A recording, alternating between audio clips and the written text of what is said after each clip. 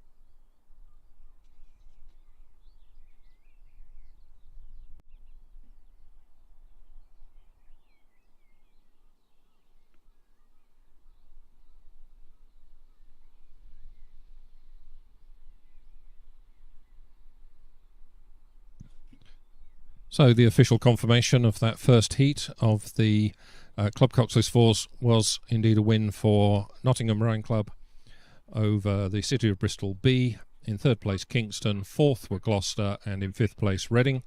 And so Nottingham progressed to the final, and the other four crews have to sit and wait for the times to be confirmed for all of the races in this event to understand who goes through to the repechage. That repechage will be race 36 at 11 o'clock, so a good couple of hours, 3 hours or so of rest for these crews before they're out for the rep a little bit later this morning.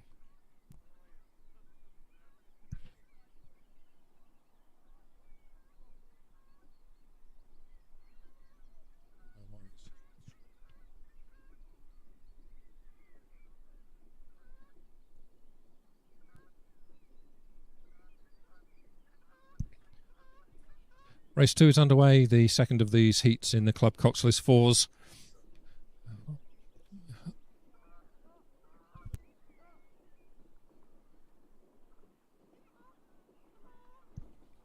So all six crews in this event turned up at the start on time and are underway.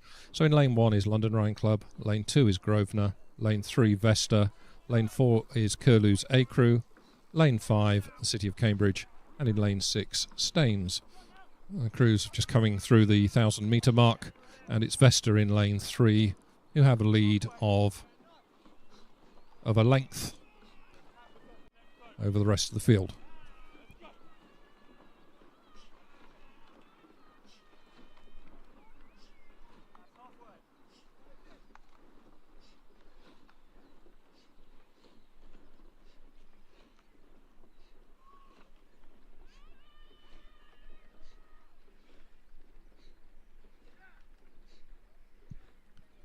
As we might expect with these Club Coxed Fours, crews are quite a wide range in ability.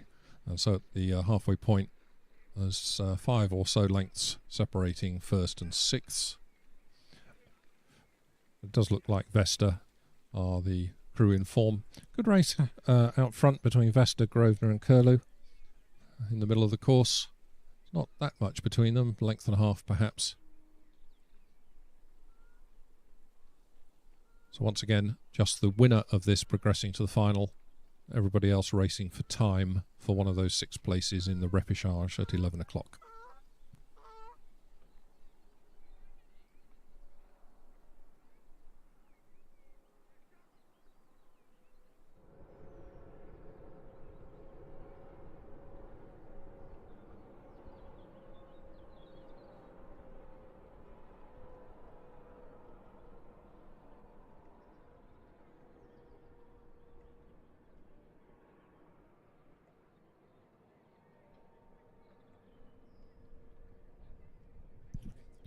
Looks like London in lane 1 have had a really good push through the middle of the race. London at 36 and have certainly come up at least level with Vesta and probably now leading.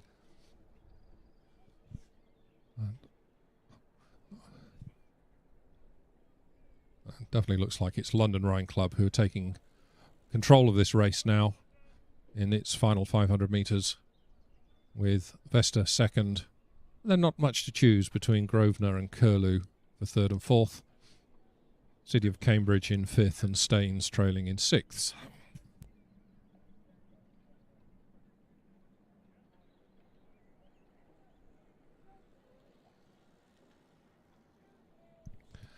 London continue at 36, pulling away now several lengths clear of the field in this second heat of Club Coxless Fours.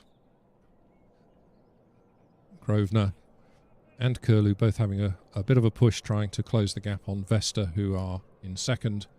But it's London with a lead of about 4 lengths and about 10 strokes to go as they come towards the finish line in this second heat of the Club Coxless Fours.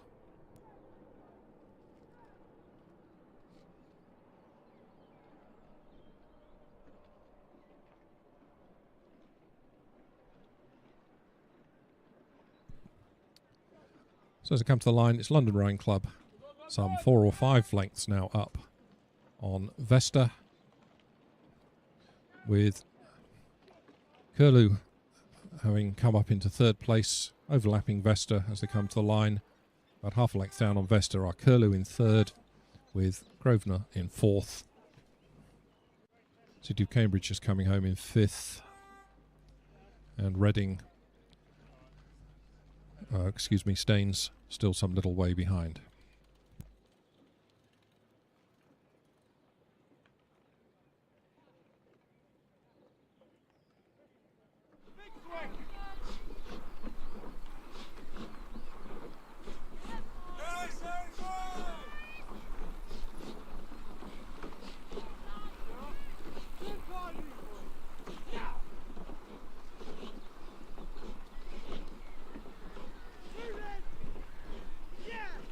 Third race of the day, the third heat of the Club Coxless Fours is underway.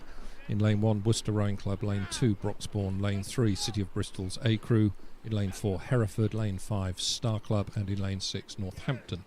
These crews are already through the 1,000 metre mark, where I think it was Hereford and Star who were leading.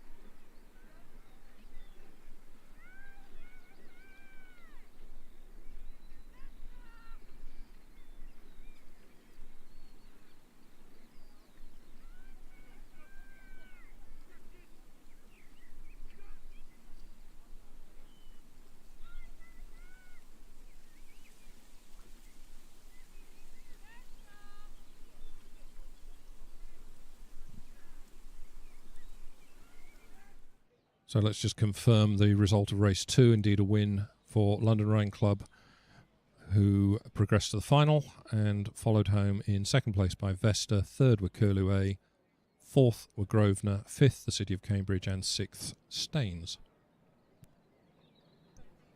In this third heat of the Club Coxless Fours, approaching 1750 metre mark, it is Star Club and Hereford who lead. Hereford at 36, Star at 35. These two crews having a really good battle out front, more than a length up on the rest of the field.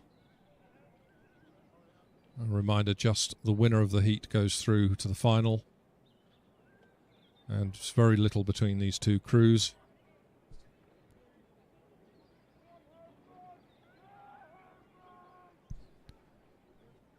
Star Club in 5, still at 35 strokes per minute. Hereford in lane 4 at 36, approaching the last 250 metres. Both these crews beginning to wind up into that final sprint into the finish line in order to take the win. Does look like it's Hereford, perhaps just with their bows in front, but there's very little. These two boats overlapping, Hereford and Star out in front, leading this third heat of the Club Coxless Fours. Both crews pushing very hard. With about 12 strokes to go. Very close race. Closest race so far this morning. Does look like Hereford maybe have just put in their spurt and picked it up at the right time. But there's almost nothing between these two boats as they come towards the finish line. Hereford and Star Club both clear of the rest of the field. Clear water between them and the third place crew. Almost nothing between the two boats as they come to the line with the last 3 strokes. Hereford in 4, Star Club in 5. About a canvas between them as they cross the line. In third place coming home, City of Bristol A. Very close race then for 4th and 5th. I'll wait for the judges to give us their verdict on that one for 4th and 5th. And Northampton in lane 6 coming home now.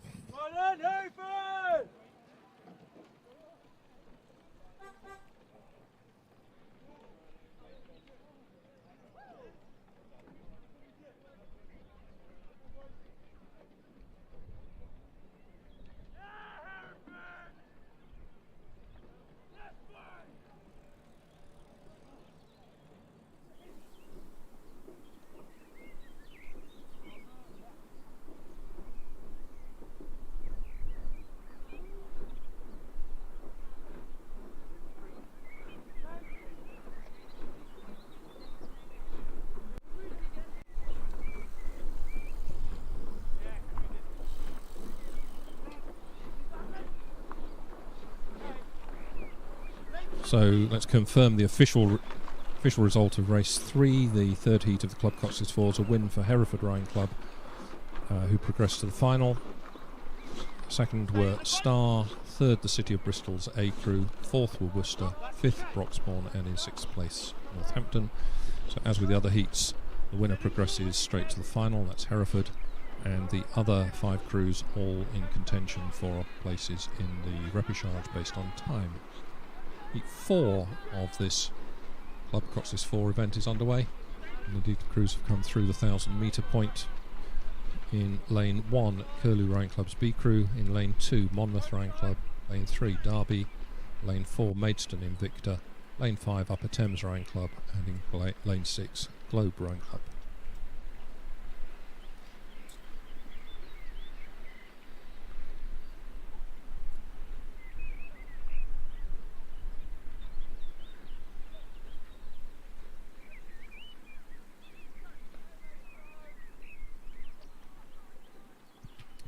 At the 1,000 metre mark, it's Derby in 3, leading with a little bit of clear water over Monmouth Rowing Club in 2, and those 2 boats have pulled well away from the other 4 who are competing in this event. Derby Rowing Club continue to pull away as they approach 1750 metre mark.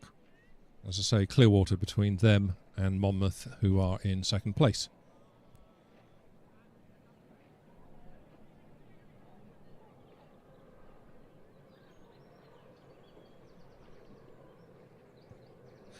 Derby rating 33, now leading by a couple of lengths from Monmouth Rowing Club, who are in lane 2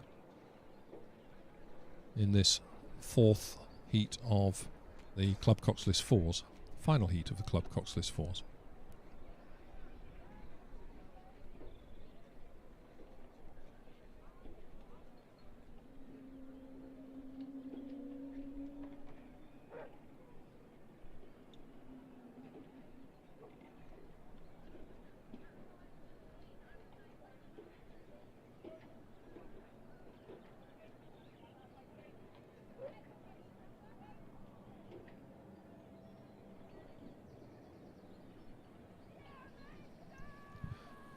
Derby now at 31 strokes per minute, approaching the last 250 metres of this race. Maintain a lead of a couple of lengths over Monmouth.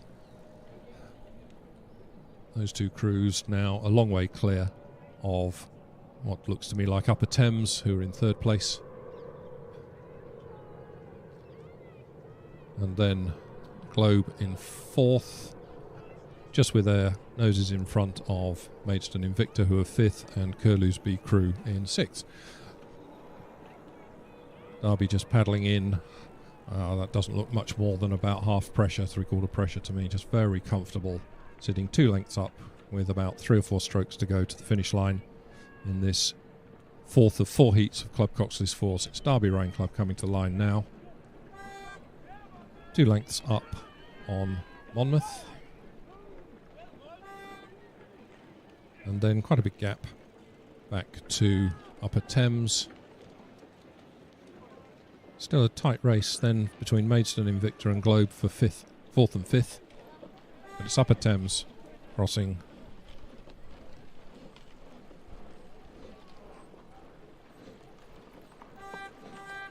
I think Maidstone, Invicta with their bows in front of Globe for 4th and 5th respectively.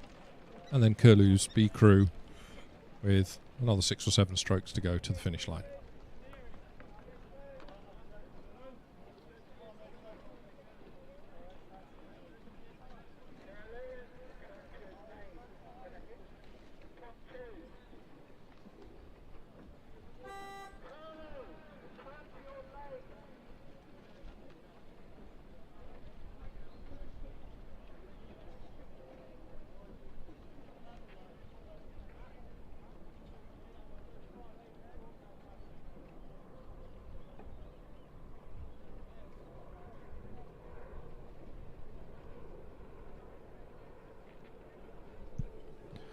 And so confirmation from the judges that 4th heat of Club Coxley's Fours was a win for Derby Rowing Club, who progressed to the final.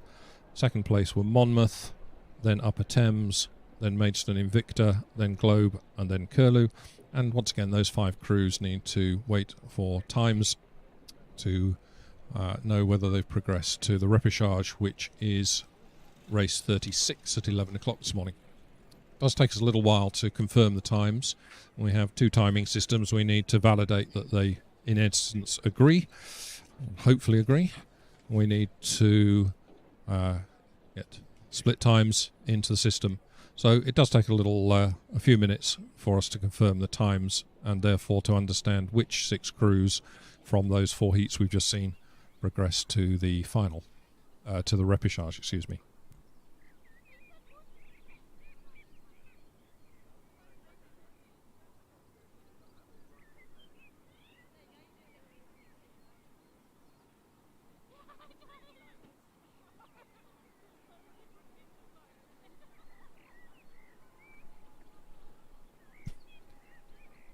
Race 5 is underway. This is the first of 2 heats of the Women's Challenge Coxley's Pairs. They are approaching 1,000 metre mark. This is for the Chairman's Challenge Vase, and this event very kindly sponsored for us by WW Marine Services. In lane 1, Derby have scratched, so we have 6 pairs in this Women's Challenge Coxley's Pairs race. And they're just coming towards the 1,000 metre mark. With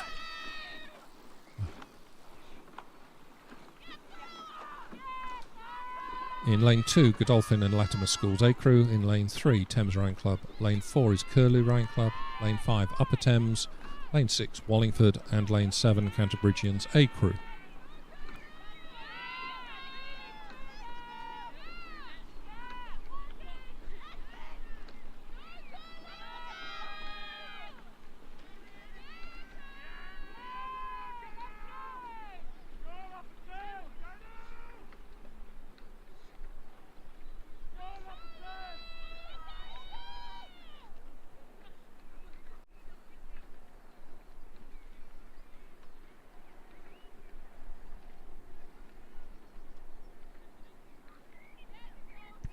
As I came through the 1,000 metre mark, very little between Thames Rowing Club and Upper Thames Rowing Club, those 2 boats with the advantage over the rest of the field.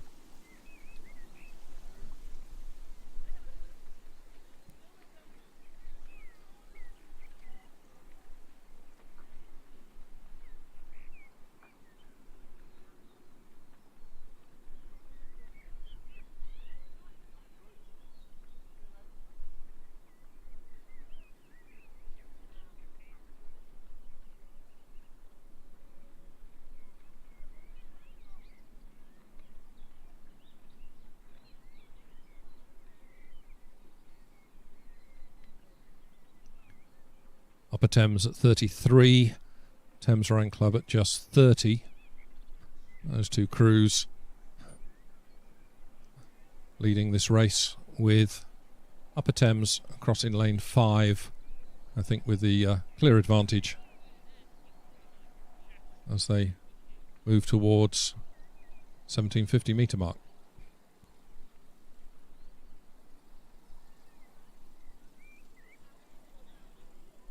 There. Cantabrigian in lane 7 appear to be going quite well also.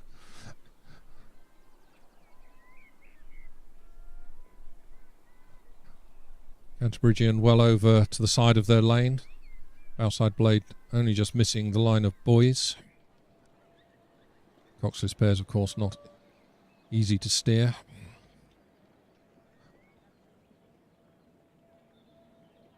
Probably the one boat where you'd need the two individuals to be most in sync with each other in order to be able to keep the boat balanced. Through 1500 metres. There's still Thames and Upper Thames, and I think Cantabrigian. It does look to me like it is Upper Thames in lane 5 who have the advantage, maybe a length or so, as they come towards the last 250 metres of this race. Leaving behind in their wake Curlew, Godolphin and Latimer School and Wallingford. Upper Thames, I believe, have clear water over the rest of the field. May well be Cantabrigian who are in second place, with Thames in lane 3.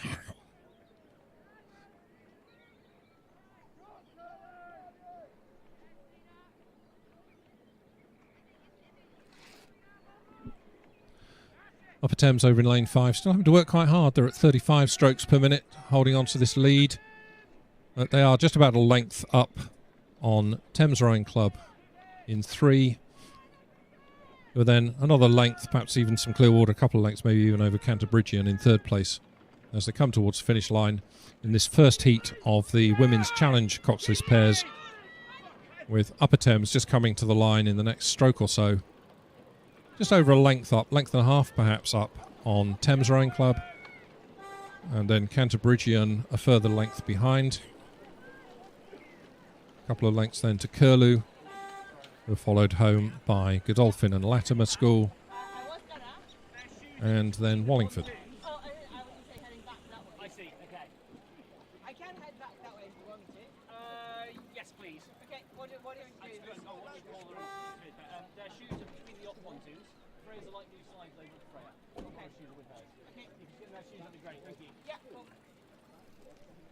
Tell them well done from me.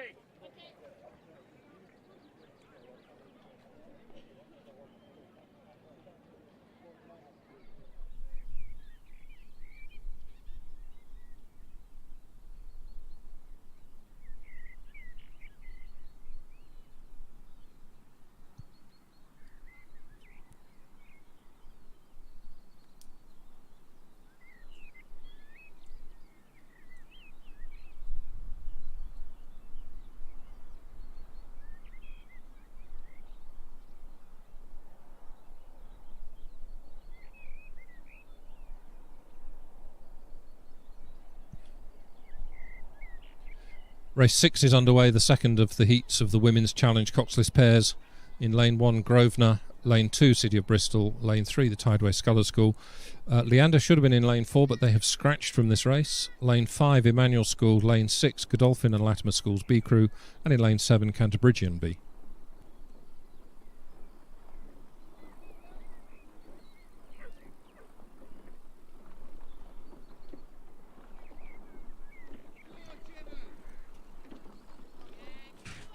Confirmation of the previous race, the first of the heats of this Women's Challenge Coxless pairs, indeed a win for Upper Thames Rowing Club, who progress to the final. And second were Thames, third Cantabrigian, fourth were Curlew, fifth Godolphin and Latimer School, and sixth Wallingford.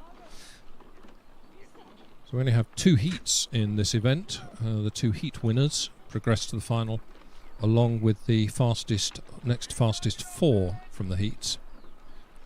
And therefore, from that first heat, I think we can say Wallingford are eliminated because they can't be one of the next fastest 4. Because 5 crews beat them. Anyway, back to this second heat. Crews are through the 1,000-metre point. And it's Tideway Scholars School in lane 3 with a significant advantage already in this second heat of Women's Challenge coxed pairs.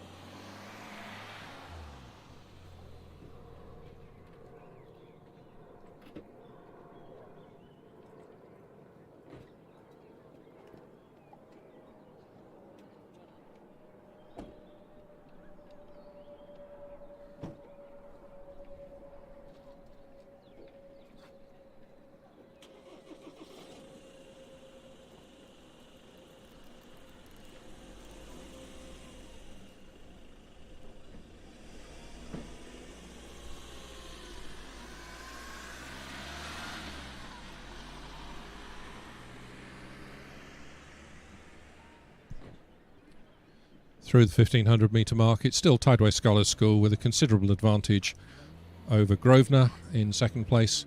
Tideway Scholars just at 27.5 strokes per minute. Just rowing in very comfortably, I think, in this second heat of the Women's Challenge coxed pairs.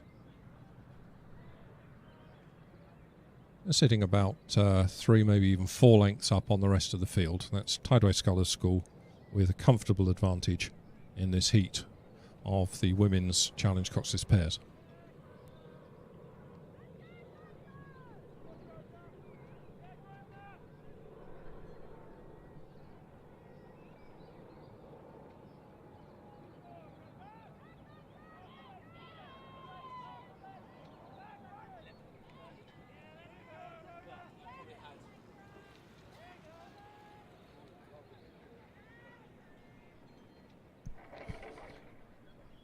Emmanuel School in lane 5 having a good push in this final 250 metres. They've raised their rate of striking to 36 strokes per minute. Everybody else in this race behind Tideway Scholars is racing for time for one of the next 4 fastest timed places into the final. But Tideway Scholars just very, very comfortable paddling in inside the last 10 strokes as they come towards the finish line. Bit of a race developing behind them for second, third and fourth, but it is Emmanuel School in lane 5 with just over a length advantage at the moment over Cantabrigian. Cantabrigian pushing quite hard towards the line, but Emmanuel holding them off. So it's Tideway Scholars who are home first, being followed across the line by Emmanuel.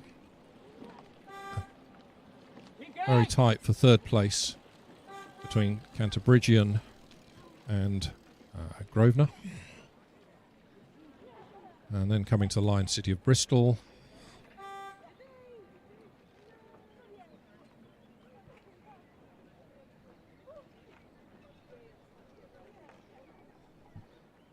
So, as we can see, the umpire had moved across into lane 2 to follow the race, but he is now waiting for the final crew in this race to come to the line. That's Godolphin and Latimer School's B crew, who have about 10 strokes to go to the finish line.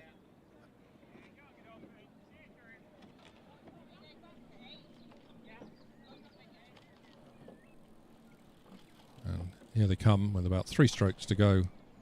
So that's Godolphin and Latimer. That's their B crew just finishing. White flag from the umpire. a signal that he's happy that it was a fair race. Can hand it over to the judges for the decision.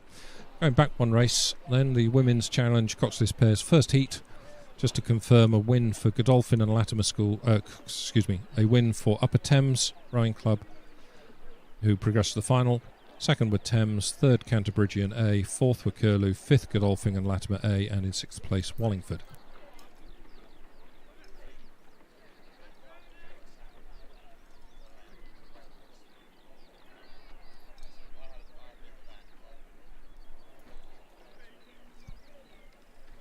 On then to race 7, the first heat of the Junior School Coxed Fours. 2 heats in this event. This is for the Lord Glynn Challenge Cup, and we are sponsored by Coxorb by Active Tools. The lane order in this: in lane 1 Bedford Modern School, lane 2 is Monmouth School, lane 3 King's College School, lane 4 Monkton Combe School, who are a late entry into this event by the look of it. Lane 5 are Shiplake, and lane 6 Emmanuel. At the 1,000 metre point it was Shiplake who led from Emmanuel, with Bedford Modern in 3rd, Monkton Combe were 4th, King's College School were 5th, and Monmouth in 6th.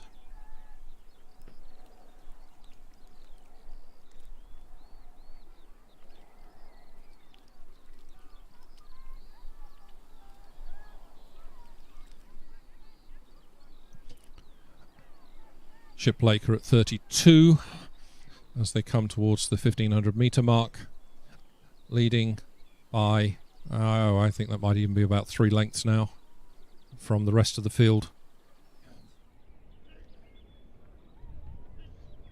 Good race between the other 5 crews in this event. Once again, the winners progress to the final, and all the other crews are racing for time for places to join them in the final. Fastest 4 who haven't won their heats will progress direct to the final to join the 2 heat winners. Shiplake rowing very comfortably, very neatly into this very gentle headwind on the course today. Shiplake at 30, leading by about 3 lengths as they come into the last 200 metres of this race.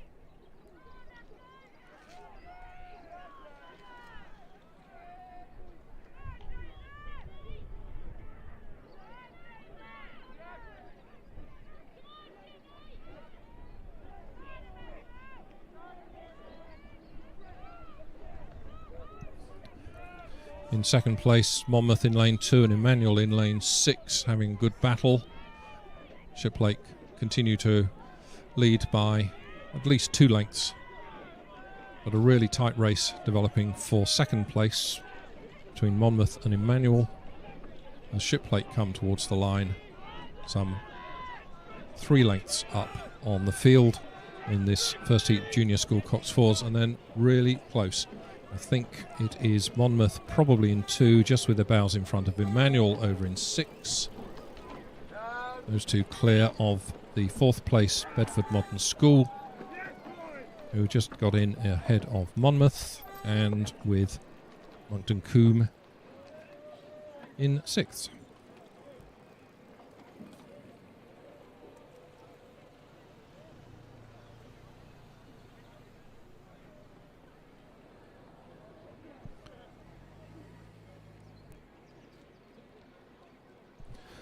So confirmation from the judges that no issues with that race, and therefore a win for Shiplake College, who progressed directly to the final, along with Monmouth School, Emmanuel School in 3rd, Bedford Modern were 4th, King's College School were 5th, and Monkton Combe in 6th.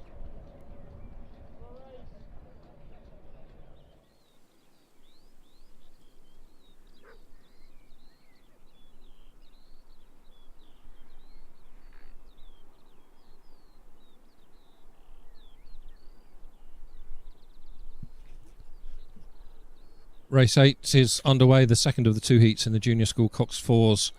Our information is that Hampton School in lane 1 have scratched, and therefore we have in this race lane 2 Canford, lane 3 Eton College, lane 4 Latimer Upper School, lane 5 Reading Bluecoat School, and in lane 6 the 1863 Club.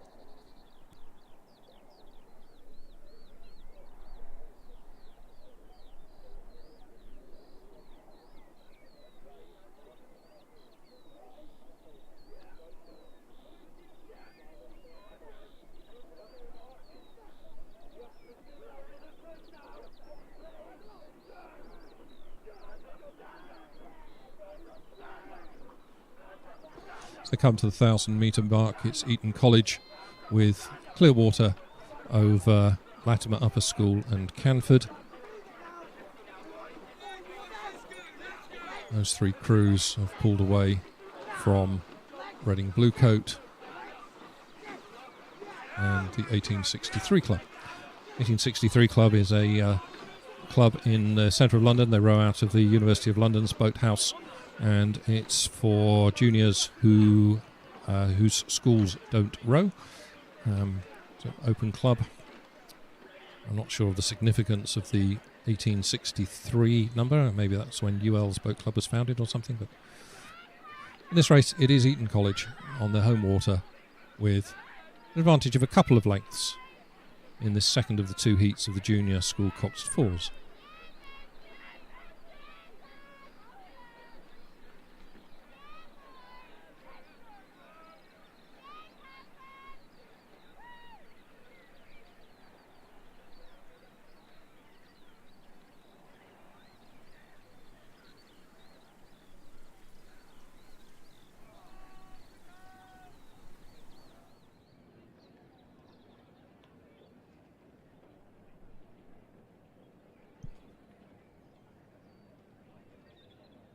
So just to go back one race and confirm the official result from the judges, a win for Shiplake College as we saw with our own eyes.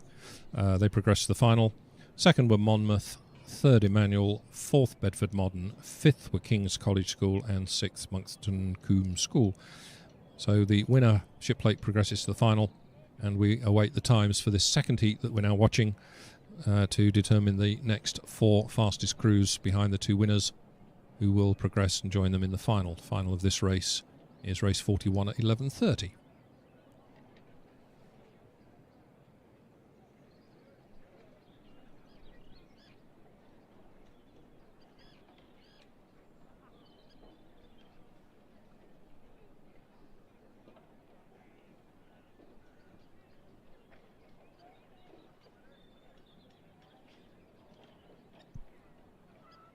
Passing 1,500 metres, Eton continue to lead this second heat of the junior school coxed fours, now by about 3 lengths. Eton rowing very comfortably at just 29.5 strokes per minute. Looks like Latimer Upper School in second place, ahead of Reading Bluecoat, with Canford School in lane 2 in fourth and the 1863 Club in fifth. That's how they pass the 1,500 metre point.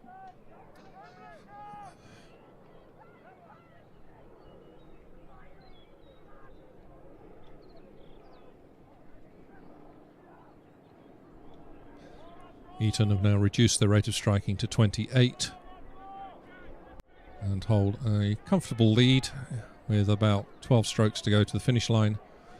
A lead of about 3 lengths. Obviously not doing any more than they need to win this heat and progress to the final. Many of these athletes will be doing a different event this afternoon, and therefore this early in the day. Always wise perhaps to just save a little bit of energy for later. You have the advantage if you're leading of being able to do that as Eton come to the line. I think we would say that Eton have allowed Latimer Upper to close to about a length and a half on the line. Latimer Upper 3/4 of a length up on Canford, with Reading Bluecoat in fourth and the 1863 Club still with 6 or 7 strokes to go to the finish line. So having said that, Eton have the luxury of leading and being able to save a little bit of energy for later. Of course, everybody else is pushing really as hard as they can to set the best time they can, because progression to the final, unless you win the heat, progression to the final will be based on time.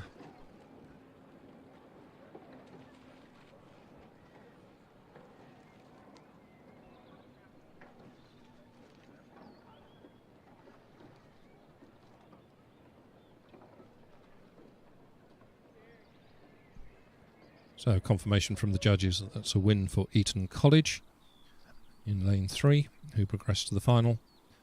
Second place were Latimer Upper School, third were Canford, fourth were Reading Bluecoat School, and fifth the 1863 Club.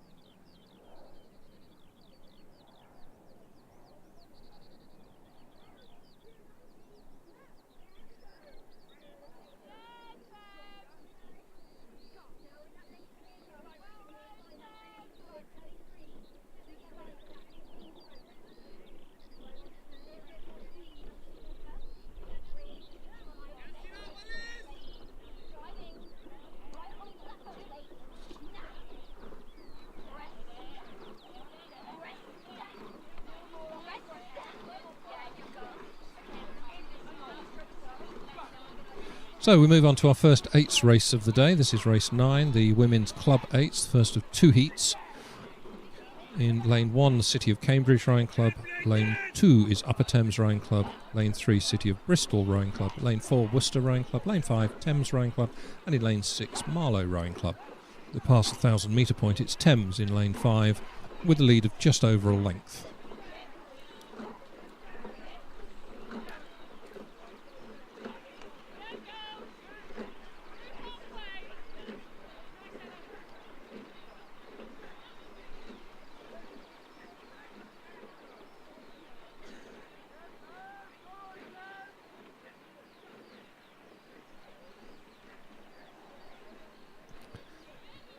Thames Rowing Club at 33 were leading by just over a length as they passed the 1,000 metre point, at which point it was City of Bristol who were second, City of Cambridge were running third, and Upper Thames were in fourth place.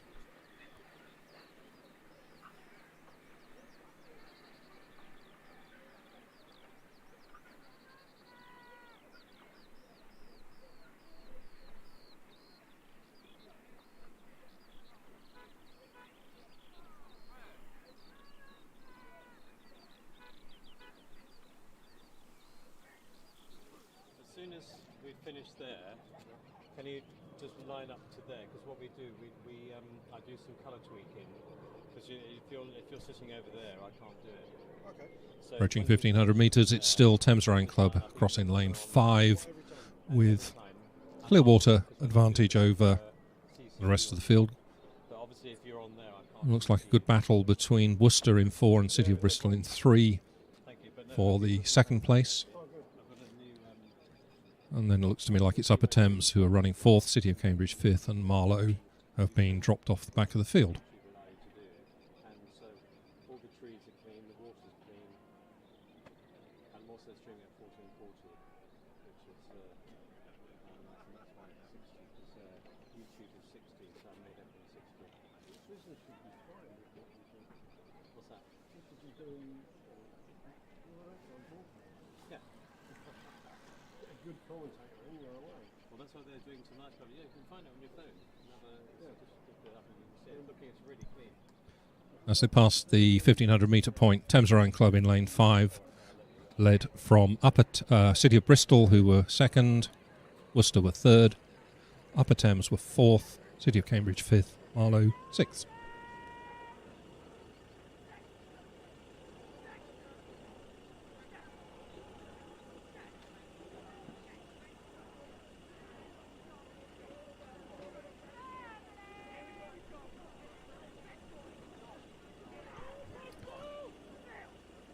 Thames Rowing Club settled at 33 as they eased out into a length and a half lead, and they're still at 33 as they come towards the finish line,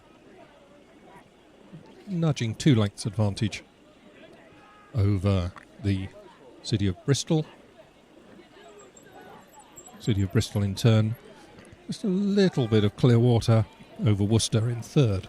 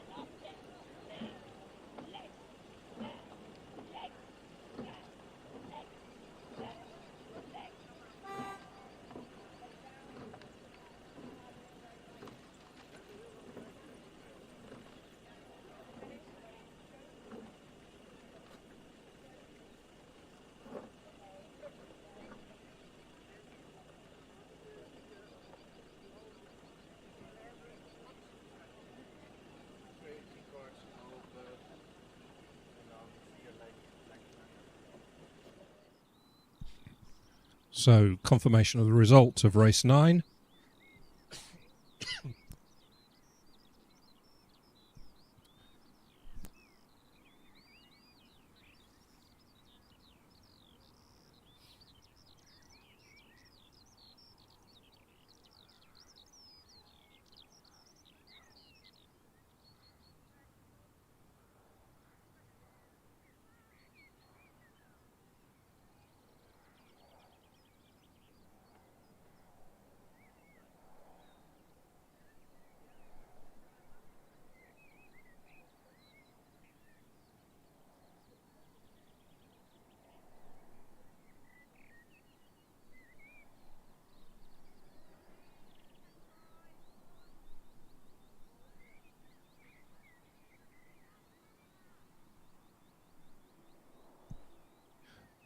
So, confirmation of the result of that first heat of the Women's Club 8s. A win for Thames Rowing Club, who progressed to the final. Second, City of Bristol. Third were Worcester. Fourth, Upper Thames. Fifth was City of Cambridge. And sixth, Marlow.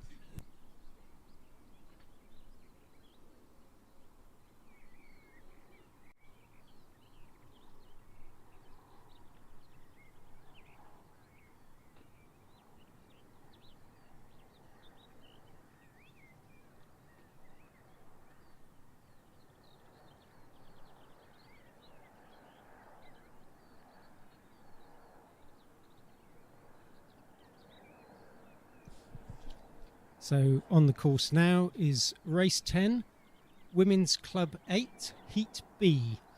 In lane 1, Canterbridgian, 2, London, 3, Lee, 4, Nottingham, 5, Agecroft and 6, Twickenham. Crews have just gone through 500 metres.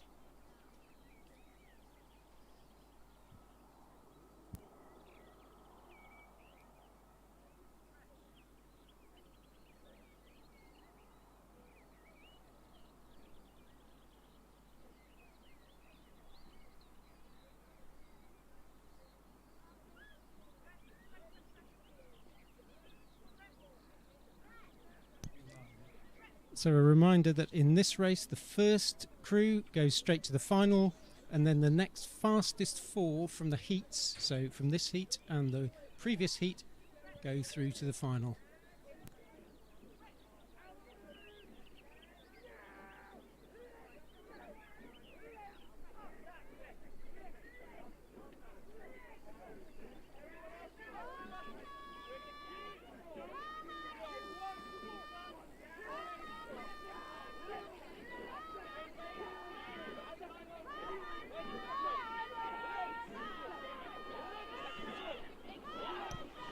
So much closer race this one.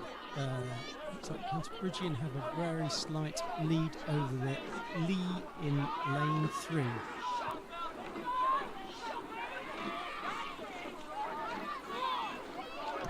That's just as the crews pass the 1,000 metre mark. You could throw a blanket over this one. Really good race. Very close between the crews.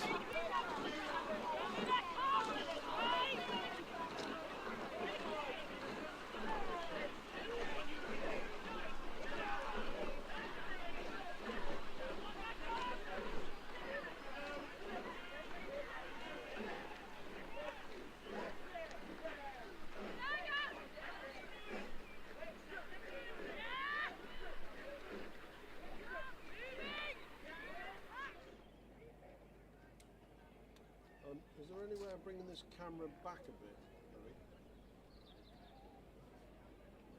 Can it go any further on the slider? Yes. On the plate?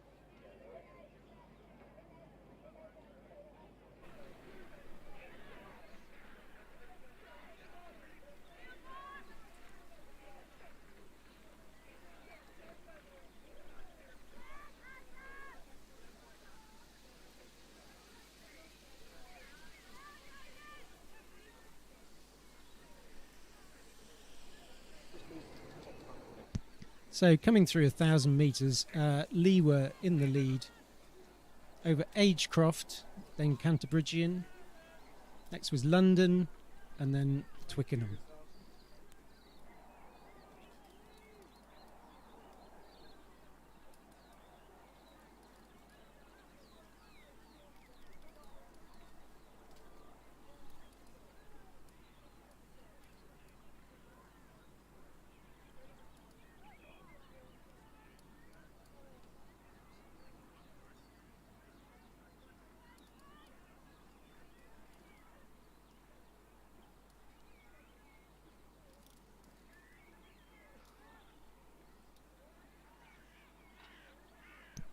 Crews now well through the 1,500 metre mark, with Lee continuing to lead, looking quite comfortable, but it's never that comfortable when it's such a close race with people charging up behind you.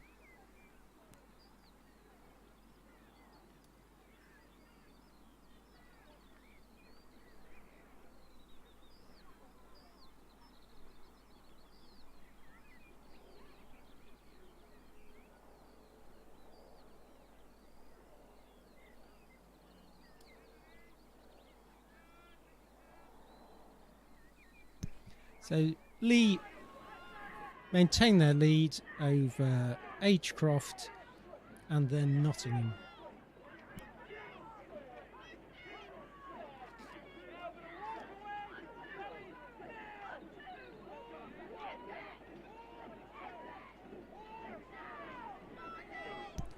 Now into the last 100 metres of the race. Lee maintain their lead, but Agecroft have cranked up the rating and are giving them a good chase down to the finish line.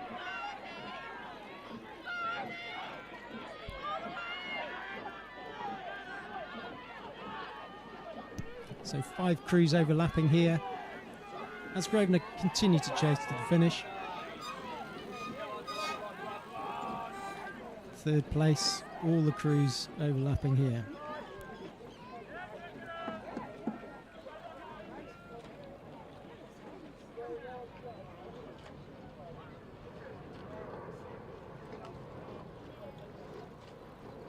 And Twickenham just coming in now.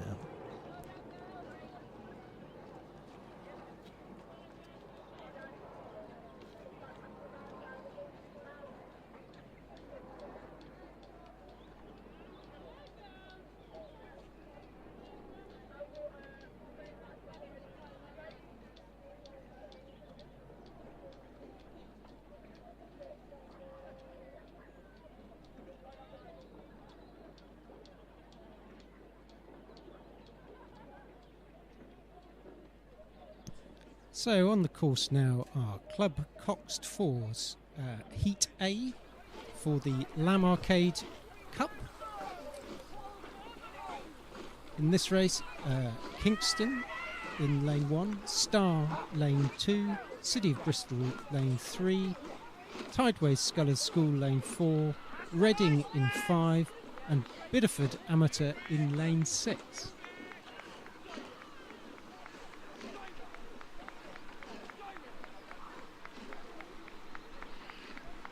So just confirmation of race 10 Women's Club 8 Heat B.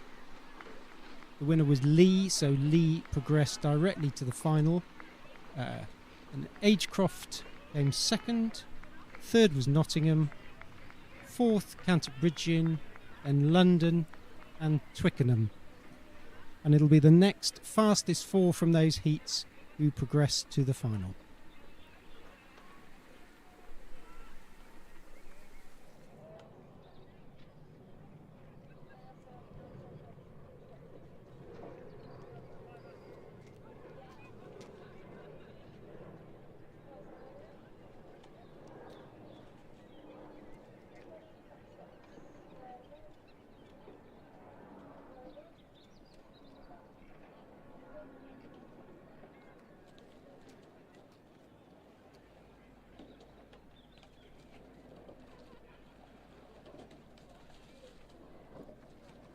So City of Bristol are leading over Tideway Scholars School in this Club Coxed Fours event.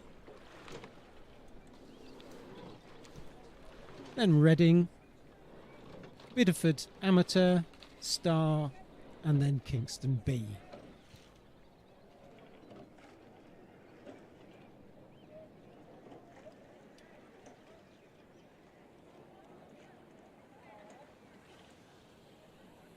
Yeah, I was asking the same question.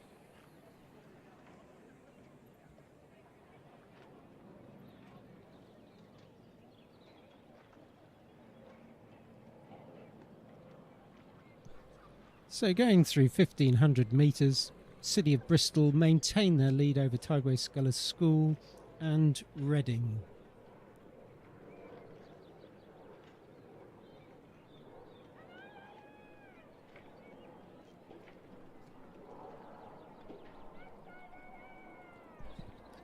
As a reminder, in this race, the first goes straight through to the final, and then the next crews are racing for those next fastest 4 who from those heats, from this heat and the next heat, who will go through to the final.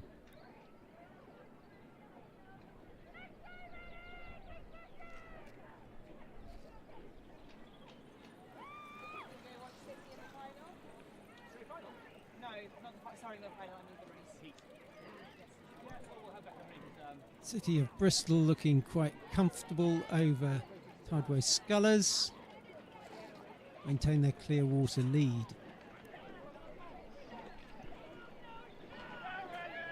And then Scholars have a clear water, probably a good length lead over the next.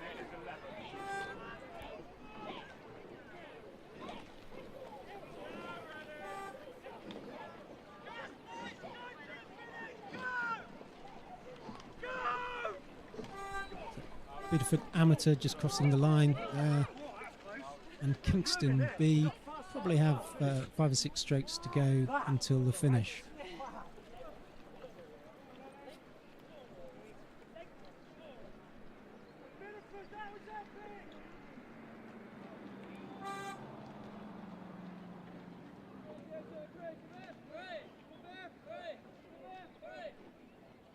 Sorry, that was Star, so coming in now is Kingston B.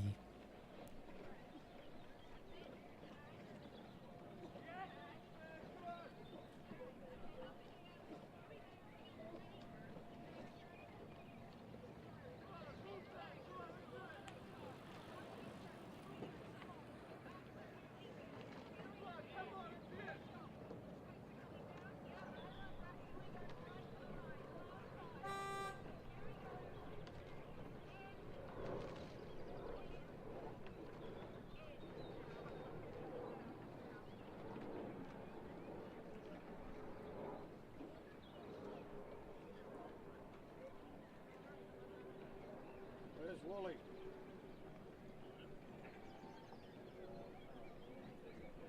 I'll do a bit of research.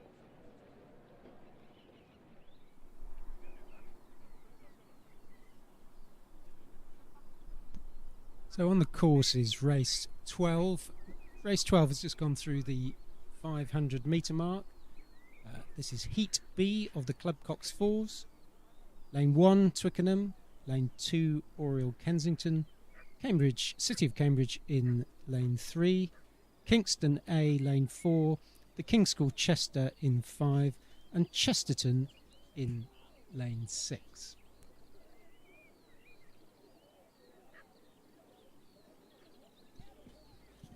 So I've just received confirmation of race 11. That was the first heat of the Club Coxed Fours. So the winner was City of Bristol. So they will progress straight through to the final. Tideway Scholars School came second. Third were Reading. Bideford Amateur fourth. Then Star and Kingston. So those crews that didn't win it, they're looking for the fastest time that they can get in order to progress to the final.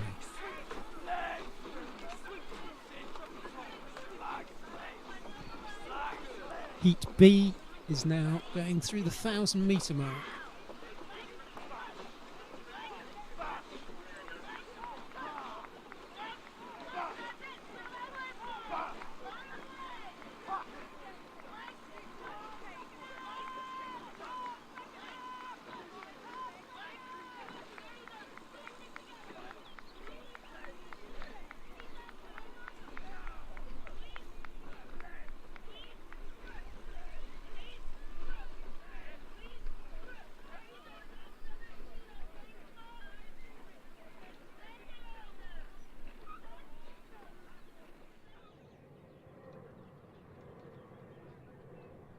So going through the 1,000 metre mark, Kingston led by about a length over City of Cambridge and Chesterton, King's School Chester, Oriel Kensington and Twickenham.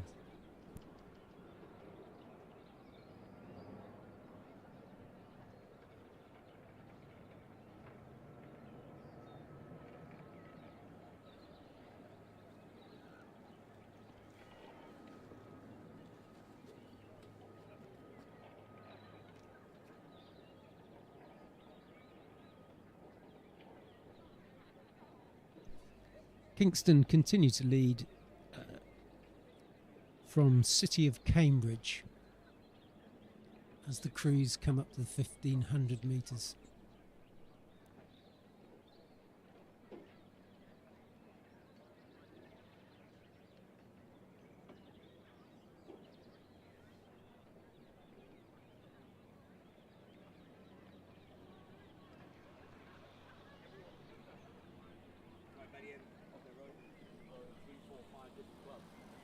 Kingston continue to lead. Kingston in lane 4. Appear to have control over this, but lane 6, Chesterton, are giving it a good go.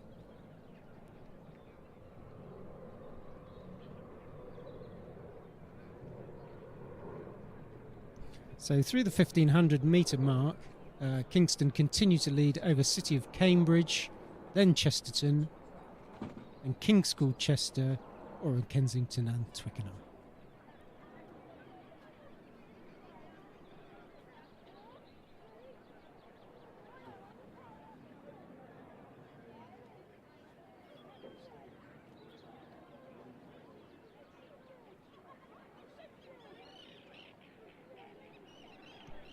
So Kingston just bring it in, cautious 34.5.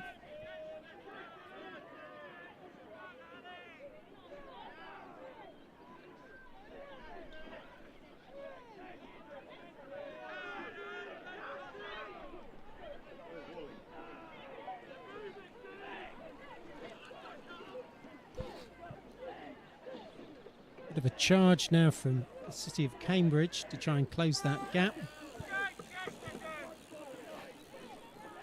Kingston have won that event.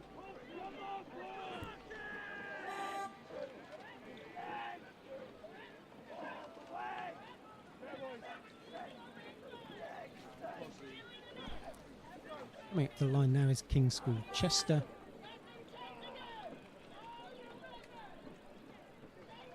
With Twickenham about 5 or 6 strokes to the finish.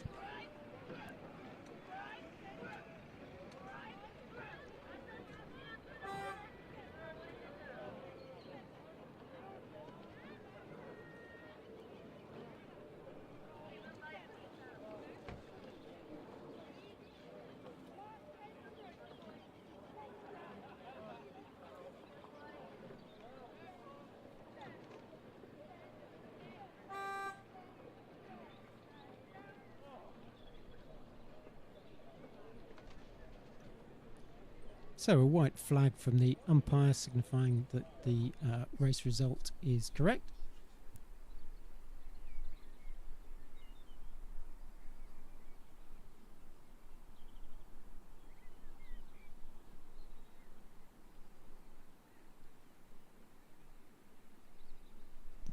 So on the course now, going through 750 metres, is the Women's Challenge Coxless Fours. Coxless Fours Heat A for the Lorchard Challenge Cup. And in lane 1 is Leander, lane 2 London B, lane 3 Vesta B, 4 is Thames A, 5 Henley and 6 Thames C. Reminder that the progression of this race is the first to the final, and then the next 4 fastest from the heats will go through to the final to race them. He's just going through the 1,000 metre mark now.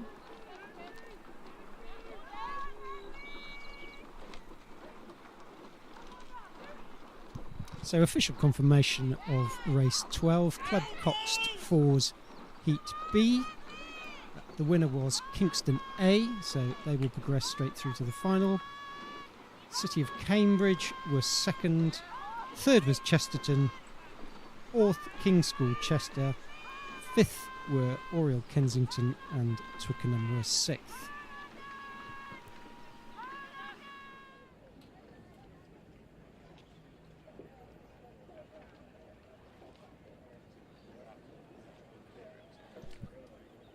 So race 13, Women's Challenge Coxless Fours, going through the 1,000 metre mark.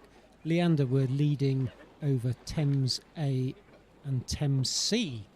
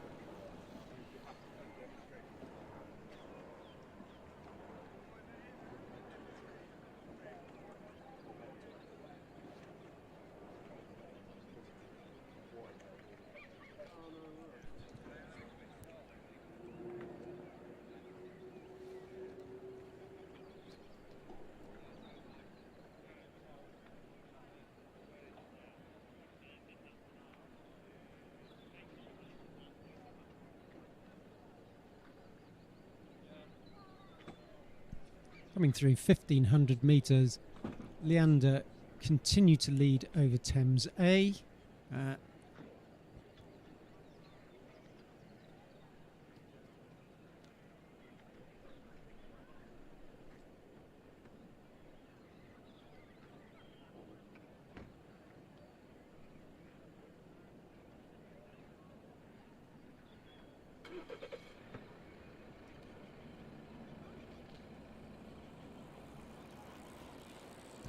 Going through 1,500 metres, Leander continues to lead over Thames A, Thames C, then Vesta, London and Henley.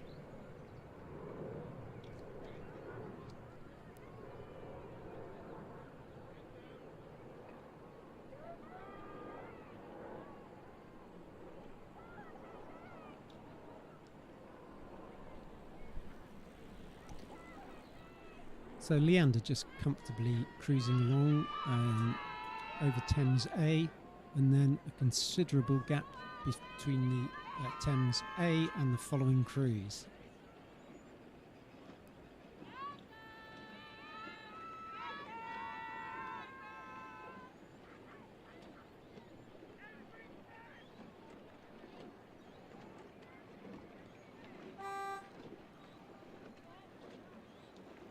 So Leander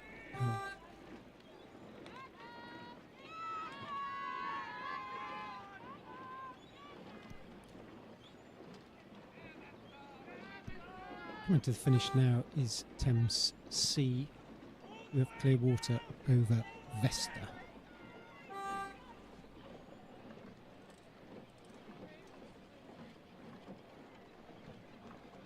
Close now between London and Henley.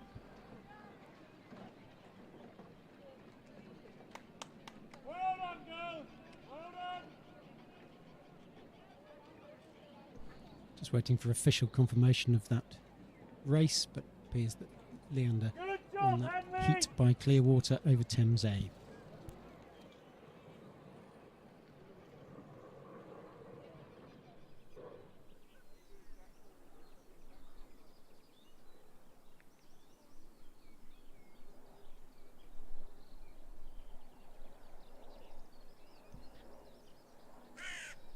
So on the track now is race 14, Women's Challenge Coxless Fours, Heat B. Lane order in this is Leander C in lane 1, London A in lane 2, Vesta A lane 3, Thames B in lane 4, lane 5 is Leander B, and 6 is Vesta C. Reminder that the progression of this event is the first goes through to the final, and then the next fastest 4 from the heats to the final to race them.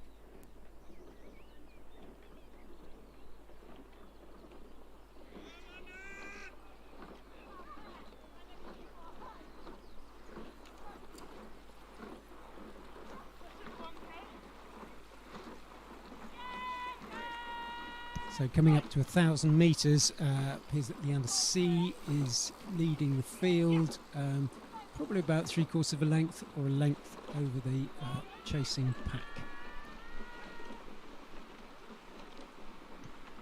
Confirmation of the result of race 14, heat A of the women's, race 13 of the women's challenge Coxless Fours.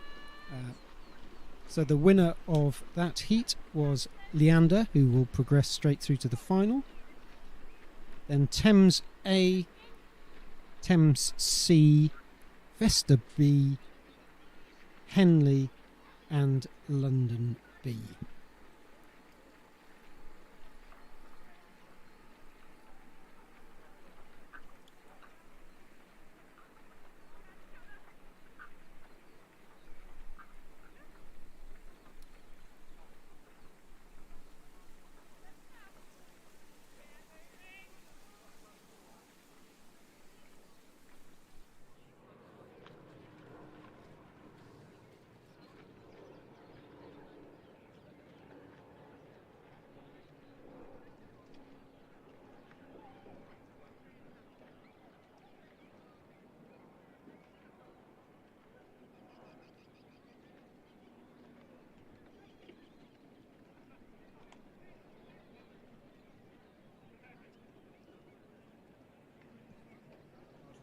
So race 14, Women's Challenge Coxers Fours. So going through the 1,000-metre mark was Leander B in the lead.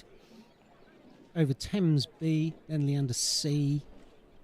Followed up by London A, Vesta A, C and Vesta A.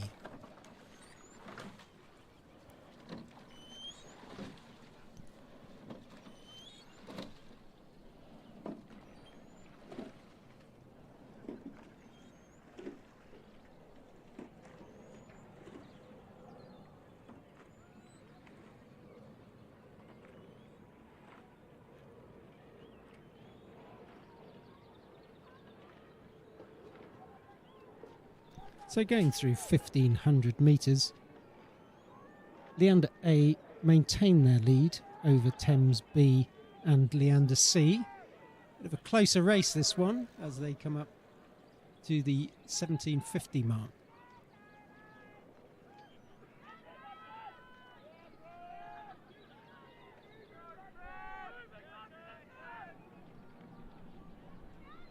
Reminder that the winner of this event this race goes straight through to the final, but the other crews are racing for times in order to be of the fastest four who proceed to the final.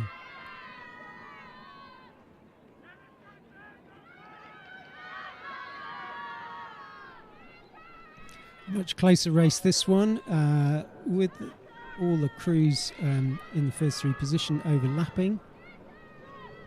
No opportunity to relax as they go towards the finish. Leander crew in lane 5 continues to lead over the Leander crew in lane 1. All crews in first four positions were overlapping.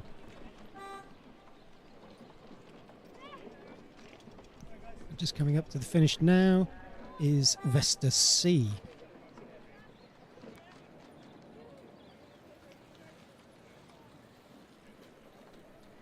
So a good closer race there, often results in faster times, so it'll be interesting to see who progresses through to the final.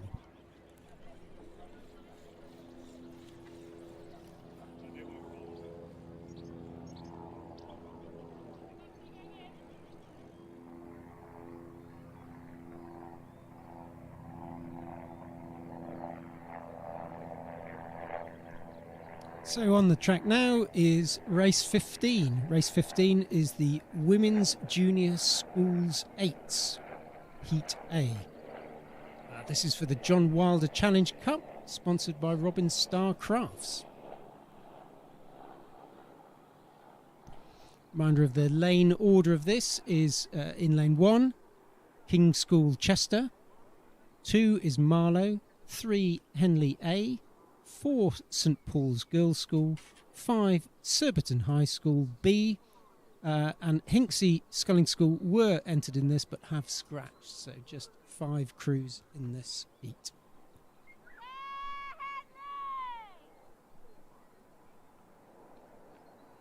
So 3 heats of this. This is the first heat. The winner of the race will go to the final, and then the next 3 fastest from the heats.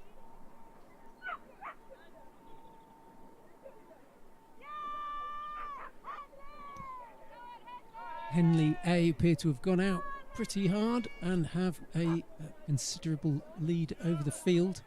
Looks like they've got clear water and sun as they go through towards the 1,000-metre mark.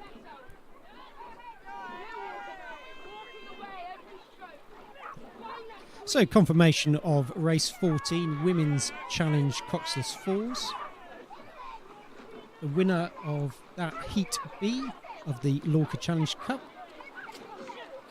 was Leander B, followed by Leander C, Thames B, London A, Vesta A, and then 6th were Vesta C.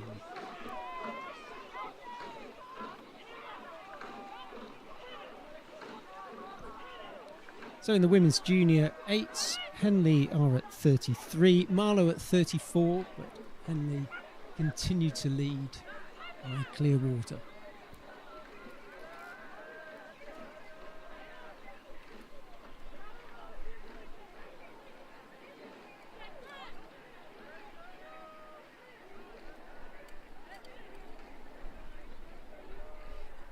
So in race 15, women's junior schools 8s, as they went through the 1,000 metres, Henley A continued to lead over Marlow, then St Paul's Girls' School, then the King's School Chester, and then Surbiton High School.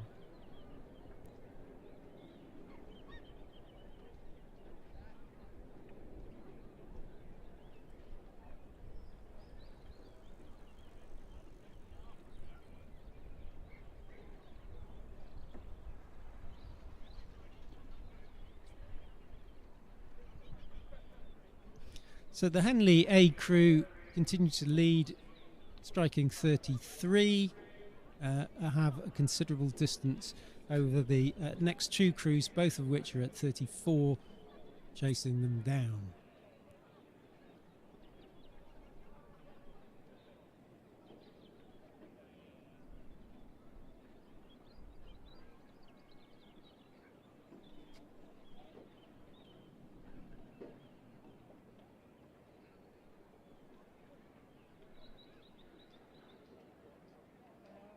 So at about 300 metres to go, Henley A maintain the very comfortable lead. Appears that they've taken the rating down just to maintain a bit of energy for the next race.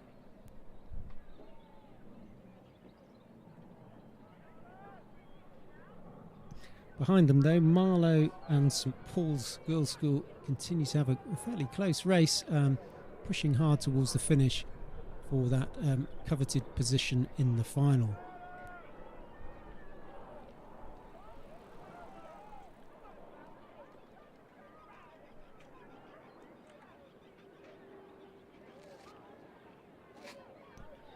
So on YouTube at the moment you can see the Henley girls just paddling through, really well drilled crew. Looks like they're very comfortable lead in this heat A of the women's junior schools.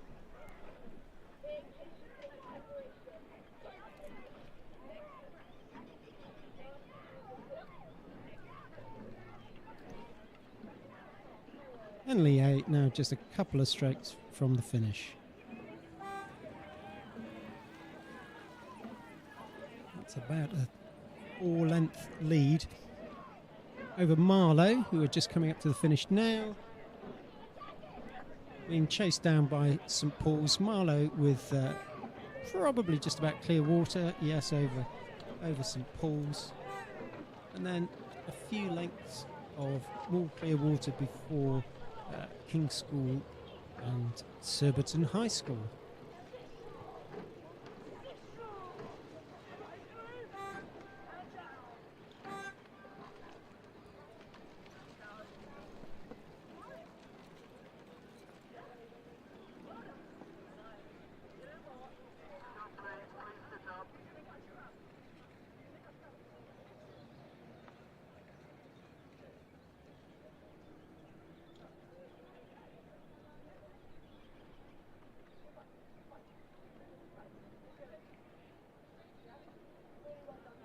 So already started is Heat B of the Women's Junior Schools 8.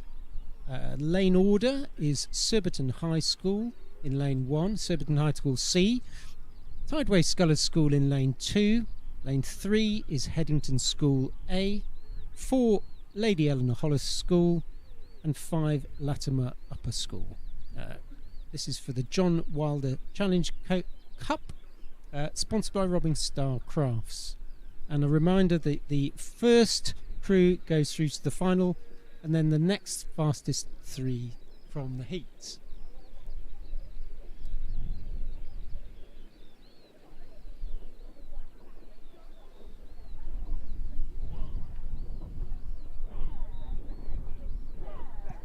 So, confirmation of the result of race 15, Women's Junior Schools 8. The winner was Henley A over Marlow, then St Paul's Girls' School,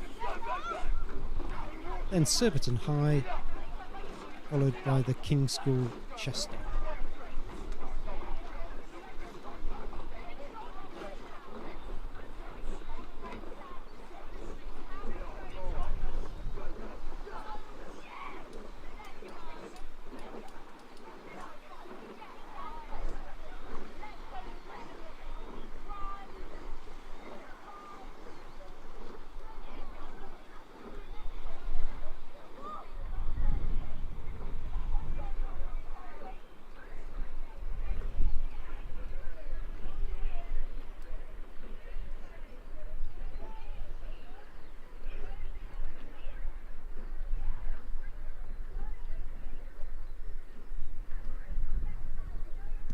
So in Heat B, going through the 1,000 metres, Headington School here to have a comfortable lead over Lady Eleanor Hollis in lane 4. Lane 5 next was Latimer Upper School, and then Tideway Scholars School from Surbiton High School.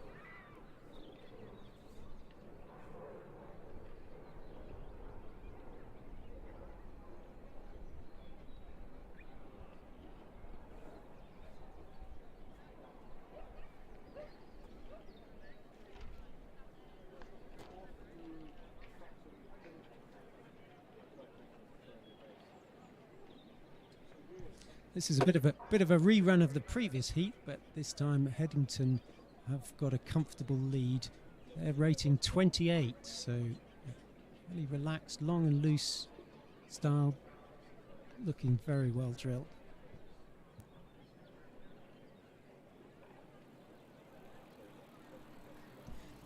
LEH are chasing them down at 34.5, so really racing it all out for that fastest time in order to get through into the final.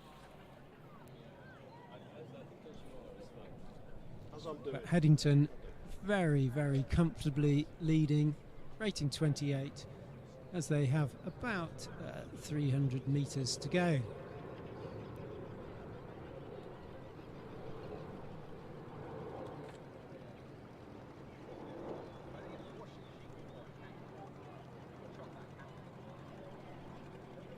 So as they have gone through the 1,500 metre mark, then I think Surbiton High School have just overtaken Tideway Scholars School, who are in lane 2, but Headington School continue to lead very comfortably, as they've got just about the last 20 strokes to go.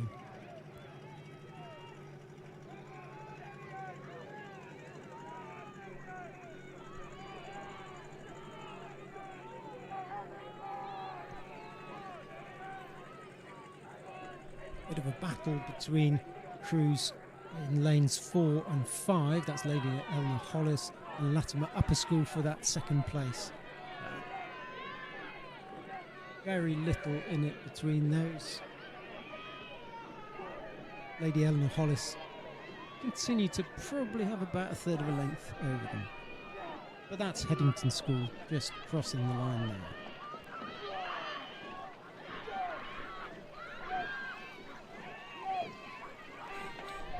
Very close finish between those two crews of Lady Eleanor Hollis and Latimer Upper School. I think Lady Eleanor Hollis just picked that, but it was literally stroke for stroke.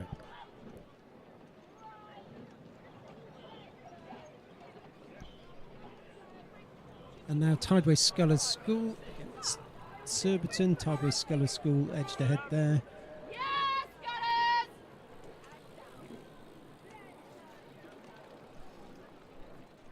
White flag coming up from the umpire, indicating that the race result holds.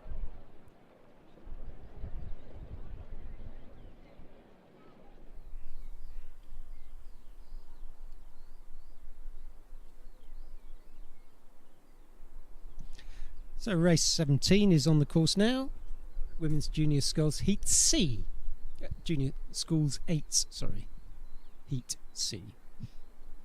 So the lane order in this is Monkton Combe School is in lane 1, Headington School B in lane 2, Surbiton High School A in lane 3, lane 4 Henley B, and lane 5 is Llandaff.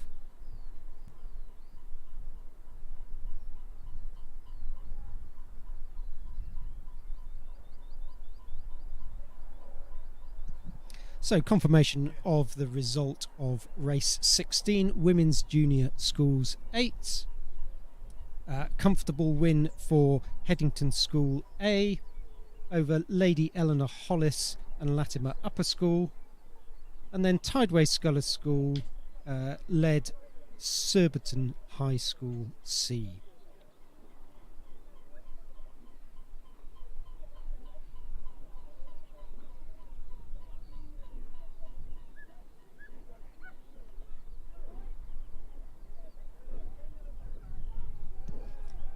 Surbiton High School are leading this Heat C of the Women's Junior Schools 8 as they come up towards the 1,000 metre mark.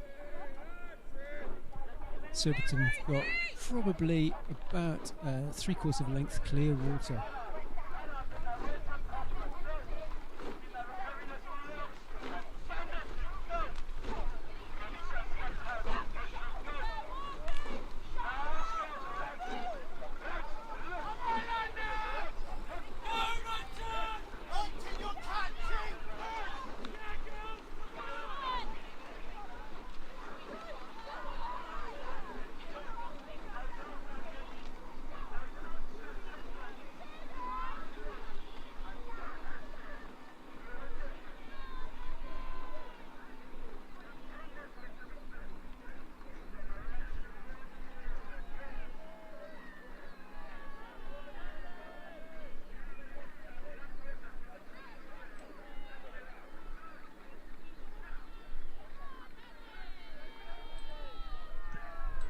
So as the crews come up to about 12:50, Surbiton High School A continue with their comfortable lead, although all the crews are racing 32-33.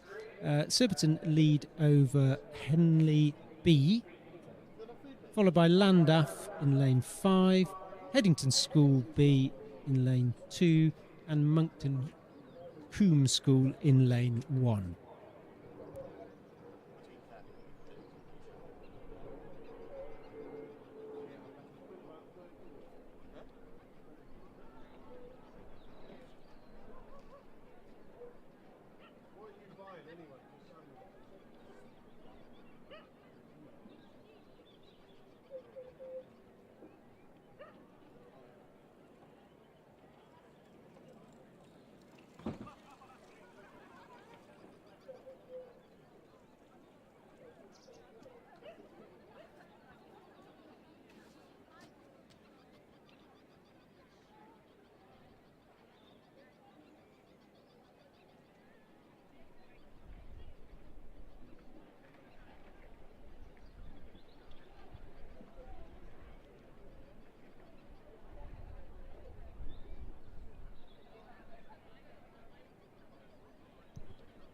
Surbiton A continuing to lead, rowing very well, just dropping their rate a bit now from the 33 that they were through the 1,000, just down to 30 now, just keeping it long and strong as they just towards the last 250 metres of this race.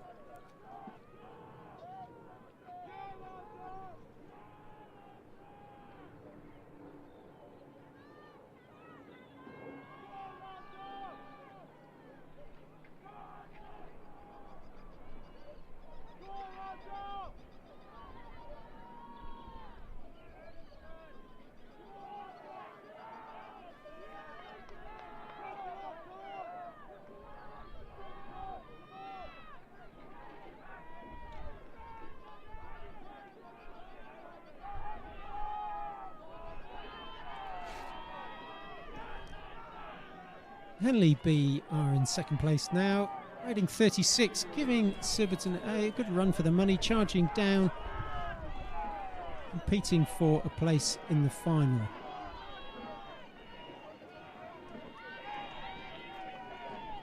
It's clear water from the leading crew, but there's overlap between all the following crews, or maybe slight clear water. So that's Surbiton A crossing the line.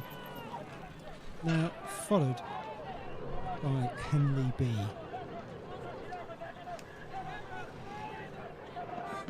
And Headington School B, very close with Leander. And then just coming up to the finish now is Monkton Coombe School.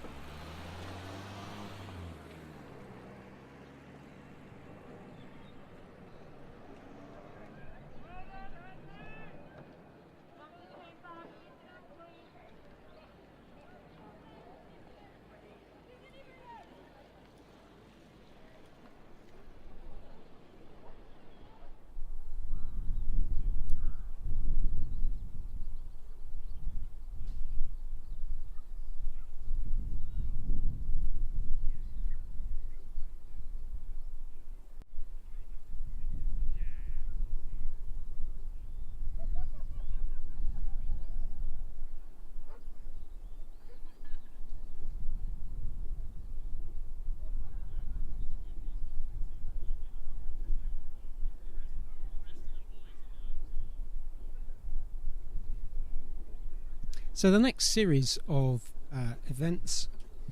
races are the Women's Challenge Double Sculls.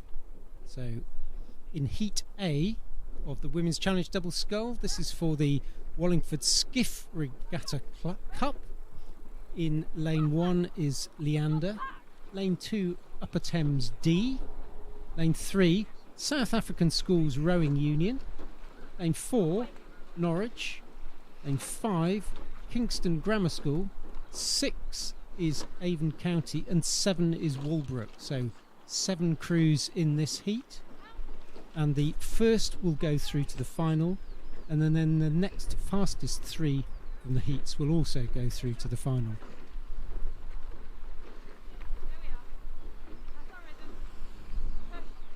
So the South African Schools Rowing Union, that's their national under-16s team, coming over to the UK for a bit of international race experience, and looking to develop these J16s into junior internationals.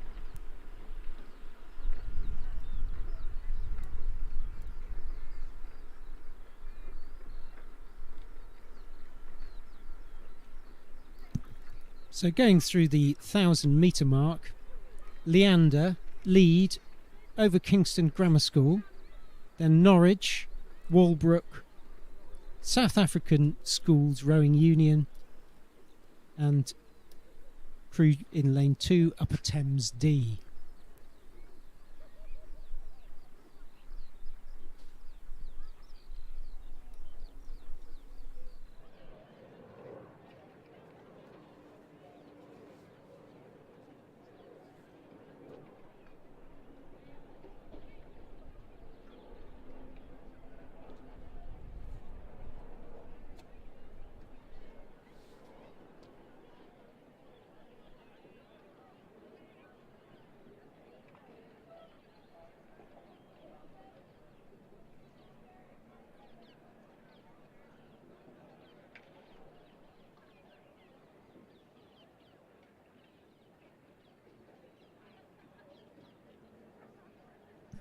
So the crews are going through the 1,500 metre mark in this women's double sculls.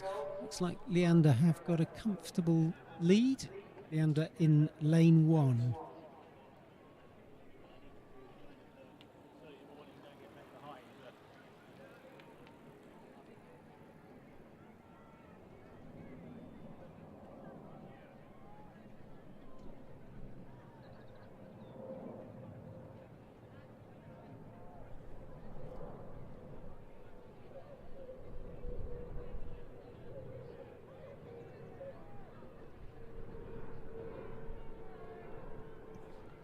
The Leander double just ticking along, rating 27 as they go through the 1750 metre mark, so just 200 metres now for them before the finish. Maintain a comfortable lead over Kingston Grammar, who themselves have a comfortable lead of probably 4 or 5 lengths over the rest of the field.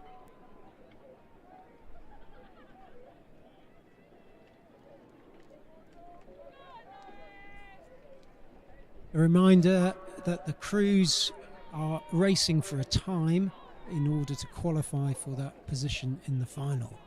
So no letting up as they get towards the finish for the crew that isn't in the lead.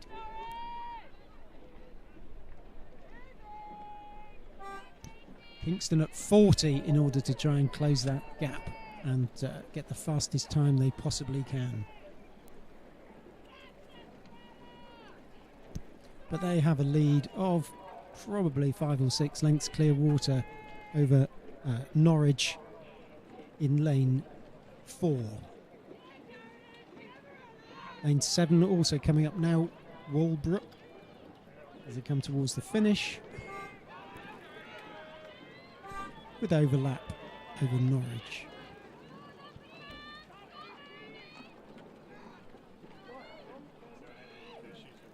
South Africans just now coming up towards the finish in lane 3. Lane 2, Upper Thames.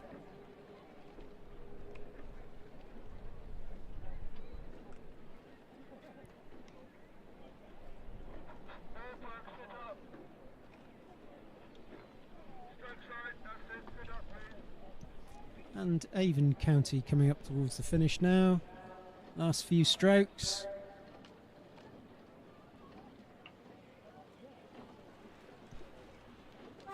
And the hooter indicates they've crossed the line.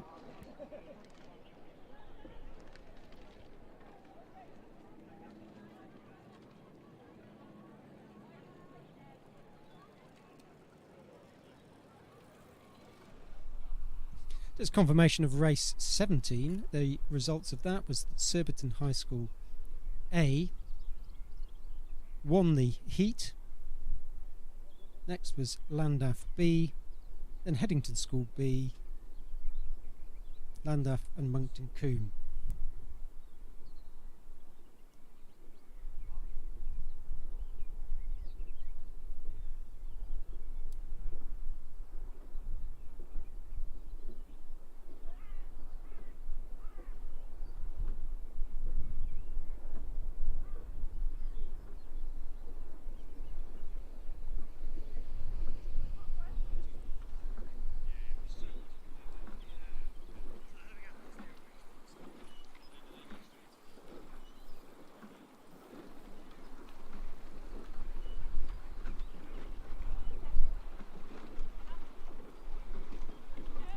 So on the course now is Heat B of the Women's Challenge Double Sculls. So race 19, Heat B. This is for the Wallingford Skiff Regatta Cup. So the lane order in this, lane 1 is Molesey, 2 Upper Thames C, 3 Shiplake A, 4 Upper Thames B, 5 is Thames, 6 Nottingham, and 7 South African Schools Rowing Union. Reminder that in this heat, the first crew automatically progresses to the final, but the next 3 crews are racing for times in order to make it through to the final. The next 3 fastest will go through to the final.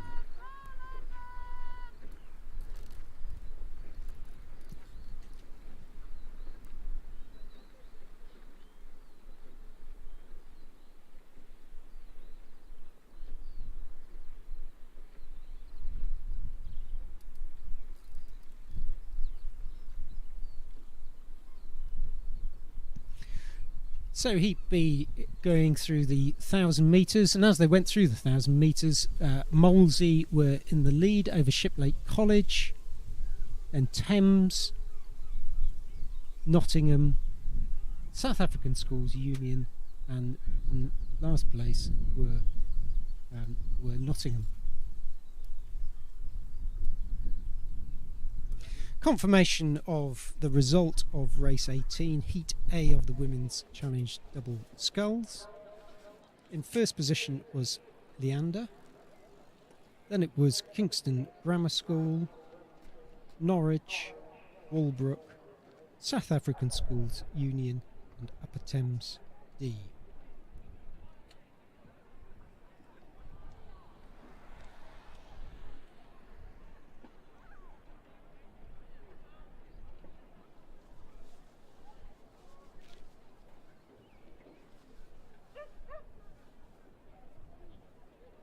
So going through the 1500 metre mark, Molesey lead over Shiplake.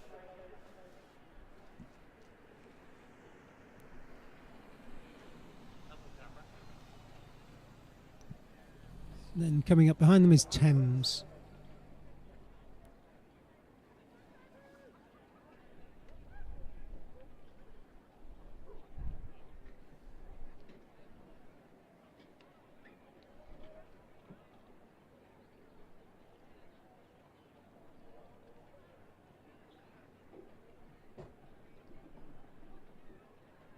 Significant spread in this race as they come through, as the leading crew comes through to the last 250 metres.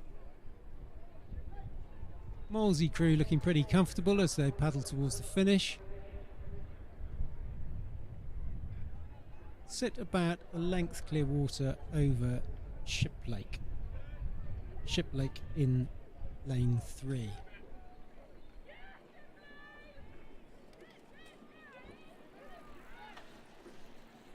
And there's a considerable distance then back to Thames. Shiplake rating 34, so giving it a good go for the in order to get a fast time to progress through to the final.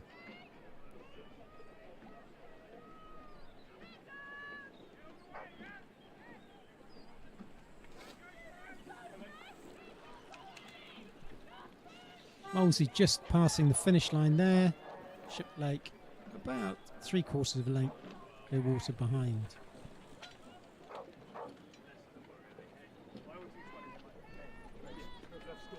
Then coming up is Thames.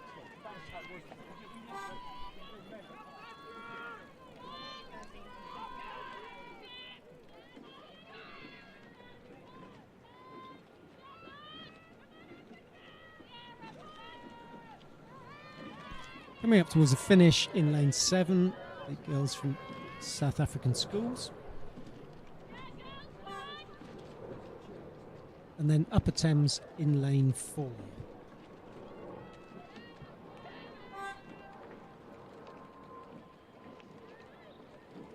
It's a few strokes now for lane 6 for Nottingham as they come up towards the finish.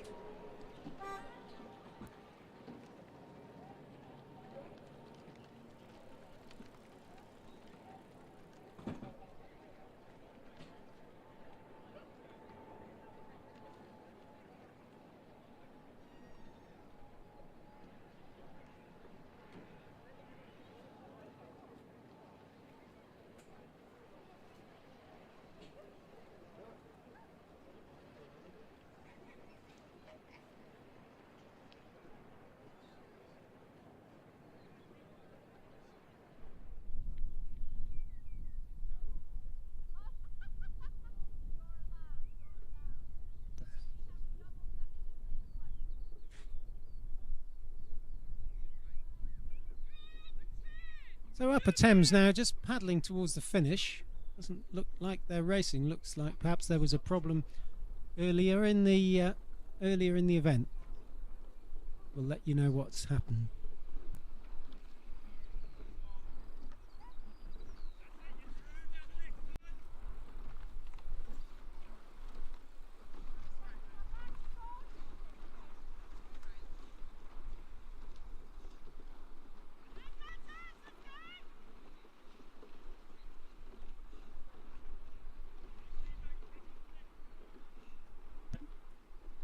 So on the track now is Heat C of the Women's Challenge Double Sculls, race 20.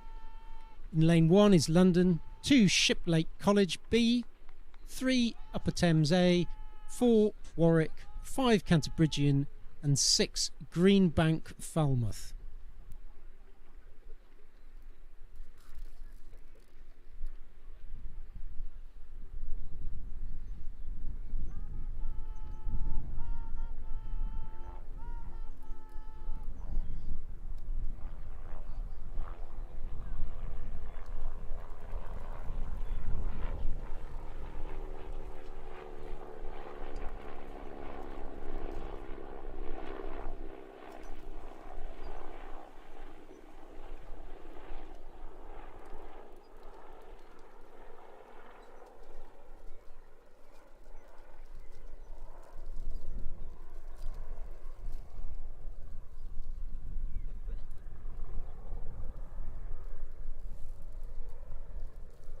So going through the 1,000 metre mark, Heat C of the Women's Challenge Double Sculls.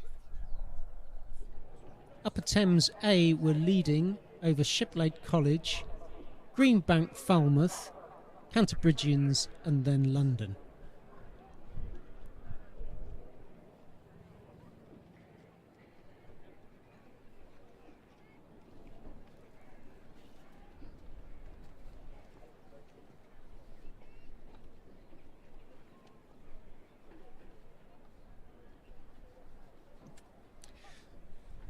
So, confirmation of race 19, Heat B of the Women's Challenge Double Sculls. So, Molesey won that heat, so progressed straight through to the final. Then Shiplake College, followed by Thames, South African Schools Rowing Union, and Upper Thames B and Thames. And Nottingham, apologies.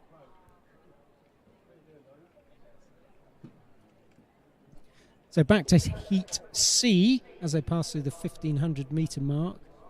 Upper Thames A continue to lead over Shiplake College, but Warwick is now in third place with Greenbank Falcon, Canterbridgians and followed by London.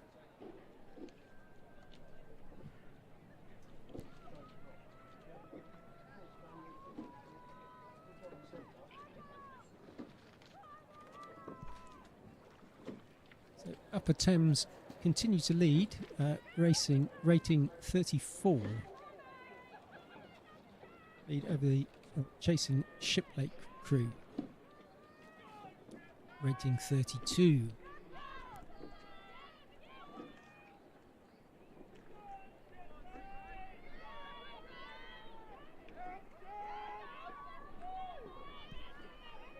Thames probably have clear water over Shiplake and now upping the rating, chasing them down. Reminder that the winner will go through automatically to the final, but everyone else is racing thereafter for a time in order to get through to a final slot.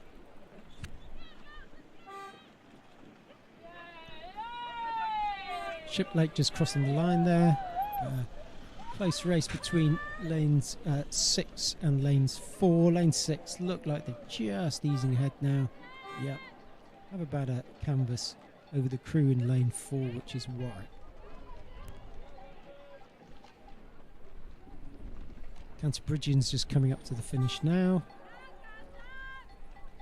And then in lane 1, London.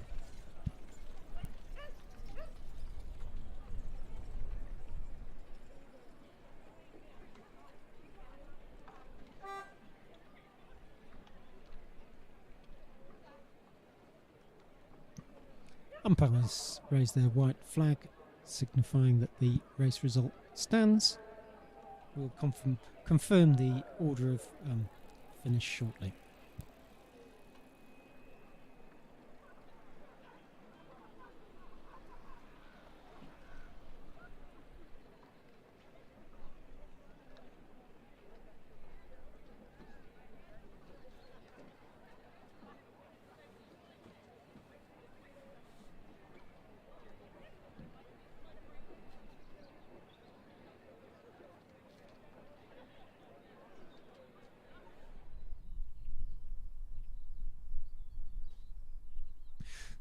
So this is women's junior schools quad scull. So race 21, heat A. So and there's 3 heats in this. This is for the Wright Challenge Cup. And just going through the lane order. In lane 1 is Kingston Grammar School. Lane 2 is Bedford Modern School. Lane 3, St Edward's School. 4 is St George's College A. 5, Tideway Scholars School B. And 6 is Kingston A.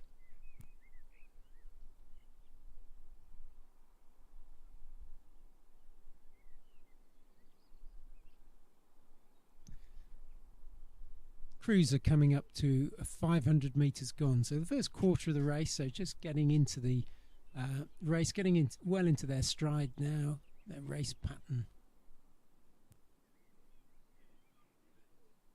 Confirmation of race 20, which was Heat C of the Women's Challenge Double Sculls. So in first place was Upper Thames A, so they're automatically through to the final. We await to see who else will be in the final in terms of the fastest runners-up, but Shiplake College B came second, and third was Greenbank Falcon, fourth was Warwick, fifth Canterbridgian, and then sixth position London.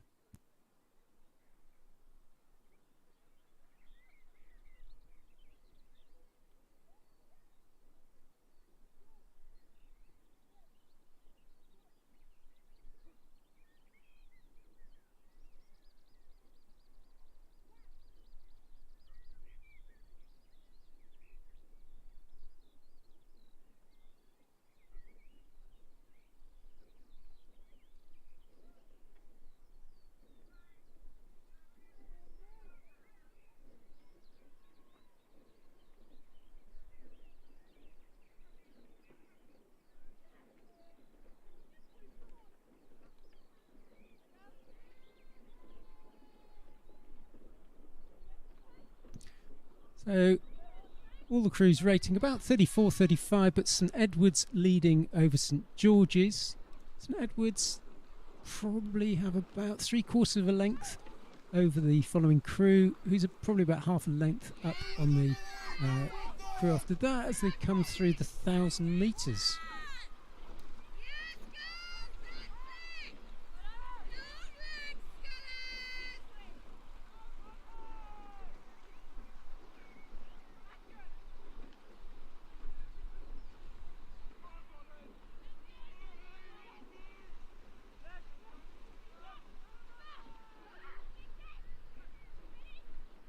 So as they went through the 1,000 metre mark, St Edward's School were leading over St George's College, and then Tideway Scholars School, Kingston, Bedford Modern School and Kingston Grammar School.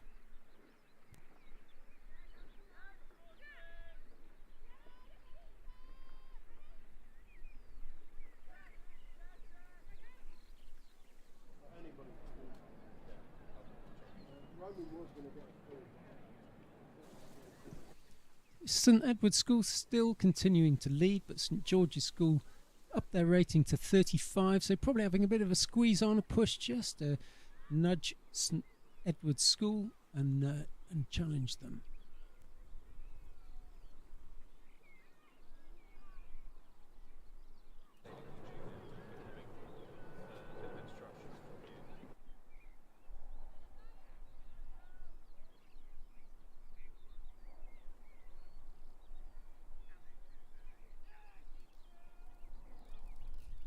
So as they approach the 1,500 metre mark, probably about 100 metres to go, Teddy still continue to lead, rating 35, so under a bit of pressure from the chasing crews, but maintain their lead.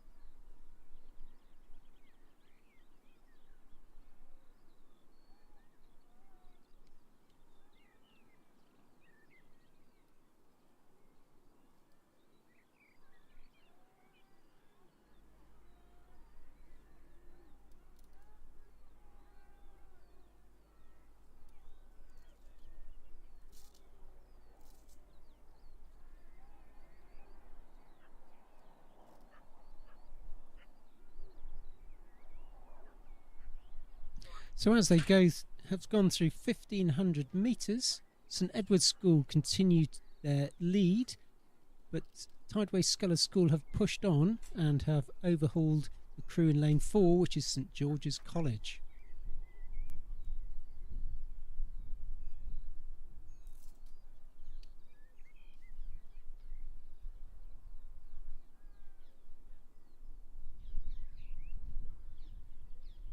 Tideway Scholars racing 35, now chasing down St Edward's School.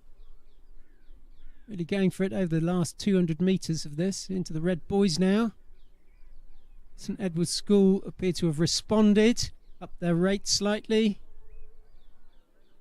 as Tideway Scholars School charge towards the finish, rating 37. Have clear water over St George's. Scholars have raised their rate of striking to 38. Now have about 3/4 length overlap, but St Edward's have got it. Followed by the crew in lane 6, and then in Kingston in lane 6 and St George's in lane 4. And then coming up to the finish now is Bedford Modern School in lane 2, and in lane 1 is Kingston Grammar School.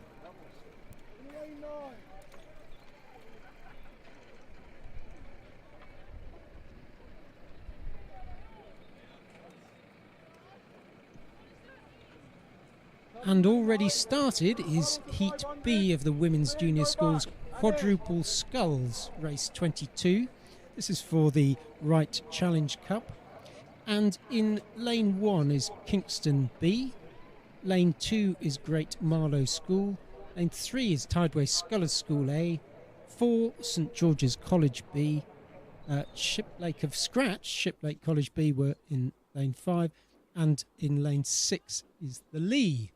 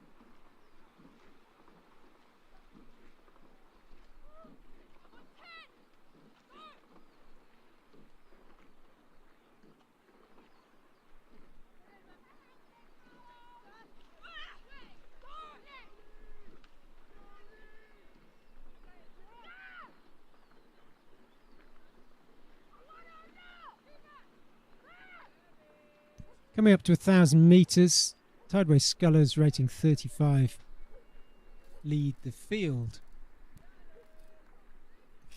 So confirmation of the result of Heat A, race 21, Women's Junior Schools Quad Sculls.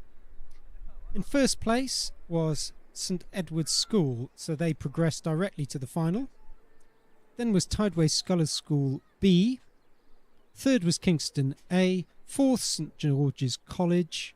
Fifth was Bedford Modern School, and then sixth, Kingston Grammar School.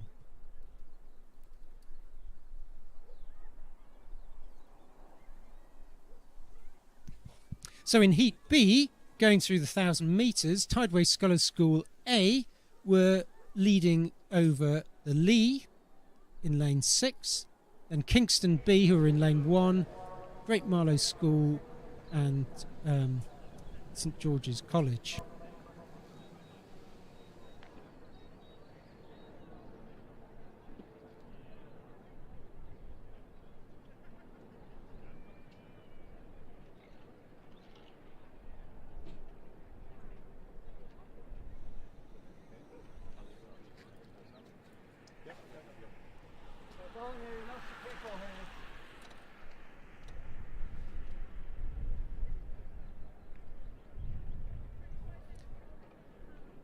As they go through the 1,500 metre mark, Tideway Scholars School continue to lead over the Lee and over Kingston.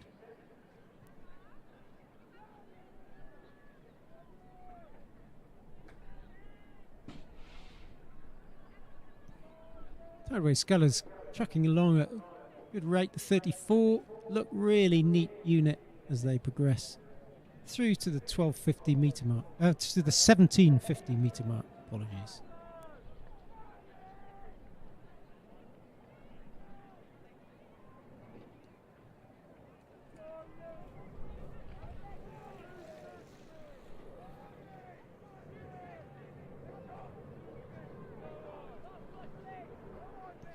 Tideway Scholars School now appears to have a very comfortable lead over the Lee, still rating quite high given their the distance that they're up, but just dropping it down now as they progress through to the last 150 metres of the race in this Heat B. But chasing behind them are the Lee. The Lee are in lane 6 and Kingston in lane 1.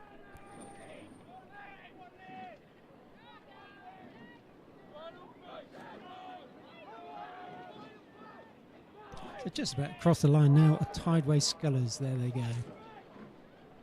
And then the Lee taking it home at 35, just trying to get that fastest time that they can in order to try to progress through to the final.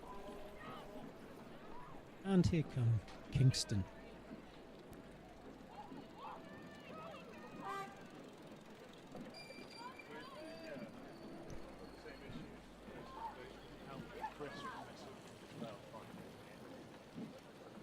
Great Marlow School crossing the line now, followed by the St George's College B crew in lane 4.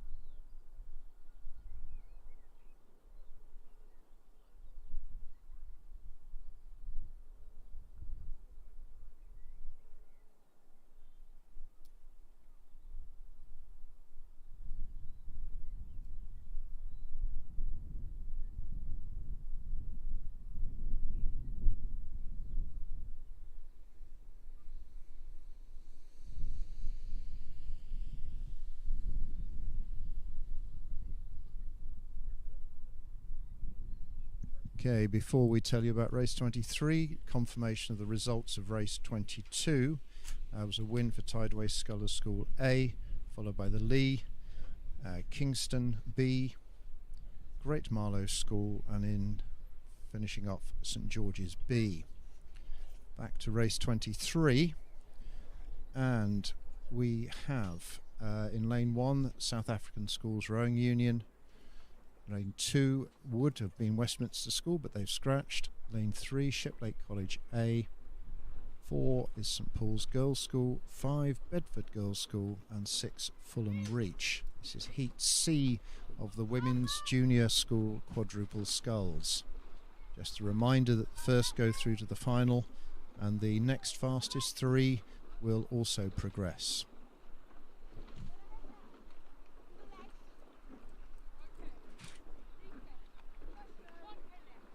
And at around 1,000 we have Shiplake, we believe, in the lead, followed by St Paul's.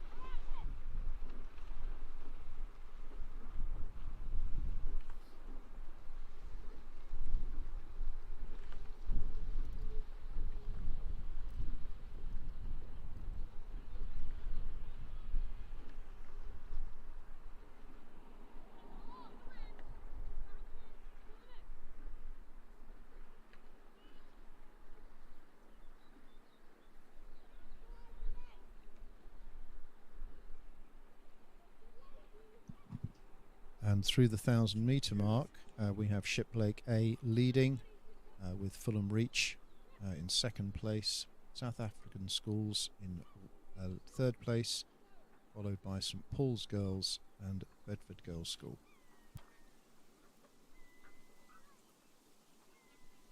Shiplake were at 35 earlier on, but now have a commanding lead and have dropped their rate of striking to 32.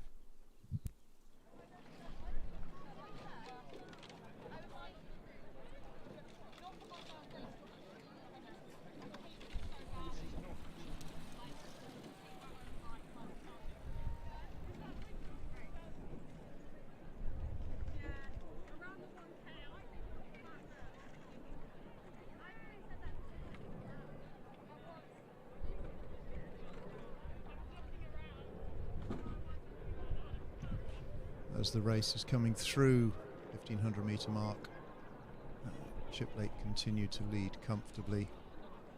Fulham Reach in second place.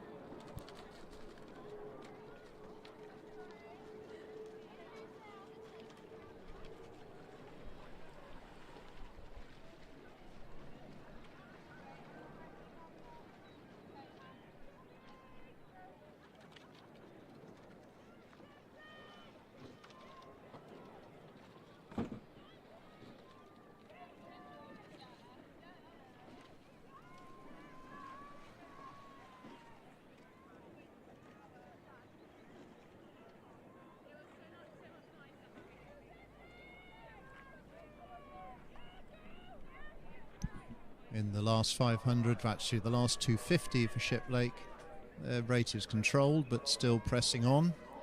The rest of the field is around about 32. May have to push on for the last bit if they're to challenge for those remaining fastest times.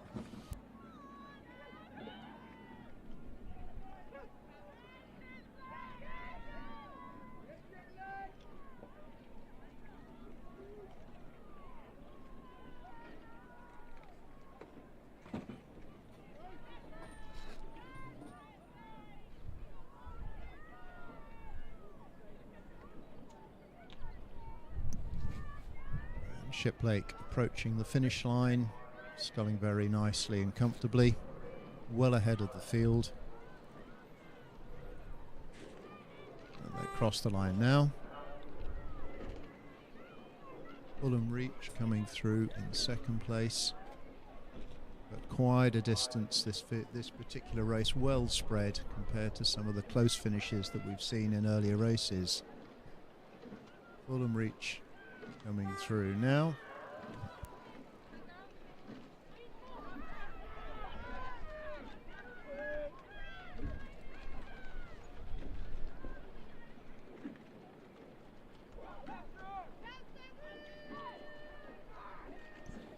And the J16s from South Africa crossing now. Bedford are pushing up their rate to get the best time they can, 36. St Paul's Girls' School cross the line now, but well clear. Bedford School, Bedford Girls.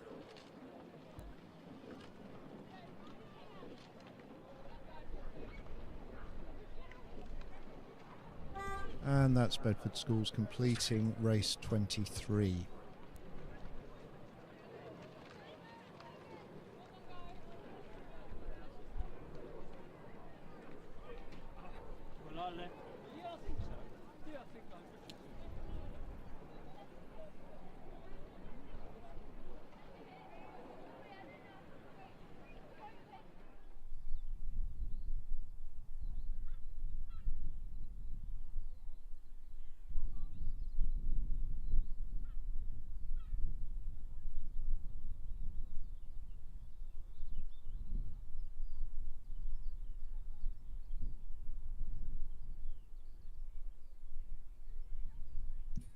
On the course now is Heat A of the Junior Under-16 8s. This is race 24, racing for the Sir Max Malawan Challenge Cup and sponsored by Kangua Boats. In lane 1, Hampton School. Lane 2, Dulwich College A. 3, St Paul's School A. 4, King's College School. 5, Bedford School, and 6 Shiplake College. The progression for this event, first to the final, and as in so many others, the next fastest 3 from the heats will also challenge for that race later on this morning.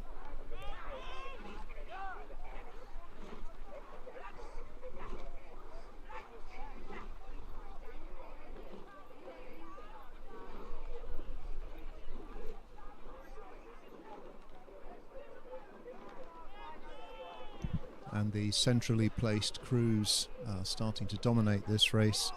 St Paul's have a slight lead over KCS.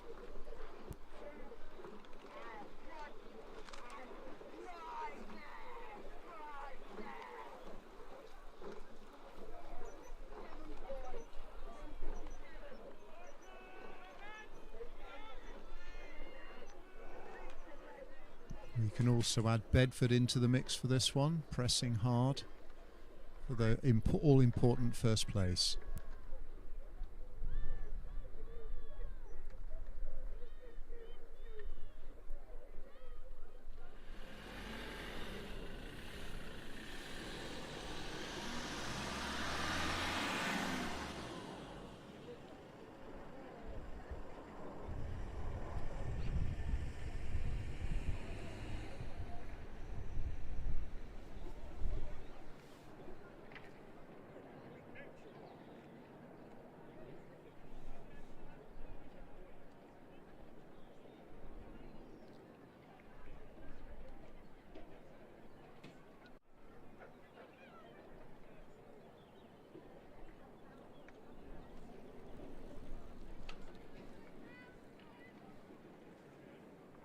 Junior School quadruple sculls. This was a win for Shiplake College A over Fulham Reach, followed by the South African Schools Rowing Union in 3rd place, St Paul's Girls' School and Bedford Girls' School.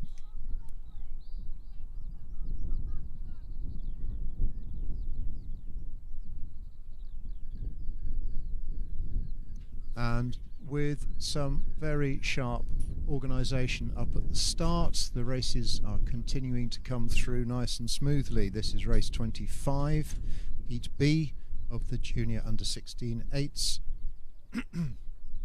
And we have in lane 1 St Paul's School B.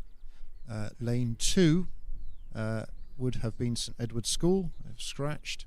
Lane 3 Radley College. Lane 4 Abingdon School. Lane 5 Eton College, and Lane 6 South African Schools Rowing Union.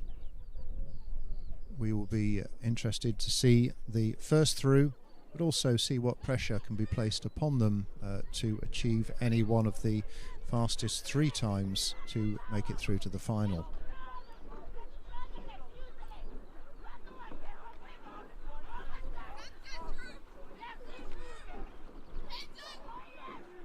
We'll give you shortly the full order, but Radley appear to have established a very comfortable lead of the 1,000 metres.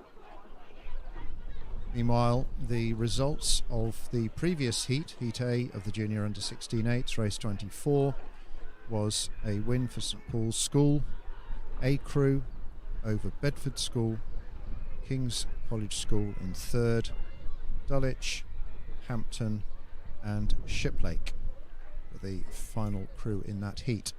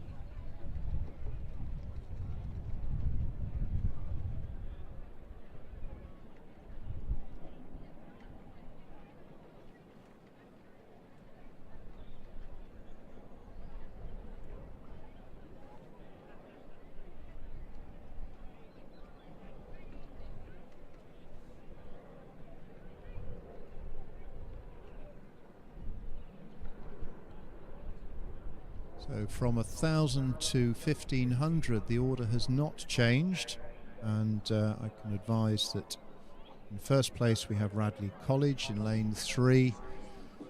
South African Schools Rowing Union is in second place. Abingdon School in lane 4 is third. Eton College, and then St Paul's School B in fifth place.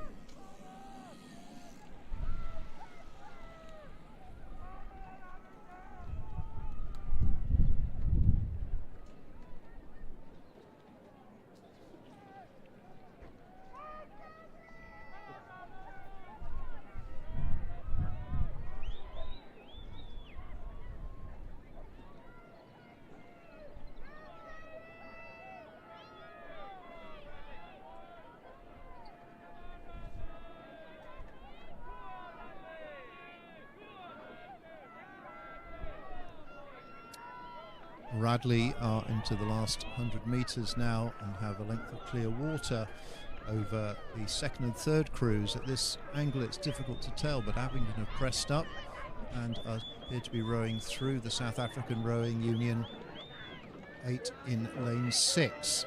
This could be very tight for those last two places.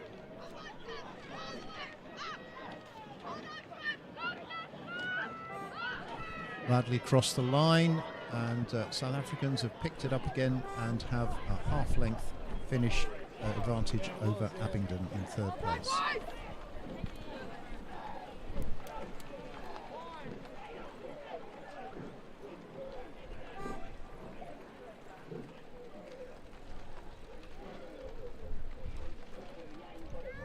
Eton's crew have just finished, and in lane 1 we have St Paul's School. Although it appears to be in lane 2, they've taken up the space that was created by St Edward's scratching.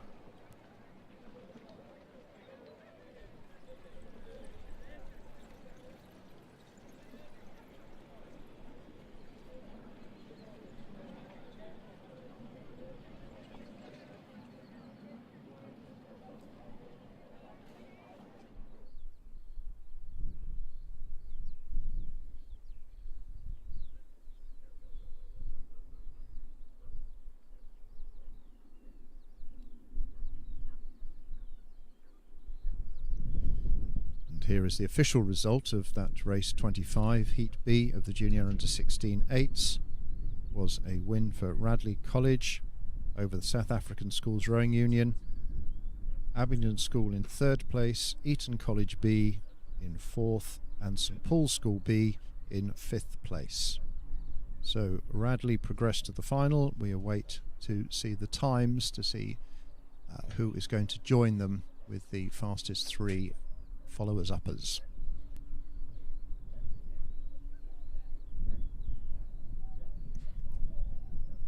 And race 26 is now on the course. This is the third and final heat of the Junior Under-16 8s. In lane 1, Dulwich College B. Lane 2, Latimer Upper School. 3, Eton College A. 4, Hampton School A. And 5, St George's College.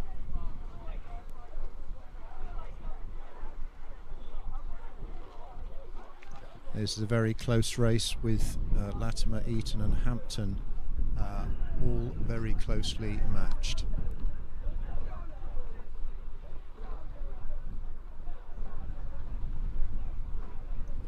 Eton having the slightest advantage over those other 2 crews.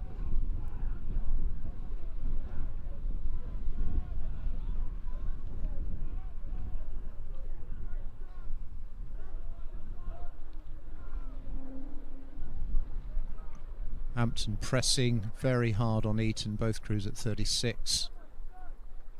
A very good race on the course.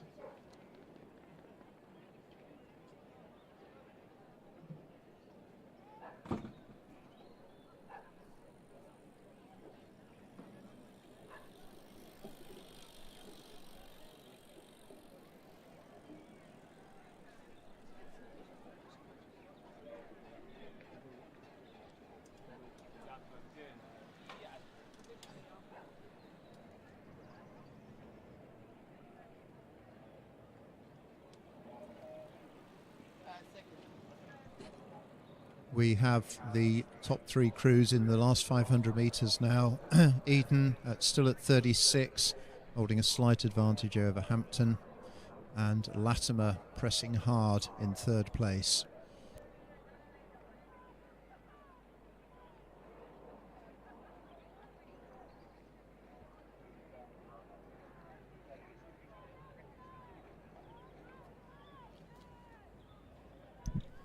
We are now in the last 250 metres of the race, and this could go any which way. Eton appear to have a slight advantage still, but both Hampton and Latimer are pressing hard.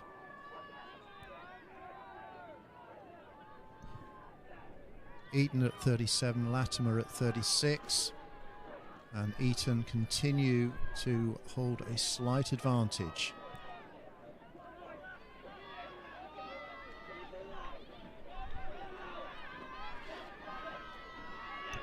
In the last 10 strokes, Eton appear to be holding on to that canvas lead. Difficult to tell who is going to come through for second place. This is going to be one for the camera. Eton are through, and I would hesitate to suggest that it might just be Hampton by a bow ball.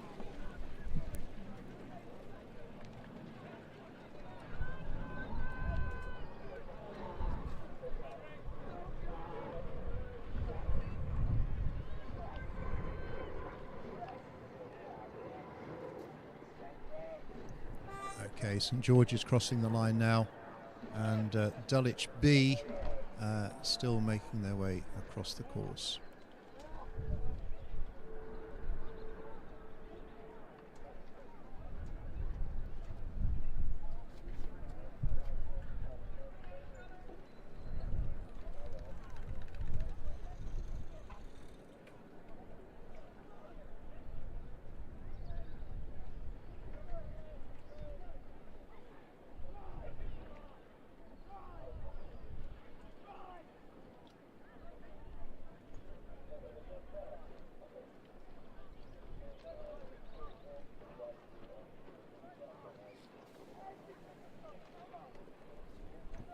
And Dulwich B crossing the line now.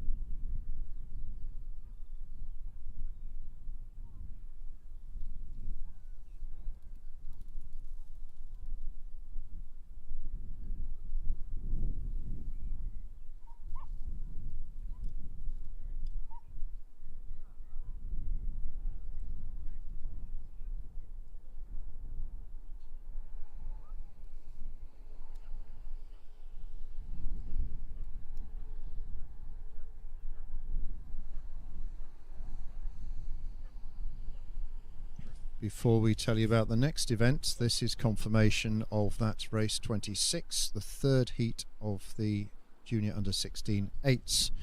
Was indeed a win for Eton, and Hampton did indeed just take it over Dulwich. Hampton just over Latimer, who were in third place, St George's College in fourth, and Dulwich College B in fifth place.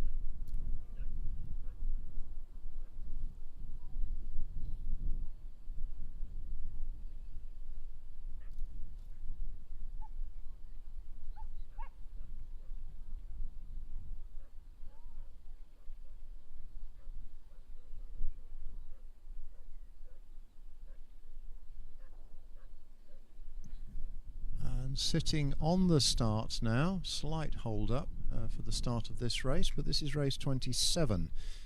This is the first heat of the Women's Junior Under-16 Cox Fours. This trophy is the Regatta Committee Cup. As with so many, the first to the final and the next fastest four from the heats to the final. We have two heats in this event. In lane 1 we have St Edward's School, lane 2 Bedford Girls' School, Lane 3, Lady Eleanor Hollis School A. Lane 4, Surbiton High School B. Lane 5, Godolphin and Latimer School. The Oratory School have scratched and will not be seen in lane 6.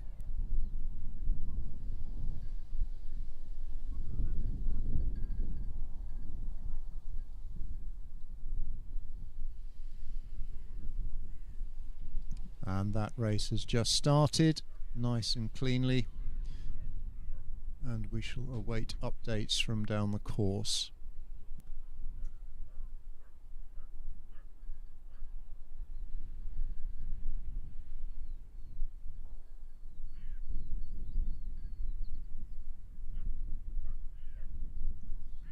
And crews going off in the order of rates 38, 39. All rowing quite cleanly now as they settle themselves down into the course. Godolphin and Latimer at 36, and Bedford also striking 36.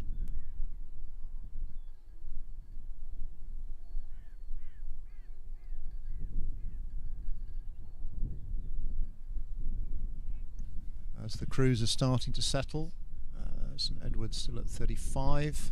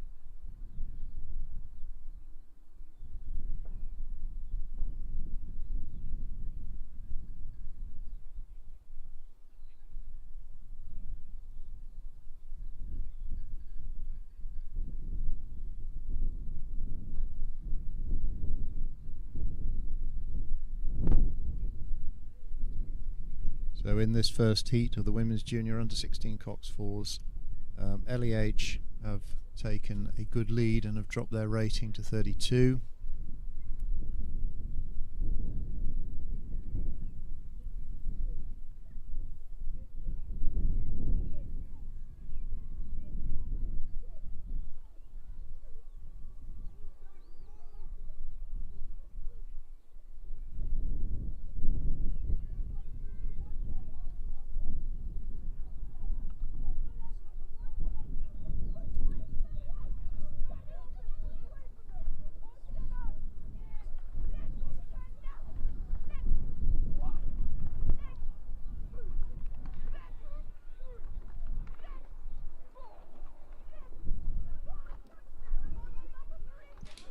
At the 1,000 metre mark, Lady Eleanor Hollis and Godolphin and Latimer have broken away from the rest of the field, but Lady Eleanor Hollis hold about a length lead at the 1,000-metre mark.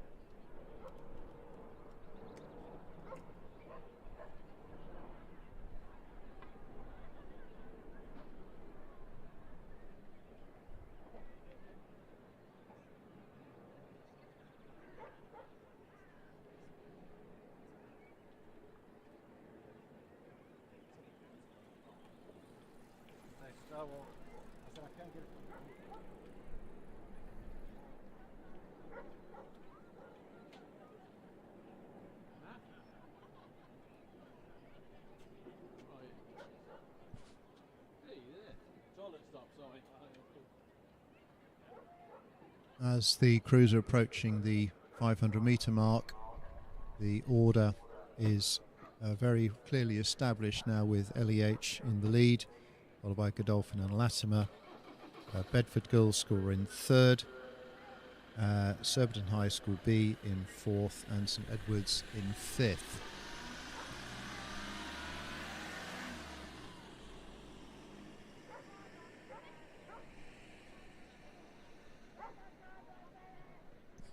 Barring any tragedies, this appears to be panning out to be the finish order. Well, a little bit of headwind increasing, and still only at J16 level. Who knows what might occur. But Lady Eleanor Hollis seemed to have this under control, and will be taking the first qualifying place for the final later on this morning.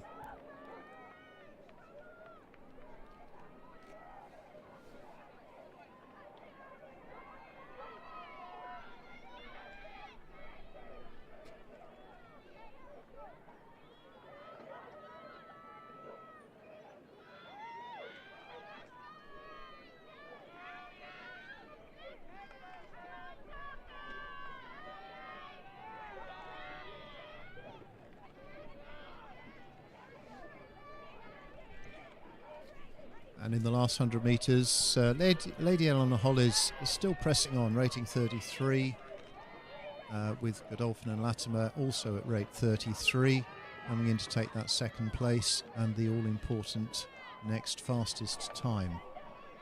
And there is Lady Eleanor Hollis crossing the line now. And Godolphin and Latimer coming through now.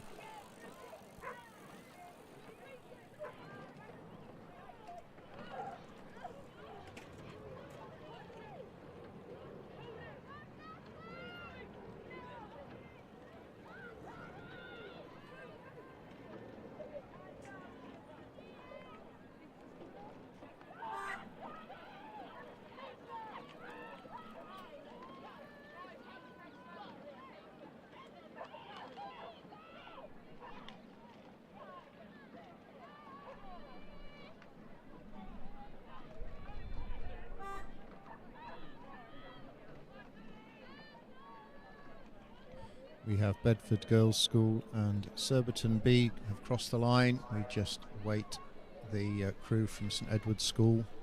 That will be the completion of Heat A, Women's Junior Under 16 coxed fours.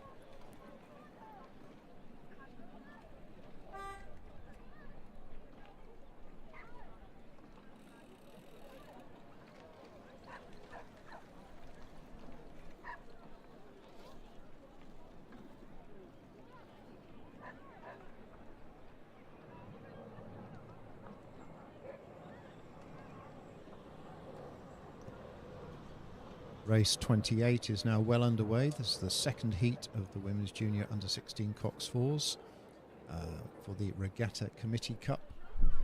In lane 1, Hinksey Sculling School. Lane 2, South African Schools Rowing Union. 3, Surbiton High School A. 4, Lady Eleanor Hollis School B. 5, Emmanuel School. And 6, Surbiton High School C.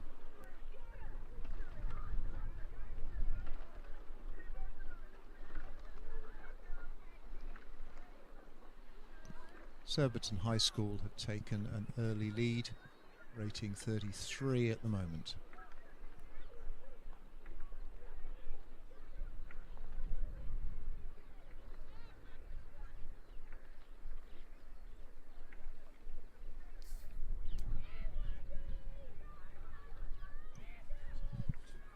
Confirmation of the results of race 27 as Heat A of the Women's Junior Under 16 coxed fours was a win for Lady Eleanor Hollis School A.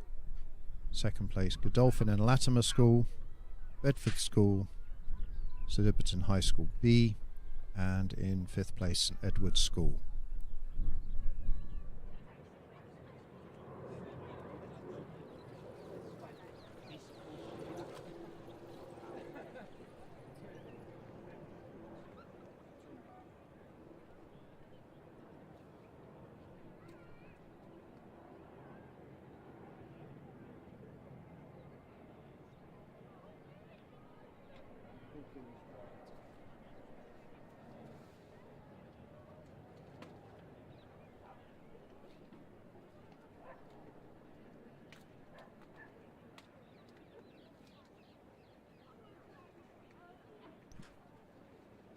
As we're seeing slight increase in the headwind, it does seem to be keeping the results quite fair. Very little wind shadow evident on the lake at the moment. Let's hope it stays that way. Both the first and second place crews, that's Surbiton and Lady Eleanor Hollis, both clipping along at 31.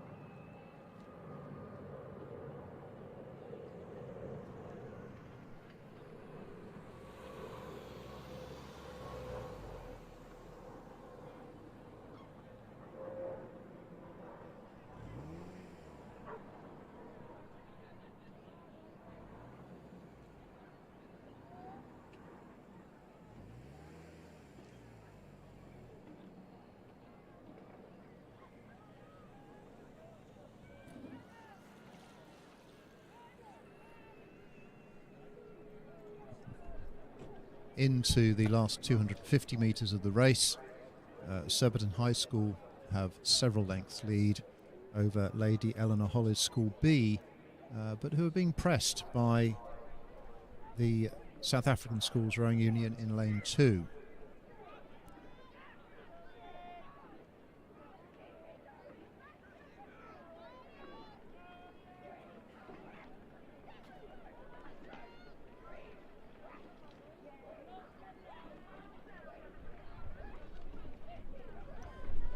LEH have stepped up their rating to 33, chasing that important time as Surbiton continue on comfortably through to cross the line now.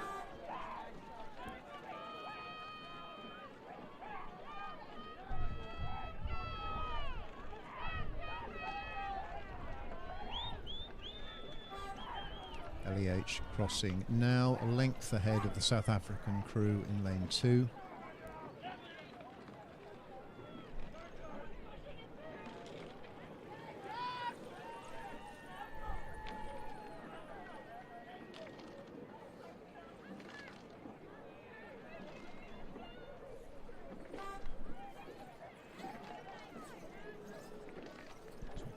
while we're waiting for Surbiton High School C to complete, less than 500 metres behind them, we have race 29, which is Heat A of the Junior School Coxless Fours.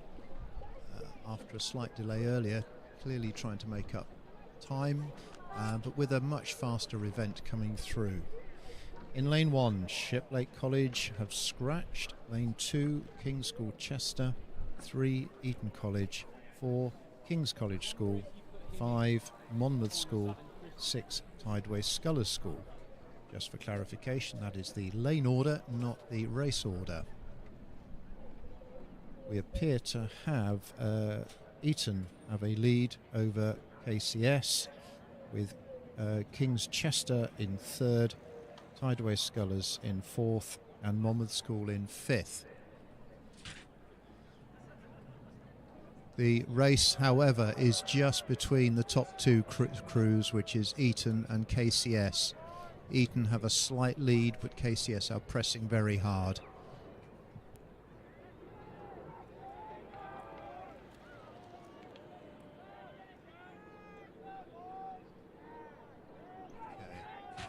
In the last 250, Eton at 35, KCS at 36.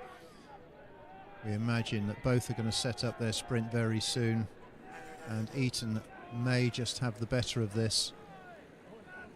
In the last 10 screw, KCS are now up to 39 and are pushing through.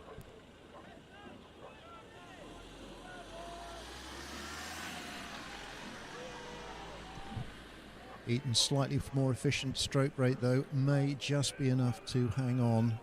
I'm seeing a canvas win for Eton over KCS despite their last-ditch efforts.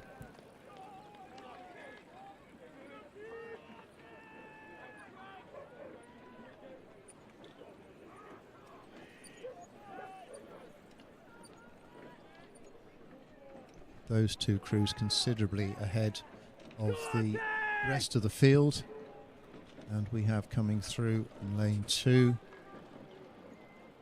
My sheet has just disappeared. That was King's Chester coming through in 3rd place, Tideway Scholars in 4th, and Monmouth in 5th.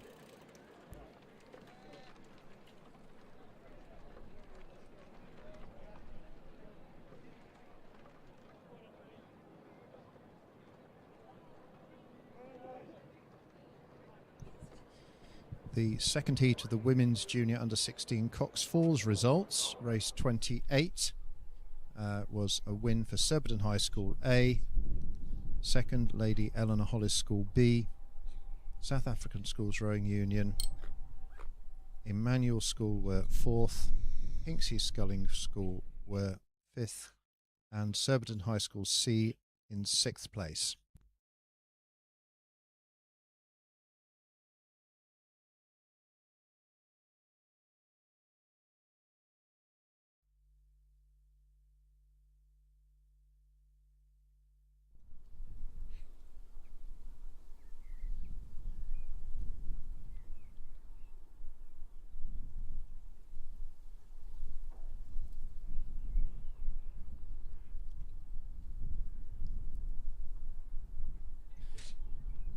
Race 30 is underway. This is the second and final heat of the Junior School Coxless Fours, and we have in lane 1, well, we would have had in lane 1, but for the scratching, would have been Emmanuel School. Lane 2 are there Camford.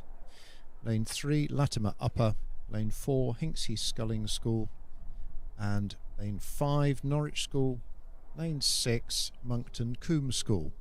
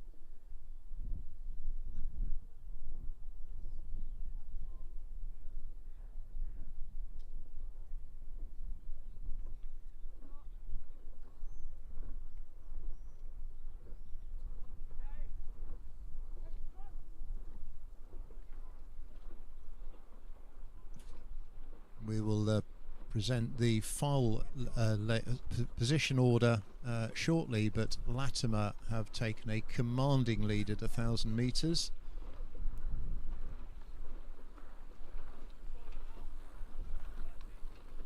With Norwich in second place, with a bit of a gap over Latimer and Hinksey, who are battling out for that third place.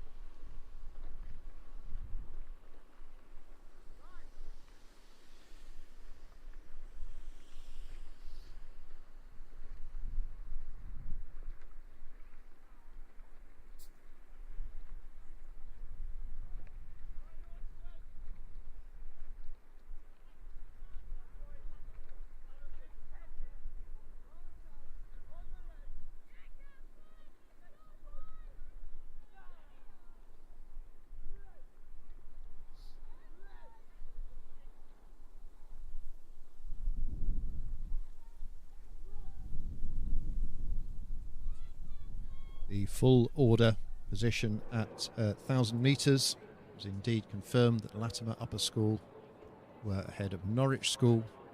In third place, Hinksey Sculling School had the advantage over Canford, with Monkton Combe picking up the fifth place.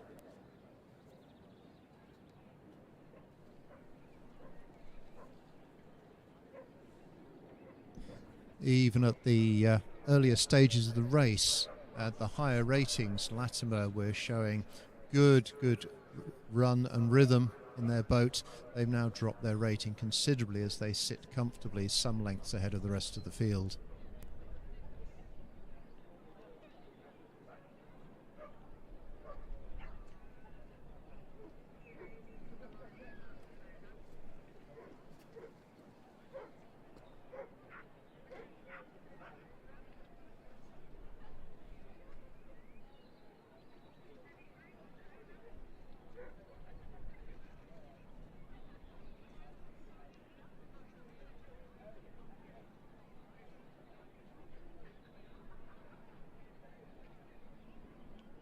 With 4 next fastest crews to go through, there is everything to play for with the rest of the field here.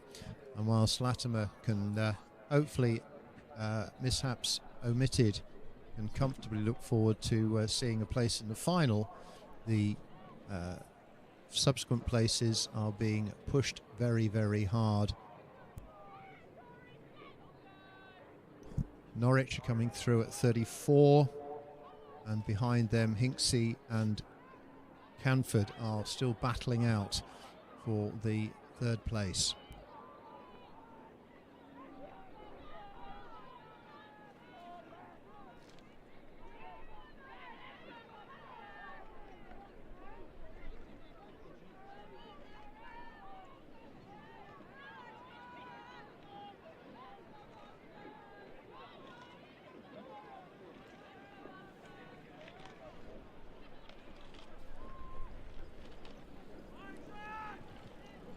As Latimer are cruising over the line, they're being pressed closely by Norwich, who come through in second place, and the battle for third has been taken by Hinksey Sculling School, with Canford taking fourth place.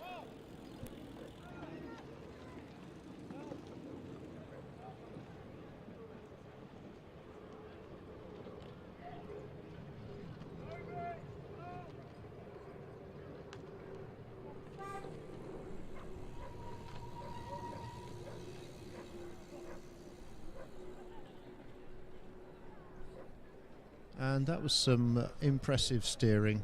The umpires are very happy with that course. Juniors with coxless boats can be a little wayward at times, but commendations to all steersmen out there today. Who was leading the other side?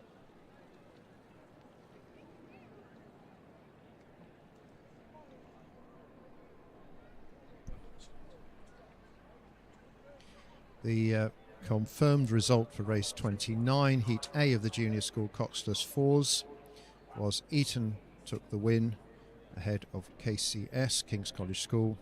Third place was King's School Chester.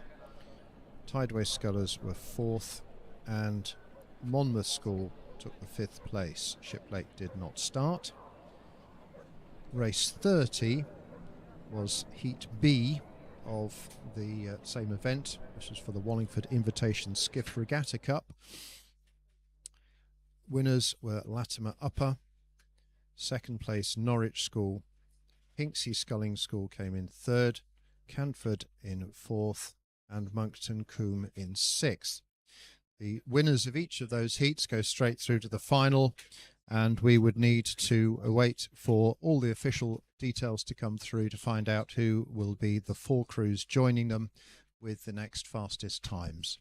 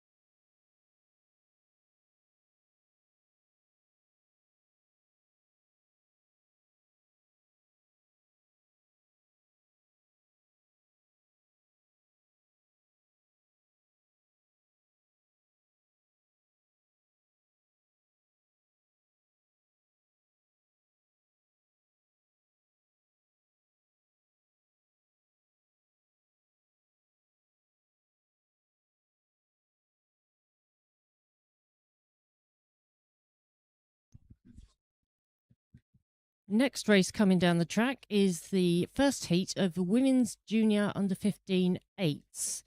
In lane 1, which is nearest the spectator side, is Surbiton High School B. Lane 2 is Putney High School A. Lane 3 is Headington School B. Lane 4, Latimer Upper School. Lane 5, Lady Eleanor Holler's School. And in lane 6 is Godolphin and Latimer School. The results of this race will be that the first crew across the line will progress straight to the final, as will the next fastest 4 crews from the heats. And there are 2 heats in this particular event.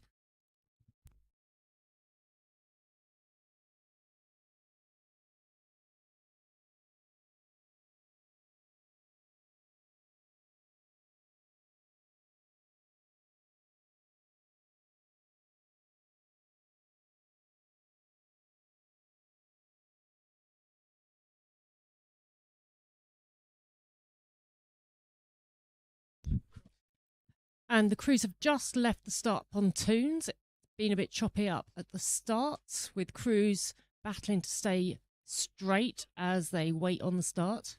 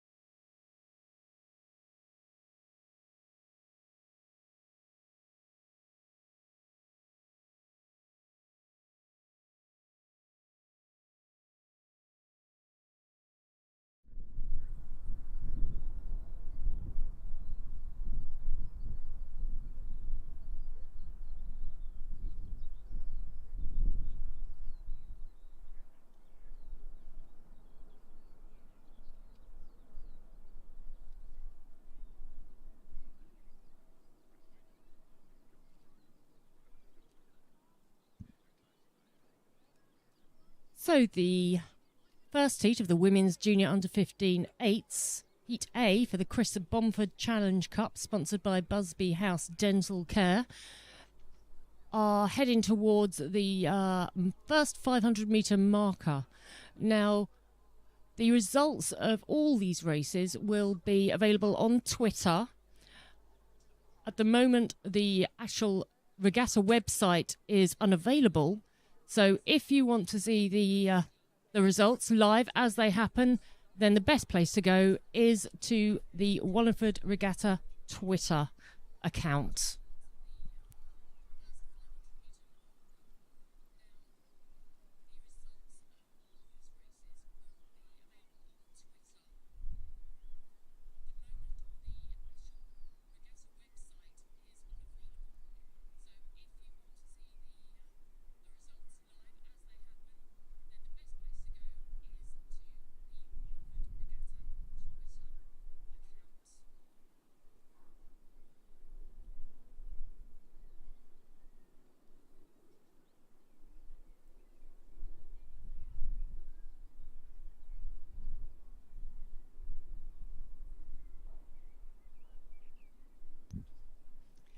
Coming through the first 500 metres of this first heat of the Women's Junior Under-15 8s, it's still a very close race with some high rates going on. We have Putney High School rating 34 strokes a minute as they come through the 500 metre mark, closely followed by Surbiton High School just next to them in lane 1, striking also 33. They're coping with the conditions quite well. It's a little bit choppy out there, a little bit of a cross tailwind, I think. Crews starting to look as though they're settling into their race. And it looks as though the crew from LEH, Lady Eleanor Hollers, who had a cracking start, look as though they've just taken a bit of a lead. But at the moment, all these crews are overlapping as they've come through the 750 and they're going to be coming to halfway at the kilometre mark. They're all overlapping. None of these crews have managed to break free. And they're all battling away.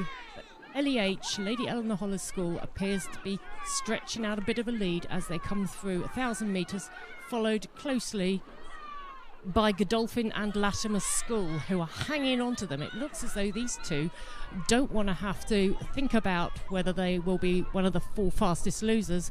They want to win their heat and be assured of a place in the final.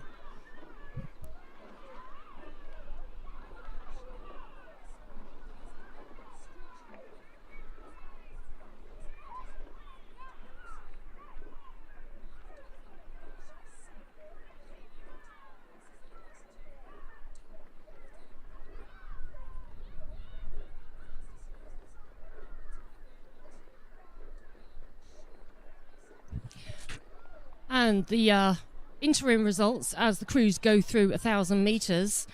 As I expected, we have the crew from Lady Eleanor Hollers School leading the charge and being followed very closely. They still have good overlap by the Godolphin and Latimer School. Following them are Latimer Upper School, followed closely by Headington School B, then Putney High School A and Surbiton High School B.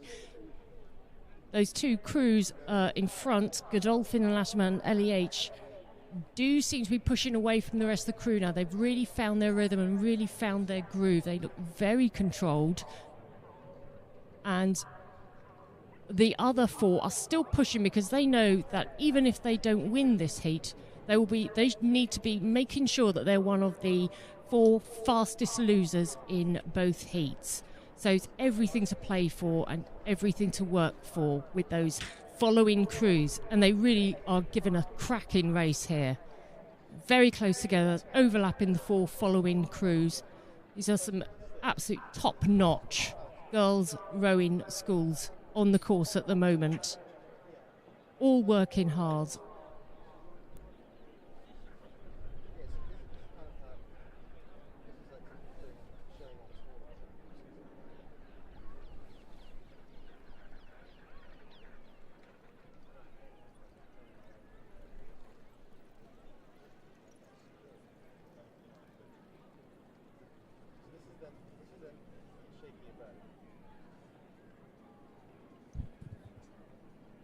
Coming up to 1,500 metres, 500 metres to the finish, it is very close between Godolphin and Latimer and LEH in the lanes closest to the finish tower. The other four crews are still working hard. They know that they cannot just sit back and expect to get through. But LEH have a small marginal lead over Godolphin and Latimer as we're coming to the last 250 metres.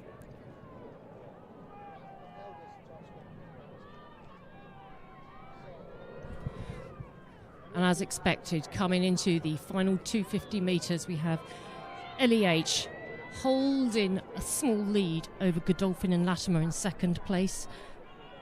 Behind them, in order, we have Latimer Upper, Headington School, Surbiton High have sneaked in front of Putney High School, but they're all still working hard. They know they have to. They know that they have to just keep working hard because they might pick up one of those fastest loser places. Now,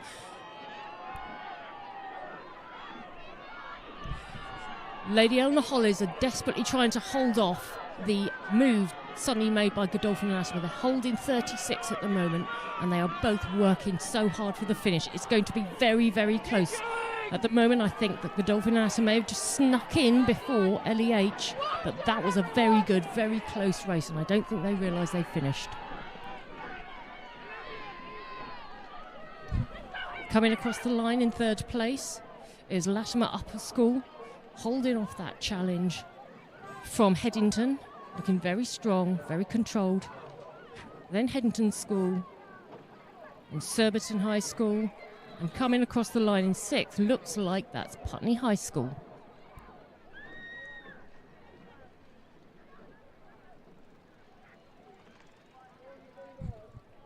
So that was very exciting first heat of the Women's Junior Under 15 eights for the Chris Bomford Challenge Cup, sponsored by Busby House Dental Care. The best dental care you'll get in Didcot.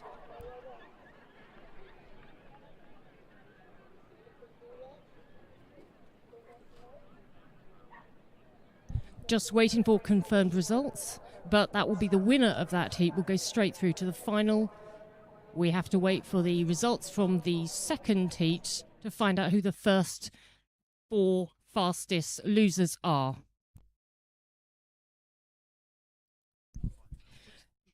Heat B of the Women's Junior Under 15 eights for the Chris Bomford Challenge Cup, sponsored by Busby House Dental Centre, is on the start. They're lining up, they're getting themselves lined up and just a little bit of tapping and getting themselves straight. In lane 1, we have Putney High School B. In lane 2, we have Headington School A. In lane 3, we have Henley. Lane 4, we have Surbiton High School A. In lane 5, Sir William Perkins School. And in lane 6, we have Wallingford.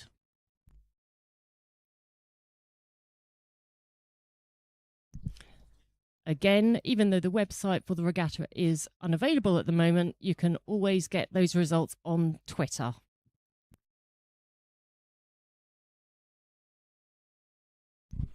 So the crews have left the start and Headington School A have gone off at 41 strokes per minute. Let's see how long they can keep that up for. Some interesting steering from some of these coxed boats, which shows just how strong that crosswind can be when you're up on the start.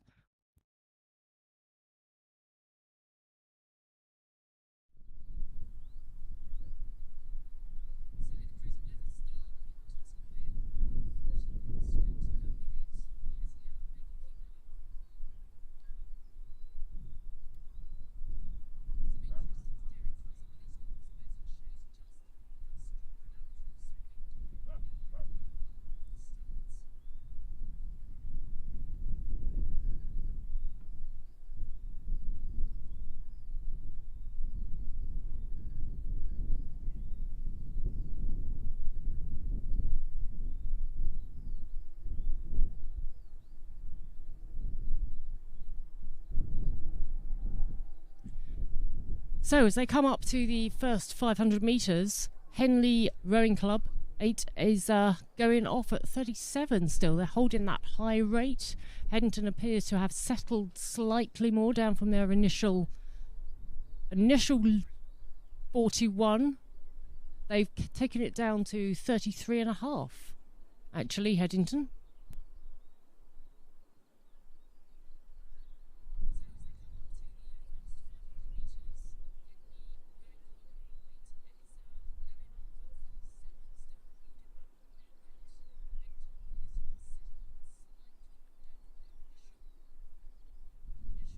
The Henley girls coming through 500s appear to have a very good battle with Headington, chasing them down quite nicely.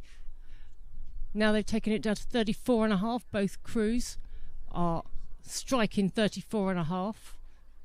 They know that it's the winner of this heat will actually go straight through to the final. No waiting around for results. And it looks as though the Henley crew have snuck a tiny lead over Headington and are settling into their rhythm. Nice big finishes, sending that boat away. They know it's going to be a long race, and they're not even at halfway yet. But that is a really good work.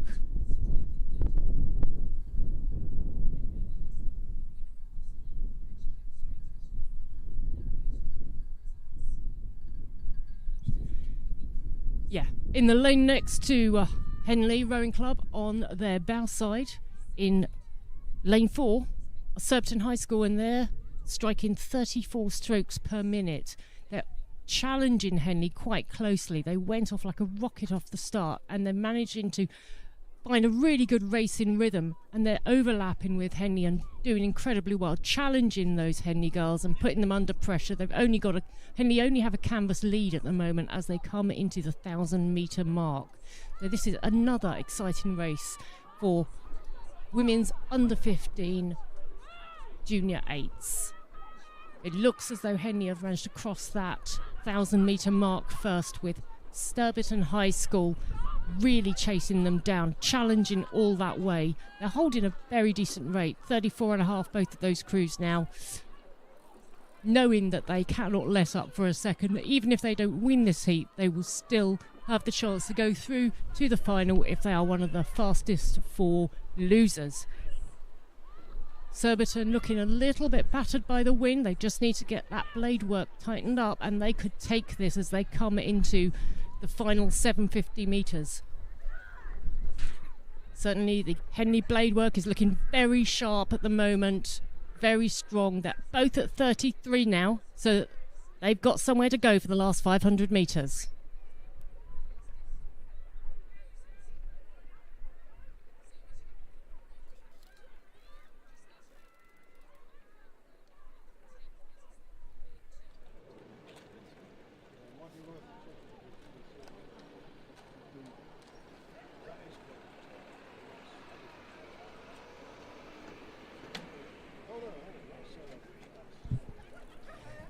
So coming through that 1,000 metres, it does look as though Surbiton High School girls have managed to sneak a tiny lead over Henley. So Surbiton High School are coming through the 1,000 metres in first place, followed closely by Henley Rowing Club.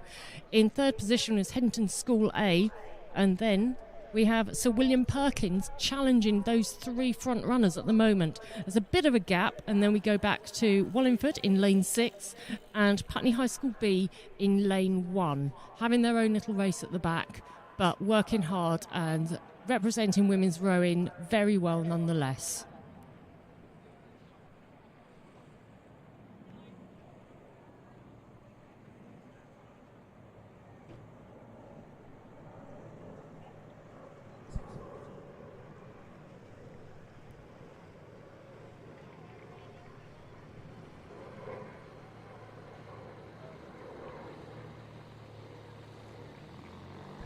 At the moment, we just seem to have this big battle between Henley Rowing Club and Surbiton High School A, both rating at 33, but as they come into the last 500 metres, we could see that rate absolutely skyrocket. It's going to go through the roof as they know that they just want their guaranteed place into the final. So we're coming into the last 250 metres. It looks as though Henley may have found another gear. They are looking very good with their sharp blade work. Really good catch on every single one of those Henley blades.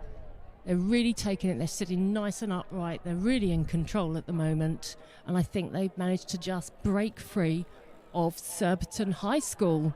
They're really pushing it on, really sending out a message to the other 8s that are in this race. Followed closely by Surbiton High School, who are still in the process of taking that rate up. Both these crews are being chased down by Headington School. We're gamely holding on in the last 250 metres.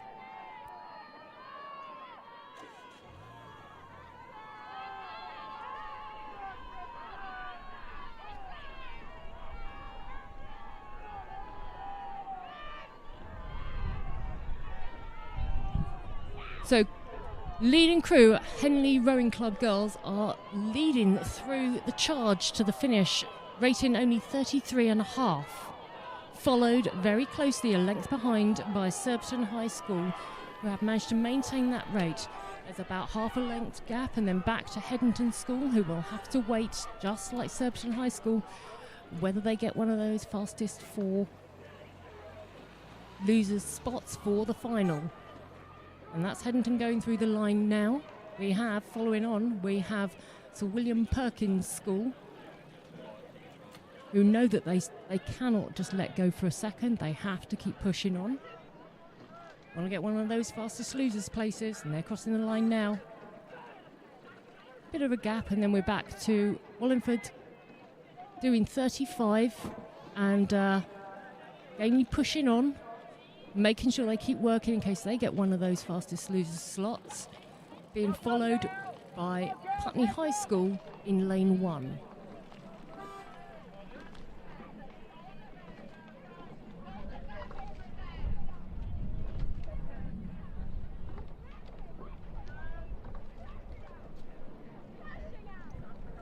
So, well underway is the first heat of the Challenge 8s for the Theodosius Challenge Cup, sponsored by Peach Innovations, Rowing Telemetry. So, this is a battle for the Challenge 8s Cup, Theodosius Challenge Cup, between Thames E in lane 1, Thames D in lane 2, St Paul's School in lane 3, London A in 4, St Edward's School A in 5, and Peterborough City in lane 6. Looks at the moment as though Peterborough City might have been left a little bit out of it. But also in lane 1, Thames E are certainly not really challenging for the winner's slot at the moment. St Paul's, which I have to remind you is a school crew, is a junior crew. They'll be getting ready to go through to go for either the Child Bill or the Championship 8s at national schools. Regatta, which is in a couple of weeks' time, but St Paul's are now at 36.5, and they are leading the charge.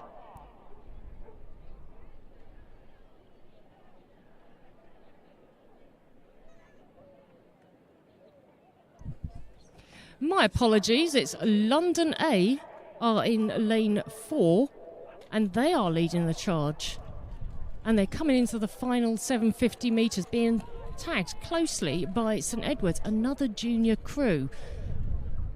All of them are now starting their campaigns for the summer, probably ending up somewhere in Henley, I should suspect. But Teddies are at 35, that's St Edward's School, a junior crew, 35, being followed closely by this battle behind them between St Paul's and Thames D in lane 2.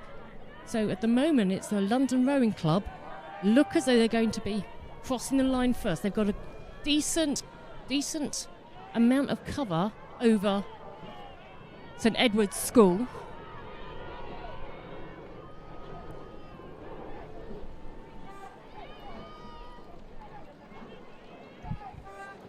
So at the moment coming through, we had London cross the line first. We had St Edward's School, who really pushed them all the way, coming in second.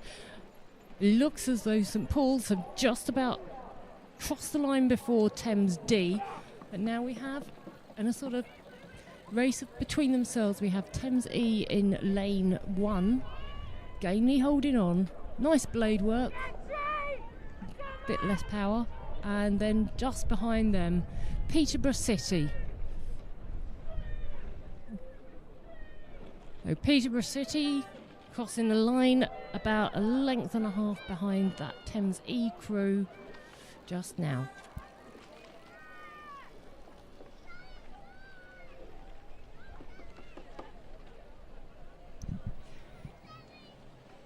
Okay, having set off from the start, we've missed the start, but they've come through at about 500 metres, is the second heat of the Challenge 8s, men's Challenge 8s, for Theodosius Challenge Cup, sponsored by Peach Innovations. In lane 1, we have London B. In lane 2, we have St Edward's School B, another junior crew. In lane 3, we have Thames B. In lane 4, Radley College, and in lane 5 we have Leander A. So this is going to be an interesting race. The juniors for Radley College will have Leander A right next to them, so that could be interesting to see how much they can hold on.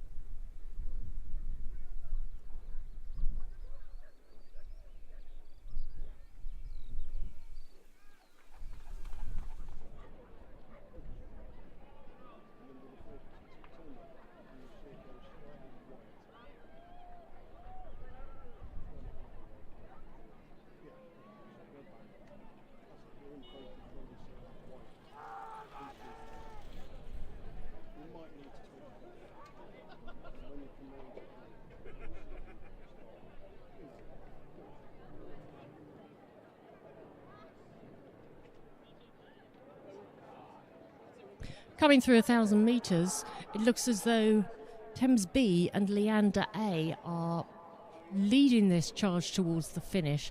Leander seem to have a bit of a lead here. They look very neat. You can see those cerise blades dropping in and out very neatly.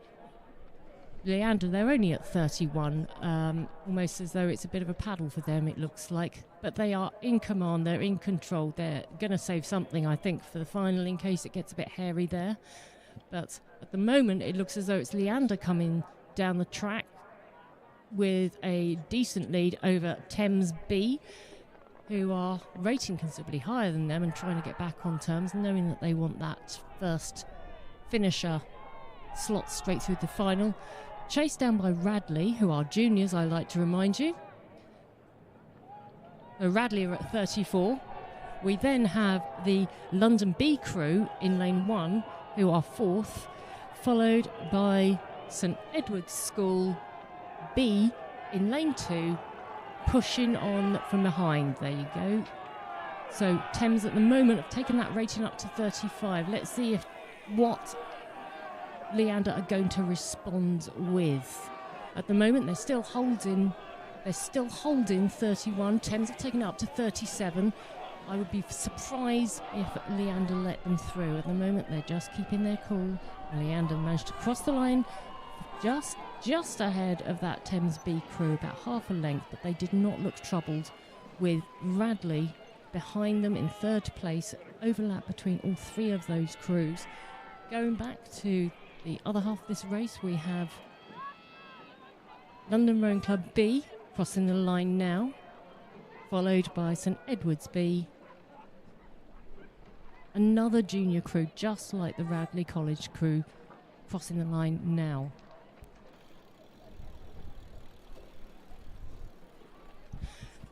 So, this is the 3rd heat and the final heat of the Challenge 8 Cup, Men's Challenge 8 Cups, for the Theodosius Challenge Cup, and sponsored by Peach Innovations.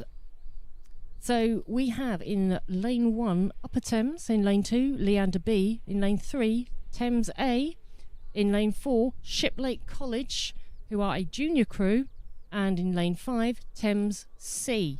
So this could be very good between Thames A and Shiplake College and Leander B. That could be an exciting crew to watch.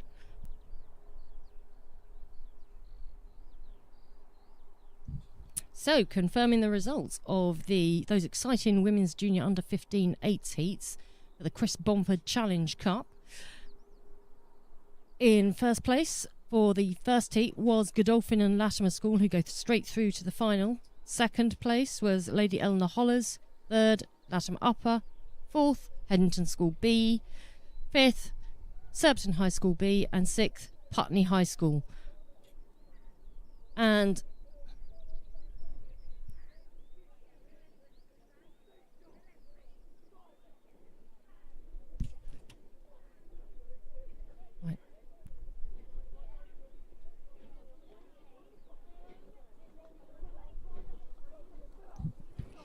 so we have some results for race 33, the first heat of the men's challenge 8s. That was a win for London A in heat A, with St Edward's School A coming a close second and St Paul's School following them up in third place. Race 34 results for the second heat of the Challenge 8s for the Theodosius Challenge Cup. That was a decisive win by Leander A, crossing the line rating about 30, with Thames B very close behind in second place and Radley College overlapping Thames in third place.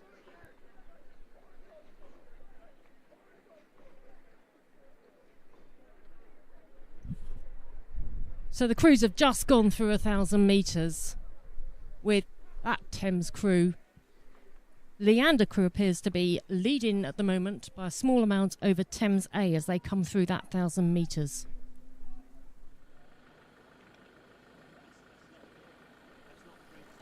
Leander at 33 at the moment, rating slightly higher than the A crew were doing in the previous heat, but still managing to hold a good lead, just a decent lead over Thames Rowing Club.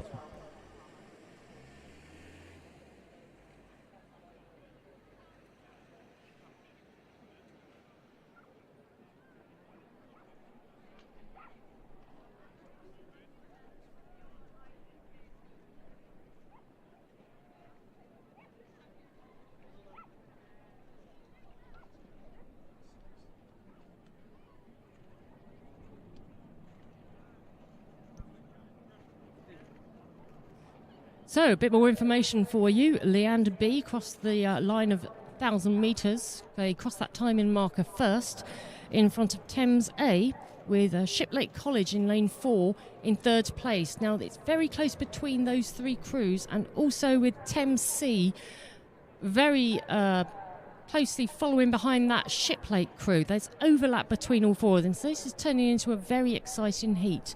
Upper Thames in lane 1 appear to have been left behind slightly. Let's hope they don't get overtaken by the following launch, but it's a possibility at the moment.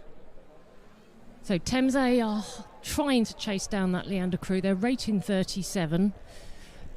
Leander at 35, so yes, higher than their considerably higher than their A crew, but they're still looking very controlled and very slick. They look very relaxed, actually. I'm sure it looks relaxed from the bank, but it won't be relaxed when you're sat in that boat. So we've got Leander coming up to the line in first place. Then Thames Rowing Club chasing them down, trying to get that first place straight into the final, with Shiplake College coming in third place with a small amount of overlap on that Thames crew. They're pushing those senior men's 8s right to the line.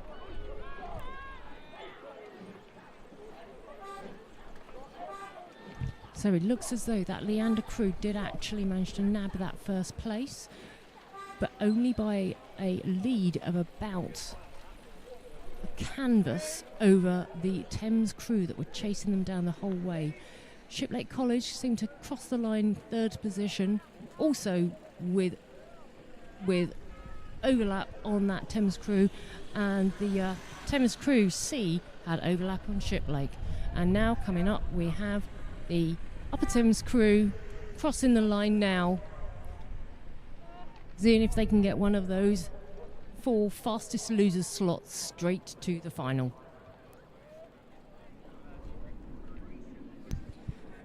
So we now have race 36 coming off the start, and it's going to be the first repechage of the day for Club Coxless Fours for the Holloway Cup, sponsored by Janusek and Stamfley.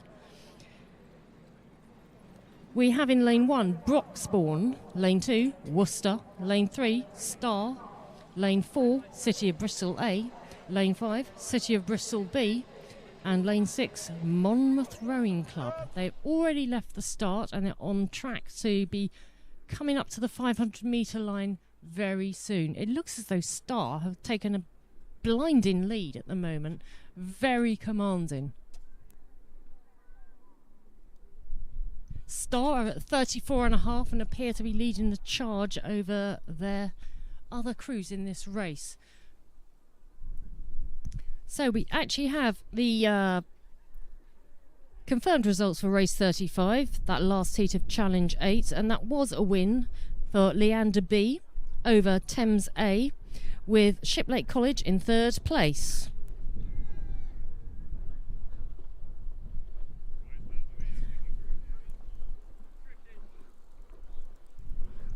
Crossing 500 metres, coming up to 1,000 metres, there is not much difference between any of these crews. They're still very close together. They're pretty much all overlapping, very evenly matched, these crews. But that Star crew is just holding a lead very nicely, nice and strong and powerful. They're being chased down by City of Bristol A, and City of Bristol B are actually doing very well as well.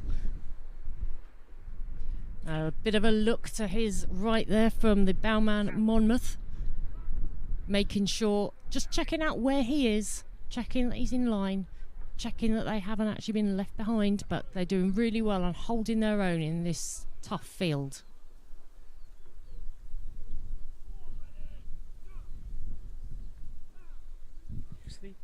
So coming through 1,000 metres, we have, as I stated before, Star Club in the lead, looking very good, nice and strong. We have City Bristol B appear to be leading City Bristol A, who are now in third. We also have Monmouth Rowing Club in fourth position, then Worcester in fifth position, and Broxbourne in lane 1, who are currently in sixth place. But that's through 1,000 metres, and everything can change in the second half when those legs get really tired. Star Rowing Club are now at 34 strokes per minute, still holding that lead, but they are not having an easy time of it at the moment, because they are being chased down by the City of Bristol crews to their left, and also being challenged by Broxbourne and Worcester to their right.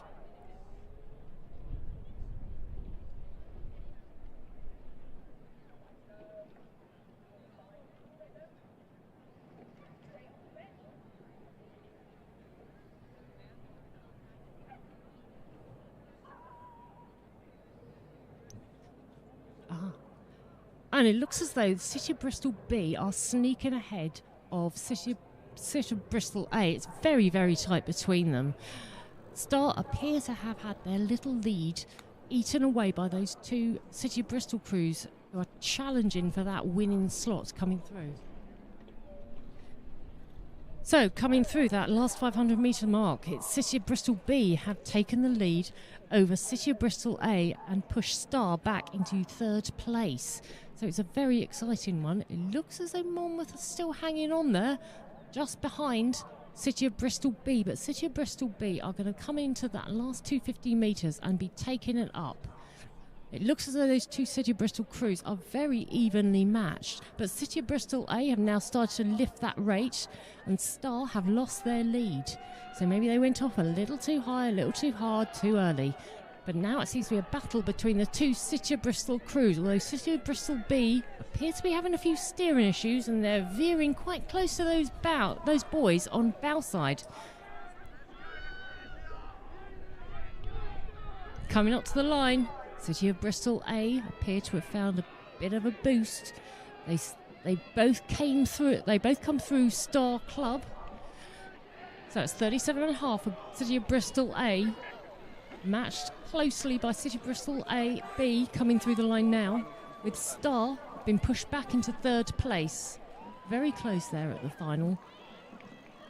I think City of Bristol A just about holding that lead by about a canvas. It's been very close through the finish as well, with Monmouth and Worcester crossing the line together, with Broxbourne in lane 1 coming in sixth place. So we await those confirmed results, but the progression for that will be the first two will go through the final, which I suspect will be City of Bristol A and B. So that will be another good battle between them in the final later on.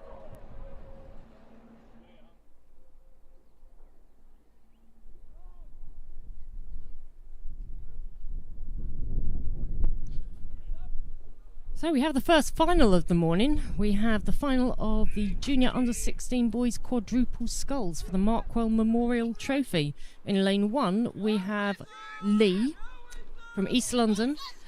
In lane 2, we would have had King's College School, but they appear to have scratched. So it's an empty lane in lane 2. Don't expect anything there. For lane 3, we have the Windsor Boys School. In lane 4, Hugh House School. Lane 5, South African Schools Rowing Union. And lane 6, Tideway Scholars School, which isn't actually a school, it's a club in Chiswick on the Tideway.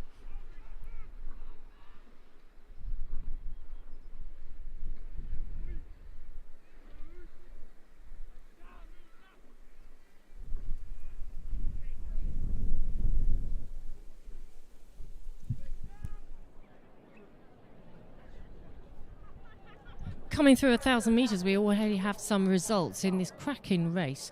We have the Windsor Boys School are currently in the lead as a school that's very hot on their sculling and have won the Forley Cup a number of times.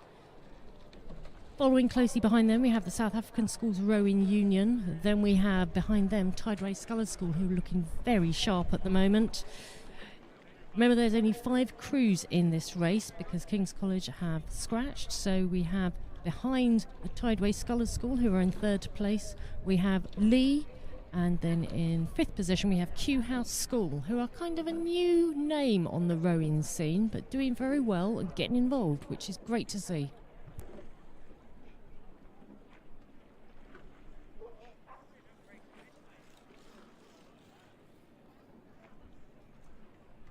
So the official results for race 36, the repechage of the Club Coxed Fours for the Holloway Cup, was a win for City of Bristol A, who finally got their bows ahead of City of Bristol B, who came in 2nd. So those two will progress through to the final later on today, I think, in an hour or so. Let's hope they've kept something in the tank for that final.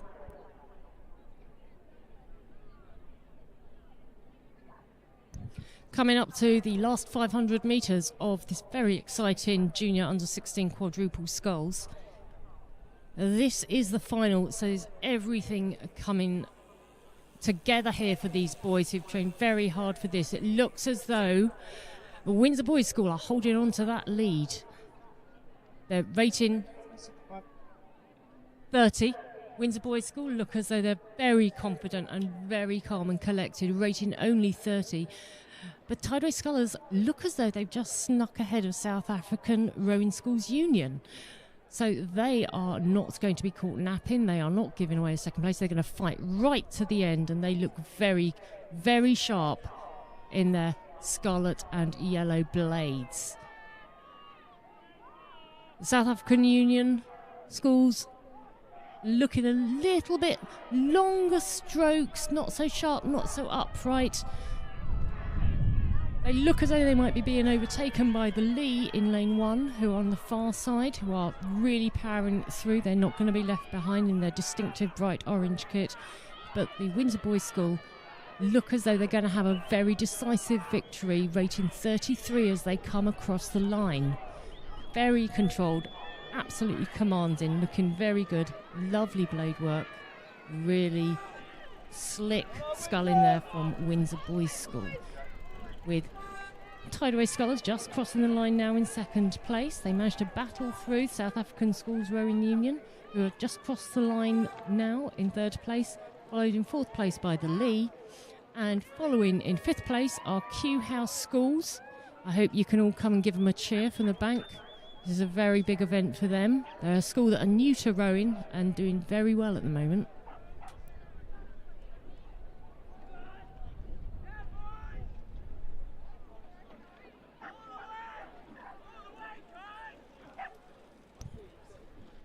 So let's have a really big cheer for Hugh House School as they cross the line. They're actually looking very neat and very collected together, and it's a big event for them.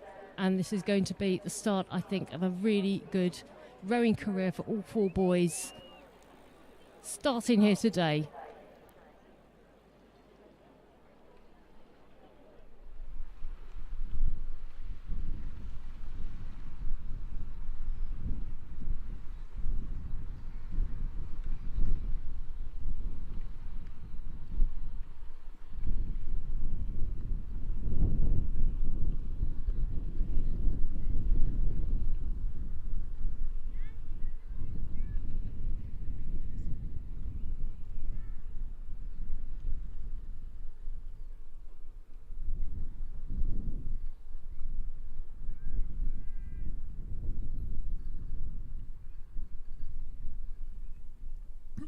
And so on the track now, or rather the lake, is the final of the Challenge Singles Cup. Challenge Single Sculls, rather, race 38 for the Ushers Challenge Cup. In lane 1, we have representing at the moment London Rowing Club is Ali Zadeh, who is actually an American and Bermudian sculler who rowed for Cambridge University, but represented Bermuda in the single sculls at the 2020 Summer Games, which were actually in 2021, but we won't talk about that. In lane 2, we have our very own Chris Ravel from Wallingford Rowing Club. In lane 3, we have Windsor Boys School. In lane 4, we have Wilkinson of Greenbank, Falmouth. In lane 5, we have Young from Cambridge 99s. In lane 6, we have Jackson of Thames. In lane 7, we have Griffiths of Upper Thames.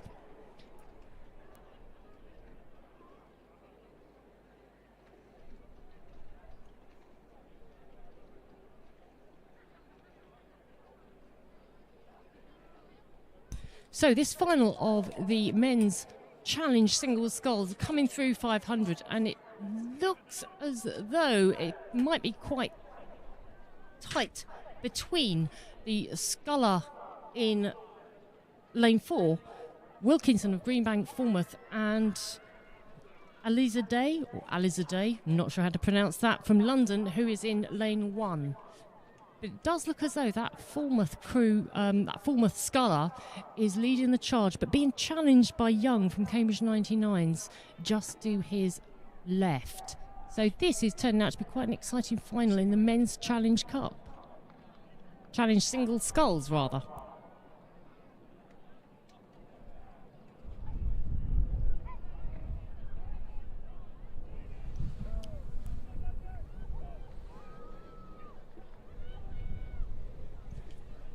Okay, so coming through that 500 metres, that was very close between the sculler from Cambridge 99s and the sculler from Greenbank, Falmouth, with the Cambridge 99 sculler just sneaking ahead in coming into 500 metres. In third position was the sculler from London, our Bermudian chap, who is taking that rate right up to 36, but we have the sculler from Cambridge 99s, Young, who is now stretching out his lead and is leaving Wilkinson from Greenbank, Falmouth behind. He's taking the rate up to 35.5 as he approaches the line. He is stretching out about a length of clear water now, but it's very upright, very sharp, very powerful. Nice clean strokes as he comes through the finish. Being chased down, there's quite a spread of the different scullers here, but that's the sculler from Cambridge 99's just crossed the line now, followed by Wilkinson of Greenbank, Falmouth, and the sculler in lane 7 has just snuck across the line in front of the sculler from London.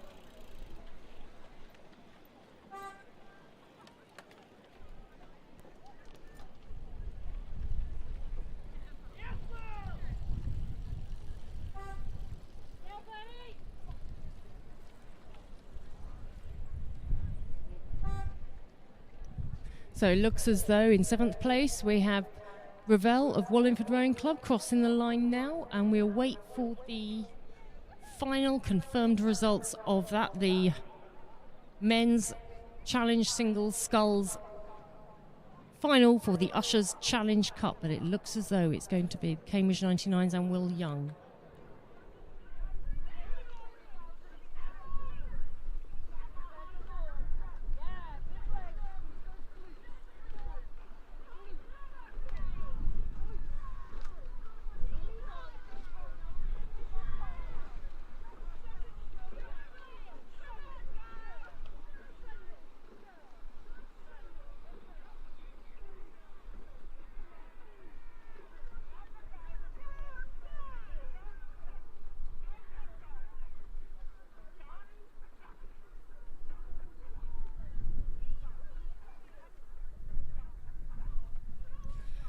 So on the course now, we have the final of the Women's Challenge Coxed Fours for the 8th Centenary Challenge Cup. This is race 39, and it's the final of the Women's Challenge Coxed Fours. In lane 1, Putney Town B. In lane 2, St Edward's School, who are juniors. In lane 3, we have Thames B. In lane 4, we have Vesta. In lane 5, we have Thames A. In lane 6, we have Putney Town A. So this is the final of the Women's Challenge Cox Fours. And at the moment, coming through 1,000 metres, we have Thames A leading the charge in this particular final, followed closely by Vesta. Next to each other as they are here on the course, same as they are with their boathouses on the Tideway. In third position, we have Thames B pushing their clubmates on and on. In fifth position, we have St Edward's School. No, that's fourth position. We have St Edward's School, who I remind you are a junior crew. And in fifth position, we have Putney Town A. And in sixth position, Putney Town B in the lane closest to the spectators. Thames A appear to be at 34 at the moment. As they're coming into the last 500, they're just about holding that lead, but they are being challenged by their neighbours, Vesta, in lane 4.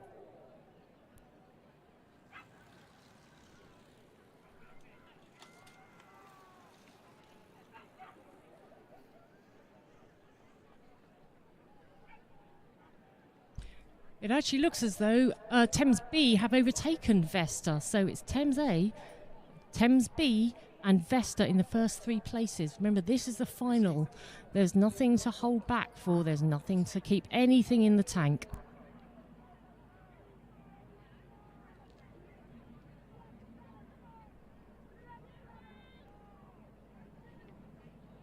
Coming into the last 250 metres, we have Thames Rowing Club have about a length lead over their clubmates in the Thames Rowing Club B crew over in lane 3.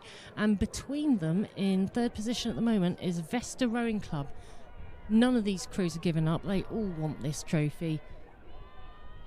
And there's some real rivalry going on between Thames A and Thames B. The girls in the B boat probably want to show the Thames A crew what they're made of and push them on to the finish. Really make them earn that trophy if they think they can get it. So Thames B are at 33 at the moment. They'll need to find another pip if they want to get through their clubmates.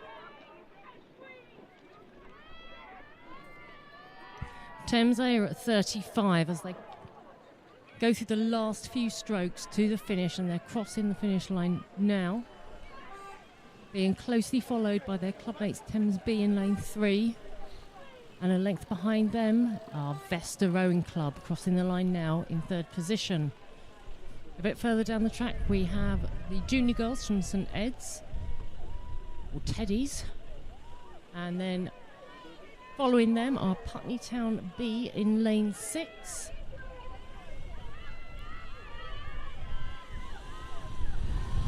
We also have Putney Town B in this race on the other side of the lake to their clubmates in lane 1.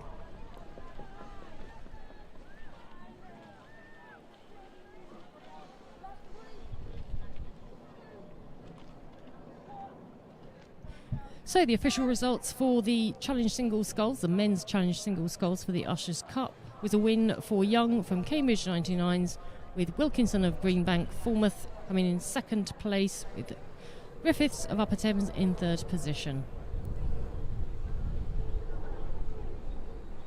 And the official results of the Junior Under-16 Quadruple Sculls for the Markwell Memorial Trophy was a win for the Windsor Boys School. Very decisive win, with Tideway Scholars School in second place and South African Schools Rowing Union in third.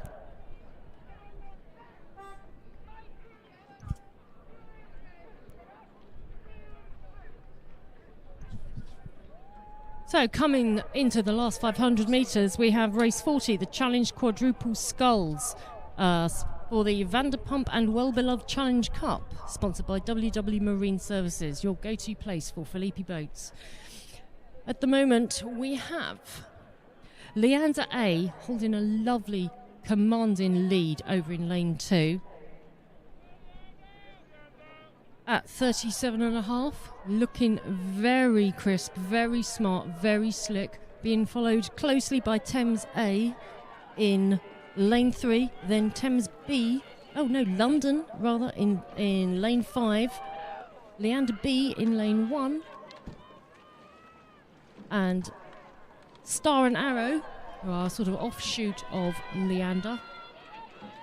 So it looks as though Leander A have crossed the finish line first. A really stonking win for them. Very big lead. A couple of lengths of clear water over that Thames A crew. Battling away, just trying to hold off that London crew who came in third. Leander B are now crossing the line, with Star and Arrow, their club mates, following them and being chased by Thames B in 6th position, coming through in lane 4.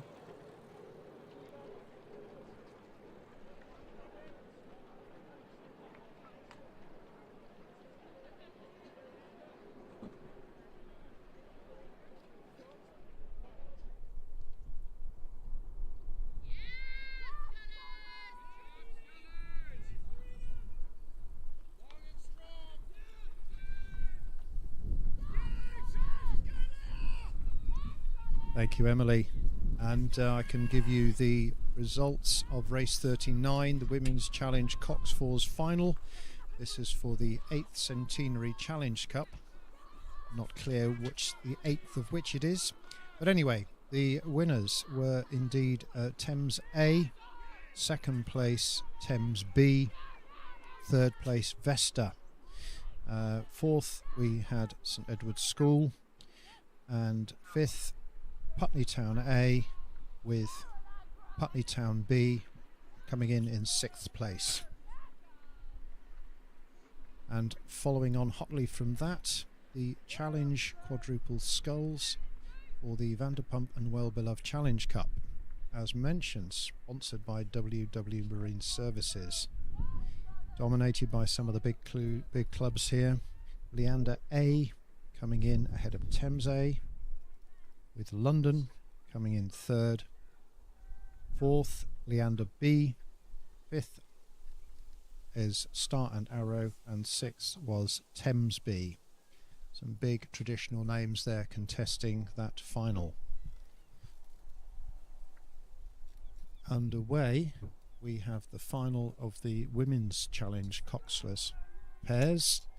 This is for the Chairman's Challenge Vase, again sponsored by WW Marine Services. The lane order, lane 1, Curlew, lane 2, Canterbridgian A, 3, Upper Thames, lane 4, Tideway Scholars School, lane 5, Thames, and lane 6, Godolphin and Latimer School A. At 1,000 metres, Tideway Scholars School had taken the lead, with Upper Thames, then Godolphin and Latimer, Canterbridgian and Curlew.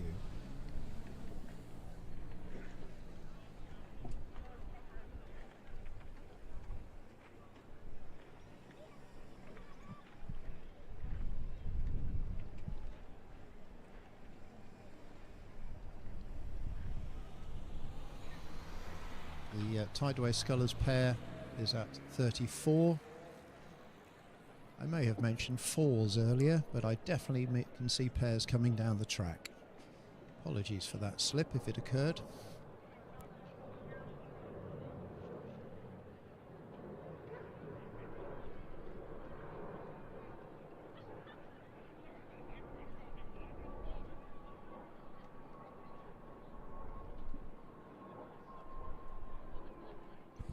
And through into the last 500 metres, Tideway Scholars are looking very commanding, very strong, keeping the rate high and steering very well.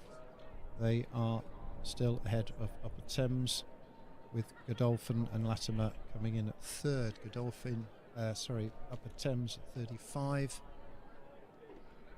Pressing hard to challenge that very fine looking Tideway Scholars pair.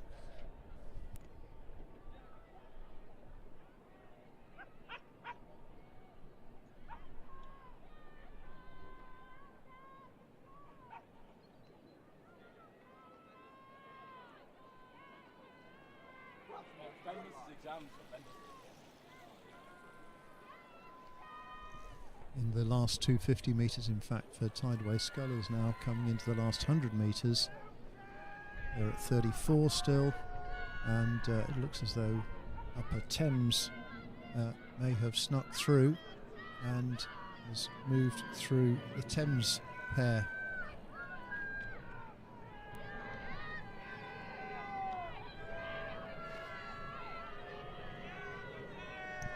Upper Thames still challenging hard, rating 37 as they're coming in the last 10 strokes. But it is Tideway Scholars that cross the line now. Little wobble on the line, but hey ho, they were 4 lengths up. And that looks like Upper Thames coming in second with a length ahead of Thames. And with Godolphin and Latimer, junior crew coming in 4th place.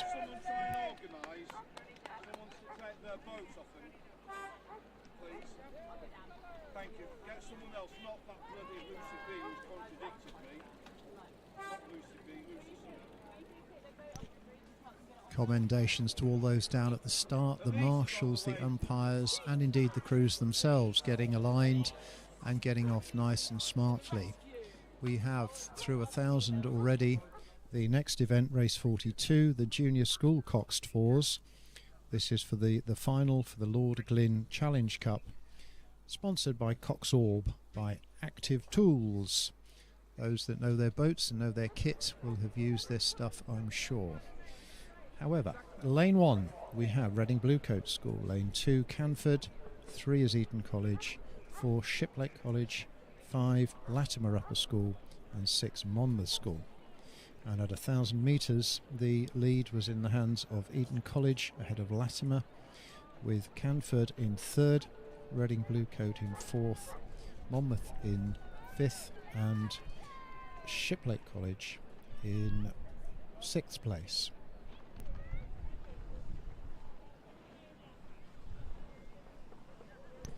Eton's lead is so commanding that they are confident enough to drop their rate to 25. Looking very solid out there. I believe they think it's their water. Well, it actually is their water, but even so, a lake is a lake, water is water, and boats are boats, and they've still got to propel them as well as they can, and Eton are doing this extremely well.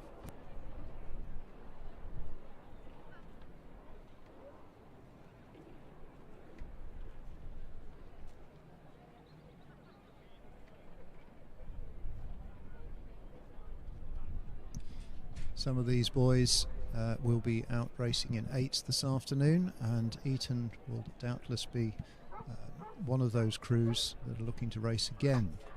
So let's not use any more energy than we need to. So let's hope they've judged it correctly and that their steady pace is not going to undo them. I'm sure they have the capacity to pick it up as and when they need to, but they have a couple of lengths lead over Latimer, who are chasing them hard in 2nd place, and Canford over in lane 2, okay, pressing hard in 3rd.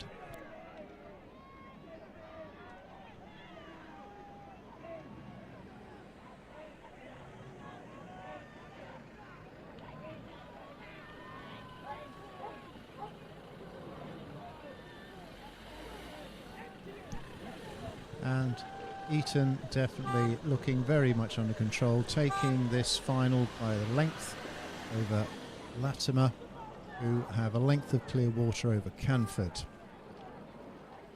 Tightly for 4th place, and that was a beep with Monmouth and Reading Bluecoat awaiting the outcome of the camera on that one, I suspect.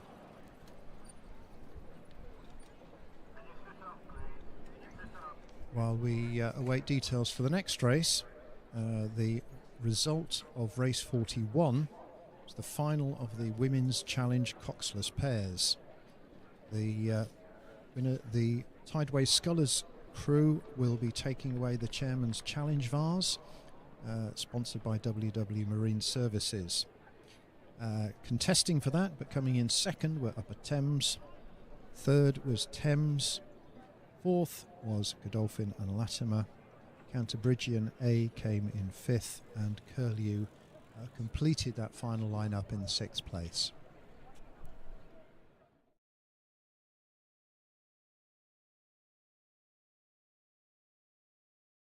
And just starting is the Women's Club 8 final for the Charter Challenge Bowl, and sponsored by Strictly Wine. It is not clear from this seated position as to whether the vat or bowl will be filled. But anyway, the crews contesting this final in Lane 1, Worcester. Lane 2, Agecroft. Lane 3, Thames. 4, the Lee. 5, City of Bristol. And 6, Nottingham.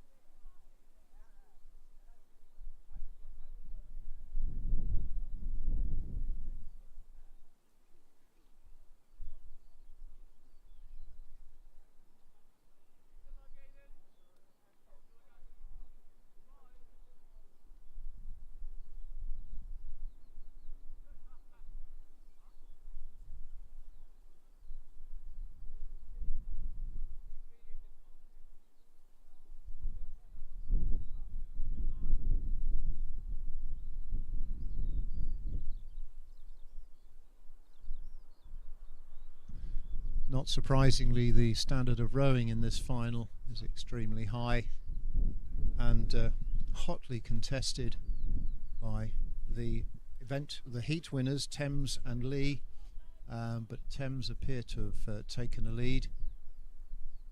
They are rowing at 34 strokes a minute at the moment. Timing is looking pretty slick. So is that around them, who is putting the power in and making it work most effectively. Through 750, and we'll get a full course update once they're all through the 1,000-metre mark.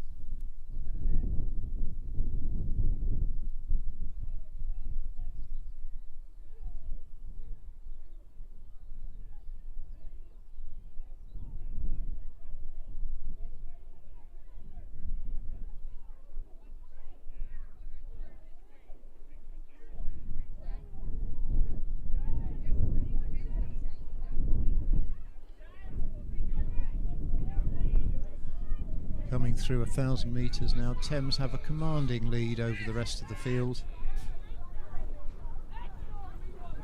with Worcester sneaking along in lane 1 in 2nd place at the moment. The rest are pretty much overlapping, and I will give you in a minute or so a full course order.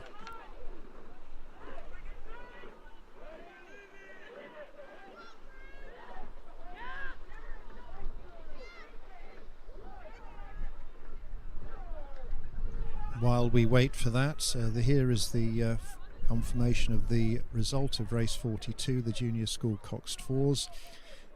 Taking away the Lord Glynn Challenge Cup will be Eton College, closely over, in the end, Latimer, with Canford in 3rd place. 4th was Reading Bluecoat, just pitching that over Monmouth School.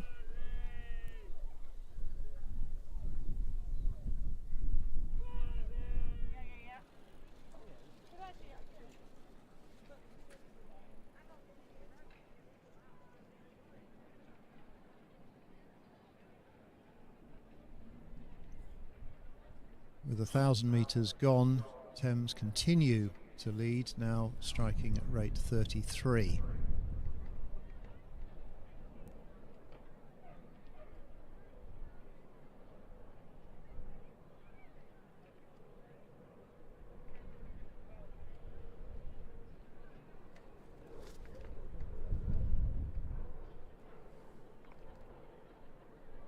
And the full order at 1,000 metres, as the field is starting to approach 500, is that Thames have held on to that substantial lead, but behind them we have City of Bristol just ahead of Worcester, the Lee in 4th place, Nottingham in 5th, and Agecroft pushing along in 6th place.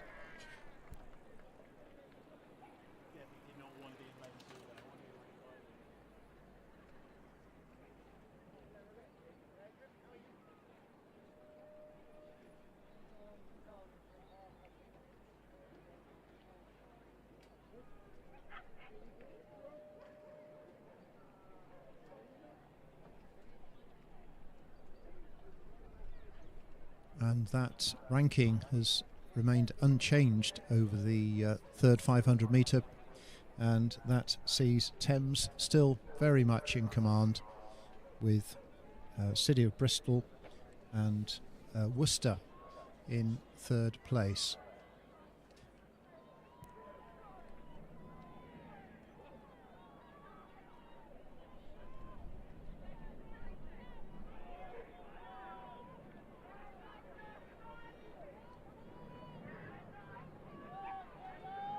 So some very impressive rowing by Thames.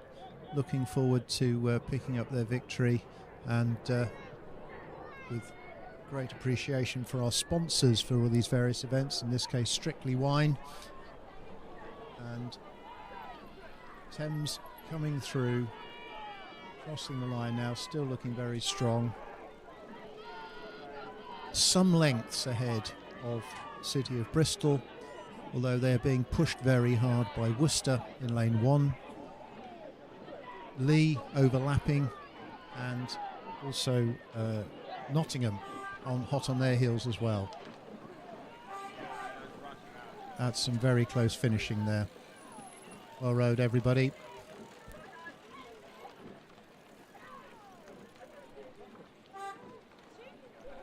And Agecroft completing that race.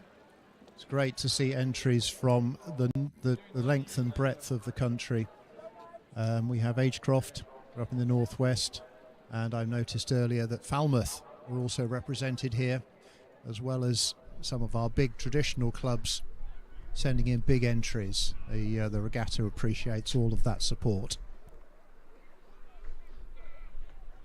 On the course, we have the next final, which is the Club Coxed Fours, race 44. The Lamb Arcade Cup, sponsored again by Strictly Wine, is being contested by, in lane 1, Chesterton, lane 2, City of Cambridge, lane 3, City of Bristol, 4 is Kingston A, 5, Tideway Scholars School, and lane 6 is Reading. We mentioned the length, the breadth, of course, we're going from Cambridge across to Bristol, and several points in between.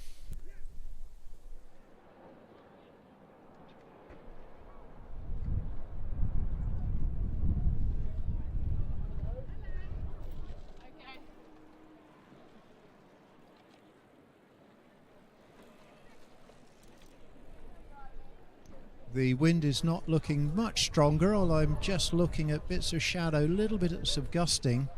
But Kingston are batting along at a rate of 37, with Bristol hot on their heels. And this looks like a very, very closely contested final.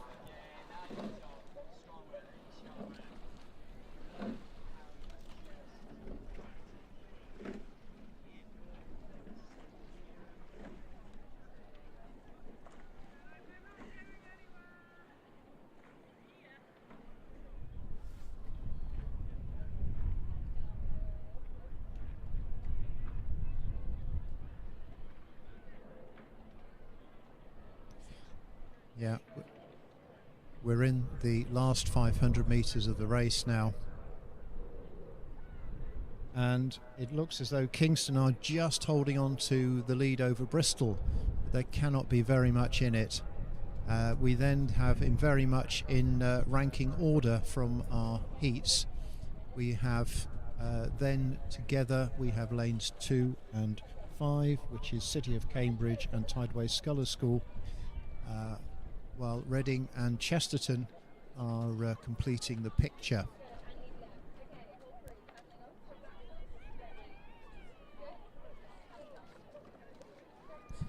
Kingston have got their rate up to 41 now, but do appear to have benefited from that, and there is about a half a length advantage over City of Bristol.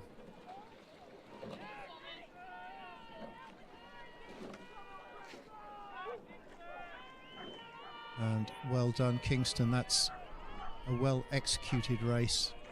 They have about 10 strokes to go, although at their rate it's possibly 15.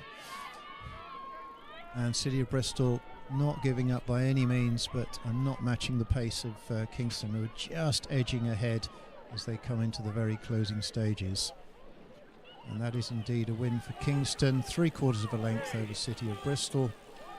Very closely behind we have Tideway Scholars in 3rd and City of Cambridge in 4th. Reading 5, and congratulations to Chesterton, another Cambridge crew, not as well represented on the lakes and rivers of the country. Good to see them here, coming in now.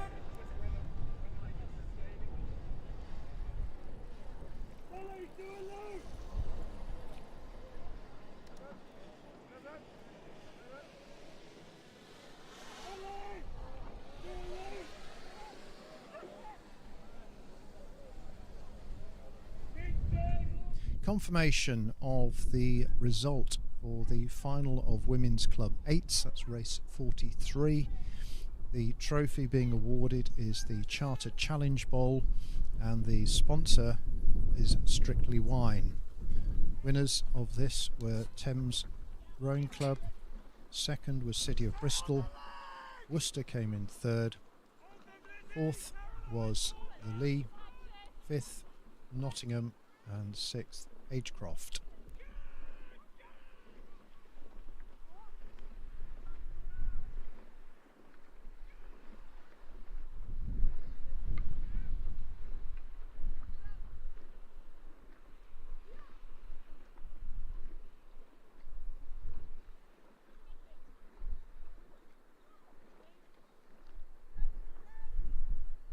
And we now have race 45, the final of the Women's Challenge Coxless Fours, the Lorca Challenge Cup, sponsored by Row Gear. Now this is populated by some very, very well established clubs.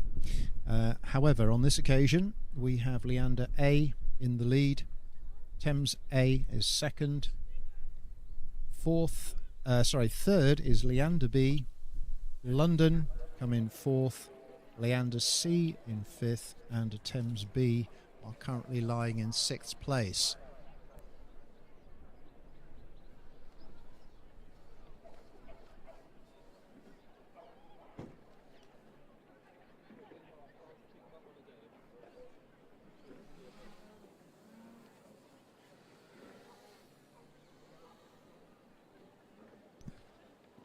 This final looks to be pretty well spread, not as tight as some of the races we've seen recently, with Leander taking a lead and holding on to that in the third 500 over Thames.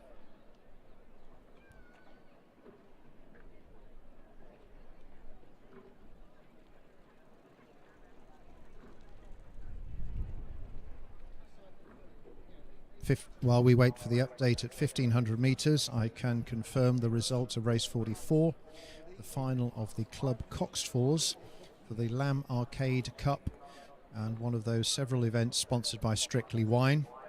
The winners, Kingston A, City of Bristol was 2nd, Tideway Scholars 3rd, 4th City of Cambridge, Reading came in 5th, and Chesterton in 6th.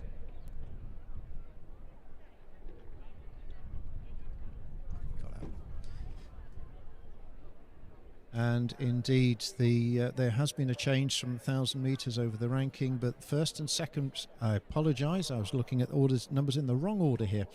The ranking has not changed between 1,000 and 1,500 metres, where Leander A have a length lead over Thames A, Leander B in 3rd. London split these two clubs in 4th, Leander C in 5th, and Thames B pushing hard to come off the back of the race. But Leander coming into the closing stages with a bit of clear water over Thames, who have several lengths over the next Leander crew, who are again with clear water over London, and that is the crossing the line, Leander, and now Thames.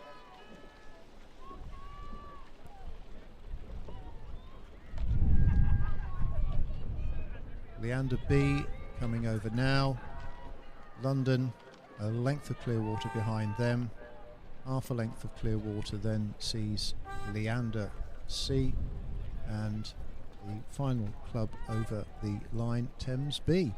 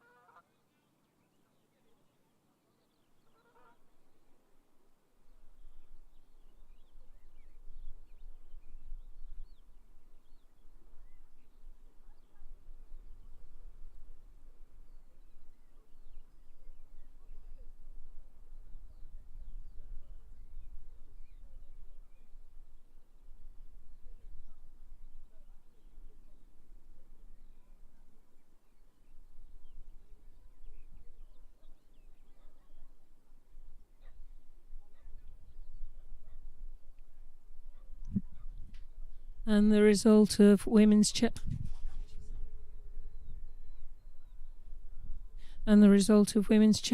coxless fours final was a win for Leander A over Thames A, Leander B, London A, Leander C, and in 6th place Thames B.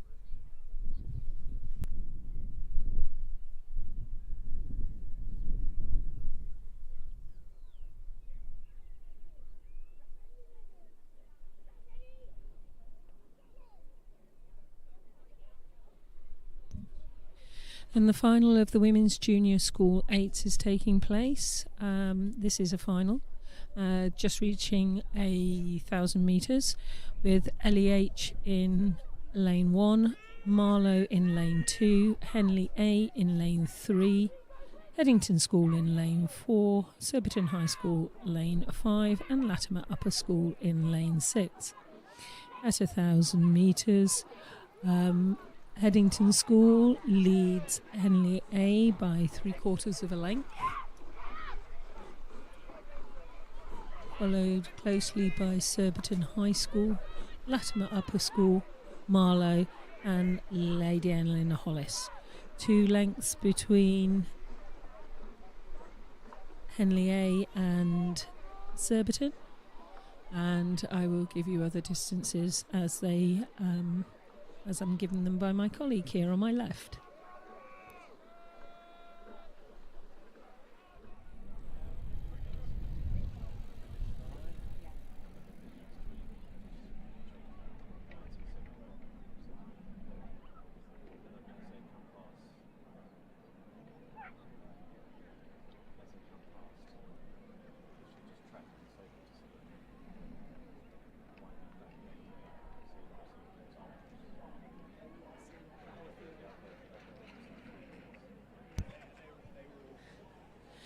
And coming up towards the 1500 now, Headington School at 35, leading Henley A at 34.5 by about 3/4 of a length. So there's still everything to pay for in the last 750 metres of this race.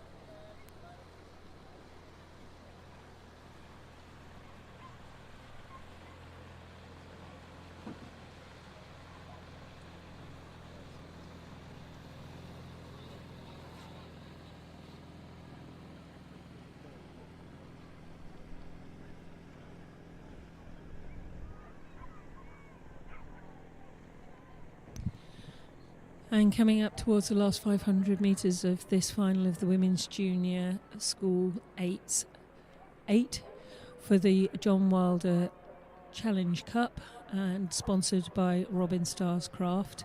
Headington School A are leading Henley A, both crews at 34.5 by about 3/4 of a length, so they're still both in contention for this race. Followed then by Surbiton, Latimer Upper School, Marlow and Lady Eleanor Hollis.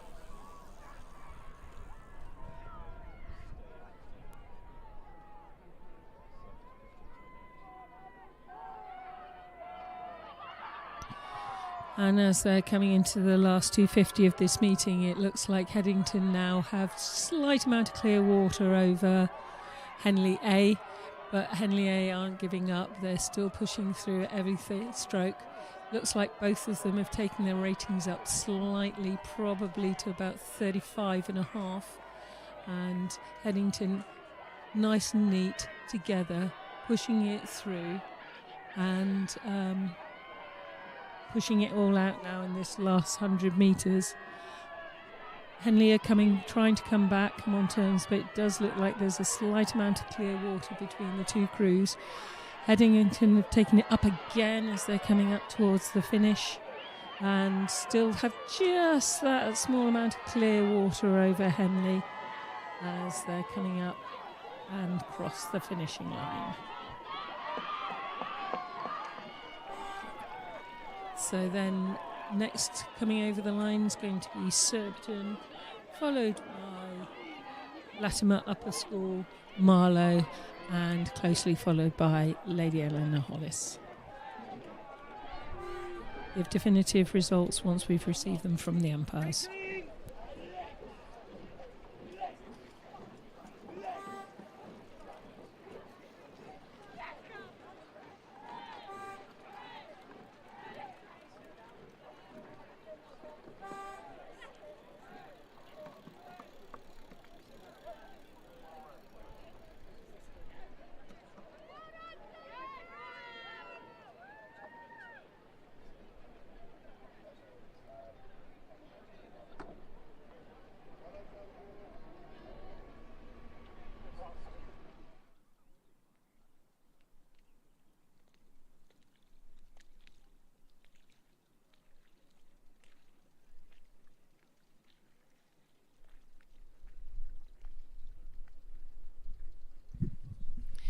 And the next race coming down the course is the final of the Women's Challenge Double Sculls.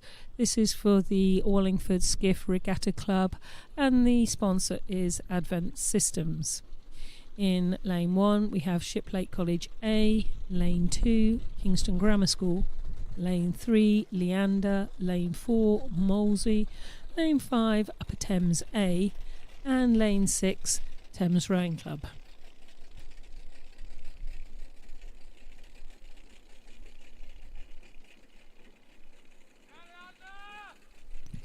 Just before we go back to the doubles race, the results of the Women's Junior School 8's final was a win for Headington School A over Henley A,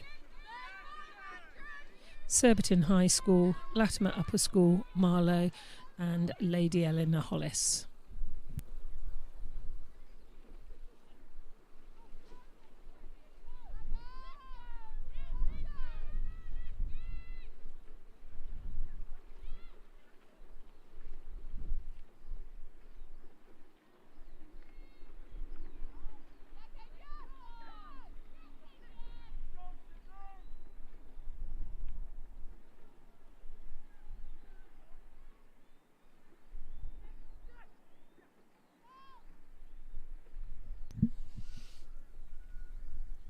So, race 47, the Women's Challenge Double Sculls, just going past 1,000 metres. In the lead, we have Leander, followed by Molesey, Kingston Grammar School, Shiplake College, Thames Rowing Club, and Upper Thames A.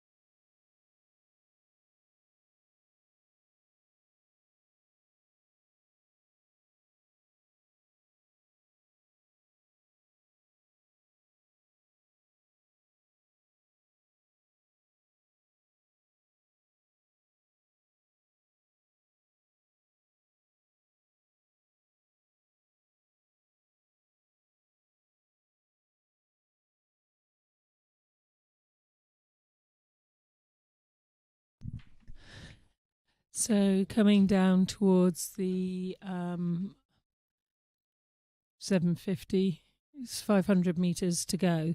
Leander has a commanding lead over Molesey. Leander at 28. Have a commanding lead over Molesey. Then on to Kingston, Shiplake, Thames and Upper Thames A crew.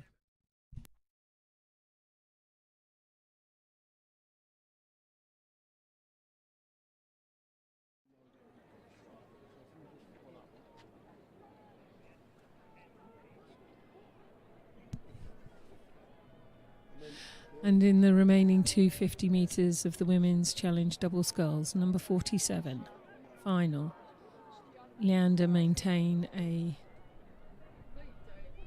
nice lead over Molesey. Leander have taken the rate down to 27 and are just sitting nice and comfortably as they come towards the finish, followed by Molesey, Kingston, Shiplake, Thames and Upper Thames. Molesey are rating 34. And it looks like Molesey might not be second anymore. Looks like Shiplake might have come through, but this second place contention is becoming closer.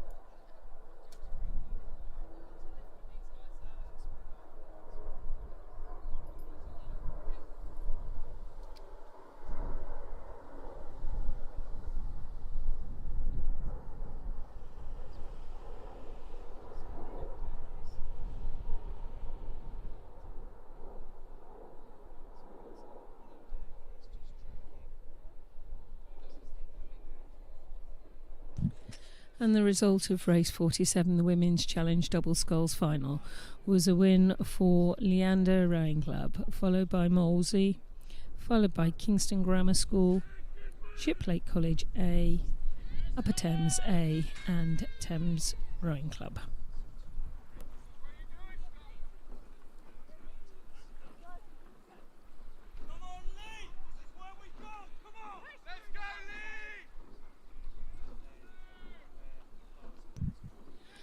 And coming down the course now, nearing 1,000 metres, is race 48, the Women's Junior School Quadruple Sculls final.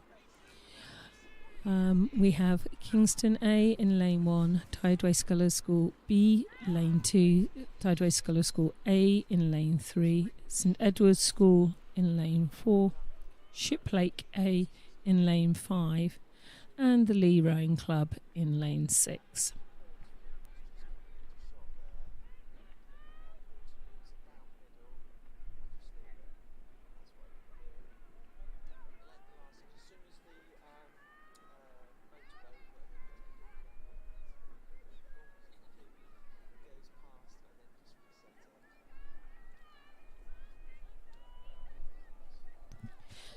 And the first crew to pass 1,000 was the Tideway Scholars School A crew, followed by St Edward's School, and the Tideway Scholars School A crew lead St Edward's by 1 1/4 lengths.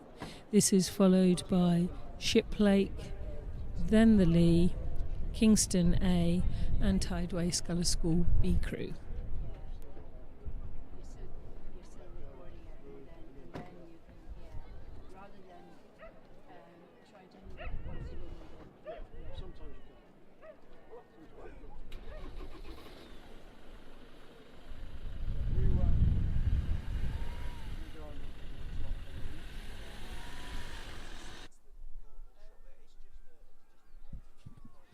And race 48 is now coming up to the 500 mark. This is the Women's Junior School Quadruple Sculls final for the Right Challenge Cup and sponsored by Crewroom. Tideway Scholars School A maintain their lead over St Edward's School, then Shiplake A. But these three crews are fairly close in contention.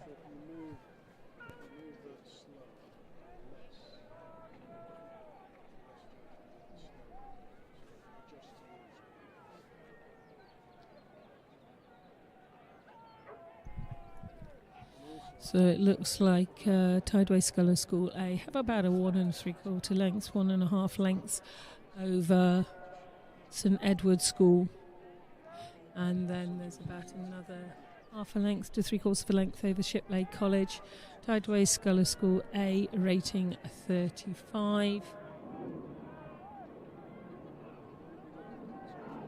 St Edward's School is at 34.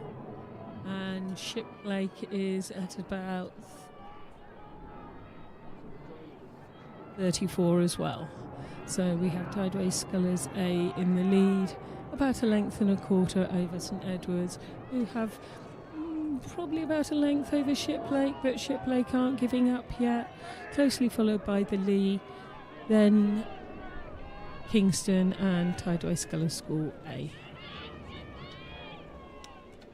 Scholars taking it up for the finish. They're now at 36. Edwards just taking it up as well, and Shiplake aren't going to be left behind.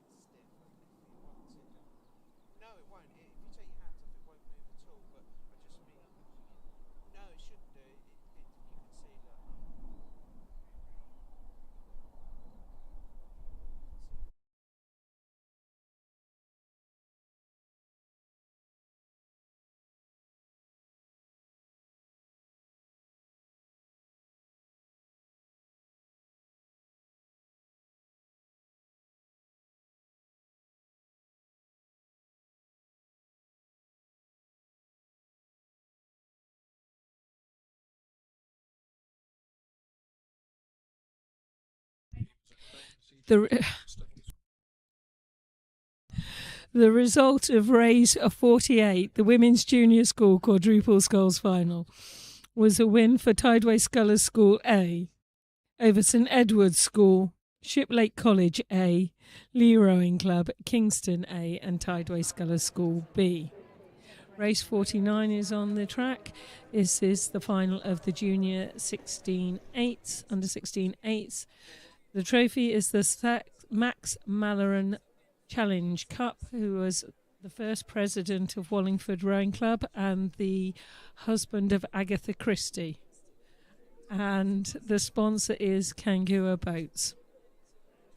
In lane 1 we have King's College School, lane 2 Bedford School, lane 3 St Paul's School A, lane 4 Eton College A, lane 5 Radley College and lane 6 Hampton School A. As they pass the 1,000 metre mark, St Paul's A have a lead over the rest of the crews.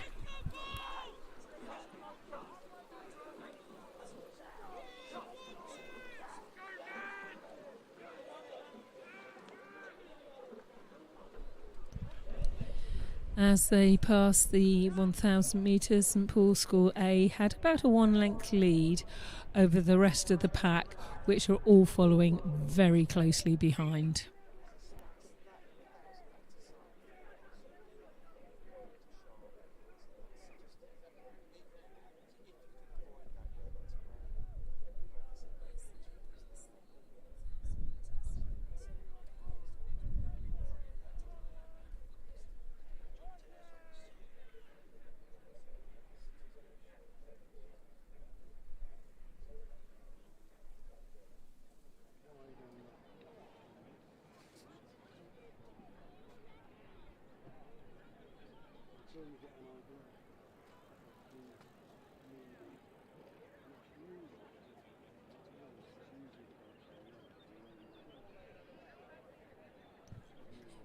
And this race 49, the Junior under 16-8 final, looks to be very close. St Paul's School, A crew, at 34. The rest of the pack trying to keep in contention. They only have about a length, so it's still all to play for. Hampton might be closing, so it's the St Paul's are still out front, but the other 5 are so close. Hampton probably now have a lead over the other 4, but I'm really not sure. Certainly St Paul's have got their work cut out to maintain it. Hampton School look like they're going for the push as they're coming up towards the last 250 of this race. Hampton School A certainly taking up the rating. They're at 35, St Paul's are at 36, and it's very, very close with the remaining 4. St Paul's are still out front. Hampton School A certainly pushing. They now have the overlap with St Paul's A. So as they're coming up towards the finish here, Hampton are giving it everything they've got. They're not going to let St Paul's get away with it when they can possibly come through. The other 4 are still behind.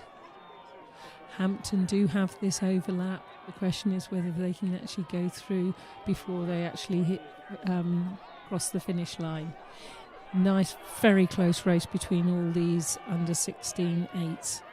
And the final as they're coming up towards them. Have Hampton pushed too hard?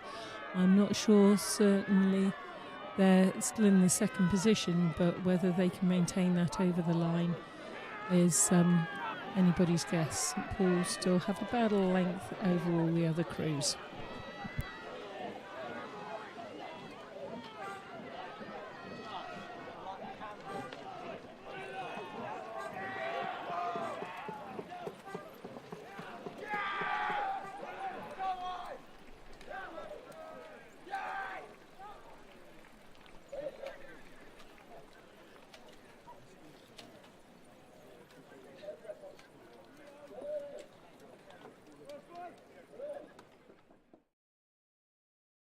Can I remind all competitors after they finish racing, they should be sitting up. Nobody should be laying down.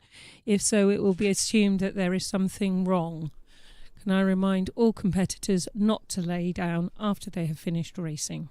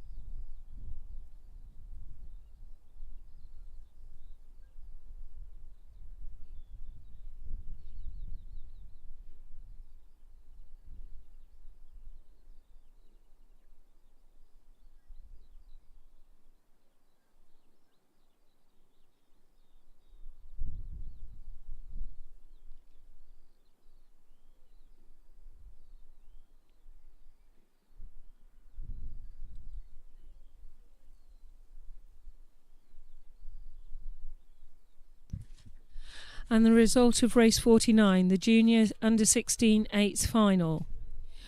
That very close race was a win for St Paul's A over Hampton School, Radley College, Eton College A, Bedford School and King's College School.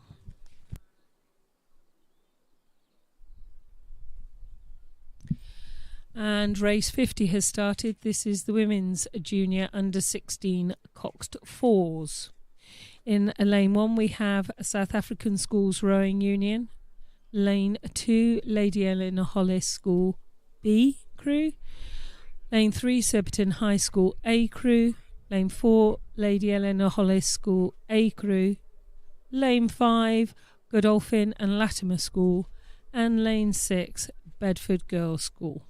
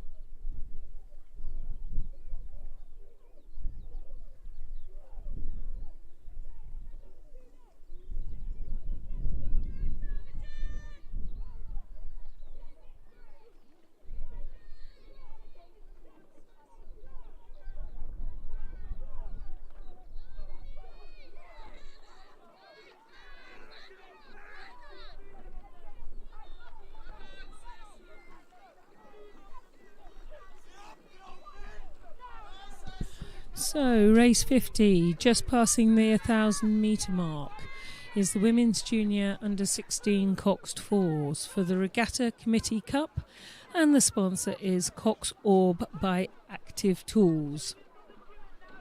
At 1,000 metres, Surbiton High School A leads Lady Eleanor Hollis School A by 1.5 lengths, followed by Godolphin and Latimer.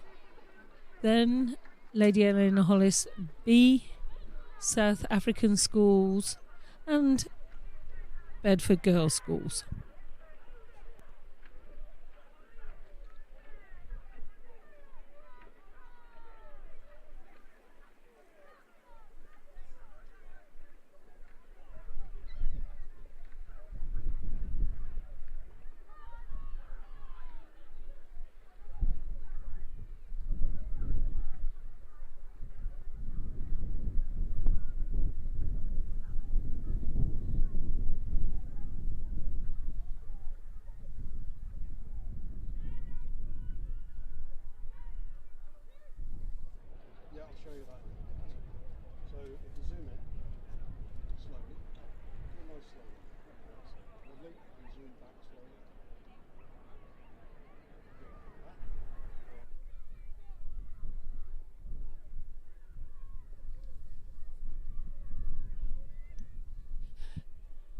So as they're coming up towards the 7:50 marker to go, we have Surbiton High School at 32, leading the two Lady Eleanor Hollis crews at 33. Surbiton High School do have clear water over Lady Eleanor Hollis School by about a length and a quarter to a length and a half. They have Lady Eleanor Hollis has about half, 3/4 of a length over South African schools by the look at it. They have come up considerably from where they were at the 1,000.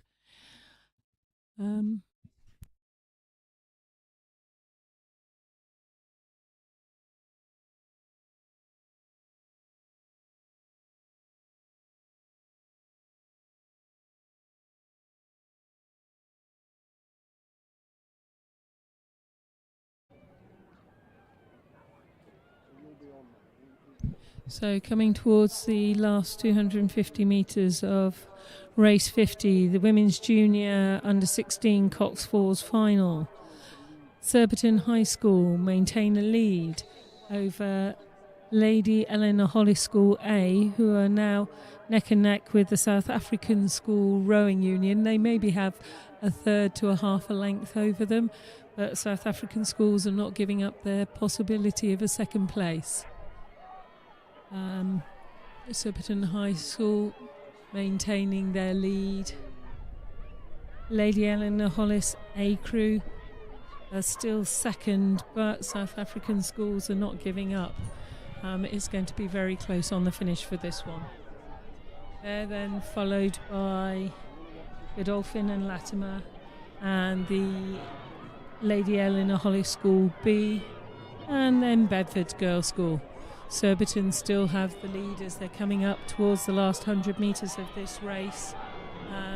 Lady Eleanor Hollis A possibly still in second place, but South African schools are definitely pushing for this second place. Surbiton High School at 35, then LEH A, then St Africa Schools. LEH also at 35.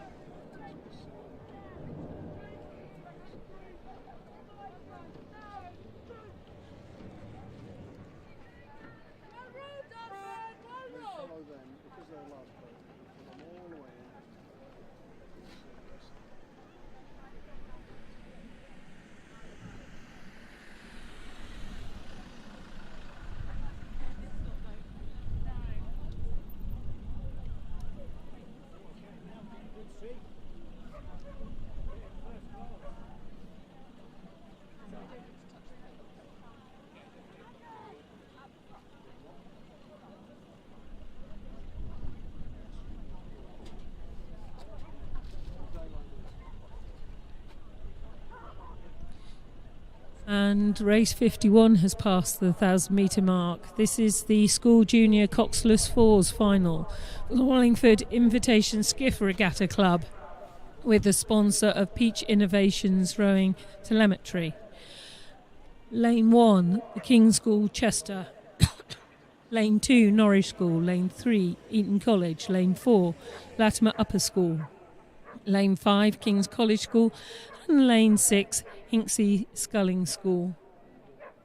As it came past 1,000, Latimer Upper School at 34 was leading King's College School at 37, followed by Eton College, Norwich, Hinksey Sculling School and the King's School Chester.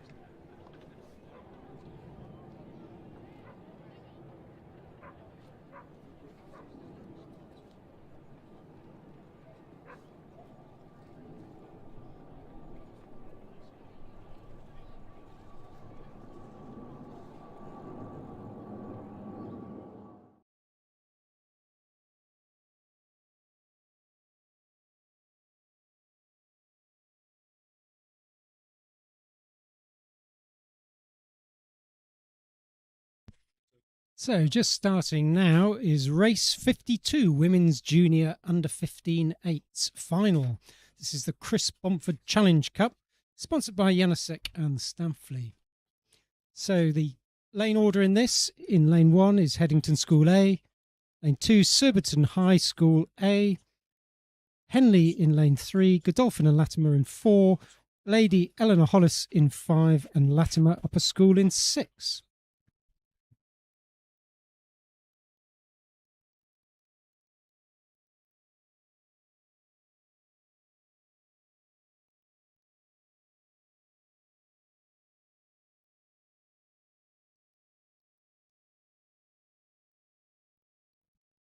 Confirmation of the result of race 51 Junior Schools Coxless Fours.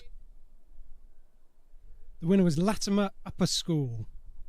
Latimer Upper School, then King's College School in lane 5, Eton College lane 3, Hinksey Sculling School, Norwich School and King's Chester.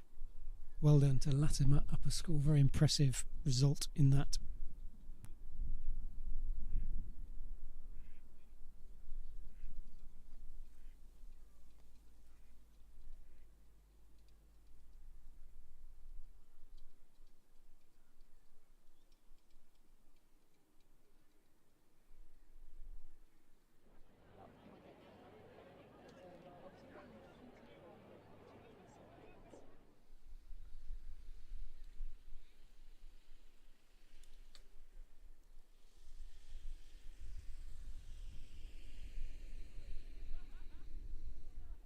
So the women's J15.8s now are approaching 500 metres to gone. So settled into their race. Crews all look as though there's a fair amount of overlap at the moment. So just trying to establish the order of the events as they go through the 500 metre mark.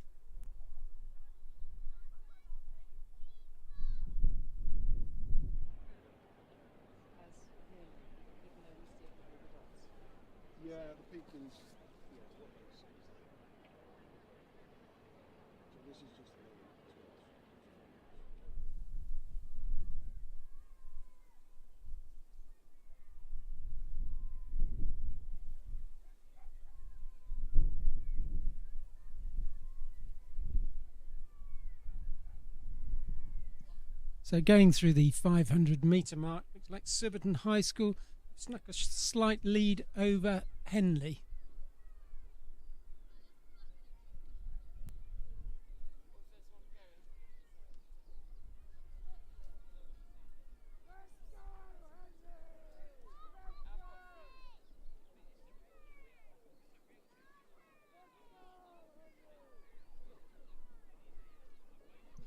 Surbiton just underrating the crew next to them, but gradually easing away now, probably about half a length up on Henley in lane 3.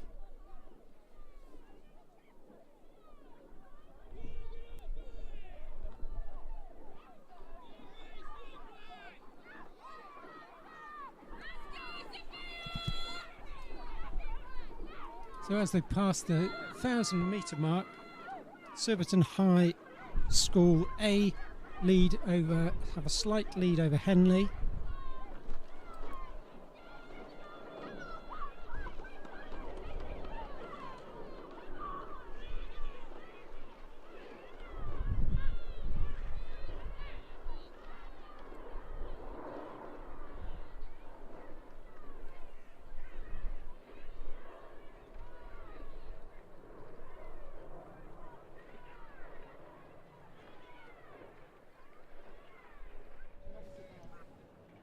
So as they went through the 1,000 metre mark, Surbiton High School were in the lead, slight lead over Henley, and there's a bit more of a gap back to Lady Eleanor Hollis and Godolphin and Latimer Upper School, followed by Latimer Upper School and Headington School in 6th place.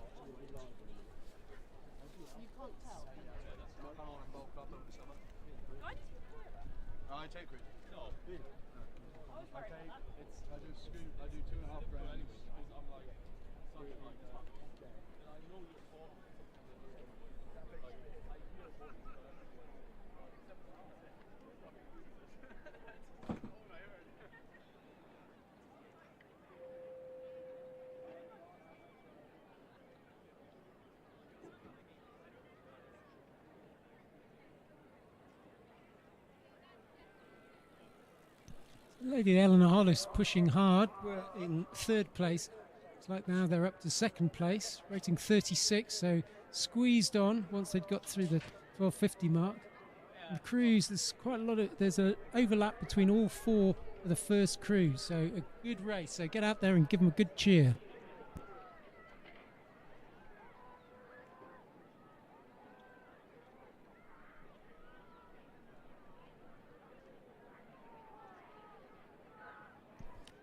Going through 1500, there's overlap between the first four crews, so good race here.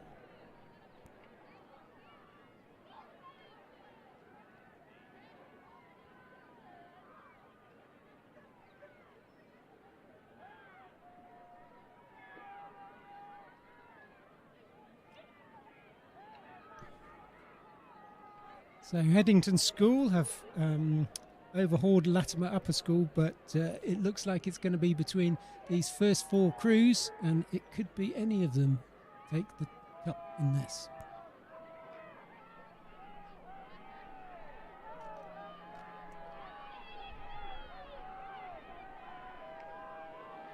So just 250 metres to go now.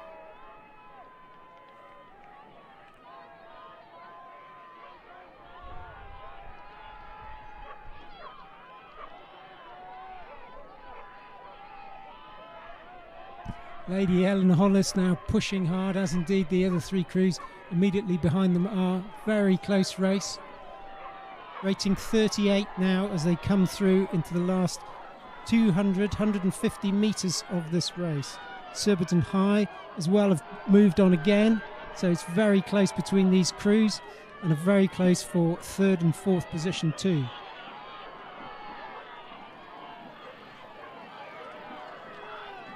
As they come through to the last few strokes, looks like Lady Eleanor Hollis have snuck out about a canvas, quarter of a length lead over Surbiton A.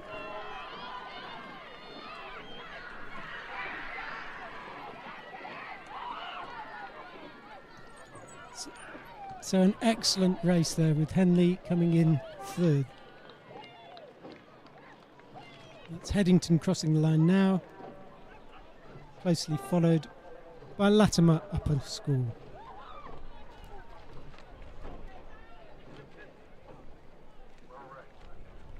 Great to see such close racing in the women's J15 8s.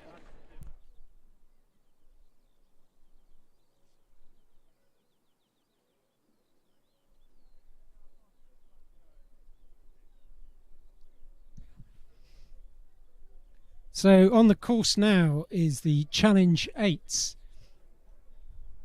for the Theodosius Challenge Cup, sponsored by Peach Innovation Rowing Telemetry.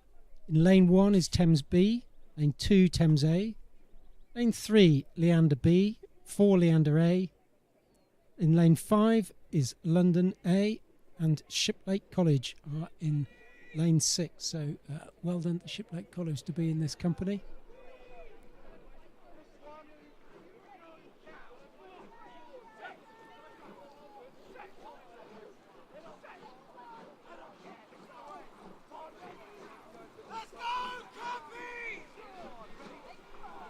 So the Challenge 8s now are going through the 1,000 metre mark, 1,000 metres in.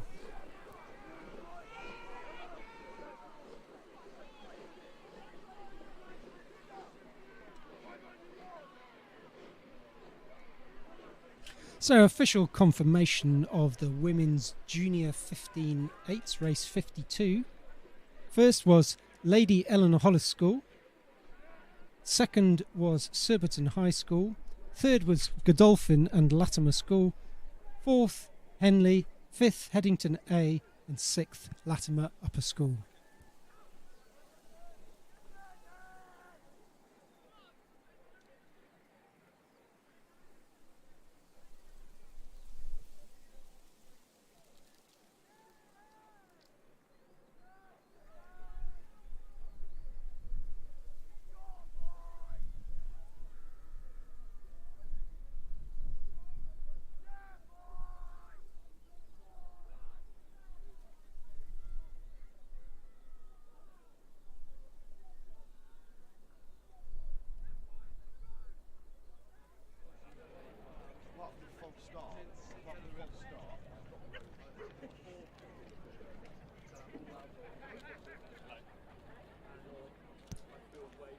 Another good race in the Challenge 8s.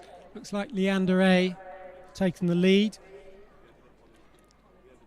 over Thames B in lane 1.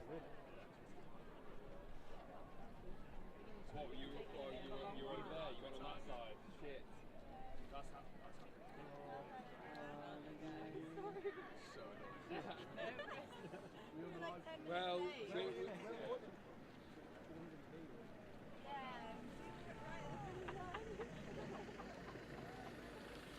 would have been a good one.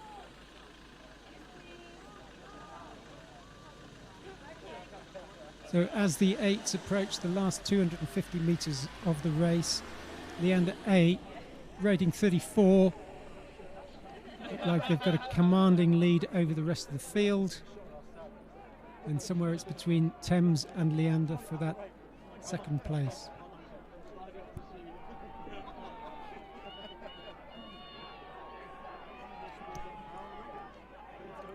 Leander A crew looking extremely strong now as they draw away. They've probably got 2 lengths clear water now over the rest of their field, and it looks like Leander B is in second place, with London A making a late charge for glory.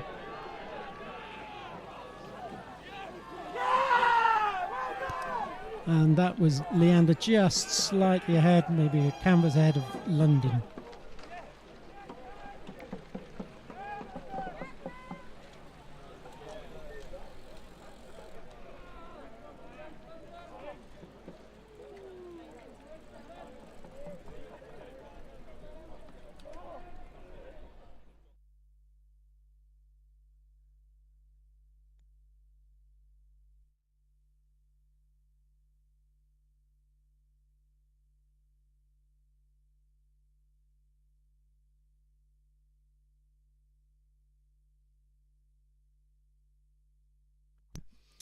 So the next race up is Club Coxless Fours. This is the Holloway Cup, again sponsored by Janusek and Stamfley.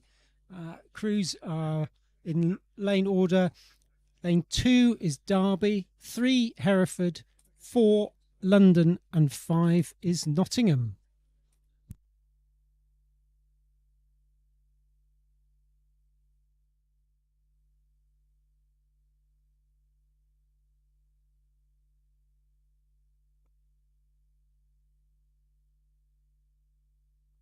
So all crews away clean and straight, which is always a bonus in a Cox's 4.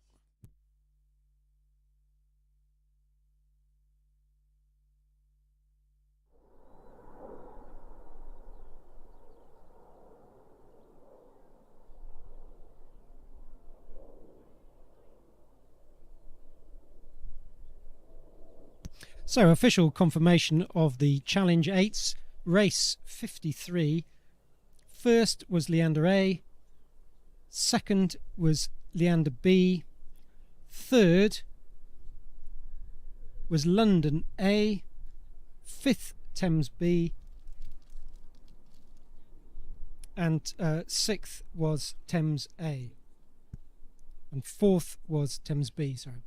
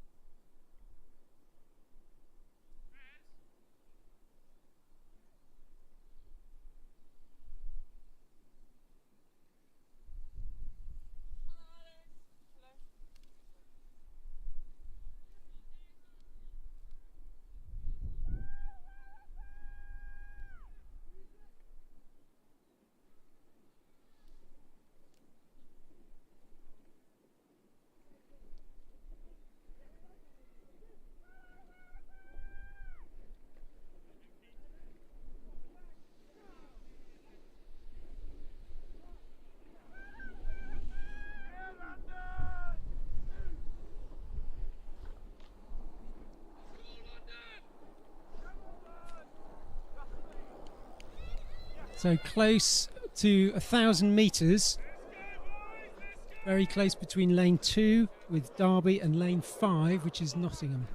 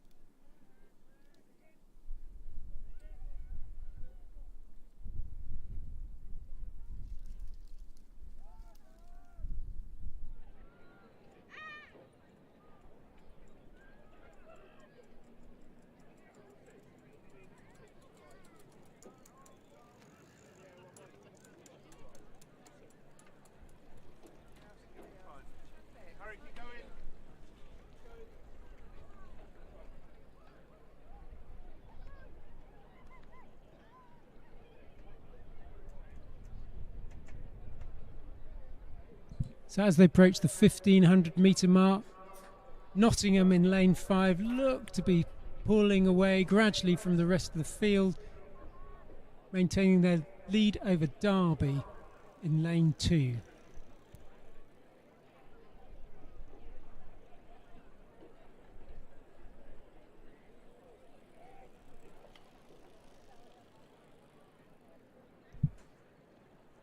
As the crews go through the 1,500 metre mark, Nottingham rating 35 of a slight lead over Derby, but looks like Derby are pushing now.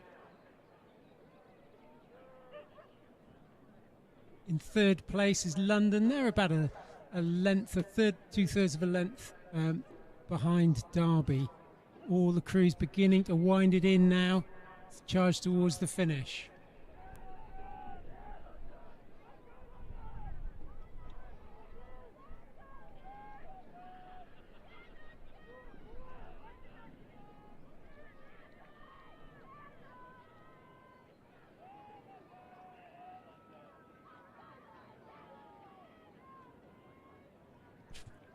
So coming up to the last 250, Nottingham now appear to have established about 3/4 of a length lead over Derby. But Derby keep pushing again and trying to close them down, claw it back over the last 200 metres of this. Derby continue to lead London by about a length and a quarter. Nottingham now responding to that late charge from Derby. Nottingham at 36. Derby still pushing on hard, challenging stroke for stroke as they reach the finish.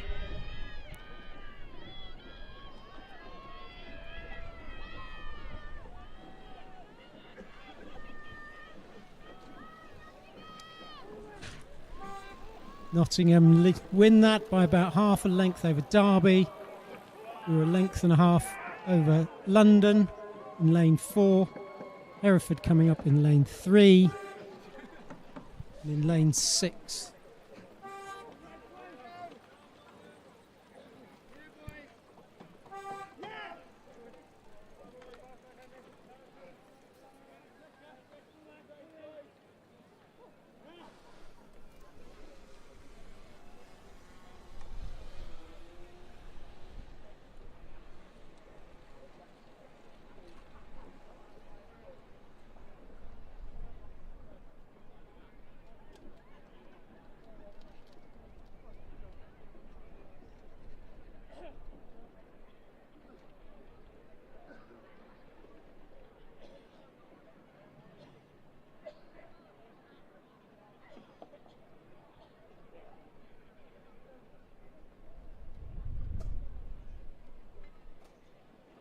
So the next races coming up are the 4 heats of the Women's Club Coxless Fours. Heat A, is coming up now, is for the Chalmore Challenge Cup. In lane 1 is City of Bristol B, 2 Agecroft, 3 Nottingham, 4 Worcester A, 5 is Thames, and 6 is Grosvenor. And the crews have started.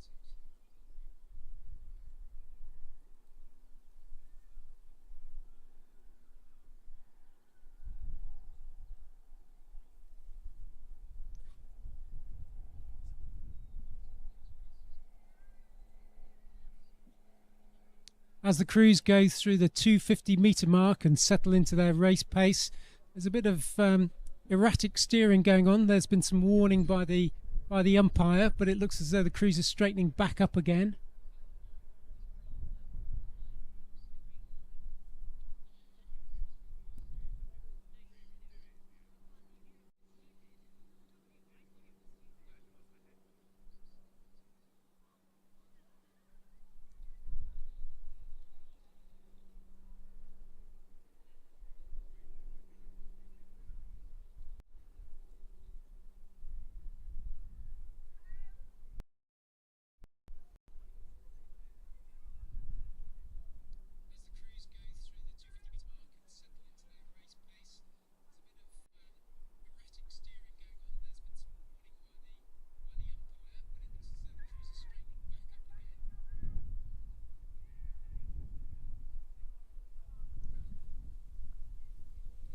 As they go through 750-metre mark, looks like Nottingham have got a slight edge over Thames, but very close at this stage.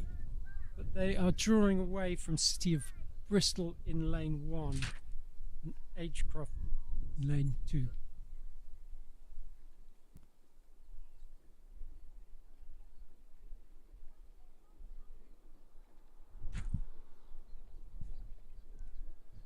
Crews approaching the 1,000-metre mark. Looks like Nottingham is just beginning to squeeze on, edging out nearly got 3/4 of a length over the crew in lane 5, which is Thames, and Thames about a length over the crew in lane 4, which is Worcester.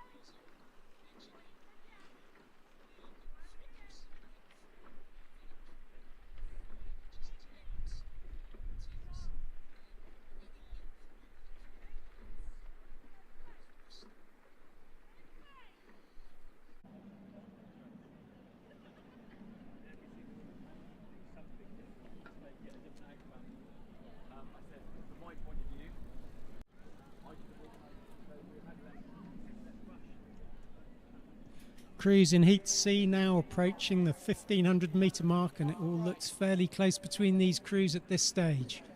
Crews just settling into their race rhythm now, be establishing the order in this event. Crews squeezing on, settling into their race rate. See how we progress.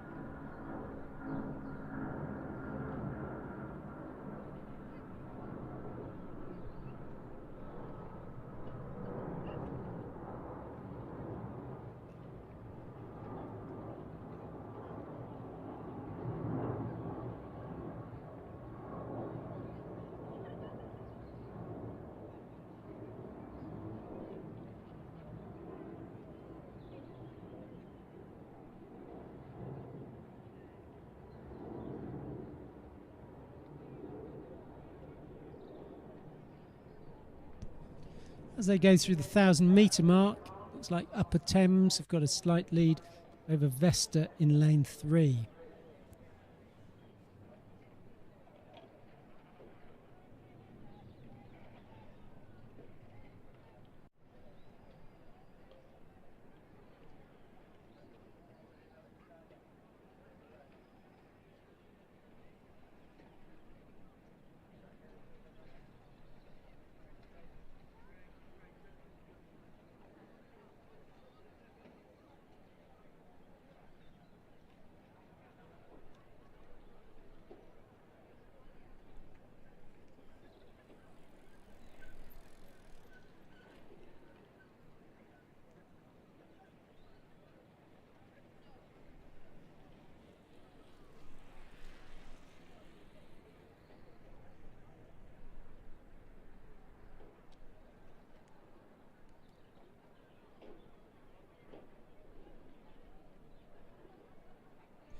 Crews are going through the 1250 metre mark, but at 1,000 metres, Upper Thames was in the lead, followed by Vesta A, Canterbridgian.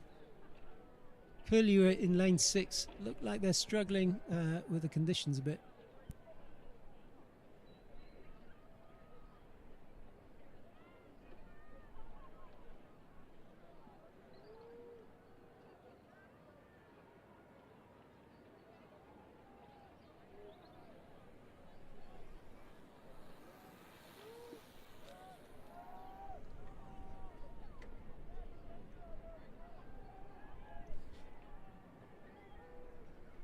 So into the last 400 metres. Upper Thames rating 30, looking nice and long and strong. Don't think they're going to be particularly challenged in this one. They've established a substantial lead now over the rest of the field.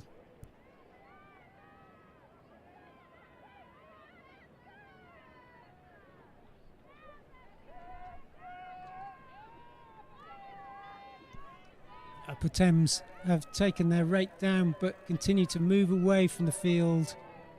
They've taken it right down now, just cruising in.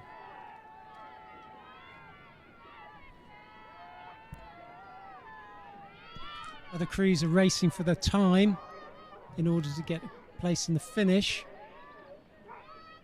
It's like Vesta A are well ahead of the crew in lane 1, which is Twickenham. So that was Upper Thames crossing the line. Racing it in now is Vesta A over Twickenham in lane 1.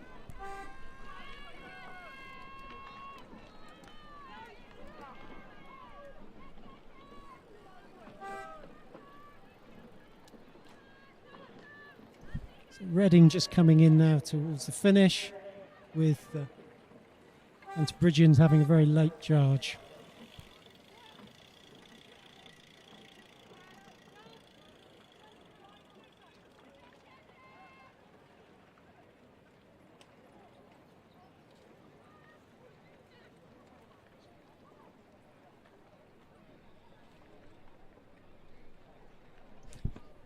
So just going through the 250 metre mark now is Heat D. So race 58, Heat D of the Women's Club Coxed 4. So this is the last heat for an automatic place in the final. Reminder that the next 6 fastest from the heats go through to the repechage. So Wallingford are in lane 1. City of Cambridge are in lane 2. Upper Thames B are in lane 3, Curlew B 4, City of Bristol in lane 5, and Worcester in lane 6.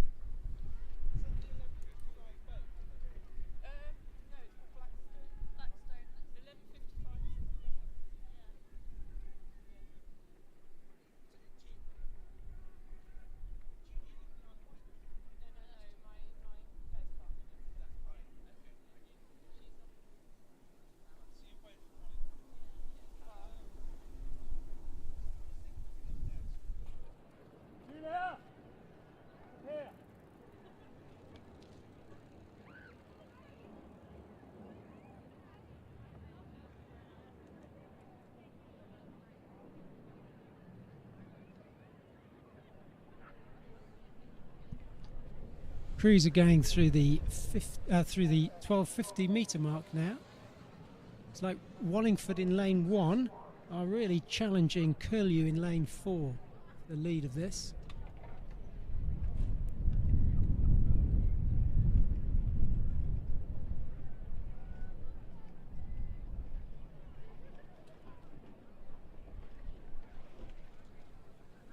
Following up Curlew is City of Bristol in lane 5, Thames in lane 3. Look to have established quite a lead over the Worcester in lane 6. I mean, last 1,000, you're the same speed as Vesta. You were the same speed as Vesta for the last 1,000.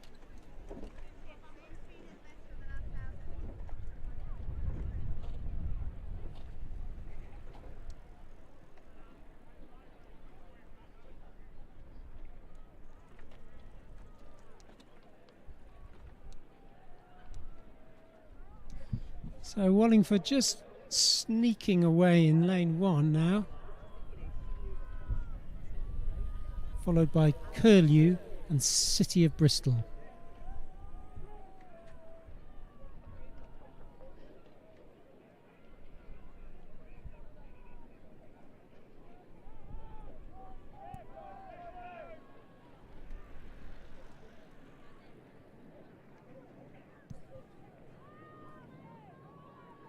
Wallingford now well through the 1750 metre mark, setting up big and strong as they come in towards the finish. Got a substantial lead now over Curlew. Wallingford rating 29, continue to lead Curlew in lane 4, who have clear water of 2 or 3 or 4 lengths over City of Bristol. Curlew at 35, still trying to chase down that Wallingford crew, but there is a substantial gap. Wallingford looking well in control as they come up to the finish line.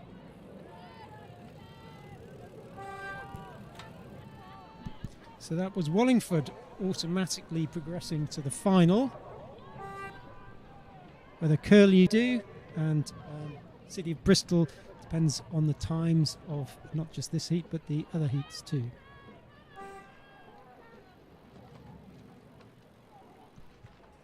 Upper Thames just crossing the line now.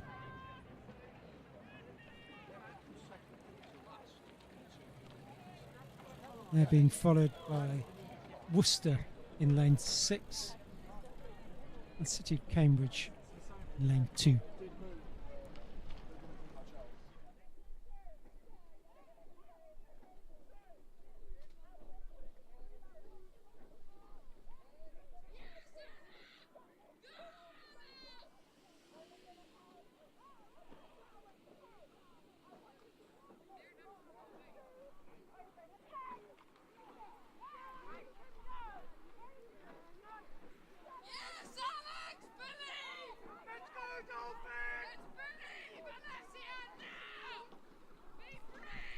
So again, a batch of heats. This is for women's junior schools coxed fours.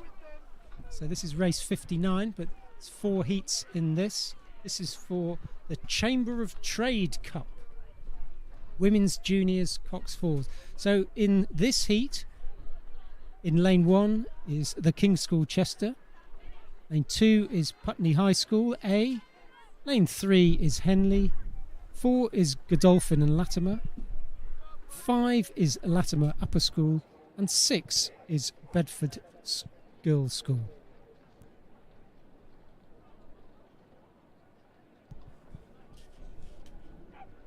Confirmation of race 57, which is Heat C of the Women's Club Coxless Fours. So progressing straight to the final is Upper Thames A.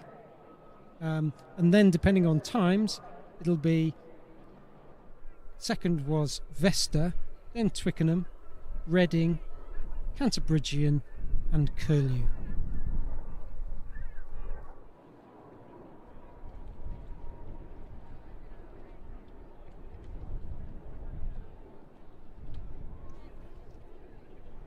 Looks like crews 3 and 4, so crews in lane 3 and 4, so that's Henley and Godolphin and Latimer Upper School have both squeezed a substantial lead over the rest of the field, and they're battling it out neck and neck.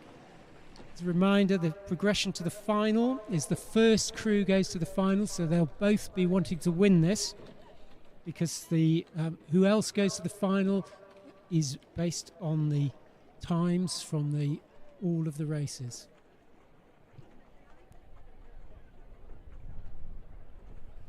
As they approach the 1500 metre mark, though, looks like Henley have squeezed ahead of Godolphin and Latimer Upper School. They're still overlapping, but Henley are now starting to move away. There is a substantial gap to the rest of the field, though.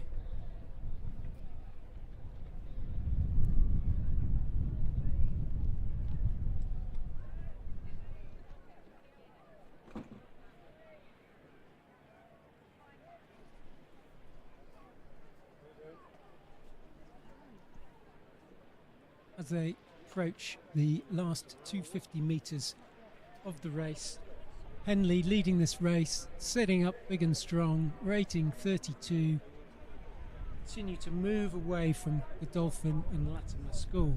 Godolphin and Latimer, though, cannot let up because it's the fastest losers who make it through to the final. So times are all important in these races.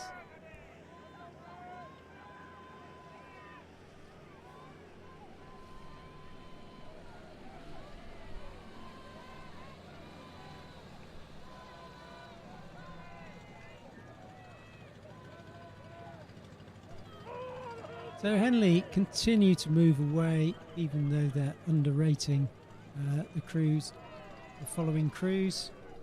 Godolphin and Latimer still pushing on to get that all-important time. They probably lead the rest of the field by about 5 or 6 lengths. The High School in lane 2, Latimer Upper School in lane 5. Fairly close between those two. And then King's School, Chester in lane 1. Bedford Girls' School in lane 6. Just passing the 1750 metre mark now, so considerable distance behind.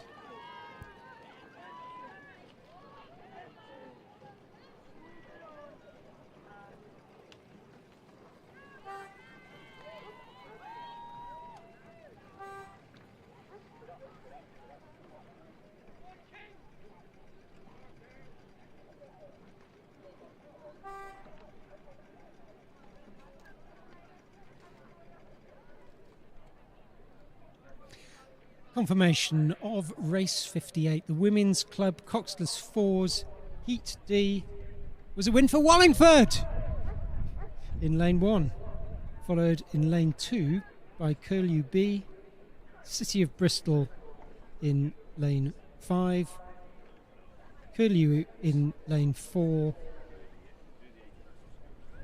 Worcester in lane 6.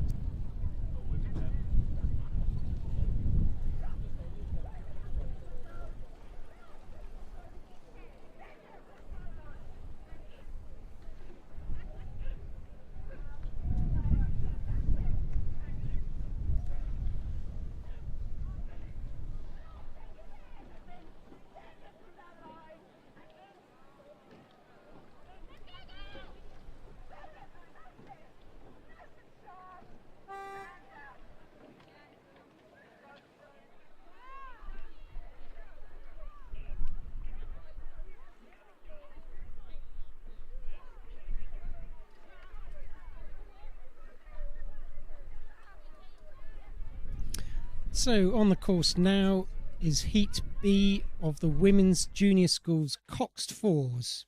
This is for the Chamber of Trade Cup, and the lane order is Kew House School in lane 1, Putney High School in lane 2, Surbiton High School lane 3, Lady Eleanor Hollis School in lane 4, Sir William Perkins in lane 5 and Camford School in lane 6. Going through the 1,000-metre mark, Surbiton High School A were leading over Sir William Perkins School and Kew House School in lane 1.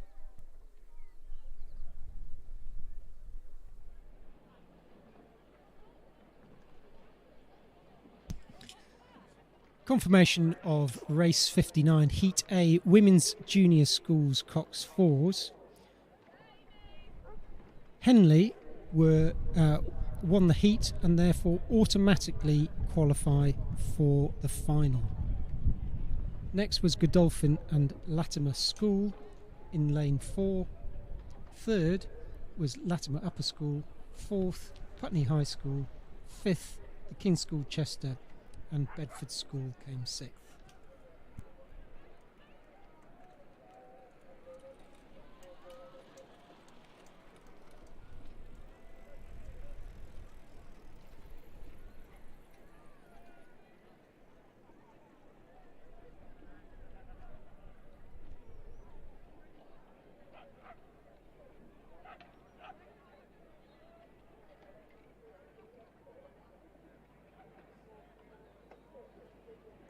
So some very impressive rowing from Surbiton High School A crew in lane 3 as they continue to underrate their opposition and yet continue to draw away. Rating 27 as they just squeeze it through. Really nice rowing from these girls.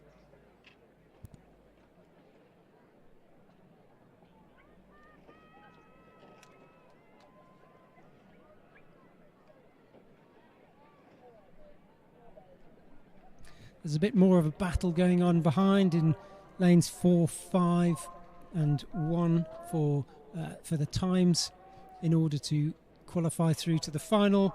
But Surbiton High School A, as they pass through the 1750 metre mark, don't appear to be particularly challenged for this as they cruise through into the final.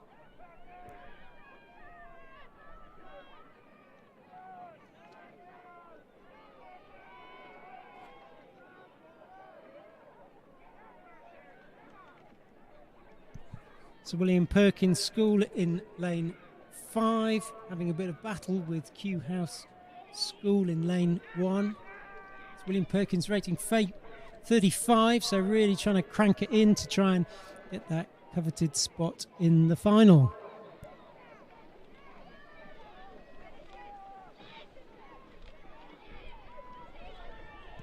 That's Surbiton High just crossing the line there. William Perkins has closed that gap over the last few hundred metres. Then in lane 4 is Lady Eleanor Hollis. 1 is Kew House School. And then there's a substantial gap to the following crews of Putney High School in lane 2 and Camford School in lane 6. They're just coming up to the finish now.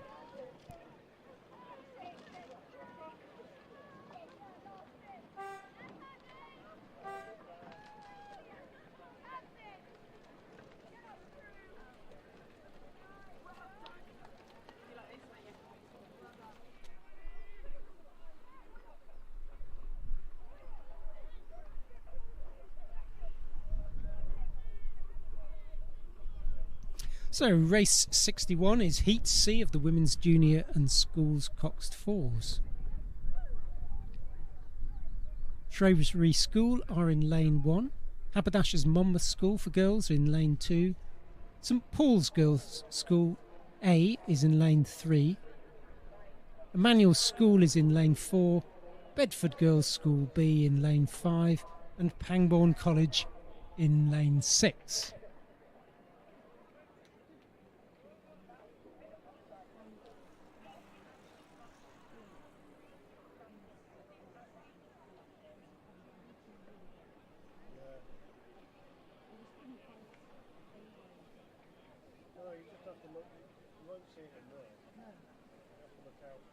So, confirmation of the result of race 60, Women's Junior Schools Cox 4s, Heat B, was a win for Surbiton High School, followed by Sir William Perkins School in lane 5.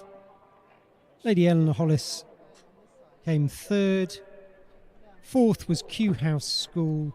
Fifth was Camford School. And sixth, Putney High School B.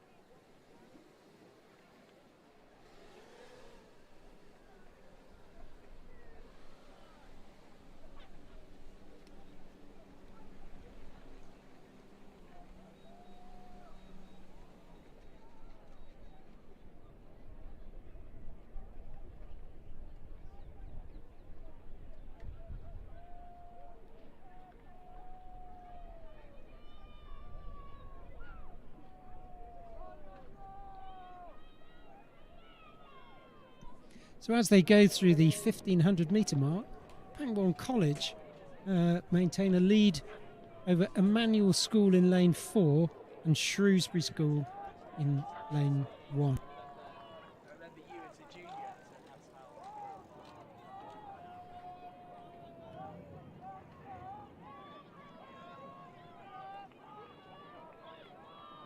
This is a much closer race than the preceding race. Exciting in lane 6, rating 33, is Pangbourne College, maintaining their lead over the crew in lane 4, which is Emmanuel School. Looks like lane 6 now is just squeezing away, so they will qualify for a place in the final.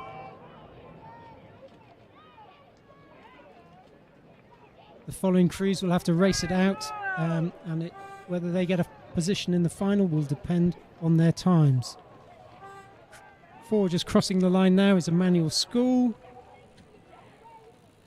and then coming up in lane 1 is Shrewsbury School,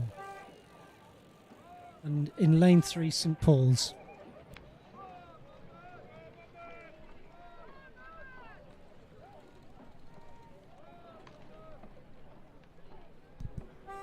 And then Haberdasher's Monmouth School girls just coming in there.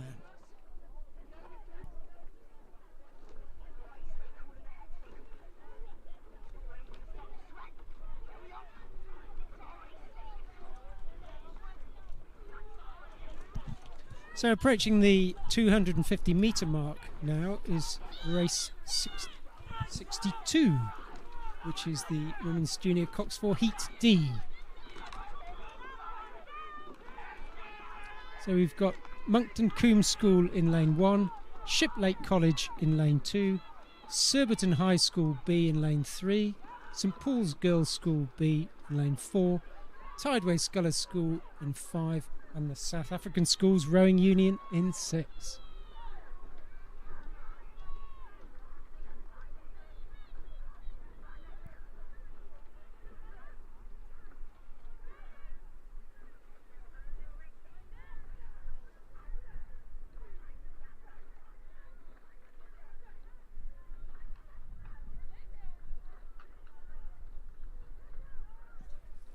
Confirmation of the result of race 61. So the winner was Pangbourne College, followed by Emmanuel School, Shrewsbury School, St Paul's Girls' School and Haberdashers Monmouth.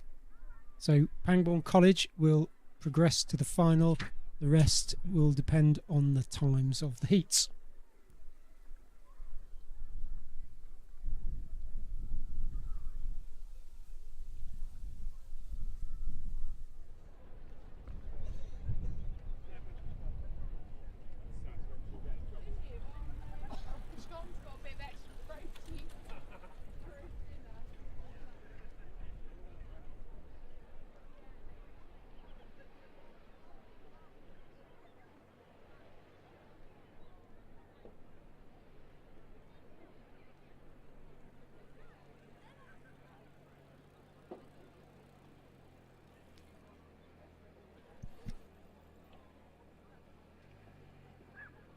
Crews are approaching the 1500 metre mark. Tideway Scholars School. I've got a lead of probably about a length and a half to 2 lengths of clear water. And rating 31, they're just squeezing away from the field.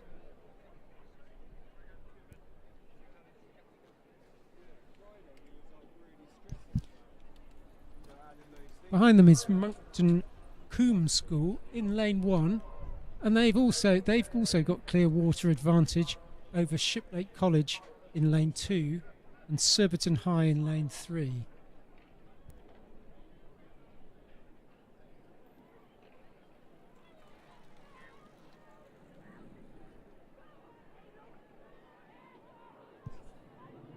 South African Schools Rowing Union out in lane 6 are pushing hard to stay in the race, but they're somewhat behind the rest of the field as Tideway Scholars continue to scull away.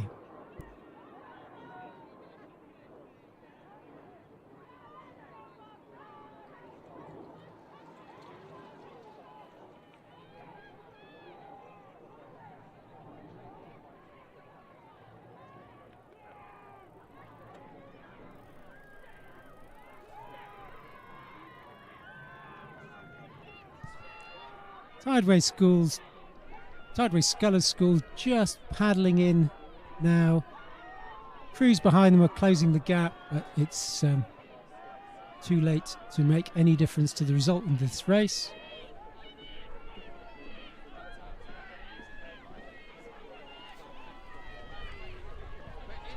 Tideway Scholars just approaching the line now,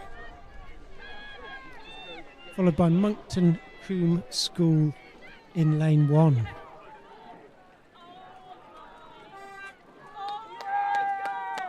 And Surbiton High in 3, just about quarter of a length ahead of Shiplake College.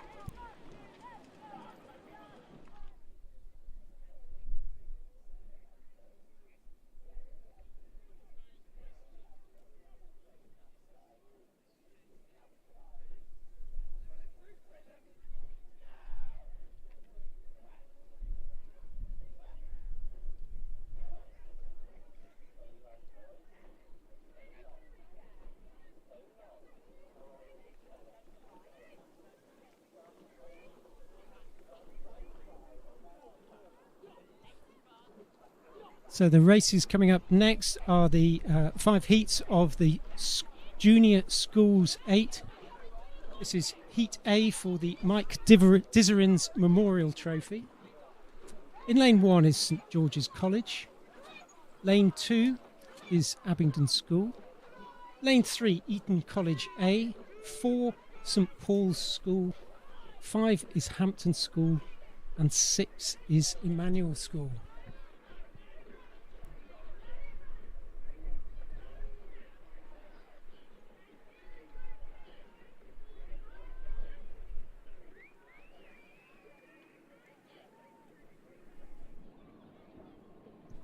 So, confirmation of the result of race 62, Women's Junior Schools Coxed Fours, was a win for Tideway Scholars School. So, Tideway Scholars School will automatically qualify for the final.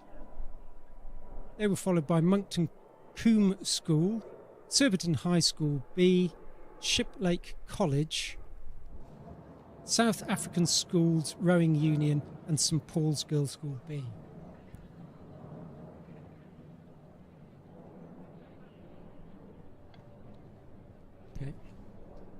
So in Heat A of the Junior Schools 8s, Eton College A are leading over Hampton School and St Paul's School.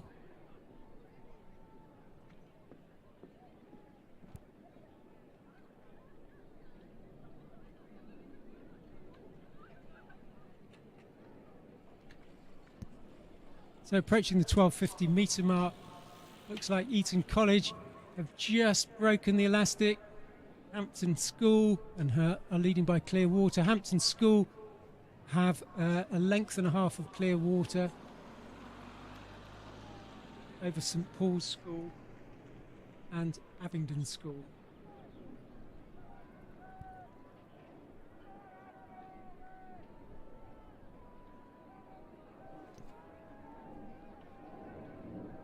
Eton College and Hampton continue to move away from the rest of the field.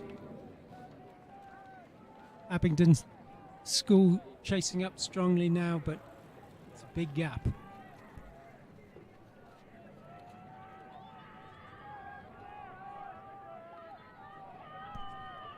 Eton College rating 32 as they come through the last 200 metres of this.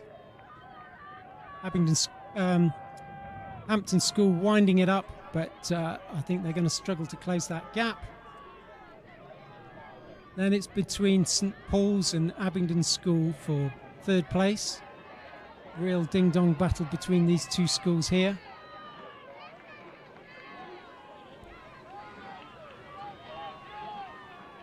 As Eton approach the line, Hampton School have closed that gap to about half a length. As St Paul's School squeeze away, they've taken about a third of a length off Abingdon School, who come in fourth place. And then Emmanuel School is followed by St George's College in lane 1.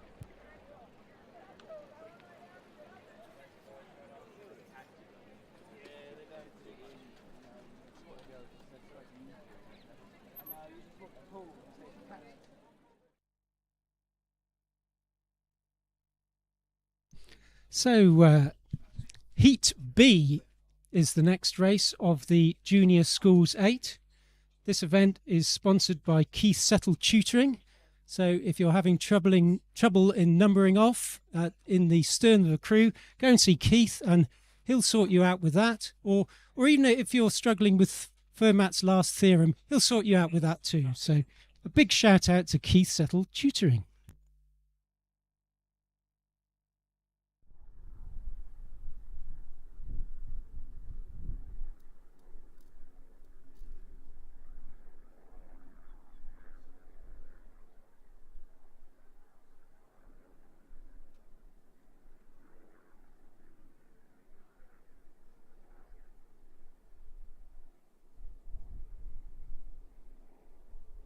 So in Heat B, Eton College C are in lane 1, Monmouth School are in lane 2, King's College School in lane 3, Shrewsbury in lane 4, Eton College B in lane 5 and Kew House School in lane 6.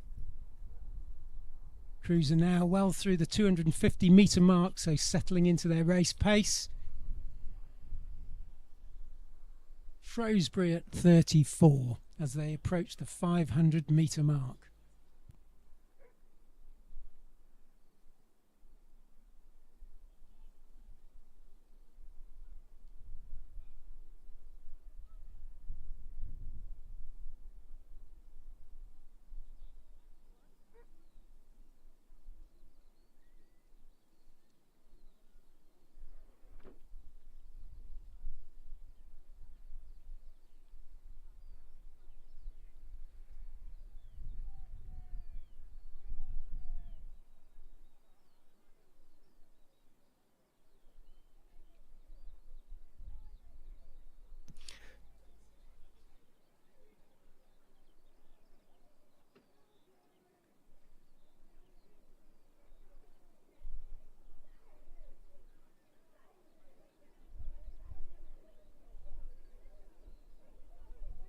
So King's College School are in the lead. They're giving a bit of beans, rating 36 over Shrewsbury School, rating 34. Eton College at 34. It's like they're squeezing out a lead of about 3/4 of a length. That's King's College School over Shrewsbury School as they go through the 1,000 metre mark.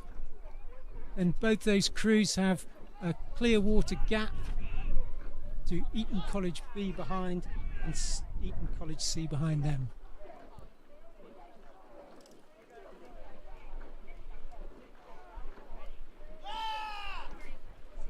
Monmouth School have a slight lead over Kew House School, but neck and neck as they pass through the 1,000 metres.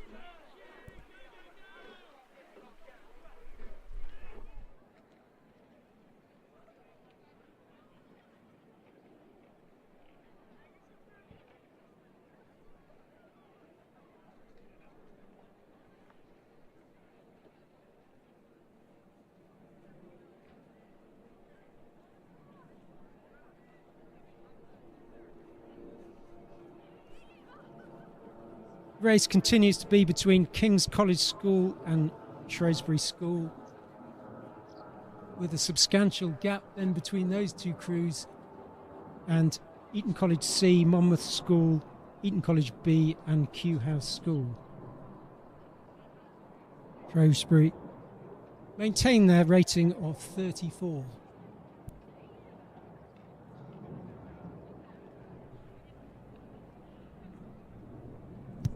Looks like Shrewsbury are beginning to close the gap a bit on King's College School.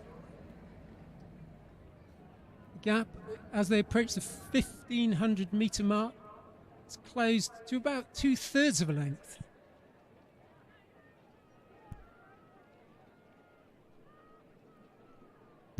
Shrewsbury squeezing on, have increased their rate of striking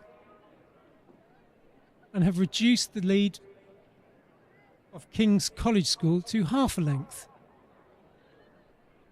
King's College School now responding, squeezing on themselves, stretching out to 2/3 of a length. Really good race between these two crews.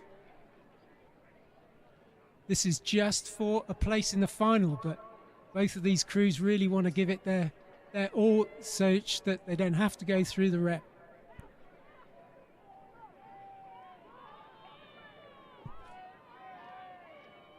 As they come through into the last 250 metres, King's College School squeezing on again. Maintain a lead of 2/3 of a length. Just a reminder, it's the first to the final, the next 6 fastest from the heats through to the rep. King's College School have increased their rate of striking to 36. And are beginning to draw away.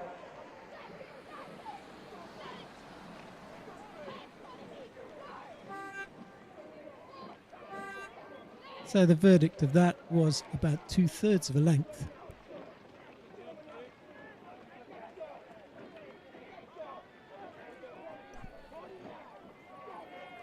Eton College B now coming up in 3rd position. We've got about 2/3 of a length over Eton College C.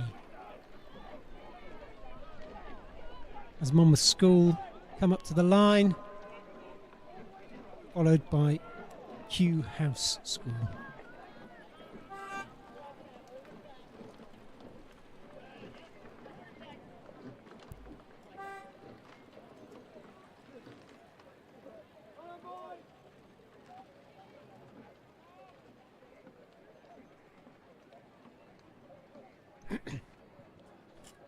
Confirmation of Heat A of the Junior Schools 8 was a win for Eton College A, so Eton College A will progress straight to the final. It's the next 6 fastest from all of the heats, so all of the 5 heats will go through to the rep. Second in that was Hampton School, 3rd St Paul's, 4th Abingdon School, 5th Emmanuel School and 6th St George's College.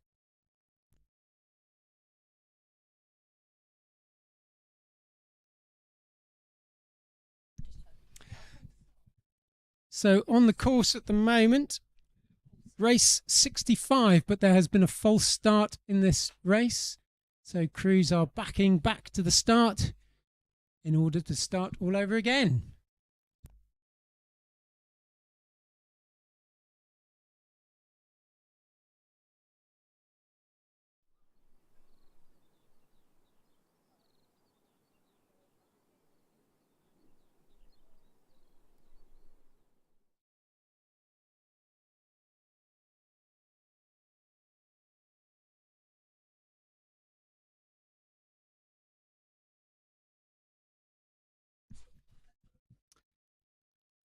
So confirmation of the result of race 64, which was Heat B of the Junior Schools 8 for the Mike Dizerin's Memorial Trophy.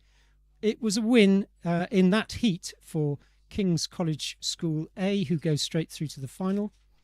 The other finalists will depend on the fastest times from the heat. So between Shrewsbury School, who came second, Eton College B third, Eton College C fourth, Monmouth School fifth, and Kew House School sixth.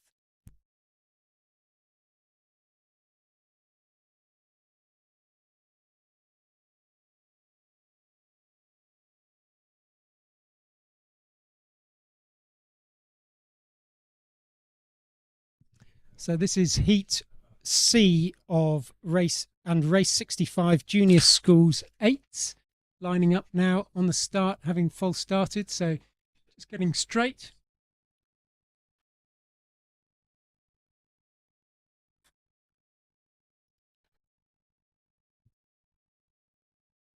Nervous moments, and they're off in Heat C.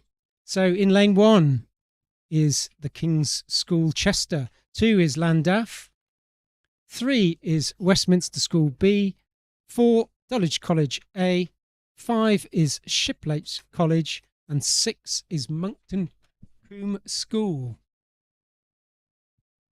Clean start this time, so they're all progressing. Now coming up to the 250 metre mark.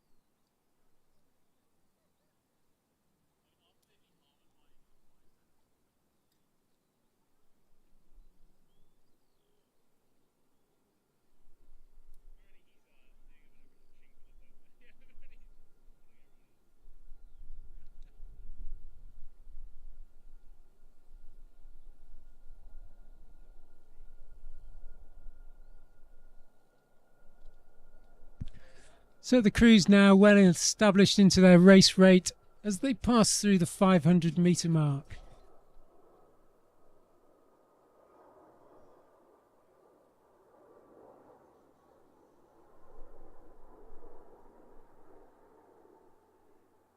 It's like Westminster School, just squeezing on against Llandaff.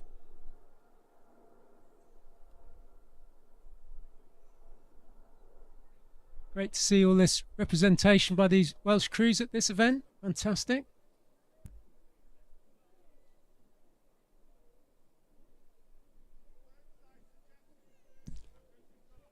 Crews now just going through the 750 metre mark. Coming up to the 1,000. Looks like Westminster School just drawn away from Llandaff, but those two crews have clear water on the following crews.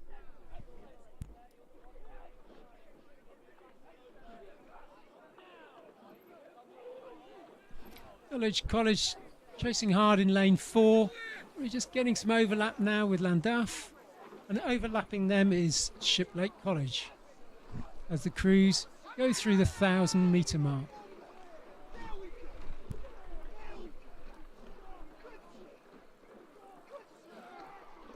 King's School Chester and Monkton Combe School just overlapping, squeezing on, just staying in the pack, so it's a good race this. But Llandaff and particularly Westminster School seem to have taken command in the first half of the race.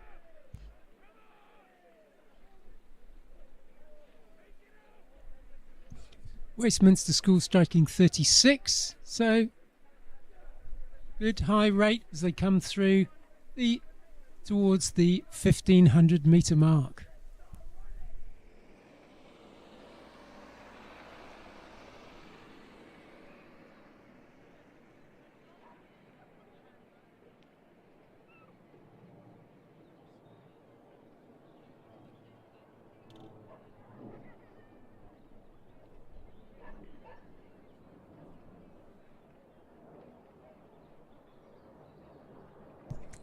Westminster School now drawing away from the rest of the field.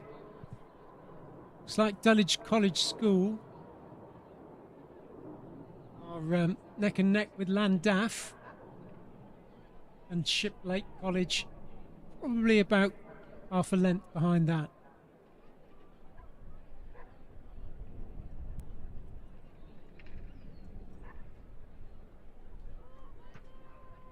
Westminster School draw away. They just settled slightly to rating 35, just to get a bit more run on the boat, a bit more comfortable as they just squeeze away.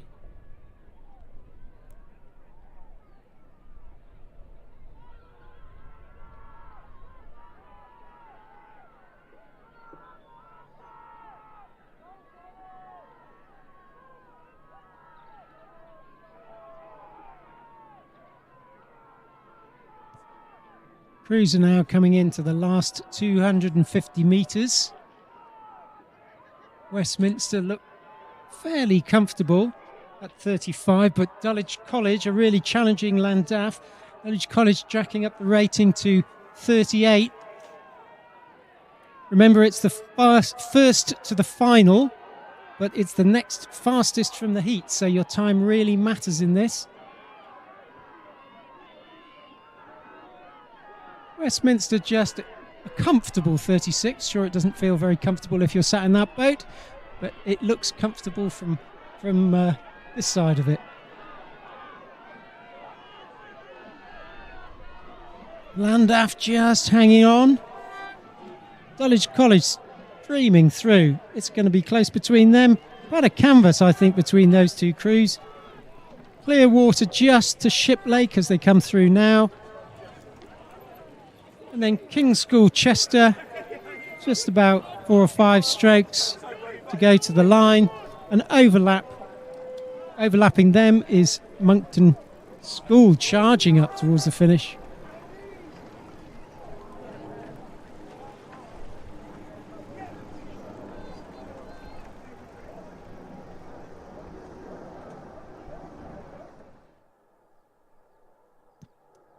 Race in progress at the moment is race 66, Heat D of the Junior Schools 8. In lane 1 is Dulwich College B. Lane 2 is Latimer Upper School B. Lane 3 is Radley. 4 is Reading Bluecoat School, and 5 is King's College School. Radley have been very quick out the blocks and are leading. Crews have gone through now 750 metre mark. Radley look like they've stretched out a clear water lead over the rest of the field. Just jogging along at rate 32. Long and strong. Looks really powerful from the boys from Radley. Now approaching the 1,000 metre mark with clear water and then some to Reading Bluecoat School.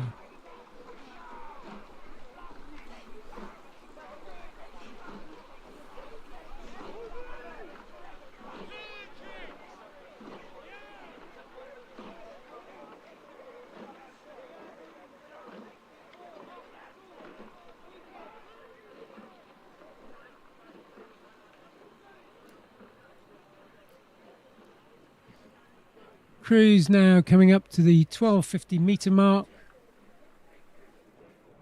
Radley continue to maintain their clear water lead, rating about 31-32.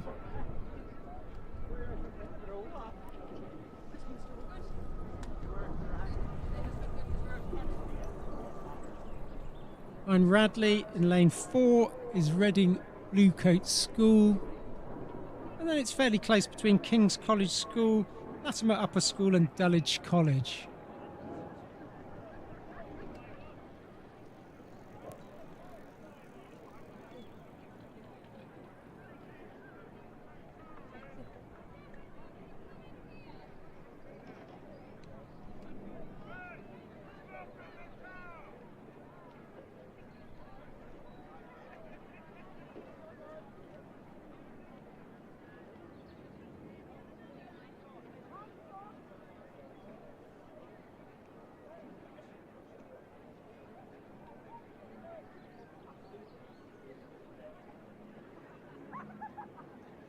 So the crew's going through 1500 now.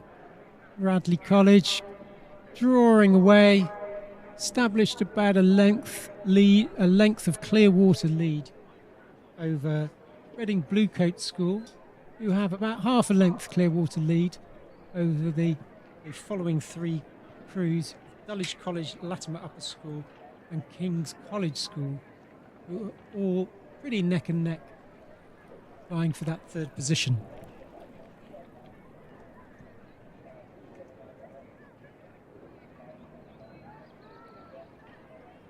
Going through 1750 metre mark, Radley College just squeezing on a bit, up their rating slightly and are continuing to draw away.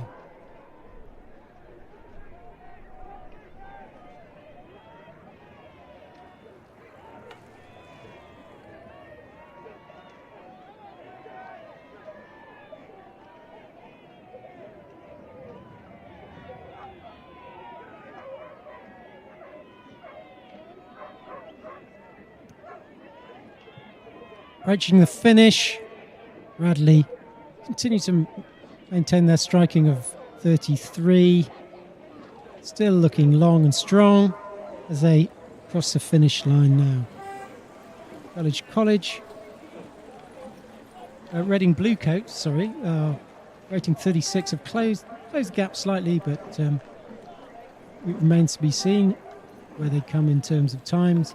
That's 5 crossing the line now, which is King's College School, followed by Dulwich College School and Latimer Upper School. So Radley College will progress straight to the final, assuming that result is confirmed, and then it's down to the times for who gets into the repechage.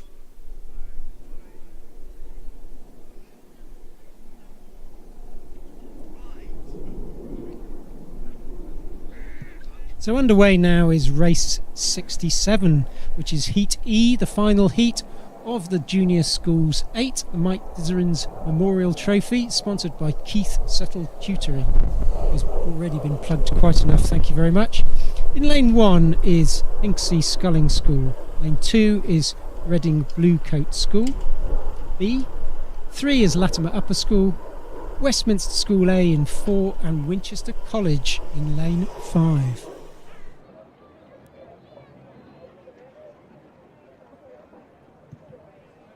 Hinksey have gone off, rating 35, might have edged a slight lead over the rest of the field. Early days yet. Crew's just coming through about 250 metre.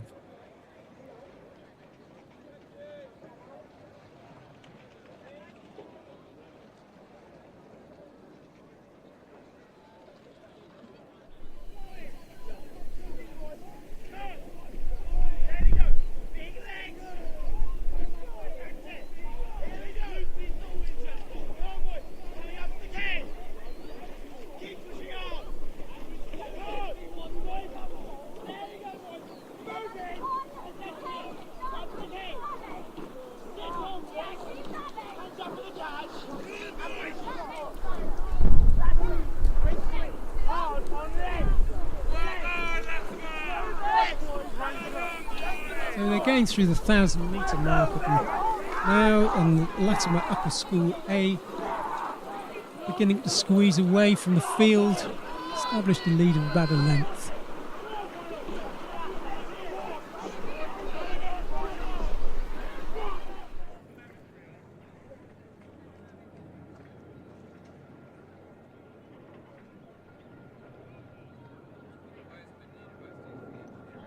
So Latimer Upper School being chased by Hinksey and Latimer and Westminster.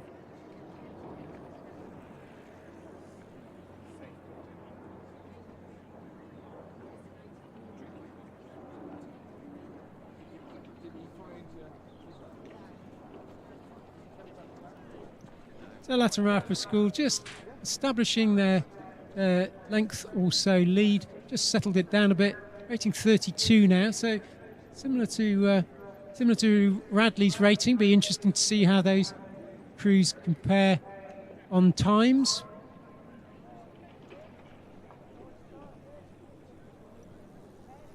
Behind them is Hinksey Sculling School in lane 1, Westminster School in lane 4, Winchester in lane 5. These crews are all overlapping, but Latimer Upper School continue to maintain a lead of about a length.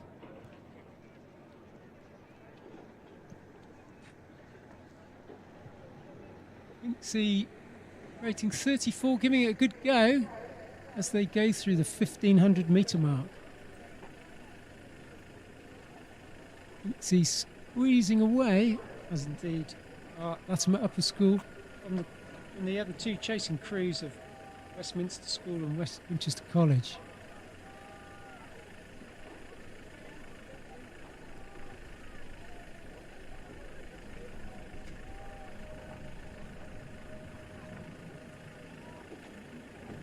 Latimer still cruising along at 32, not panicked at all by Hinksey Sculling School, rating a good few pips higher than them. So Hinksey now are beginning to close that gap over the last 250 metres. Hinksey Sculling rowing at 34, Latimer Upper School at 32.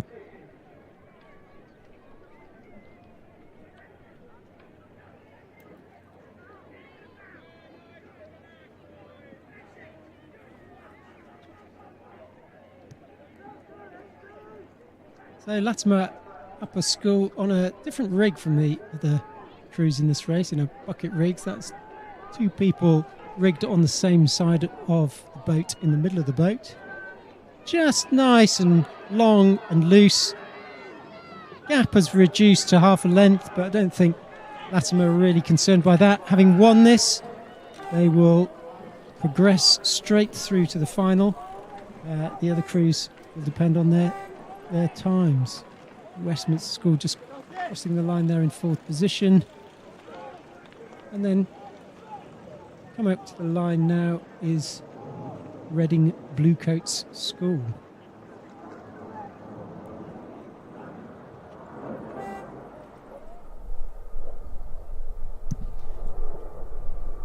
Okay, so just confirming the results of race 65, so that's Heat C. The winner of that was Westminster School, so they go straight to the final. And in Heat D, race 66, the winner was Radley College. They're also going straight through to the final. The other crews in those events, we'll have to wait for their timings before we know who has progressed to the repechage in order to race again for a chance in the final.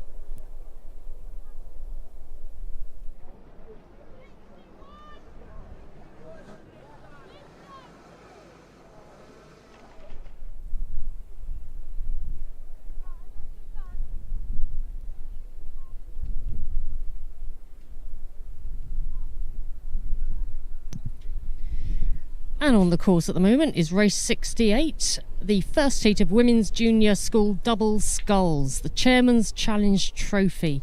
This has already gone off the start and they're well into the race. You may see, if you've been watching on YouTube or you're by the course, that you will notice that there is no crew in lane 1 because Shiplake College B have scratched, which is a shame. And there's also no crew in lane 7 because South African Schools Rowing Union has also scratched. So there's only 5 crews in this race. In lane 2, Great Marlow School. In lane 3, Sir William Perkins School A. In lane 4, Bedford Modern School B. And lane 5, the Lee. In lane 6, Sir William Perkins School C. So only 5 crews in this race at the moment. but they're actually, some of them, it's looking quite feisty actually out there, but we appear to have a crew that's just taken the race by the scruff of the neck and are pushing away, and that looks like that is Sir William Perkins School A in lane 3, who have stretched out a fairly decent lead already.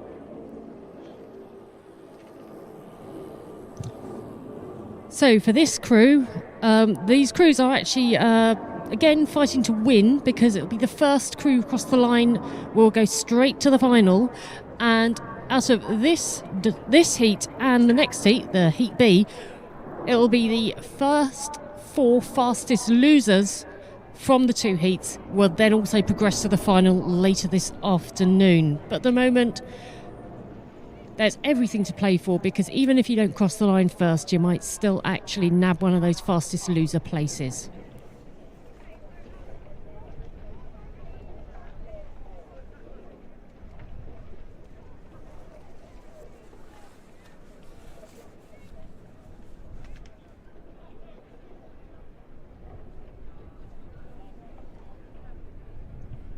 Coming through 1,000 metres, that double from Sir William Perkins A crew still holding a very commanding lead. They certainly are not taking any prisoners, and they're certainly not leaving anything to chance in this first heat of the women's junior double sculls.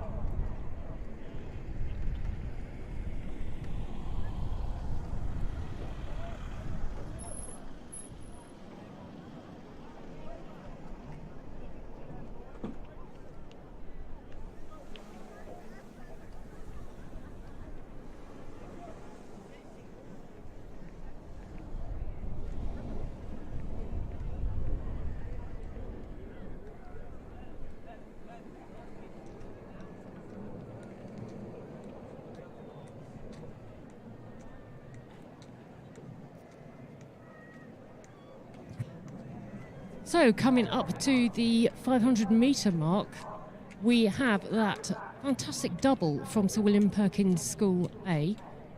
Coming through there, still leading this field, rating only 29. Obviously saving their energy for the final later in the day. Being an absolute credit to their coach Chris Boddy, who's probably out there on the bank somewhere.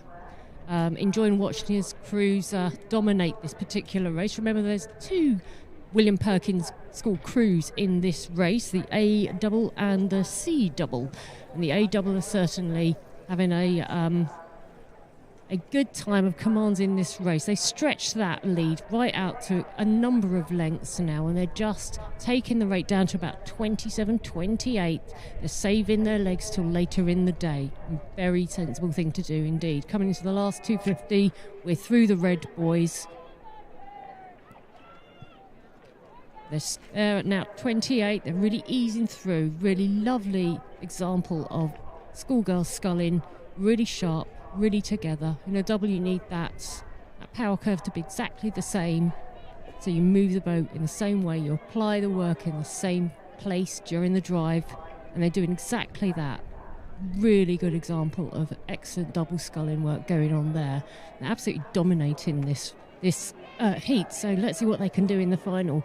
Oh, we've had a bit of a wobble from not Great Marlow School, Bedford Modern School in lane 4. That is William Perkins gone through the finish now, being chased down by Bedford Modern School B, who had a tiny bit of a shipwreck there, just coming into the red boys, but they're going to cross the line second place, and they could still nab one of those fastest loser finish places and get through to the final. So coming through in third, we've got Great Marlow School in that shiny red boat. They look very good together. So they could also grab one of those fastest loser places. We don't know until the results are all in for both heats.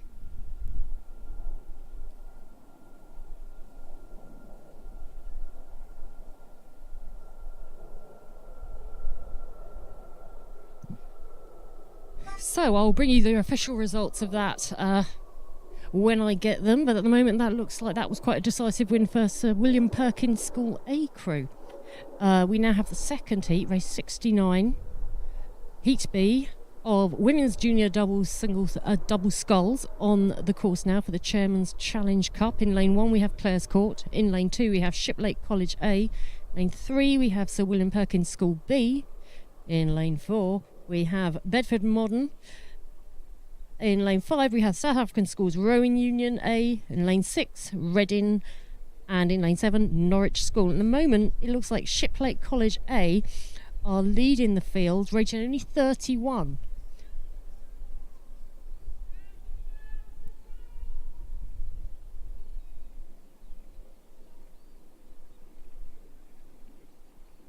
So, my mistake there actually. It's another Sir William Perkins School crew who are leading this charge, coming up to the first timing marker in this race.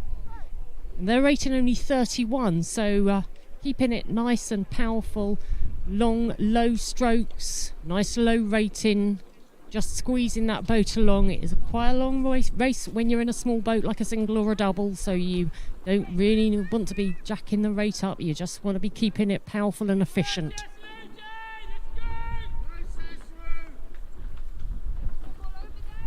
Coming through 1,000 metres, we have Sir William Perkins School B is still leading.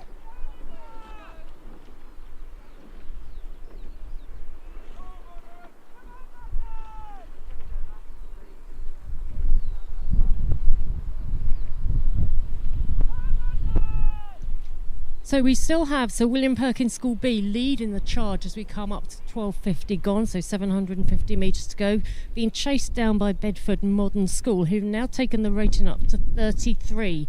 In third place, we appear to have Shiplake College A, who are holding a good rating, 32.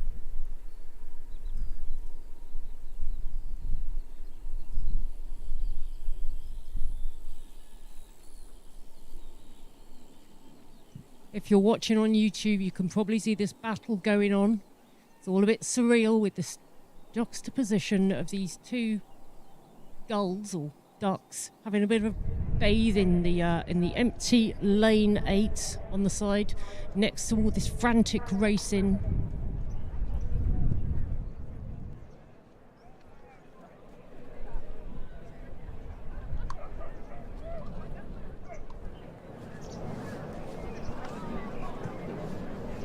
So William Perkins School B still has a good lead and still only striking 31. So they're obviously, just like their club mates in the previous heat, are still only... They're just keeping that rating low and obviously keeping something in reserve, something in the tank for that final. That would be a very exciting final if there was the A and the B next to each other. Where you come in this race also decides which lane you get in the final. If you win the race, you'll get either lane 3 or lane 4 if you win your heat. And then it's the fastest 4 losers after that will take up the lanes in the final, either side, 1, 2, 5 and 6.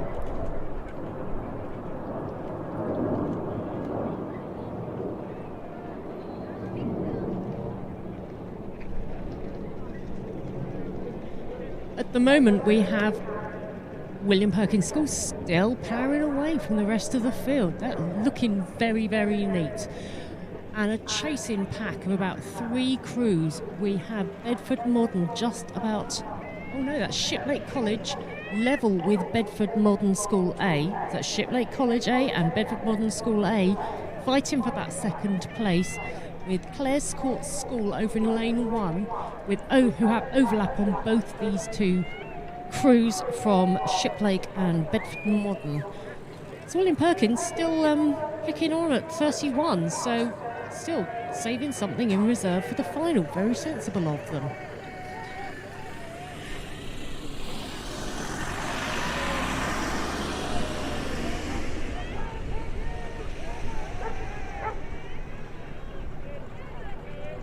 As they're coming within the last 250 metres, we still have Sir William Perkins School B leading the field, making it look very easy. And I'm sure it isn't when you're sat in that boat, praying for that finish line to come sooner. And it just seems to be pushed away every single time. They are being chased by some very good crews. Shiplake girls who have been dominant in girls' sculling over the last couple of years. They've had a very good programme going there. And Clare's Court School over in Lane 1, who should be coming in third now, or if anyone else has been following their campaign last year, their girls' quad actually won the girls' quads event at Henley Royal. So we await confirmation of the 4 fastest loser times and the crews to go through to the final, but that looks like a win possibly for Sir William Perkins' B crew.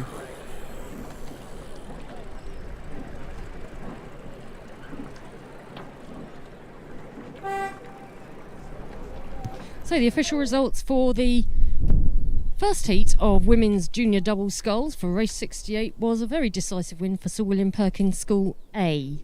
Second place, Bedford Modern School B. And in third place, Great Marlow School.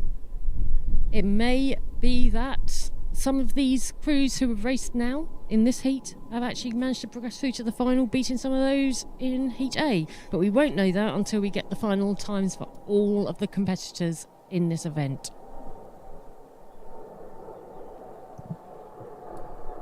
And on the course now is race 70. First heat of women's junior school coxless fours for the Skiff Regatta Cup. In lane 1 we have Shrewsbury, or Shrewsbury, whichever. In lane 2 we have another William Perkins School crew. So William Perkins School A crew. In lane 3 we have Surbiton High School A. In lane 4 we have Henley A.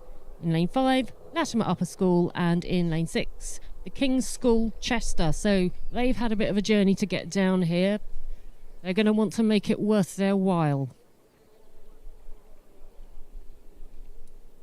In lane 1, Shrewsbury are currently striking 34. That's nice and high for this kind of perfect rate really for this class of boat. Really lively, really on the ball.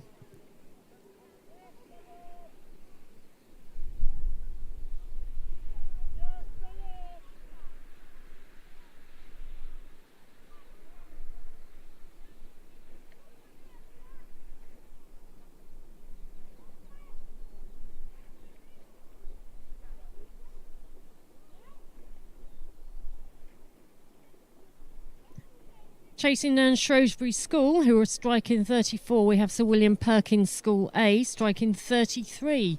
So lanes 1 and 2 seem to be where it's all happening at the moment.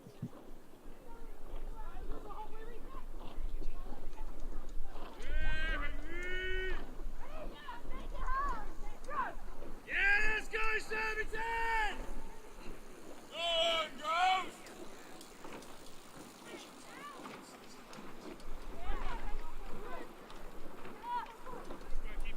So coming through 1,000 metres, that appears to be Shrewsbury School crossing that 1,000 metre mark first, with Sir William Perkins and Surbiton High School chasing close behind. No, that's actually Henley. That is Surbiton High School and Henley A are challenging that slight lead that Shrewsbury School have at the moment. Henley striking 33. And the Henley Schoolgirl crews are known to be very strong. They've got a very good programme there at the moment. Regularly dominating these kinds of events. So let's see what they can do today.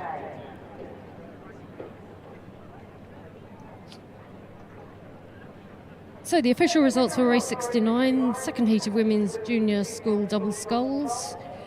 It was a win for Sir William Perkins B, with Shiplake College A in second place and Bedford Modern School A in third place.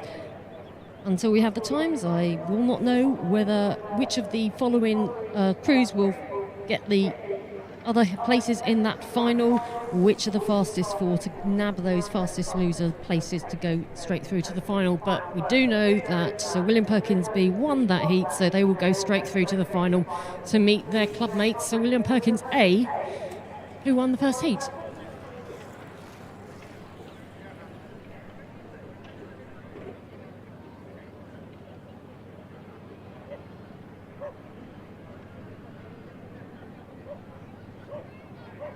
Coming up to 500 metres to the finish, they still have a good lead by Shrewsbury.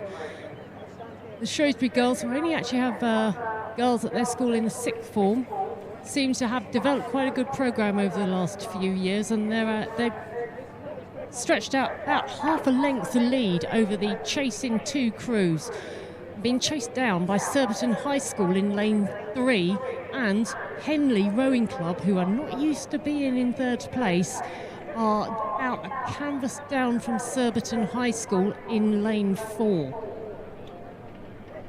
Shrewsbury don't really have sort of any room to sort of settle down and just stretch away.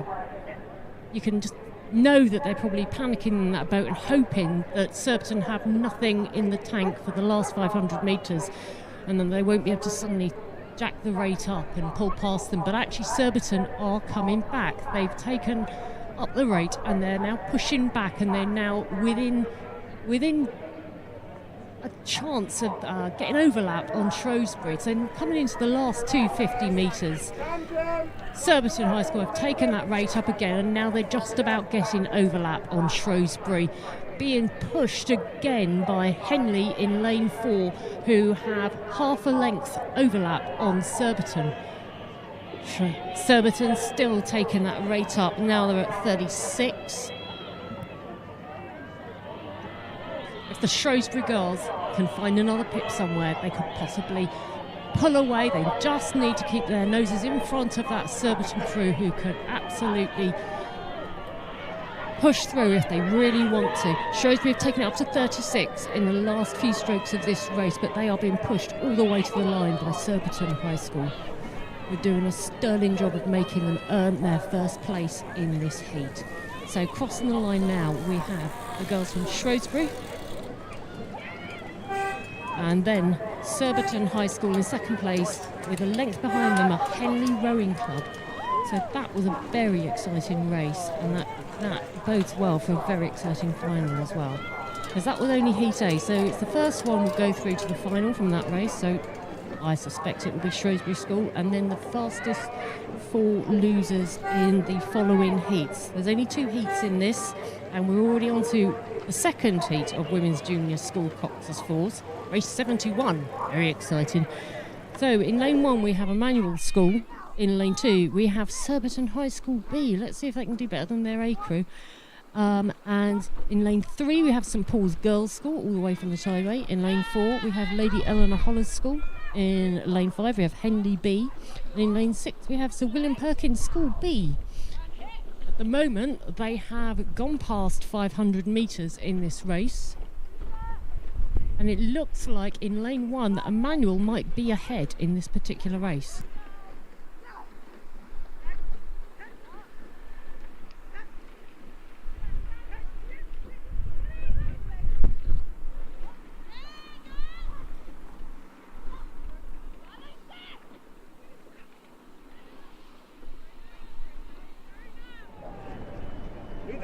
We done one. Thank you.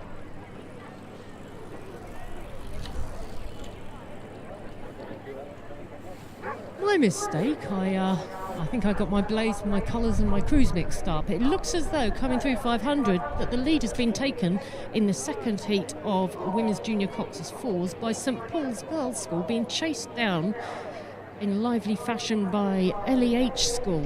So they are really pushing away from the rest of... They're quite spread out actually, these crews, but that St Paul's crew and LEH appear to be having a little race of their own.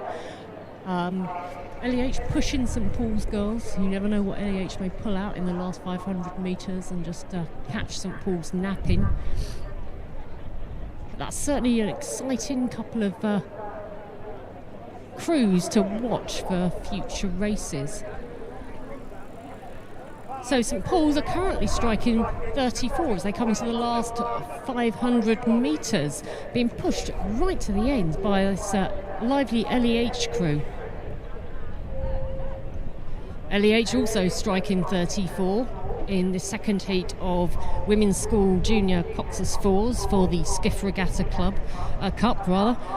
Remember, it's only the winner that has a guaranteed place through to the final. The rest have to wait for the times to be published, and it will be fastest 4 losers in the 2 heats that will then take up the remaining lanes and slots in the final later today.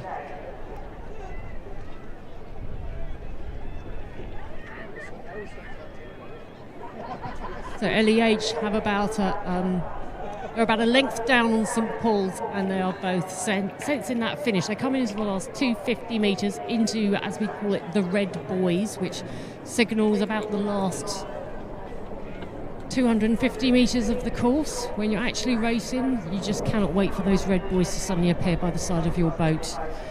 And even then, the race still seems to go on forever. But they are overlapping now, so LEH have managed to take the rate up just half a pip and have got overlap on St Paul's, and I think this is what St Paul's may have been worrying about all the way down the course. What can LEH pull out the bag now?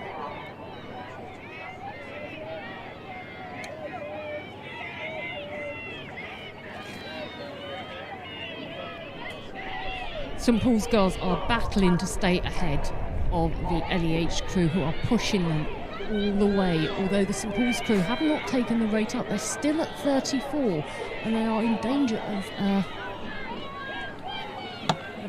losing this, but actually I think they may just hold it. LEH have taken it up to 36, and I think St Paul's Girls' School have managed to sneak across the line first with a half-length lead. That will have taken a lot out of them, which they probably didn't want to have to give away this early in the heat. They will be wanting to keep something in the tank for the final later on, and let's hope they have managed to by just holding on to that half-length lead crossing the line. They seem a very happy bunch there. Congratulations to them.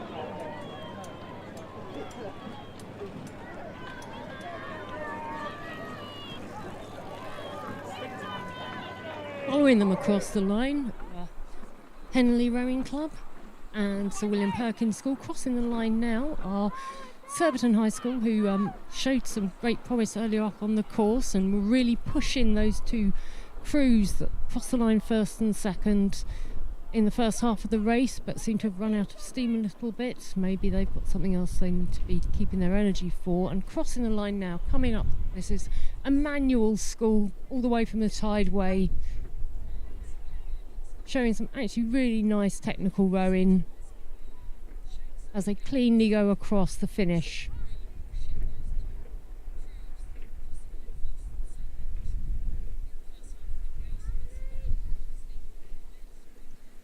And on the course now we have race 72, the first heat of the Women's Junior Under-16 Quadruple Sculls for the FE Hedges Cup. Again, first to the final, and the next fastest 4 from these 2 heats will go through to the final as well. Lane 1 is empty because players caught a scratch, unfortunately. In lane 2 we have Kingston Grammar School. In lane 3, Headington School A. In lane 4, Barn Elms, which is a sort of community club from the Tideway, very near to the Putney Embankment boat houses, a little further up. Those who've raced on the Tideway will know where that is. And in lane 5 we have Putney High School B. So only 4 crews in this particular race, which probably makes it a lot more exciting if the crews are well matched.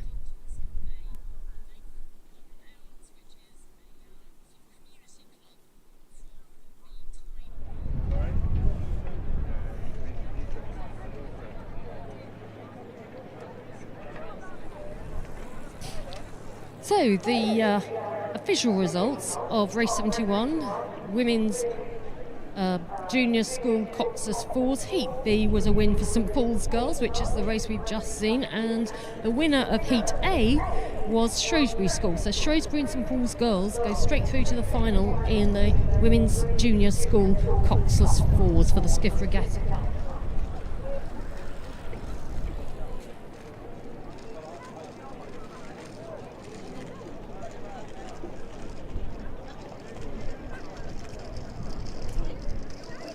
So in this heat of the Women's Junior Under-16 Quadruple Sculls for the FE Hedges Cup, it is neck and neck for Headington School A from Oxford and Kingston Grammar School, who are in lane 2.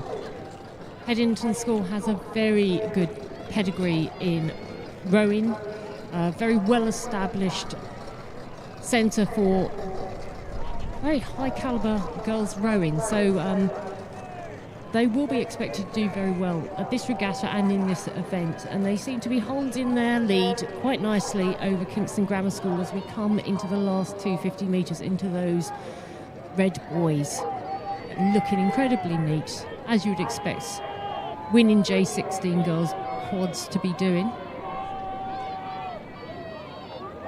Headington School appear to be striking just 32, so they're also keeping something in reserve for later on for the final, and they're just sitting ahead of Kingston Grammar School, who are striking 34 and probably trying to guarantee themselves a place in the final through the fastest 4 losers in these 2 heats. But Headington School making it look very easy, very slick, just crossing the line in a couple of strokes.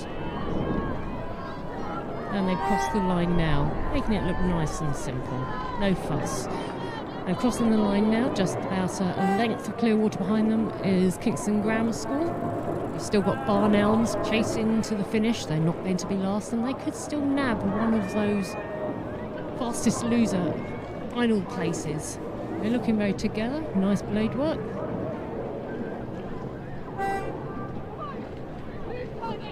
And just behind them, about a length of clear water, is Putney High School B.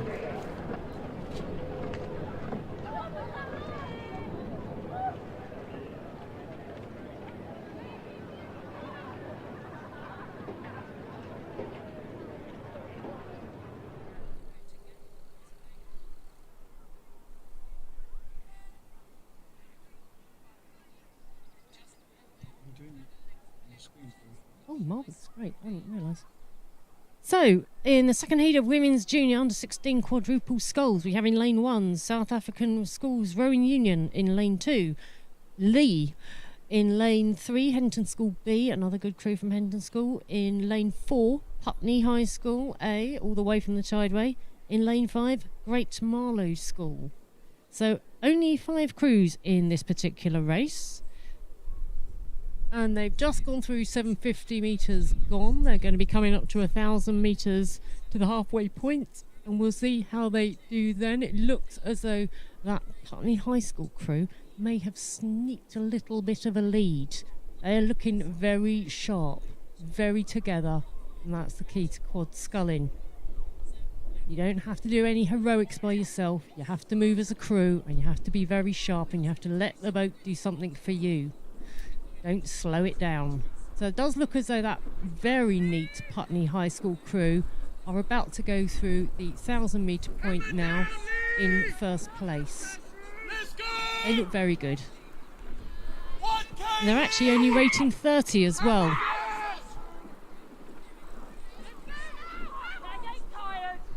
Second place is being battled out for by Headington School B and South African Schools Rowing Union, with the Lee Rowing Club just about, I'd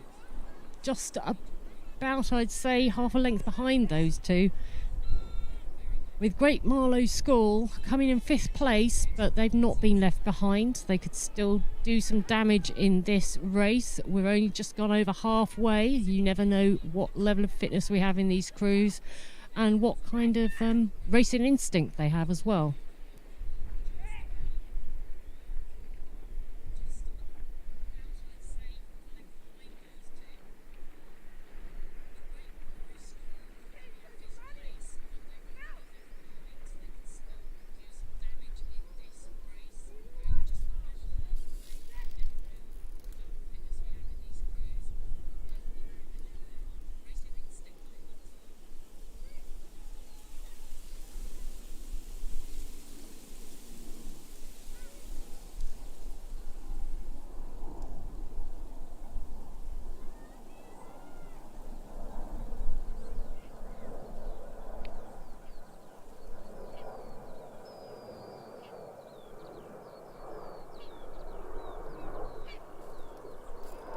And with the crews in the second heat of the Women's Junior Under-16 Quadruple Sculls coming up to the 500 metre mark, we still have Putney High School A maintaining a nice lead. I won't say it's a comfortable lead. They haven't completely stretched away and left the rest of the pack. But they do look as though they're dominating quite nicely at the moment. Chasing them is still the South African Schools Rowing Union and Headington School B in lanes 1 and 2.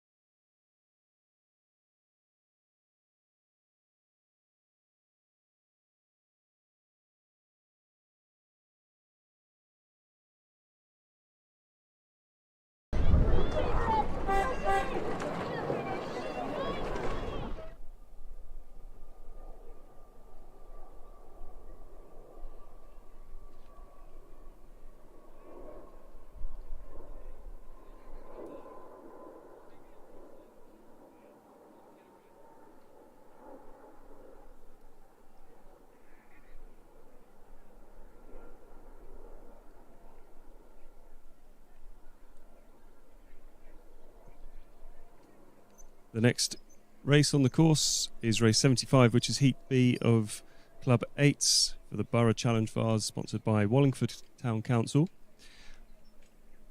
We have here in lane 1 Eton College from Oxford, lane 2 Broxbourne, lane 3 City of Bristol, lane 4 Lee Rowing Club A, lane 5 Vesta B, and lane 6 Balliol College, Oxford.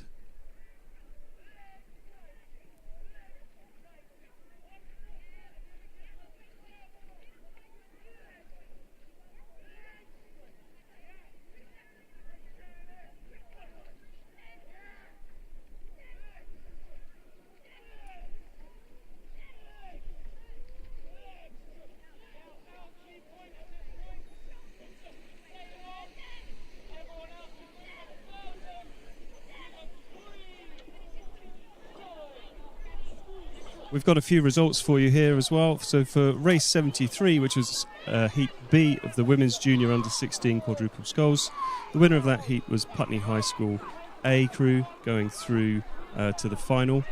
And in race 74, which was Heat A of the Club 8s for the Borough Challenge Vase, that was won by Vesta A crew, and they will go straight through to the final, with then the next fastest 3 crews from the heats to join them.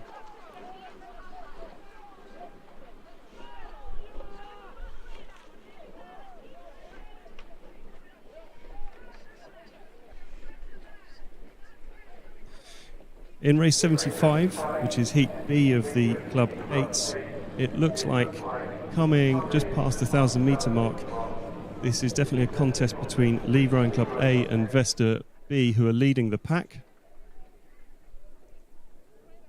The result of this race is again the first will go straight through to the final, and then the next 3 fastest from the heats will join them in the final.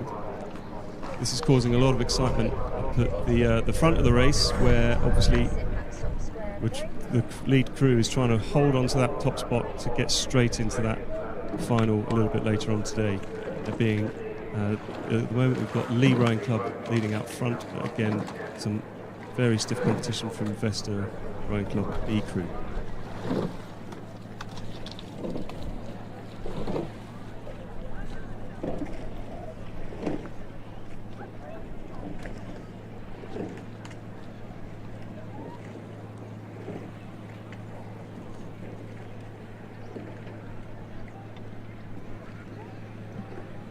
And whilst we're waiting for the crews of this race to come into the view of the finish tower, now would be a good chance just to just say thank you to all of the hundreds of volunteers who are helping make Wallingford Regatta run this year. Not only have we got dozens of umpires out on the course, but we've had volunteers here since 5 o'clock this morning setting up and trying to give you all a great event, which I hope you agree is going very well today.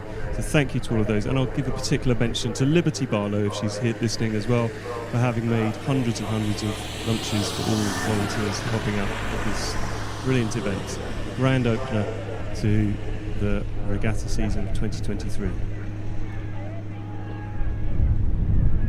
Coming into the last 250 metres, we've got Lee Rowing Club A holding on to their lead narrowly over Vesta, but Vesta are not giving them an easy time of it. Vesta are still nipping at their heels. As we come into the red boys, there's a lot of competition for that first space to take them straight into the final. Lee Rowing Club are rating at 37 as we come closer to the finish line, but again a very combative Vesta crew coming through with half a length to spare by the looks of it as we come onto the finish line. Vesta at 36, Lee at 37. Every stroke counts now as they try and nab that top spot to go into the final later on today. And it looks like a win for the Lee Rowing Club. That heat in Club 8, followed by Vesta, with City of Bristol coming in 3rd place and Eton College coming in 4th. And we look forward to finding out the times of those the races later on to see who goes through to the final.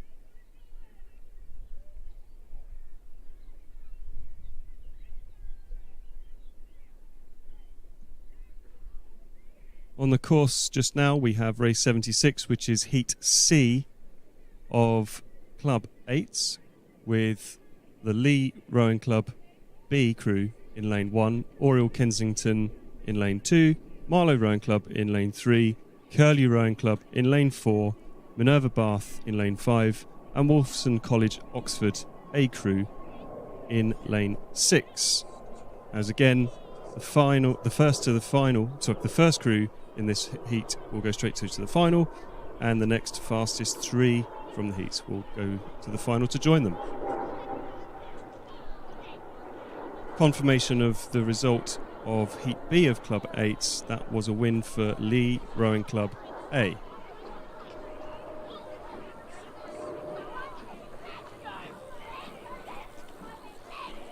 So as we come to 1,000 metres in Heat C of the Club 8, it looks like a lead for Marlow Rowing Club, sitting in lane 3.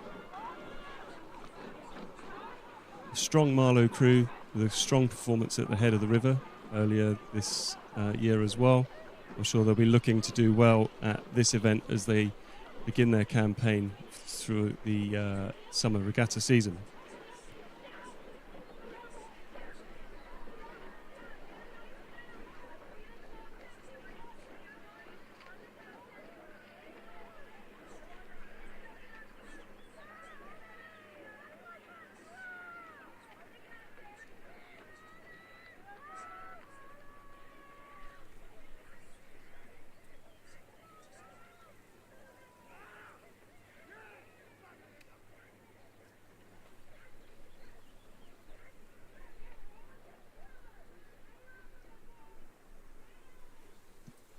Coming up to the 1500 metre marker, we have Marlow and Minerva Bath leading Heat C, and again we have a situation where neither crew wants to give up on that top spot to make it straight into the final later today. I'm sure Coach Jeremy Axon of Marlow Rowing Club will be encouraging his crew on from the bank,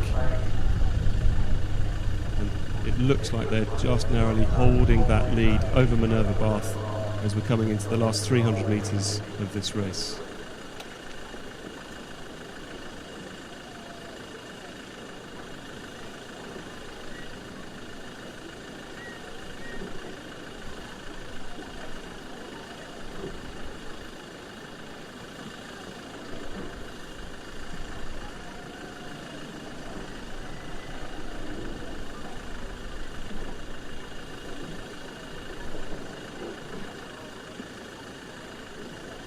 And in Heat C of Club 8s, we're just coming onto the Red Boys now, and Marlow Rowing Club are still just holding on to their lead ahead of Minerva Bath, and now also being chased by Lee Rowing Club B.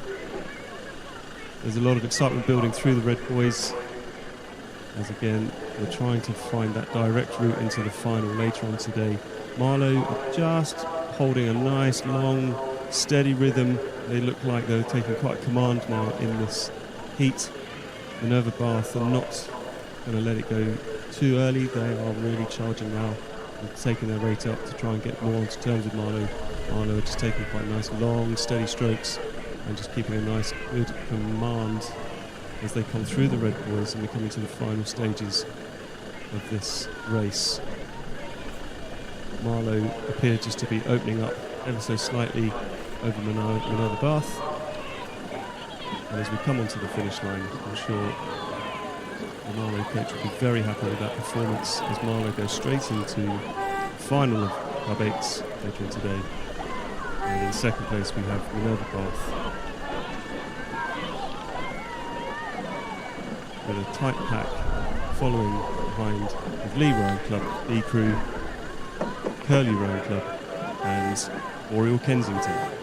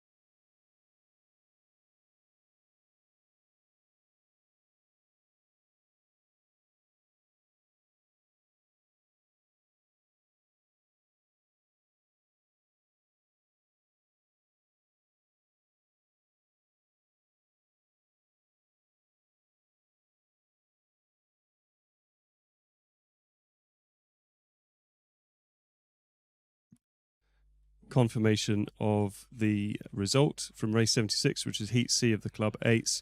That was a win for Marlow Rowing Club, going straight through to the final of Club 8s.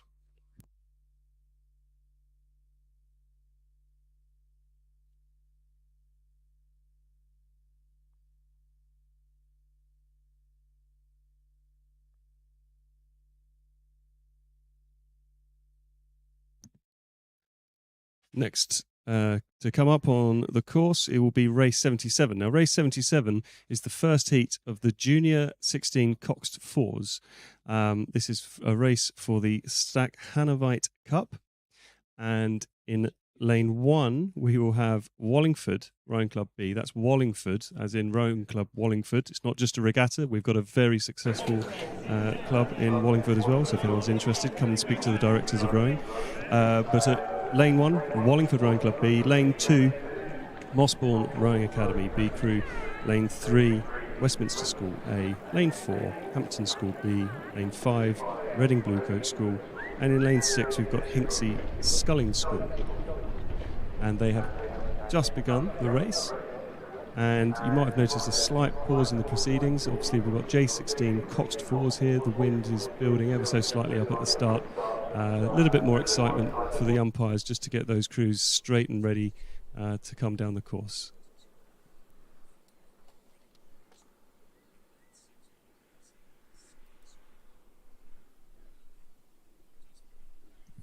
Just coming off of the starts, the umpires are being kept busy by Reading Bluecoat School, who are just starting to wander across the buoy line. So I know the umpire will have a keen eye on that crew just to make sure that they do stay in their lane. You may notice as the umpires come down, they like to wave their flags around. The umpires, if you see the white flags go up, that's just that they're trying to ensure some safe and fair racing as the crews come down the course. It's not that they're trying to guide traffic in from Heathrow.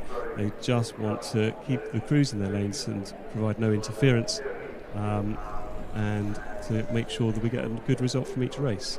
So we'll see how busy this umpire is as the J16 coxed fours come down the track.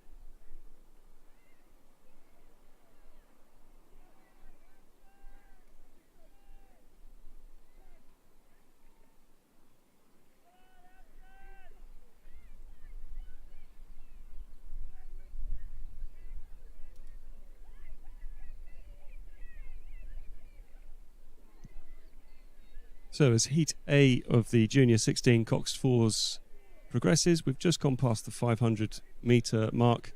It does look at this stage like quite a close race. I'm sure that it will unfold further as we come down the track. It looks like Westminster might just be sneaking out an early lead at this point in the race. And I'm sure for those of you joining us on YouTube as well, there'll be a lot of proud parents and grandparents looking at their sons, grandsons in this race and appreciating perhaps what all that time training was for. As they've just gone past 750 metre mark, Westminster look to be holding a comfortable lead over Hampton, who are sitting in second place, with Wallingford B crew sitting back in third.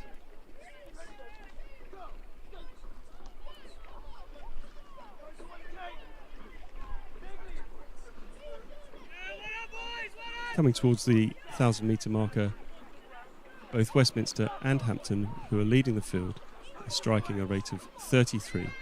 Westminster are holding a lead over Hampton of 1 length, but Hampton are certainly not giving up and are putting a lot of pressure on Westminster, as once again we have a situation where the first, the winner of this heat will go straight through to the final, and the next fastest 3 from all of the heats will join them in the final.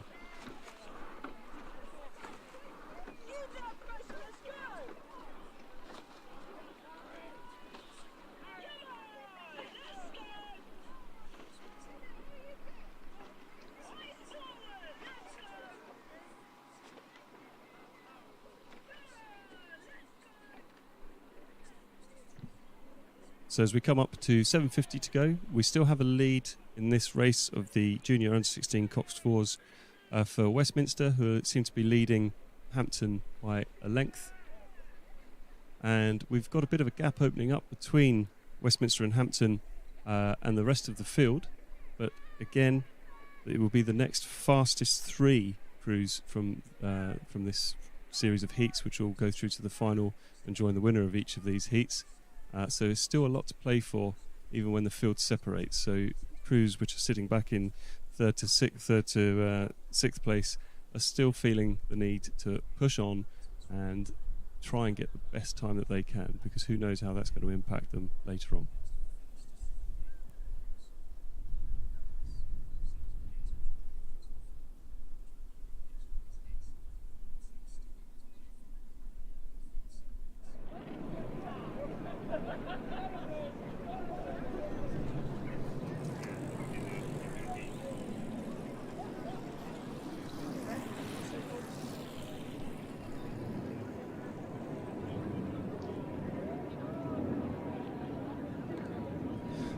With 500 metres to go in Heat A of the Junior Under-16 coxed fours, we still have a very close race now between Westminster and Hampton. Both crews have increased their rate of striking to 35. Both crews are feeling the need to push on to gain that first place and get that direct route through to the final later on today. We've still got Hampton sitting in second place, but as we come onto the Red Boys, that gap seems to be closing. This is going to be an exciting end to this heat for these two crews which are leading the charge. Looks like Westminster might just be sort of moving away a little bit more and trying to keep that command over Hampton as we come through the last 250 metres. And back further in the field, we've got Wallingford Rowing Club B crew with a lead over Reading Bluecoat School and Hinksey Sculling School.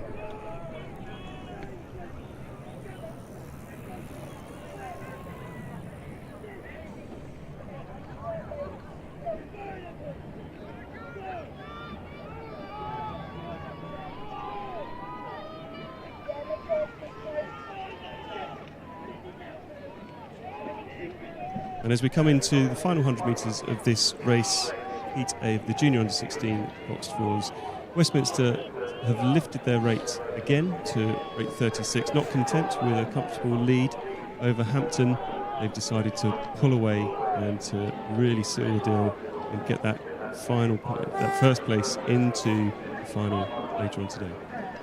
So that's Westminster first across the line, followed by Hampton. And then we wait for the rest of the field to join them, which will be led by Wallingford Rowing Club B crew and Reading Bluecoat School.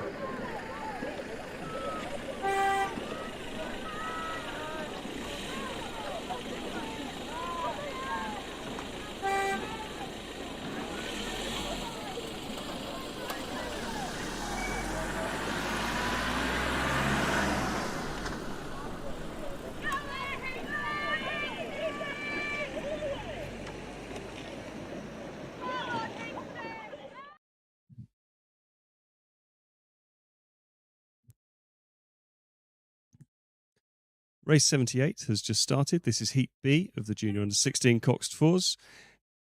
In lane 2, we have Wallingford A crew, lane 3, Kew House School, lane 4, Hampton School A crew, lane 5, Great Marlow School, and lane 6, Monkton Combe School.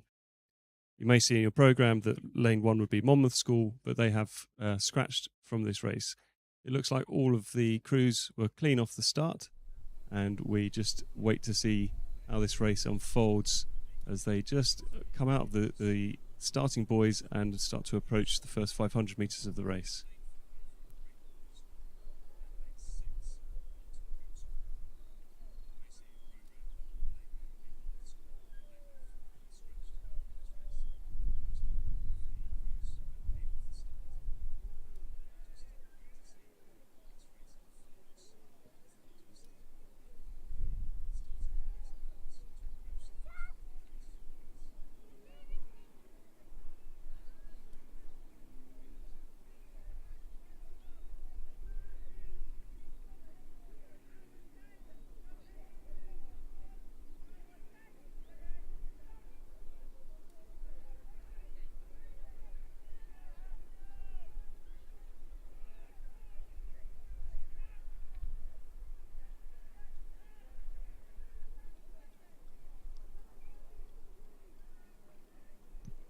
So, in Heat B of the Junior Under-16 coxed fours, the crews have just gone past the 500 metre mark. It looks like we've got Hampton with an early lead in this race, although they are being chased by Wallingford Rowing Club A crew sitting in lane 2. And they're also having pressure applied from the Great Marlow School in lane 5. We've got a close race. This is much closer than Heat B. If we think of Heat A just before, where we had a bit of a gap opening up, Heat B is a much closer race. We're coming into the 1,000-metre mark, and it almost looks like Great Marlow School is starting to overturn Hampton as we come up to the 1,000-metre mark. Wallingford A crew are still there. Wallingford A are sitting about a 1 length off this lead pack. But as we come through the 1,000-metre mark, we've got a neck-and-neck race between Great Marlow School and Hampton. This is very, very close as we come to 1,000 metres. At 1,000 metres, Hampton School and Great Marlow School are now starting to move away from the rest of the field. The rest of the field being led by Wallingford Rowing Club A crew, and then being followed by Kew House School and Monkton Combe School. As we come into the final 1,000 metres, this is going to be a very tight race, and yet again, as it's the first placed crew in this heat going straight through to the final, there's going to be a lot of competition to get that top spot and have that direct route into the final later on today. So we've got Great Marlow School and Hampton both rating around 35, and it looks like Great Marlow School have managed to just get through the Hampton School A crew, and Great Marlow School are now starting to establish a bit of a commanding lead. We're coming through to the final 750 metres of the race, and looks like Great Marlow School are just starting to let their rate drop as they start to get that command position over Hampton, and leaving Hampton in a position of having to chase. Great steering from all of the coxes in this particular heat. The umpire is sitting back and enjoying the race, I'm sure, from his great vantage point there on the launch.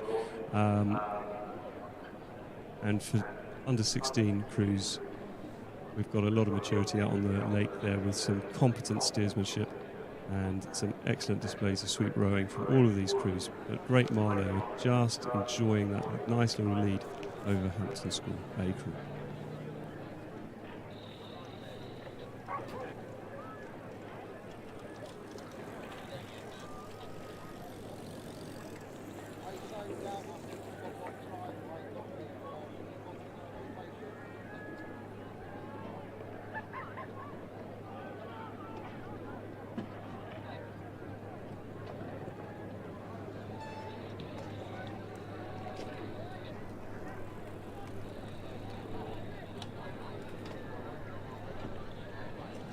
And in Heat B of this junior under-16 coxed fours event for the Stack Hanovite Cup, we're now coming on to the Red Boys, so with about 250 metres to go. Great Marlow School are still enjoying that established lead over Hampton, but Hampton are really not letting go of this.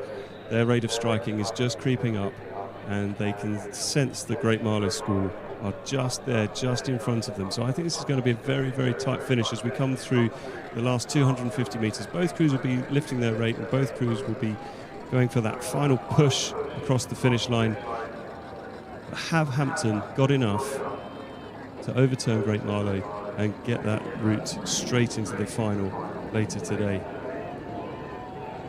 Hampton are a few pips higher than Great Marlow School. They really are launching a heavy attack at Great Marlow School. Great Marlow School, you can see their heads are up, and they're starting to just up their rate to respond. And as we come through to the finish line, Great Marlow School have got the satisfaction of being able to look back at that Hampton crew, but Hampton heads are down, rating higher still, and they're really going for it. And 1 length in between these two crews as we come onto the finish line. Great Marlow School still enjoying that 1 length lead and go straight to the final later today.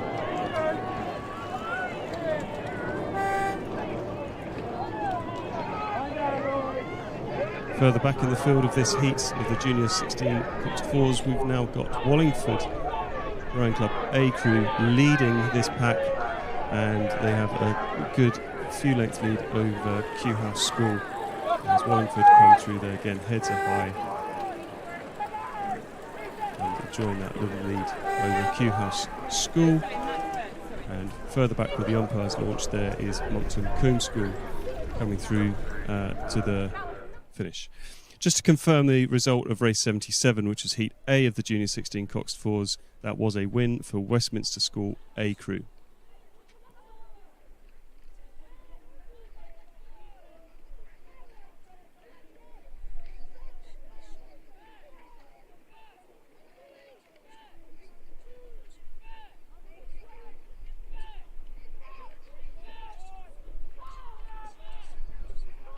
So, race 79 is now on the course. This is Heat C of the Junior 16 coxed fours. In lane 1 we have Shiplake College, lane 2 Nottingham and Union Boat Club, lane 3 King's College School A, lane 4 the South African Schools Rowing Union, lane 5 Mossbourne Rowing Academy A, and lane 6 Westminster School B. We're very happy to welcome the South African Schools Rowing Union to our event today. These are the J16s from South Africa who are hoping to represent their country later on this year and in years to come as they move towards Junior World Selection. So a massive welcome to the children from South African Schools Rowing Union, and we're pleased that we can play host to them today.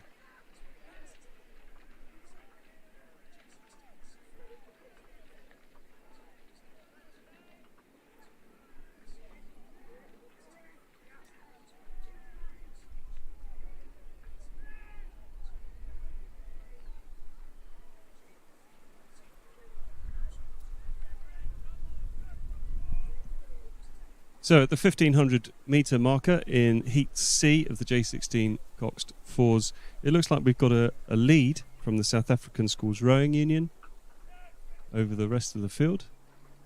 Although again, this is quite a close field compared to what we've just seen, but South African Schools Rowing Union are holding that lead in lane 4, but they're being chased by King's College School A and Mossbourne Rowing Academy A.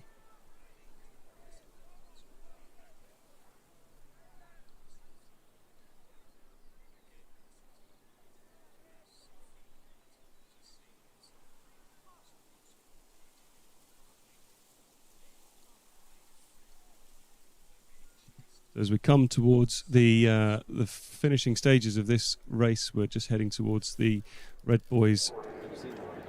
We still have the South African Schools Rowing Union out front, but they are being challenged by King's College School A crew. South African Schools Rowing Union rating at 33, still working quite hard to stay ahead of King's College School, but it looks like King's College School really are coming onto terms with them now and are starting to close that gap on the South African Schools Rowing Union. This is going to be a tight finish for that first spot yet again between the two lead crews, King's College School A crew and the South African Schools Rowing Union. With 250 metres to go, both crews are lifting their rate of striking to hit that first place, with the remainder of the field being led by Mossbourne Rowing Academy and Nottingham Union and Shiplake College. And I'm sure Coach Jasper Elliott of Shiplake College will be really throwing everything at that crew and encouraging them to join the rest of the pack further up the field. As we come into the finish line, South African Schools Rowing Union are now still maintaining their lead over King's College School, and it looks like they've got about a third of a length as they come up to the line. King's College School really aren't giving this up, they're putting a lot of pressure on. And yet as we come up to the line, the heads are up in South African Schools Rowing Union, and they proceed directly through to the final. In second place we've got King's College School, and in third place Mossbourne Rowing Academy, followed by Nottingham Union, Shiplake College and Westminster School B Group. Just to confirm the result of race 78, which was Heat B of the Junior 16 coxed fours, that was a win for Great Marlow School.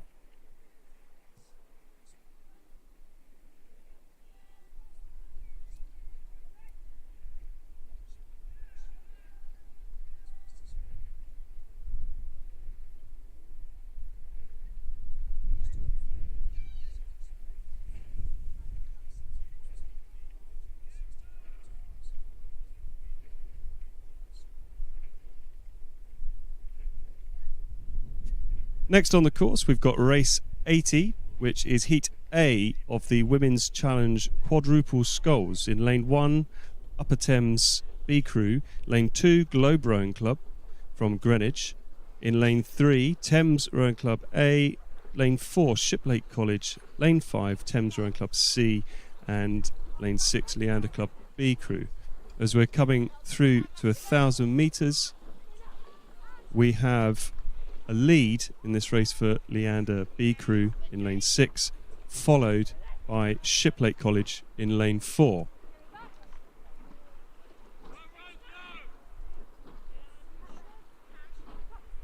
Confirmation of the result from race 79, which is Heat C of the Junior Under 16 coxed fours. That was a win for the South African Schools Rowing Union.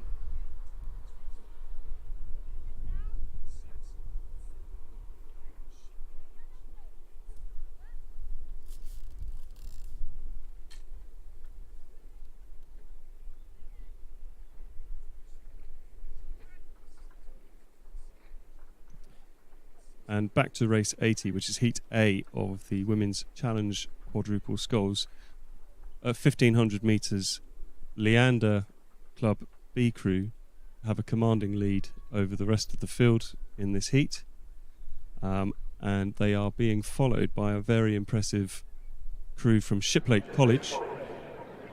And this Challenge Quadruple Sculls event, it's worth mentioning that the crew from Shiplake College is a junior crew, but they are stepping up and they've clearly got the talent there to compete at this challenge level. Currently only in second place to Leander Club, with third place to Thames A Crew.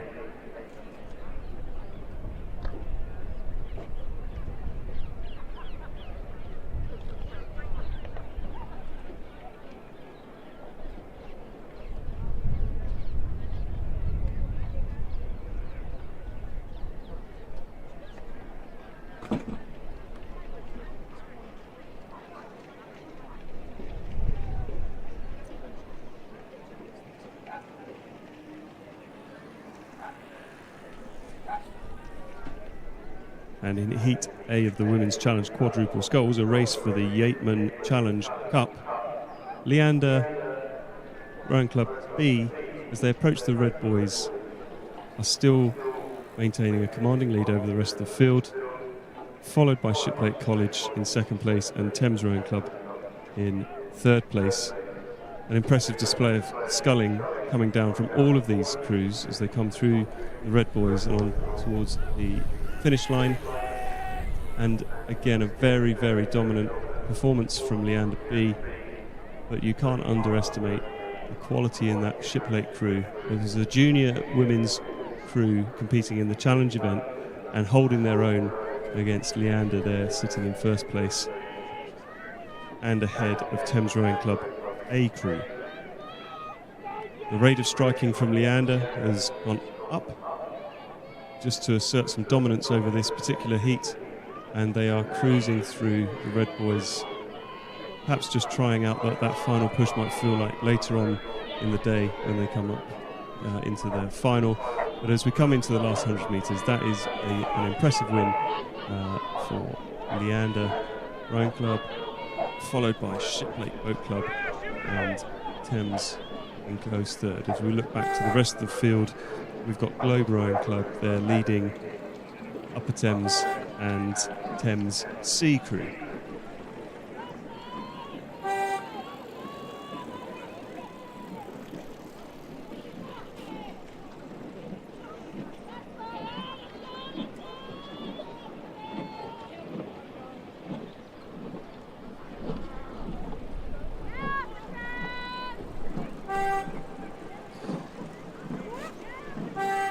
Race 81 is now on the course. This is Heat B of the Women's Challenge Quadruple Sculls for the Yeatman Challenge Cup. In Lane 1 we have Kingston Rowing Club, Lane 2 Leander A Crew, Lane 3 Molesey, 4 is Thames B, Lane 5 Upper Thames A, and Lane 6 Kingston Grammar School.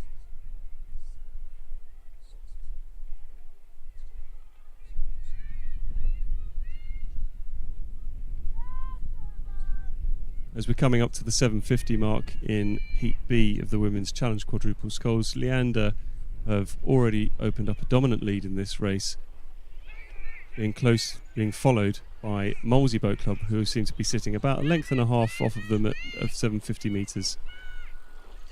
Coming up to the 1,000 metre mark, Leander continue to hold Molesey at one length. Both crews are keeping a convincing lead over the rest of the field, being led by Kingston Grammar School in lane 6.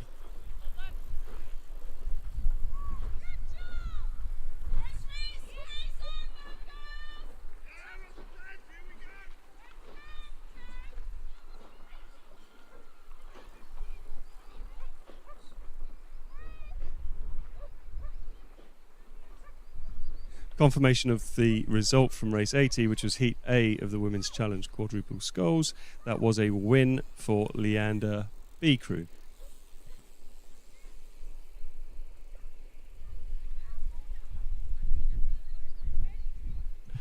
And back to race 81, which is Heat B of the Women's Challenge Quadruple Sculls. We're coming into the final 500 metres. The race is still being led by Leander Club A crew, who hold that slight lead over Molesey Boat Club. And as we're coming through the last 500 metres of the race, whilst Leander are holding that nice lead, Molesey really aren't giving up. They still want to have that lead straight into the final later on today.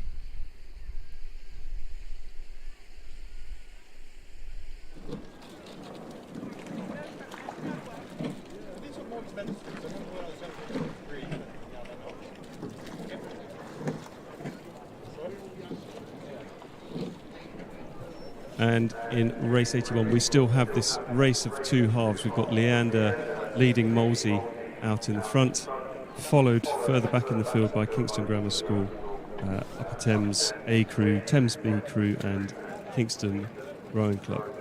As we're approaching the Red Boys in the last 250 metres of the race, Leander still hold Molesey at about a length's lead, and Molesey really aren't giving up. They are still going for it. I think Molesey are just about to raise their rate of striking. Yeah, sorry. But Leander are just sitting comfortably in front. Molesey are going to have a fair amount of work to do there to close that gap as we go through the last 250 metres of the race, but they really are going for it, and they want that top spot.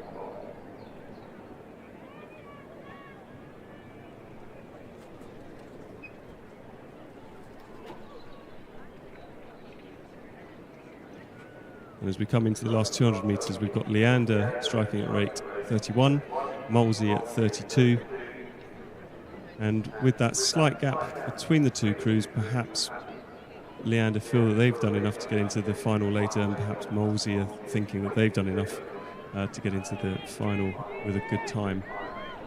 That is an excellent display of sculling coming through to the finish line here. Two very good quality crews leading the way. And it'll be interesting to see the makeup of that final later on today. Further back in the field, very impressive as well from Kingston Grammar School. Again, a junior women's crew competing in a challenge event. And here they are coming through into third place. And this field really has opened up into three waves. We've got Leander and Molesey out in front. We've got Kingston Grammar School coming through now in third place. And further back in the field, we've got Kingston Rowing Club, Thames B and Upper Thames A.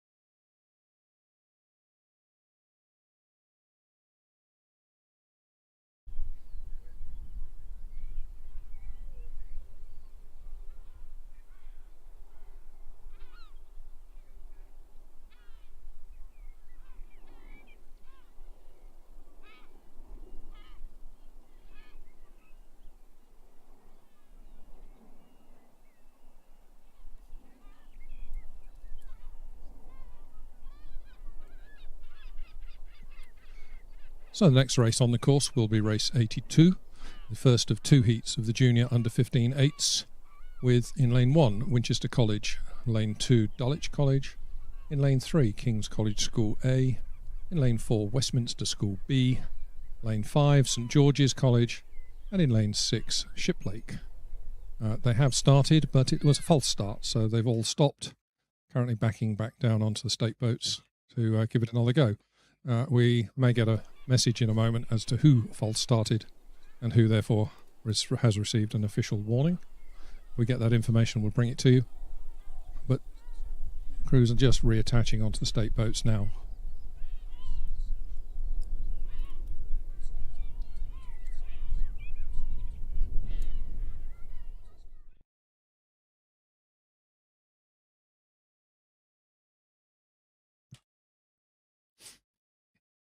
While we wait for race 82, let's just confirm the official result of race 81, the Women's Challenge Quadruple Sculls second heat. This is for the Yeatman Challenge Cup. The winners were Leander A, who qualify to the final. Second were Molesey, then third Kingston Grammar School, fourth Upper Thames A, fifth were Thames Rowing Club B, and in sixth place Kingston.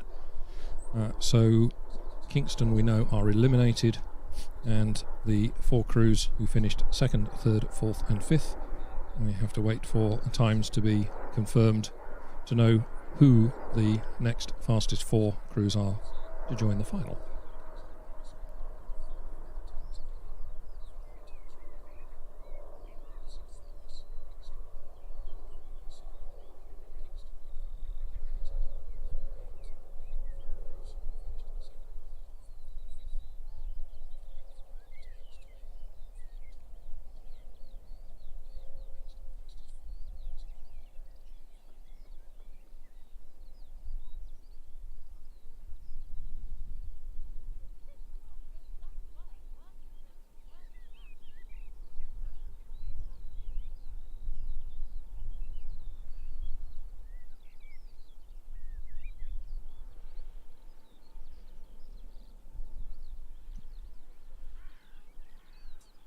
And so we confirm the result of race 81 a few moments ago, win for Leander, but we now know that the fastest qualifiers for the final to join them are Molesey from Heat 2, Shiplake from Heat 1, Kingston Grammar School also from Heat 2, and Thames A, who were in Heat 1. And just as I say that, race 82, this first heat of the junior under 15/8, has now restarted.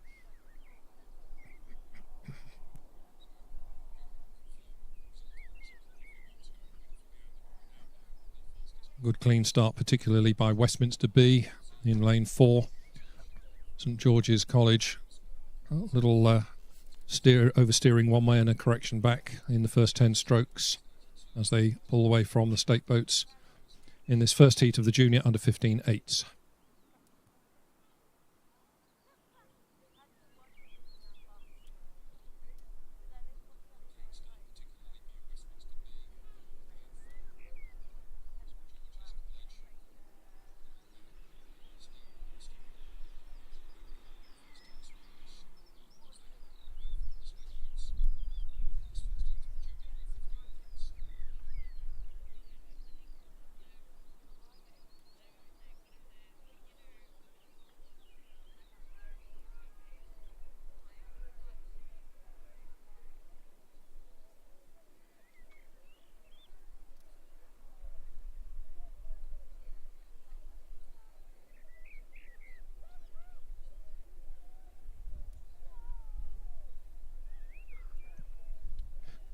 If we look back to the results from the School's Head on the 17th of March, King's College School A finished third in the Championship J15/8s, with Westminster School just behind them in fourth place in that event, and those two crews occupying lanes 3 and 4 here in the middle of the course in this heat.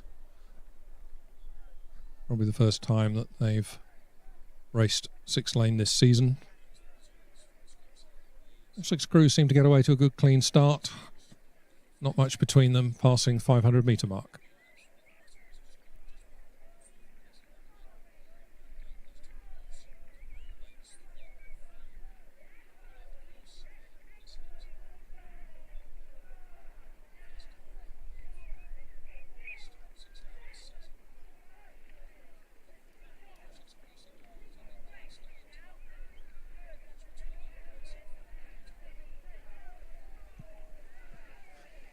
King's College School at 35 certainly have opened up a little gap over Dulwich and Westminster in lanes 2 and 1.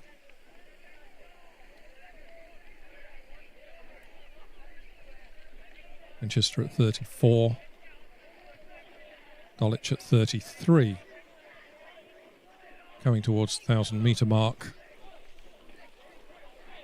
with, I think, King's College School's A crew leading, with clear water now over the rest of the field. Really, really quick first 1,000 metres by KCS, who are leading by a little over a length.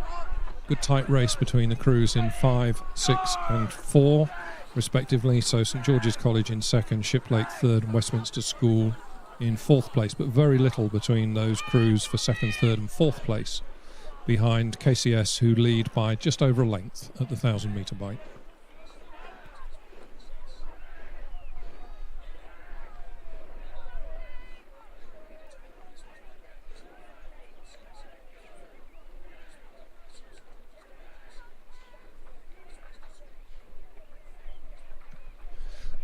Always interesting to see tactics here in these events. There are some who think you just go off as hard as you can from the start, try and open up an early lead and then hold on to it. But of course that risks you running out of energy in the final 500 and not having the ability to sprint in when others who've maybe saved a little bit can pull back. So everything to play for in this race as they come towards us. I don't think there's an awful lot now between the first 4 crews. Still King's College School in lane 3 leading, and then very tight together Westminster School, St George's College and Shiplake over in lanes 4, 5 and 6. 2 crews in lanes 1 and 2, Winchester and Dulwich. Perhaps a couple of lengths back on the leaders in this race.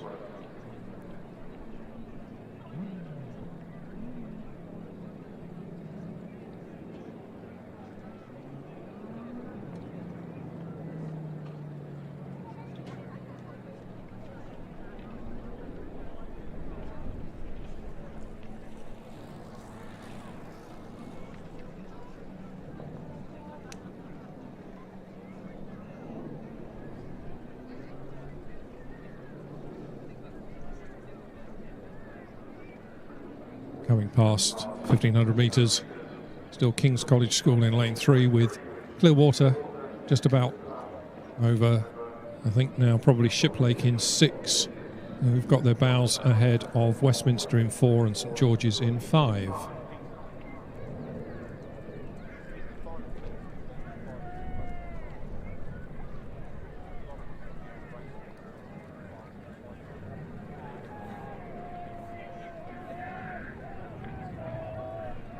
KCS at 35, still having to work quite hard to hold on to this lead.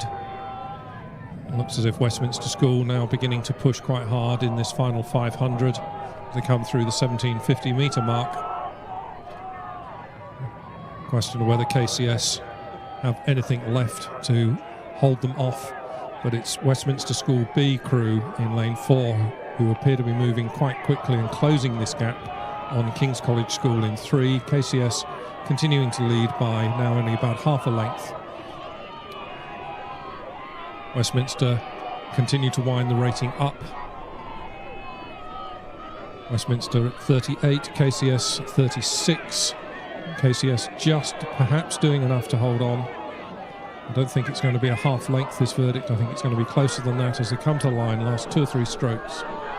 King's College School followed home by Westminster and then Shiplake. Those 3 crews overlapping, just a length separating those 3 crews.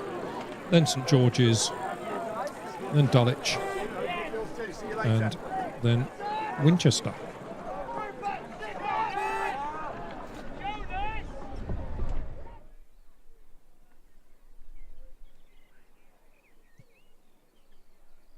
So that was the first of 2 heats of the Junior Under 15/8s. The second of them has already started.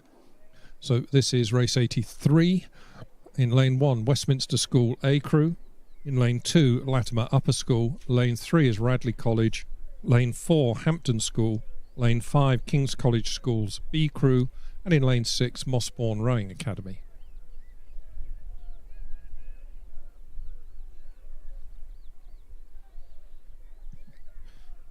having mentioned in the last race that KCS and Westminster finished 3rd and 4th respectively in Championship J15-8s at School's Head. They were beaten that day by Radley, who finished 2nd, and it's Radley in lane 3 in this race, who we perhaps expect to be the form crew in this second heat of the Junior Under 15-8s. This event is for the Cooperative Funeral Care Trophy, and the event has been very kindly sponsored for us by Advent Systems, who we thank along with all of our other supporters and sponsors.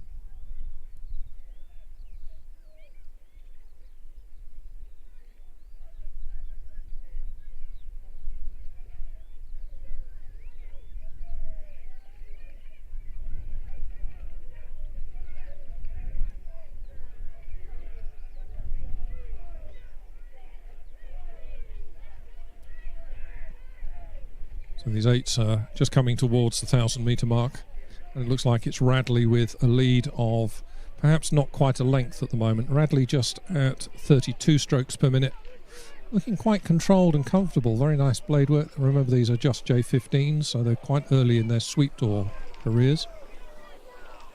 Coming to the 1,000-metre mark, it's Radley by about 3/4 of a length over Hampton.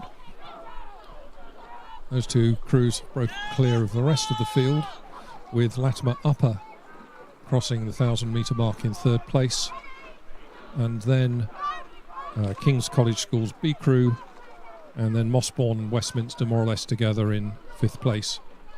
But it is Radley followed by Hampton in this second heat of the Junior Under 15-8s.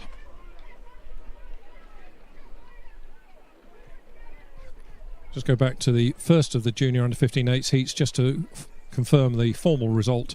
A win for King's College School's A crew, and they progress straight through to the final. Second were Westminster School B, followed in 3rd place by Shiplake.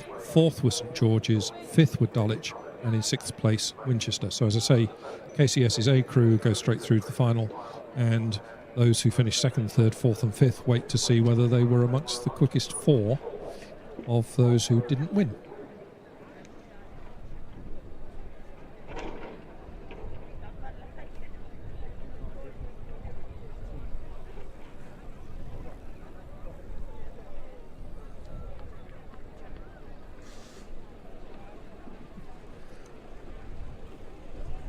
So this second heat of the J15-8s, it's Radley in lane 3 who continue to lead.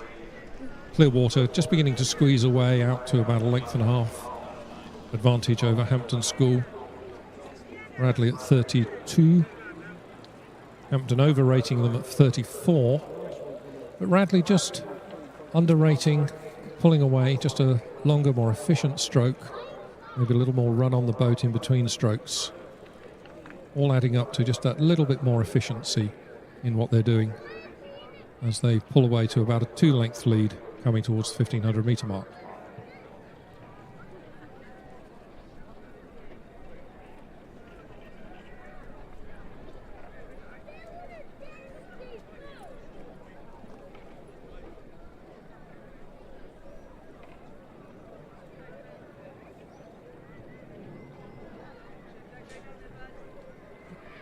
Coming through 1750, just approaching this zone marked with red buoys for the last 250. Radley leading Hampton by a couple of lengths. Those two crews some little way clear of Latimer Upper in lane 2 and King's College School B in lane 5, with Mossbourne Rowing Academy and Westminster bringing up the rear of the field. Mossbourne Rowing Academy, Mossbourne School, very good state school in East London, who have a very big rowing programme and provided more than half of the team for South East Thames at last weekend's interregional junior regatta. But in this race, it's definitely Radley comfortably in front, now leading by about 3 lengths with 3 strokes to go to the finish line. Radley coming home to quite a bit of support coming for them on the bank on the far side. We can hear it inside the tower. Hampton having a good push to the line, trying to set as good a time as they can to get one of those other positions in the final. Coming in 3rd now Latimer Upper School, is coming to the line now. King's College and Mossbourne in 5 and 6 having a right old ding-dong battle for 4th and 5th, and it looks like Mossbourne just getting them their bows in front. And then Westminster School, not a lot between those last three crews in 4th, 5th and 6th place, but Radley looked to have taken that one quite comfortably.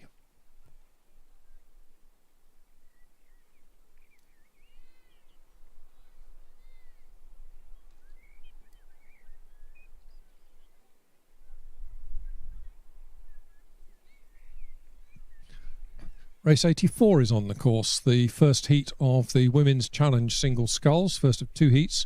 This is for the Regatta Sailing Club Cup. In lane 1, Tideway Scholars School, Iropa. In lane 2 is A. Hallett of Dart Totnes Amateur.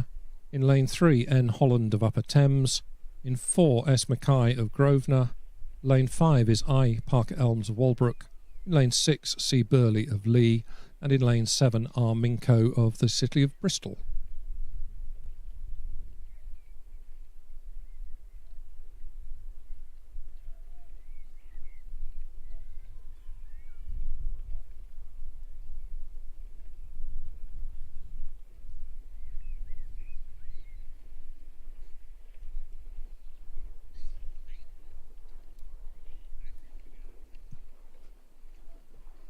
As these singles come towards the 1,000-metre mark, it's S. Mackay of Grosvenor with a comfortable lead, rating just 29, leading by several lengths. Long, powerful strokes from S. Mackay of Grosvenor. I think it was then Holland of Upper Thames, Parker Elms of Walbrook, Hallett of Dart Totnes. But at the halfway point, Mackay of Grosvenor certainly seems to be very comfortable leading this heat of the Women's Challenge Single Sculls.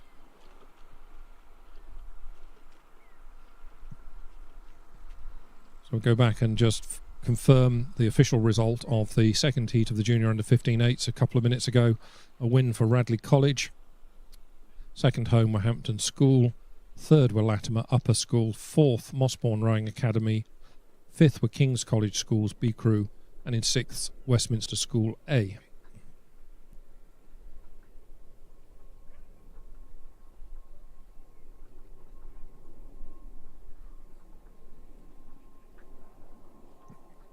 Mackay of Grosvenor in this Women's Challenge Single Sculls has reduced her rate of striking to just 26.5 strokes per minute. I think it's a measure of how comfortably she's leading this race. Not yet at the 1,500 metre mark, through the 1250.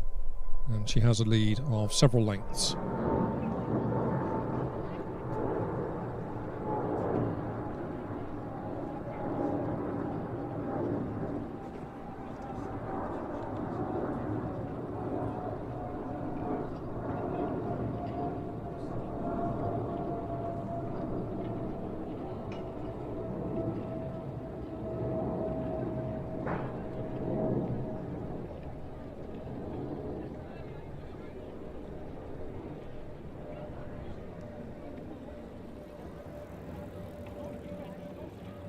Mackay of Grosvenor continued to lead as they come towards the 1,500 metre point. Holland of Upper Thames putting in quite a push at the moment, up at 34 strokes per minute, trying to close this gap. There's around 3 lengths down on Mackay of Grosvenor. Those two probably with clear water now over the sculler in lane 6, who is Burley of Lee, who is in third place. Mackay of Grosvenor, I think, definitely has this in hand. She's just sculling very comfortably from her leading position, is able to keep an eye on what anybody else is doing. If Holland of Upper Thames does put in a push and close the gap, I think Mackay of Grosvenor has enough in hand to respond to that.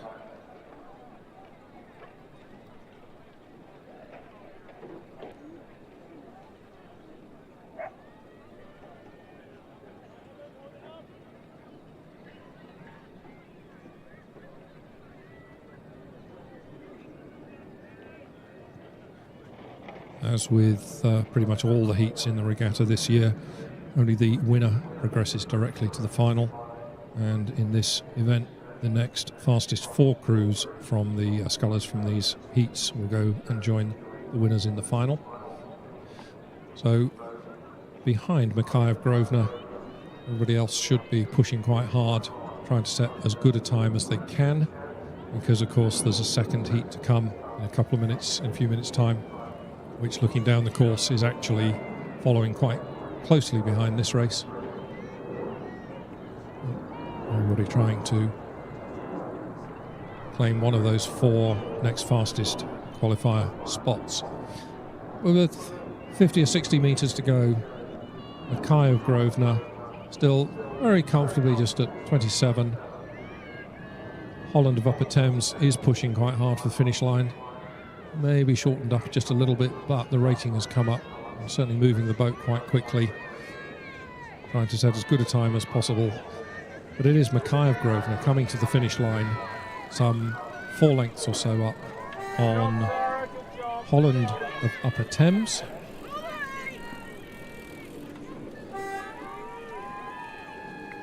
Really tight race for 3rd place between Burley of Lee in 6.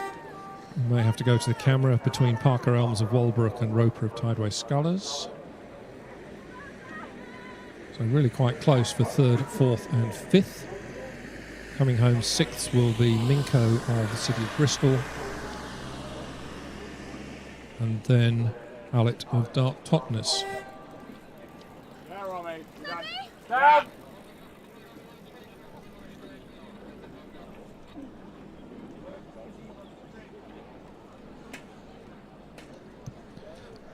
I may have mentioned during that race that race 85 is already underway, the second of the 2 heats for the Women's Challenge Singles Sculls. Here we have C. Haff of Norwich in lane 1, S. Lewis of Greenbank Falmouth in 2, J. Titterington of Nottingham in 3, C. Chen of Canterburysian in 4, E. Green of BTC Southampton in 5. In lane 6 is S. Dixon of Cambridge 99, and in lane 7 C. Wesselman of Thames Rowing Club.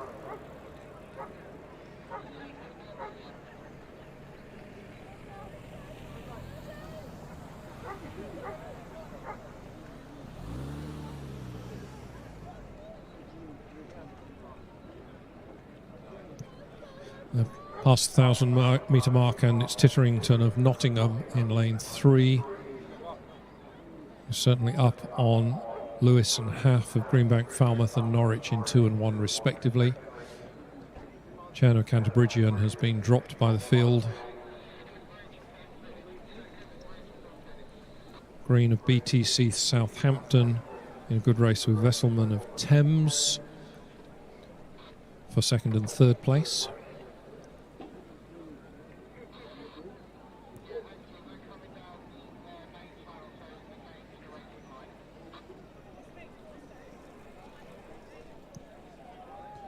As they come towards us, Wesselman of Thames Rowing Club may well have come up pretty much level with Titterington of Nottingham, who I'm sure was leading early on.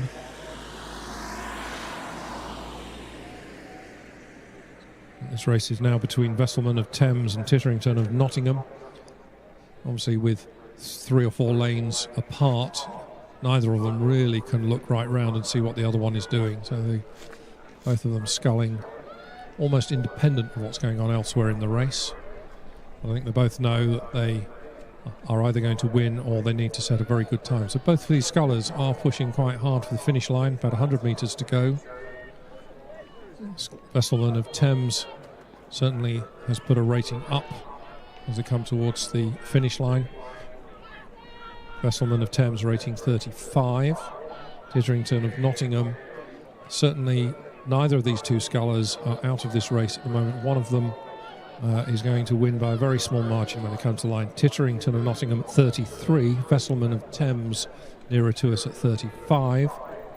But it's Titterington of Nottingham, Wesselman of Thames. I think the Nottingham sculler has just got it by perhaps half a length. Very little between those 2 as they cross the line. So Titterington of Nottingham and Wesselman of Thames.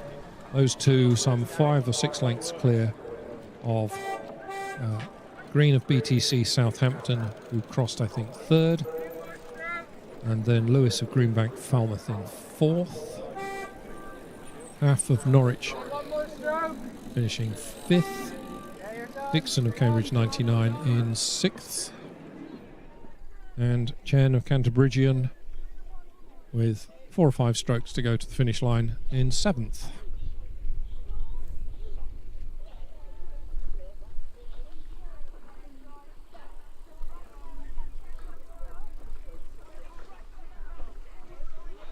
Race 86 is underway and indeed just passing the 1,000-metre mark.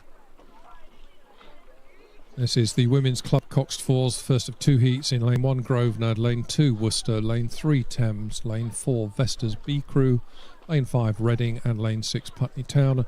And at the 1,000-metre mark it was Thames Rowing Club in Lane 3 with a little bit of clear water over the rest of the field.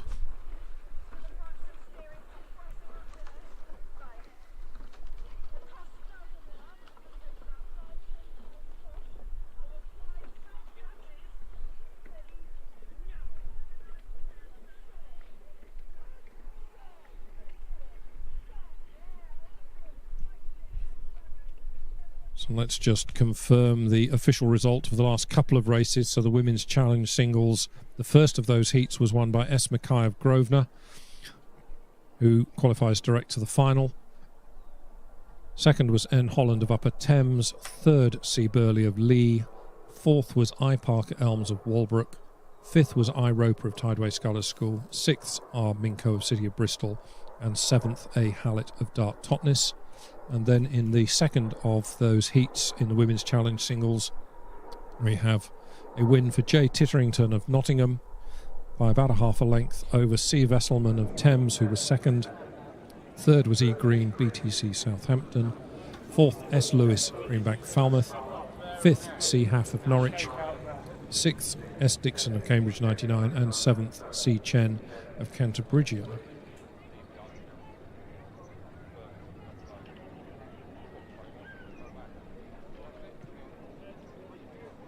So we know that the winners of those 2 Women's Challenge Single Sculls heats will progress direct to the final, and that final is race 110 at 24 minutes past 6.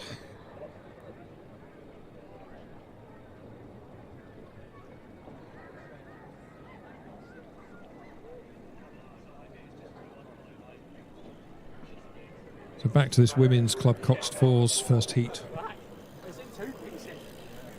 First heat of 2 in this event, yes, 2. This is for the Doug Norris Memorial Salver, and it's Thames Rowing Club in Lane 3, leading now by, well, perhaps that's even 4 lengths. Thames rating 32, they've just dropped the rate of striking, so they're very comfortable leading this heat by some 4 lengths or so.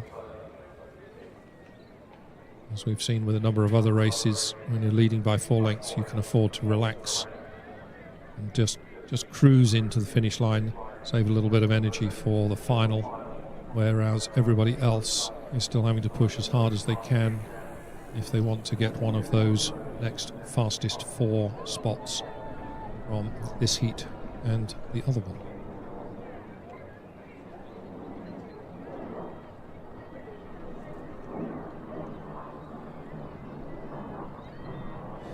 So with Thames some 4 or 5 lengths up, cruising, it's Vesta in second place. That's Vesta's B Crew, who appear to have just a little bit of clear water over Reading Rowing Club in lane 5.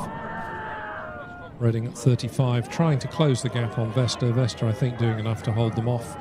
And those 2 crews, Vesta and Reading, have quite a reasonable gap then. I look back down the course for Worcester and Grosvenor and Putney Town, who I think are in that order in 4th, 5th and 6th. But the hooter reminds me Thames Rowing Club have come to the finish line some 4 lengths or so, maybe it's even 5 lengths ahead of Vesta in second place, who have just a little bit of clear water, so let's call it a length and a half over Reading Rowing Club in lane 5 as they cross the line in this heat of the Women's Club Coxed Fours.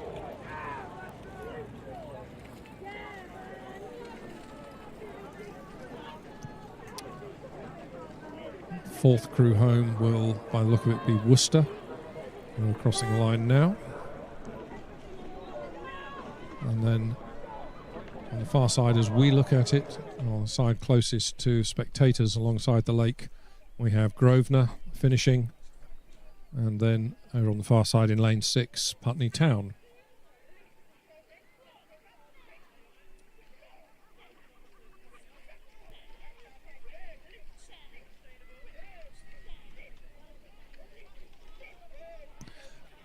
So, white flag from the umpire in that race to signal that no crew has protested the result. He's happy to hand it over to the judges to call it. Already on the course, race 87, the second of the heats of the Women's Club Coxed Fours. In lane 1, Stourport. In lane 2, Agecroft. Lane 3 is Vesta's A Crew. Lane 4, Marlow. Lane 5, Cantabrigian. And in lane 6, Kingston. These crews are just coming to the 1,000-metre point, where it's Cantabrigian who lead by about half a length from Marlow. Marlow then about a length up on Kingston and Agecroft. No.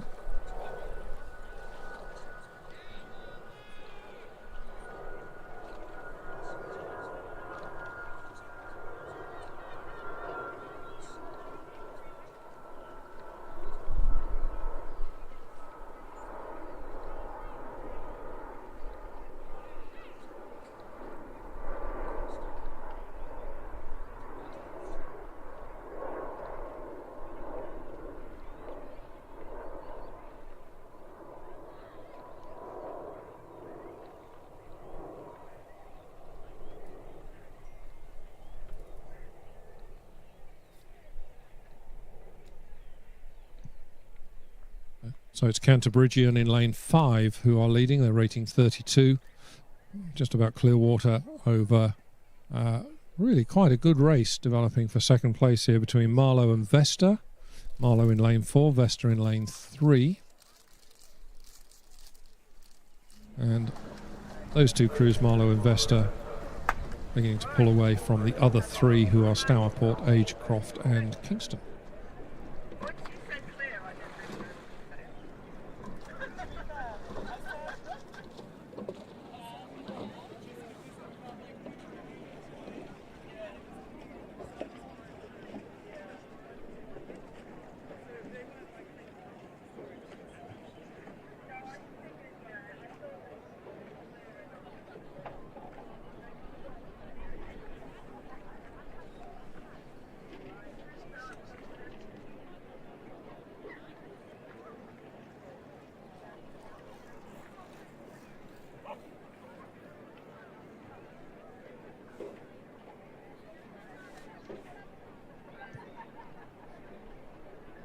Coming through the 1,500 metre mark, it's still Cantabrigian in 5. I think they're beginning to come under a little bit of pressure from Marlow in 4 and Vesta's A Crew in 3.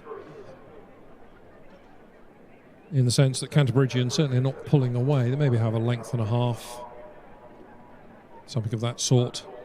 Cantabrigian have been at 32 for most of this race, which suggests they feel that they have it in control in this Women's Club Coxed Fours second heat.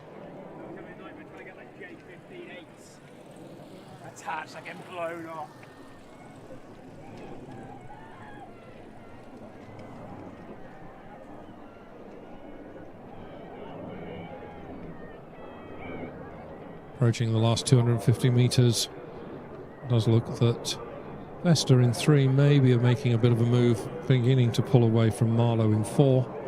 Whether they've got enough left to challenge Cantabrigian out in front, Cantabrigian with about a length. Vesta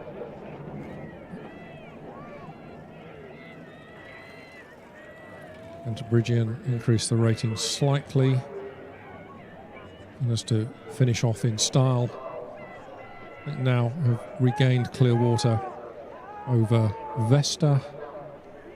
Vesta beginning to come under a little bit of pressure from Marlow. Vesta in second, Marlow in third as they come into the last 10 strokes. Stourport in lane 1 are in 4th place at the moment. Agecroft and Kingston probably in that order in 5th and 6th. Coming towards the line, Cantabrigian over here in lane 5 with a couple of lengths, maybe it's now 3 lengths advantage. Really tight race between Vesta and Marlow.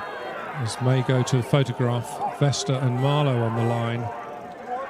I think I know who I would say has got that, but I'm not going to say it. I'll leave that for the judges to tell me. So Stourport in lane 1 finished 4th. We then have Agecroft in lane 2 just finishing, and then Kingston Rowing Club in lane 6.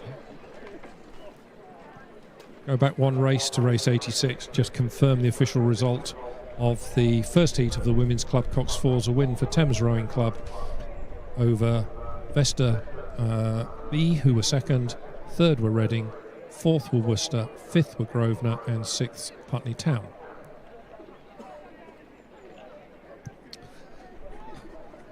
Racing is non-stop here today, 117 races, almost 12 hours of racing, and we already have race 88 underway. This is the Challenge Coxless Fours, the first of 3 heats.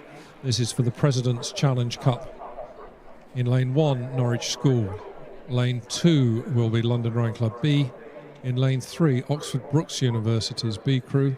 Lane 4, Lee Rowing Club. Lane 5, Upper Thames Rowing Club A. And in lane 6, Southampton Coal Porters. Good to see a small number of college crews here this weekend. Same weekend as the Bucks Regatta up at Nottingham. I remember seeing Wolfson College, Oxford a little earlier in the day, and we have a couple of Oxford Brookes crews here with us today. And we're seeing in this first heat of the Challenge Coxless Fours, Oxford Brookes stamping their authority on this race already. They're passing 750. And they have a lead of several lengths. Oxford Brookes at 35. Superbly skilled, very powerful, as we expect from Brookes crews. London Rowing Club at 34 in their wake. Probably some 3, maybe even 4 lengths down. And we're not yet at the halfway point.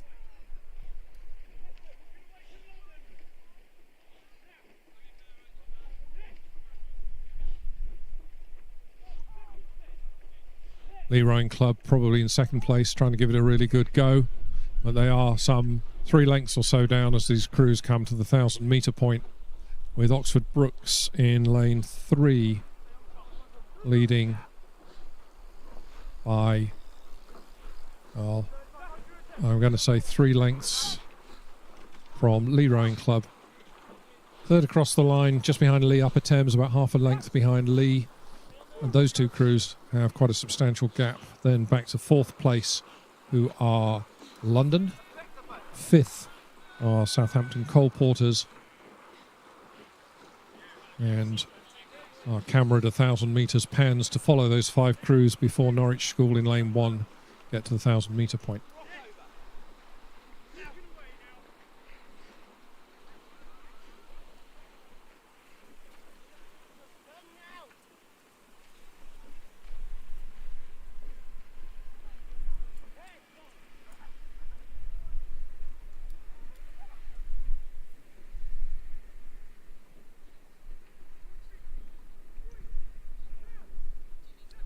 Brookes at 34.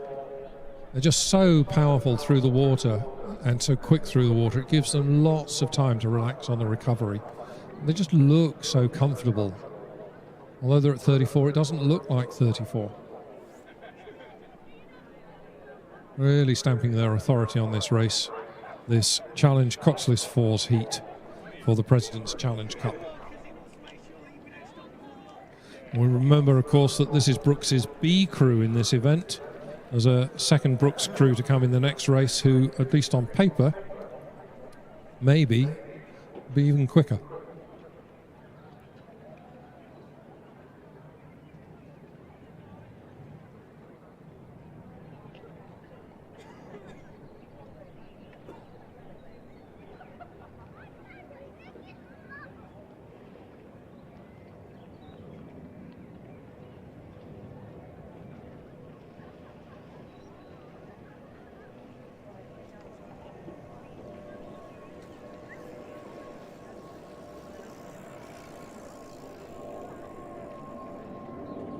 Lee Rowing Club at 36, not really making any impression on the lead held by Oxford Brookes, who are still at 34.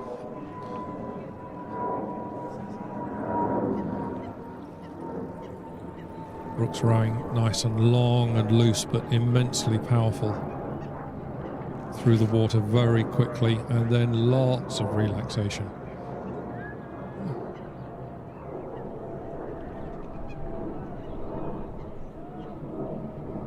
This is a really good example of, as we expect from Brooks with all of their crews, really good technique,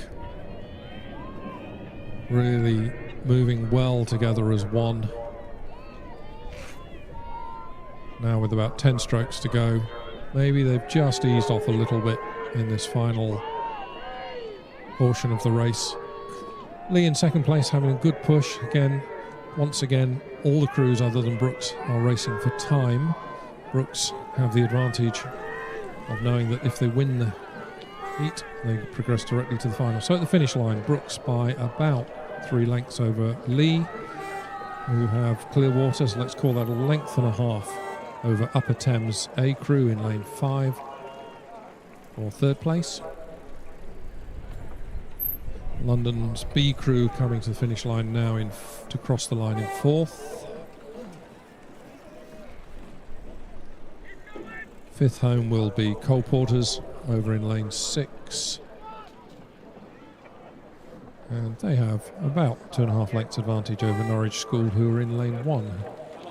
Norwich School coming towards the line with about 2 strokes to go as they come to the line now.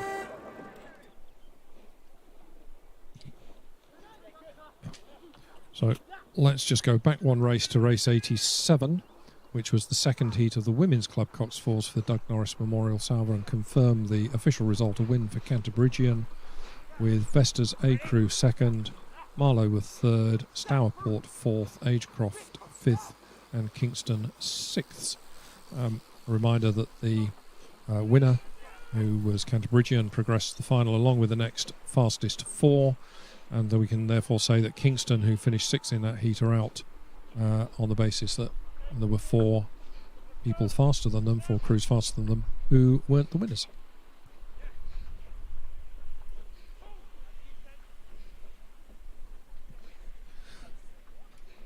And before we go to the next race, let's just confirm race 88, the one we've just seen, the first heat of the Challenge Coxless Fours.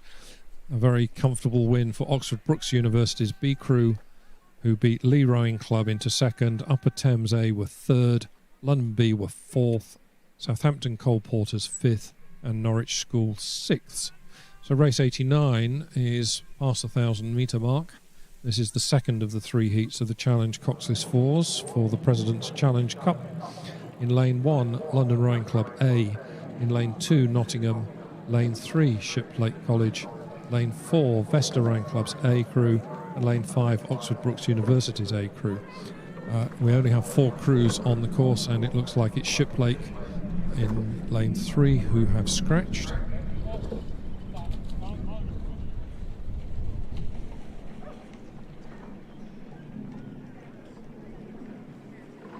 Going down the course, looks to me that the crew from Brooks is leading, but they don't have this all their own way. They're certainly not racing with as dominant a lead as their clubmates had in the previous heat.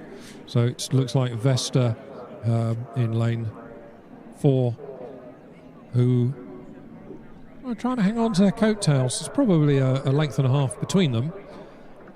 But Brooks aren't dominating this one in the way that their clubmates dominated the last race.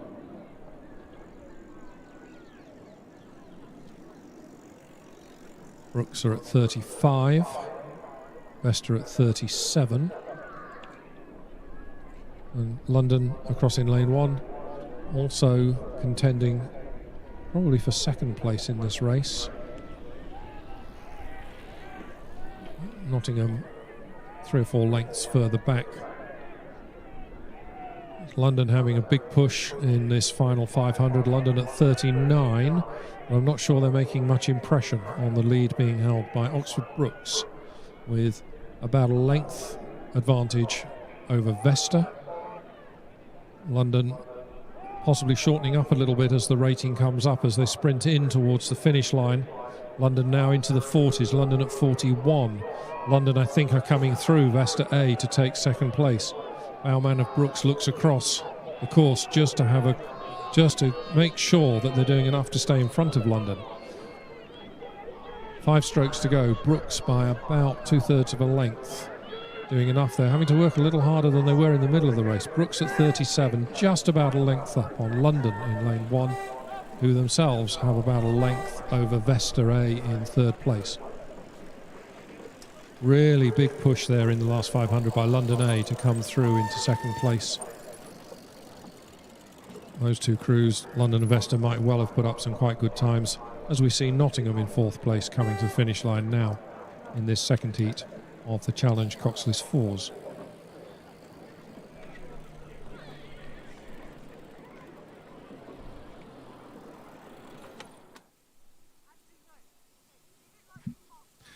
Race 90 is underway, the 3rd of the 3 heats in the Challenge Coxless Fours for the President's Challenge Cup. In this heat we have in lane 1 Northampton, lane 2 Kingston, lane 3 Vesta's B Crew, lane 4 Marlow, lane 5 Upper Thames B, and in lane 6 Oriel Kensington.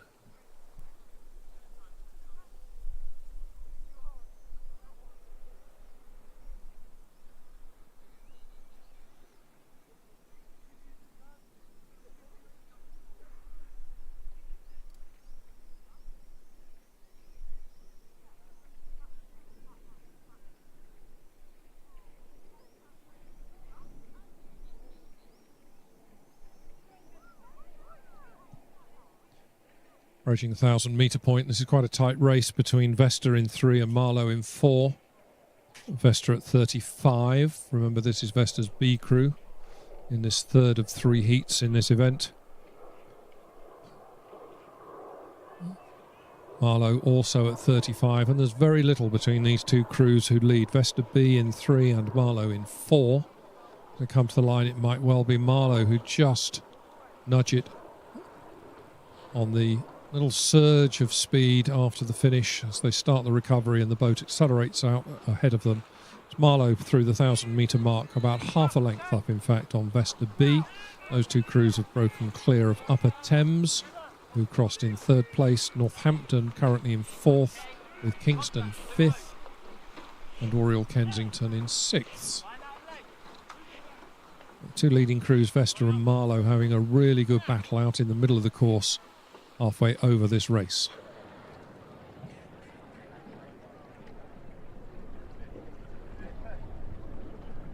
Just going back one to race 89 just to confirm the official result now that we have it signed by the judges. Win for Oxford Brookes University's A Crew over London Rowing Club's A Crew, who were 2nd. 3rd were Vesta A, 4th were Nottingham, and we know Shiplake did not start and scratched.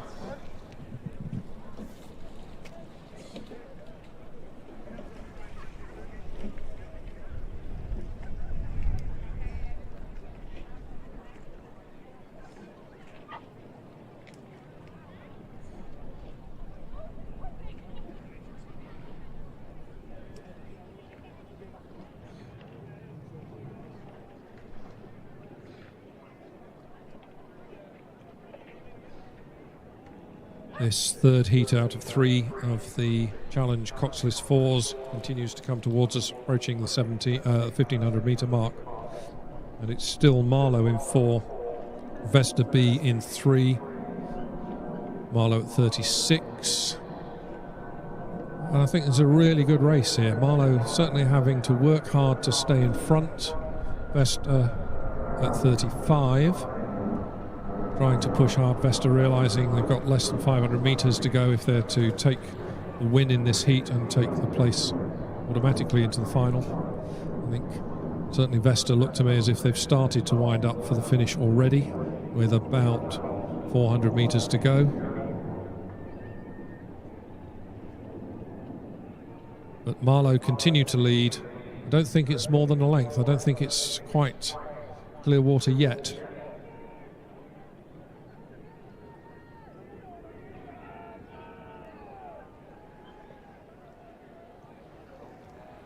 Following them, we have Upper Thames in lane 5, who I think are running in 3rd place at the moment. And they're comfortably in 3rd ahead of Northampton and Kingston and Oriel Kensington. And out front it's Marlow in lane 4 with a lead of a length now. I think they've responded. Vesta have done their push at about 1600 metre point. Used up that little reserve of energy they kept for the final sprint in. Marlow reacting to it. Marlow just squeezing on the finishes a little bit perhaps and drawing out to a length. Might just be a little bit of clear water by the time they get to the finish line, maybe length and a half, as Marlow come to the finish line with about 3 strokes to go in this heat of the Challenge Cox's 4. So it's Marlow coming to the line first. Opened up in that last 20 strokes to almost 2 lengths over Vesta B.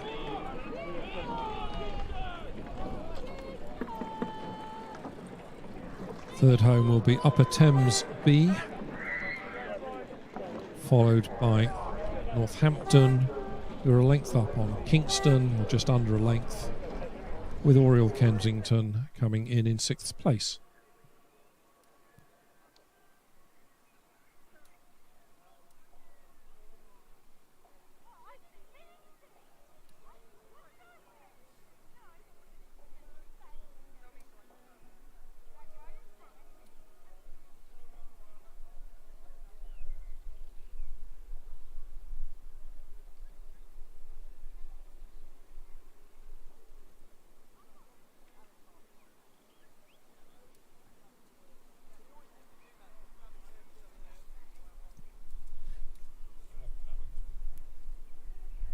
So on the lake now is race 91.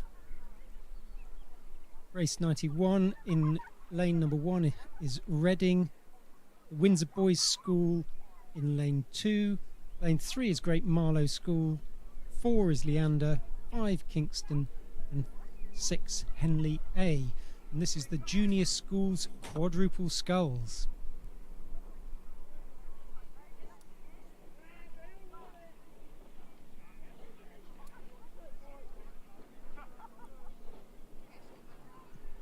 Looks like already Leander have taken a significant lead.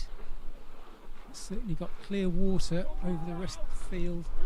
18:33, just going through the 1,000 metre mark now, halfway. And there's a significant gap for the crew in lane 5, which is Kingston. 6 to Henley A, and then the rest of the field is all quite bunched together. Just confirming the result of race 90, the Challenge Cox's 4 Heat C. So Marlow are through to the final. The rest we have to wait for the times to see who has made that slot to get into the final.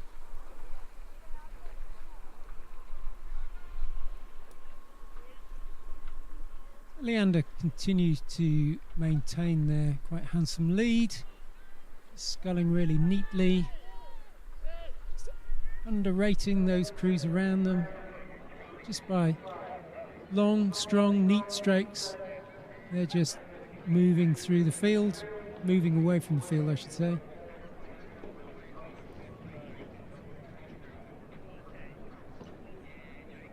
And have taken their rating down to 31. Continue to maintain that lead.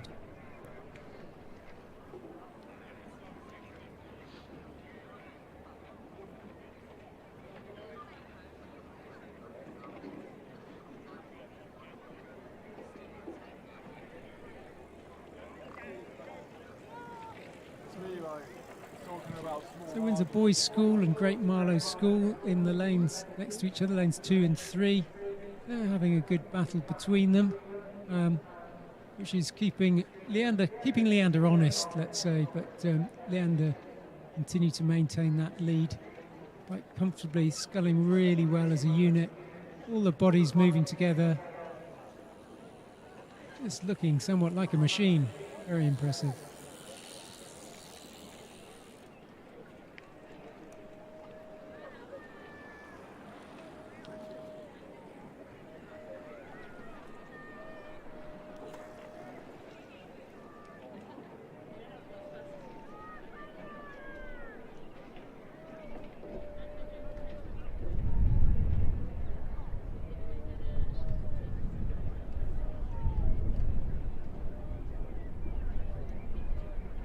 So the crew's now approaching the last 250 metres of the race. I don't think Leander will be too troubled and have to raise their rating, but they might just want a bit of a practice as to rating higher across the finish, but they continue to maintain a clear lead of probably 5 lengths. 5 lengths over Kingston.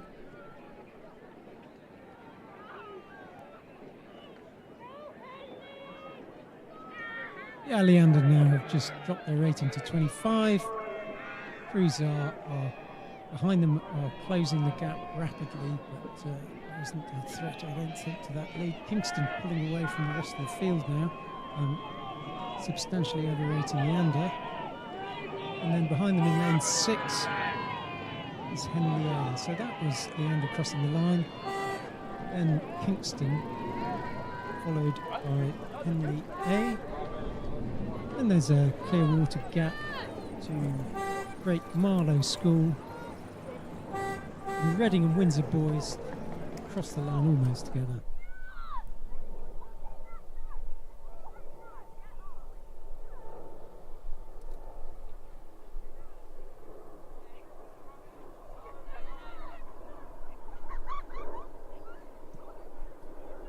So Heat B of the Junior Schools and Quadruple Sculls is coming up next. Race 92, the JHW Skeet Tankard. And in lane 1 is South African Schools Rowing Union. Lane 2, Tideway Scholars School. Lane 3, the Windsor Boys School C. Clare's Corps School B's in lane 4. And Staines in 5. And Lee A in lane 6.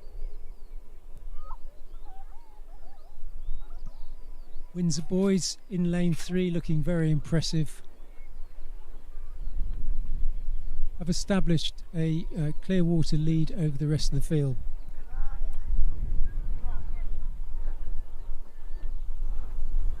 Windsor boys rating 34 as they get to the 1,000 metres, but just looking so smooth and so relaxed.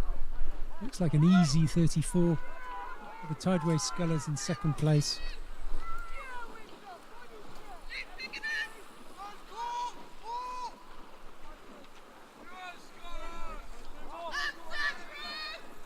So confirming the result of race 91, Heat A of the Juniors Quads was a win in the heat for Leander, so they will progress straight through to the final.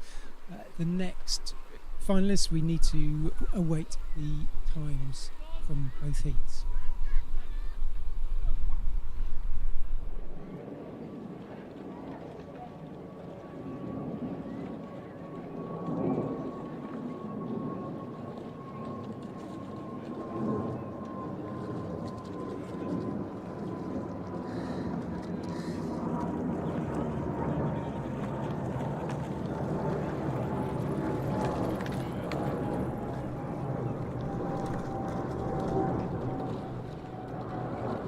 The boys continue to look pretty comfortable, rating 33.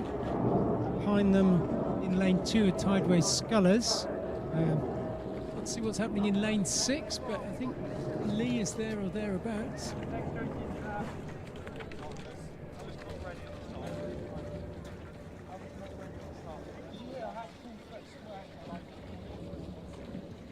Crews are now going through the 1250 metre mark. 1500 to the last 500 metres. So if you're going to change the order of the event and start moving now.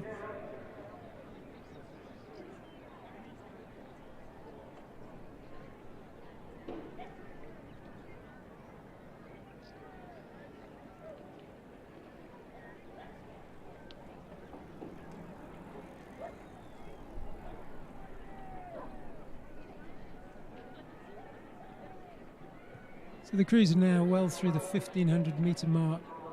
Windsor boys continue to lead by a number of lengths clear water over Tideway Scholars and then the lead.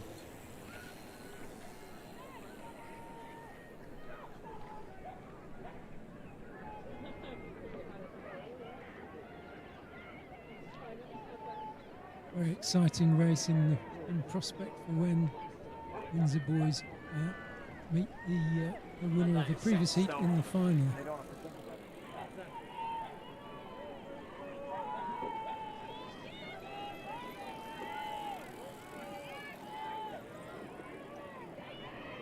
Windsor boys just looking to squeeze on a bit here without raising the rate, but putting more power down, I think. Rating 31 and drawing away from the field as Tideway Scholars and Lee battle out for the fastest time slot in their weight. That was Windsor boys just crossing the line.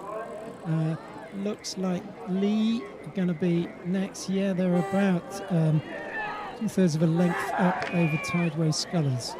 And there's a few lengths clear water. Coming up is Clare's Court School, just crossing the line now.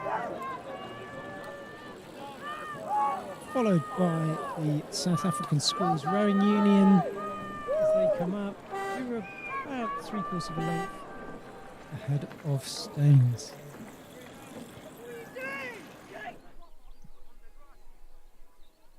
On the course now is race 93, which is Heat C of the junior quads.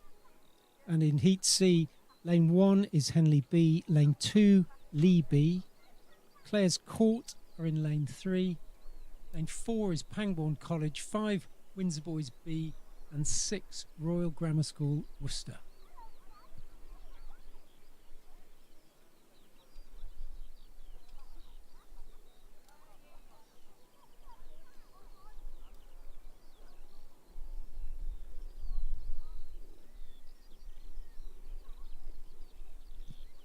Crews are going through the 750 metre mark. Looks like Clare's Court have established a lead, rating 33, over Pangbourne College.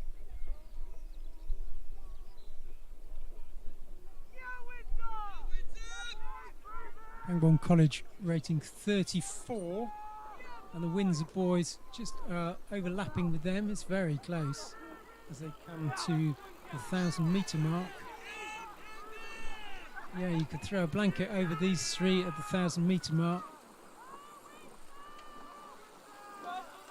Windsor boys at 32, still looking pretty relaxed. Might be more in the tank come the second half of this race for Windsor boys.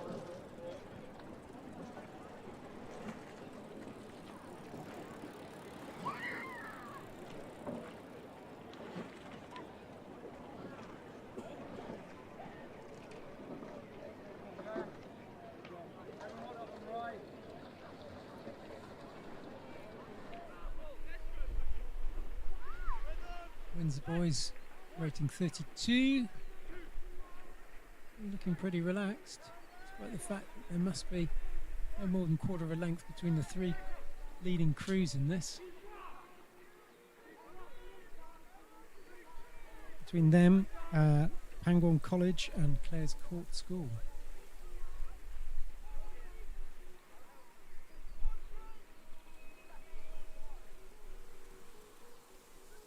Crews now approaching the 1,500 metre mark. 1,500 metres, just 500 metres to go. Crews certainly will be squeezing on. Last 50 or 60 strokes they'll be thinking.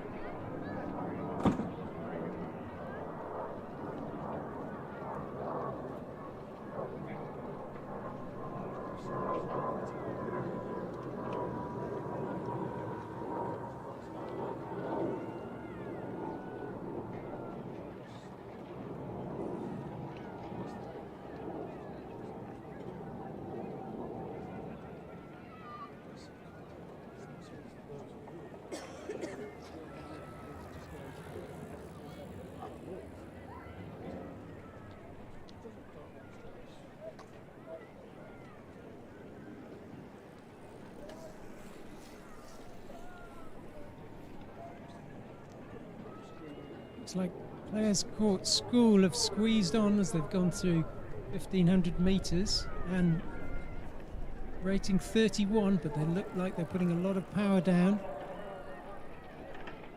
Windsor boys in lane 5, pushing hard too, but they've drawn away, it looks, from Pangbourne College.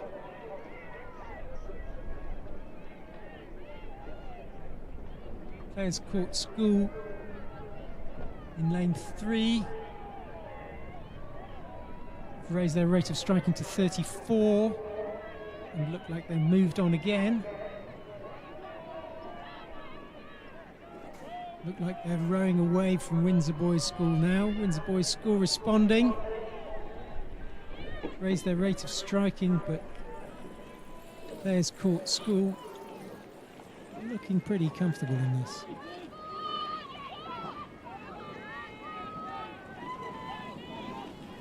This is Players Court School with about a length and a half lead over Windsor Boys, and then a few lengths back from that is Pangbourne College.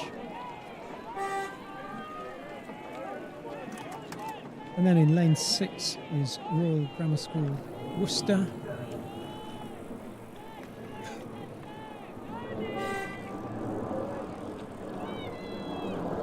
And then lane 6 coming up, Royal Grammar School Worcester, and then followed by the Lee.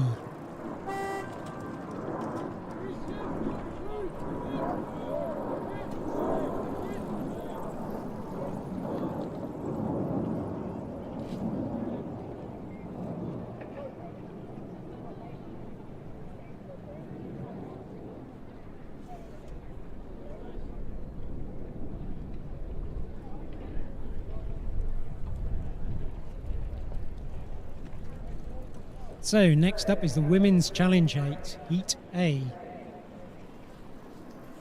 Heat A of 2.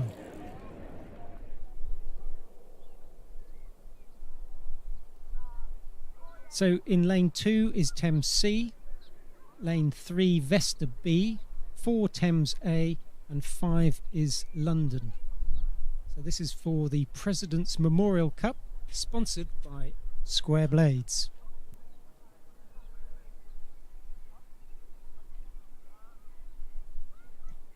Just confirmation of race 92, which was the Junior Quads Heat B, was a win for Windsor Boys, so they will be through to the final.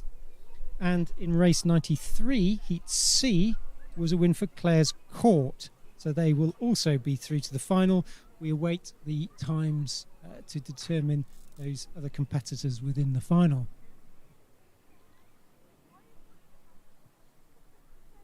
And race 94 is off.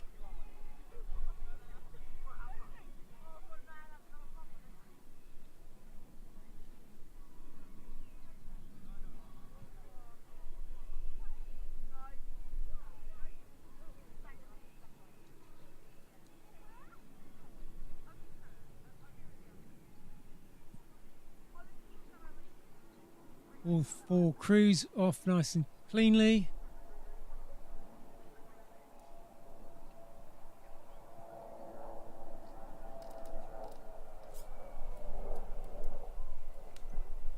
London in lane 5, rating 39.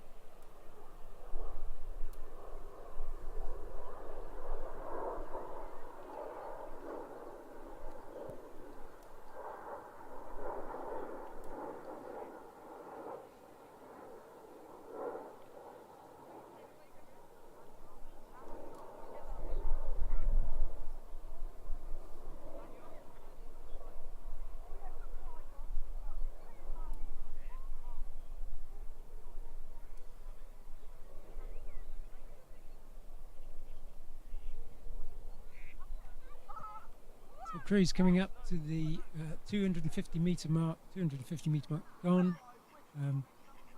So just getting into their race rhythm now. Crews will have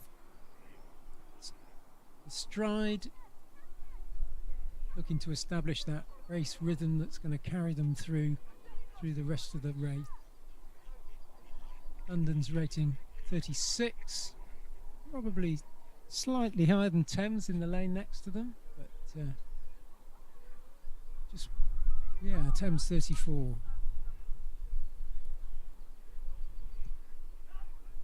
Thames just getting a bit more run per stroke.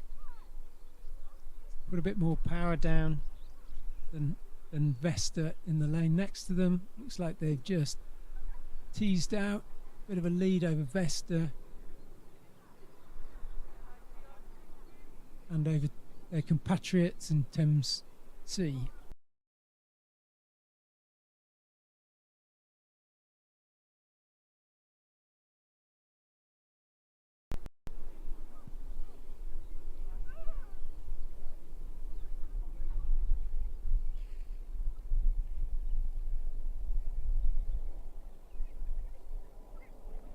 They're going through 750 metre mark now. Looks like Thames A in lane 4 have established about a length lead. Still a bit of overlap. But they're rating 34, nice, long and powerful. Looks like they've just broken the elastic now with the crews behind to establish that lead as they come up to the 1,000 metre mark.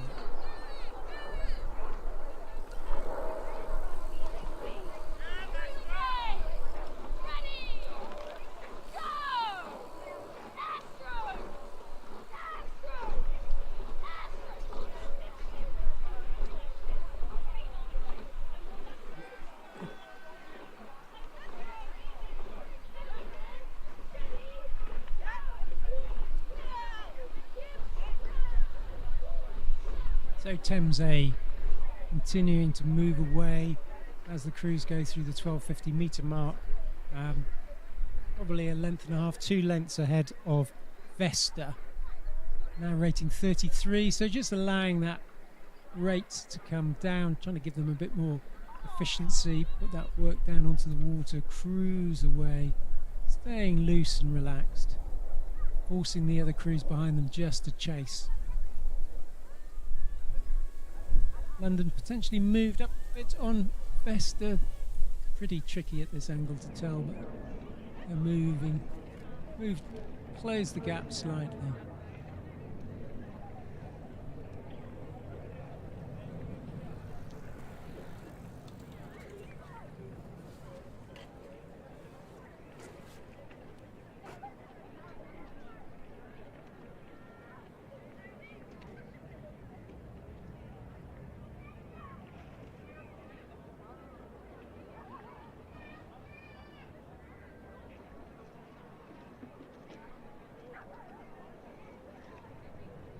Thames have further reduced their rate of striking to 31.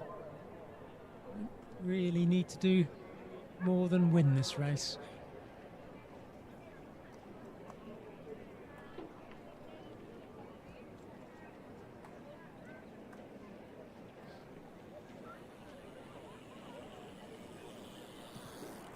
Good race developing behind them though between Vesta and Thames C.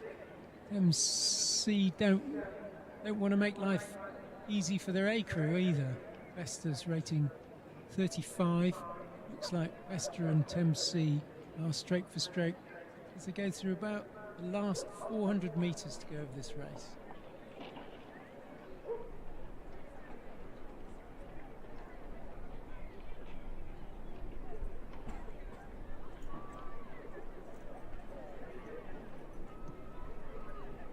Vesta and Thames C now moving away from the London crew to try to put some pressure on Thames A, but I don't think Thames A are having any of it.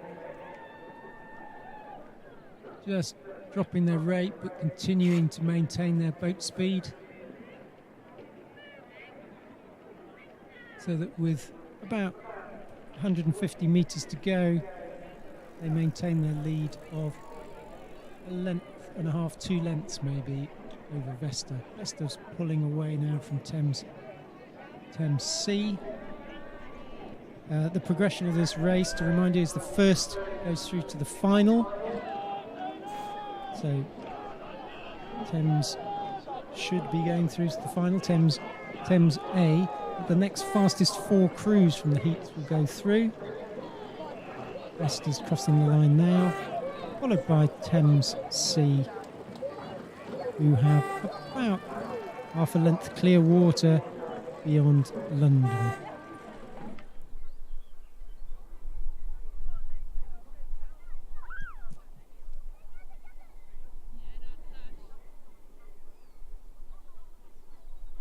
Next race is race 95, which is Heat 2 of the Women's Challenge 8 for the President's Memorial Trophy, with Vesta A in lane 2, Leander in lane 3, Thames B in lane 4, and Headington School in 5.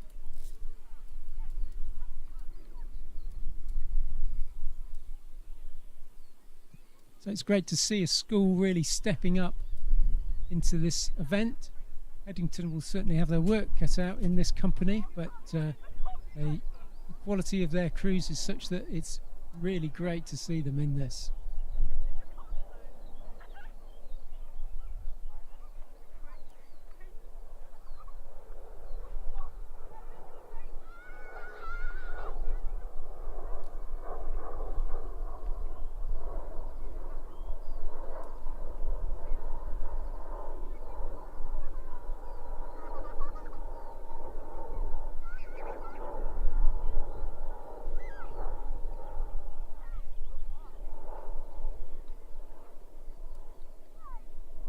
So after 300 metres gone, Leander rating 36, may have a slight lead, difficult to tell at this angle.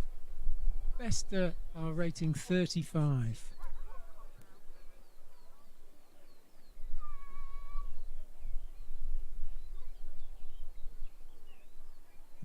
Thames also rating 35, Thames B in lane 4.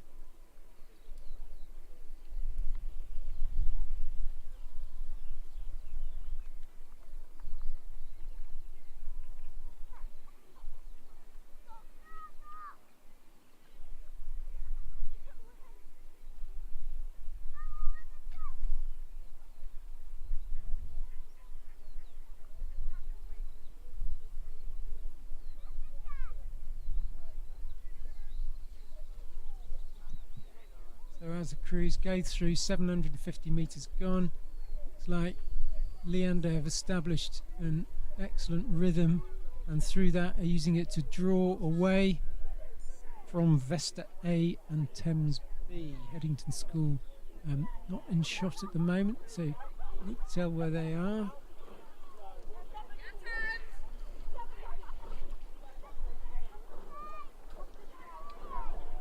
Thames B continuing to maintain substantial overlap with Leander as the crews approach the 1,000 metre mark. Headington School still in touch though, still have got overlap with Vesta A in lane 2. Still looking strong and smooth.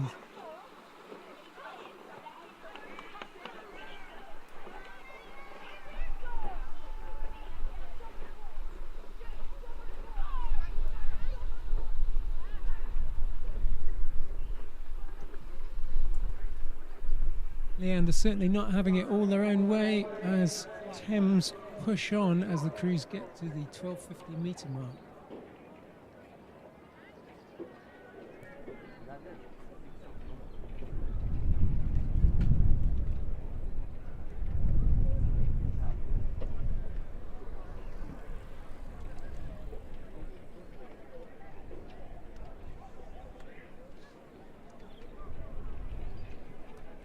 Leander and Thames B matching each other stroke for stroke at rating 34, but Leander just sitting probably a length and a bit clear water above them, but overlapping, Thames B overlapping.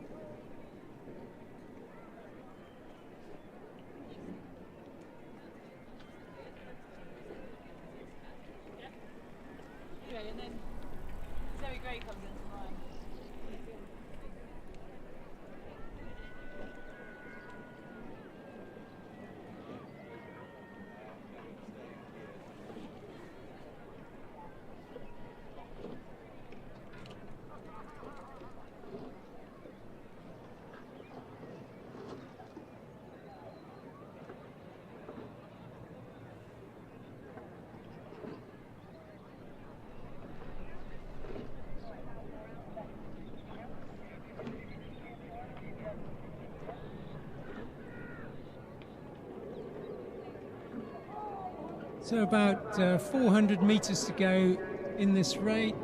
Leander's just edging away. Look as though they're doing it through putting a great deal of power down, but just easing the boat along really nice and smoothly. Don't want to do any more work than they have to do.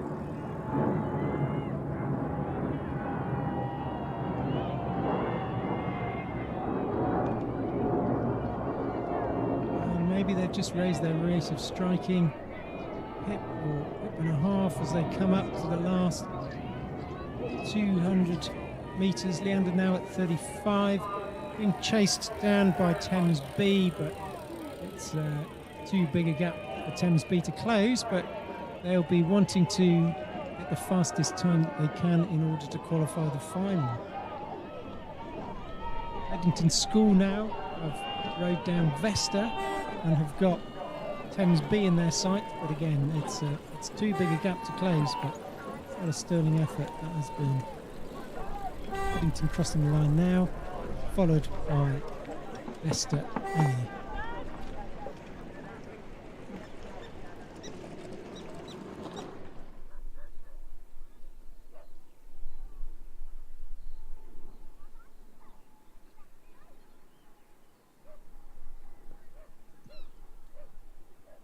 So on the course now is Women's Club Coxed 4, the repechage. This is to qualify in the final for the Chalmore Challenge Cup, sponsored by Robin Star Crafts. So in lane 1 we've got Curlew B, 2 Vesta B, 3 Nottingham, 4 Worcester A and 5 Worcester B, and then Derby.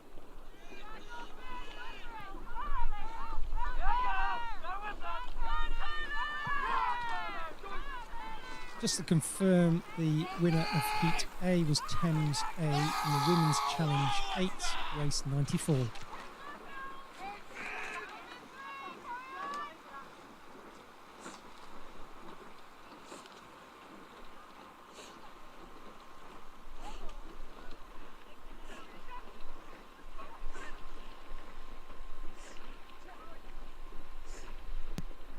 Going through the 1,000 metre mark, Worcester B to have a clear water lead over the rest of the field.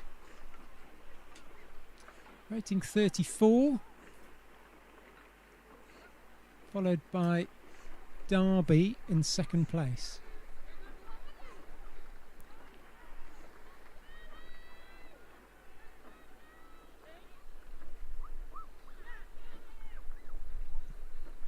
And to confirm, the winner of Heat B, Women's Challenge 8, was Leander. So Leander straight through to the final, and it'll be the next 4 fastest from the heats who they'll meet in the final.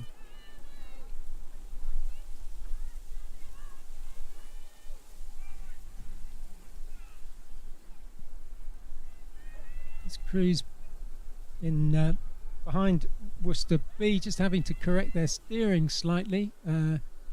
Takes a bit of speed off the boat. That's something you want to do, but it's better than the alternative of being in the wrong lane.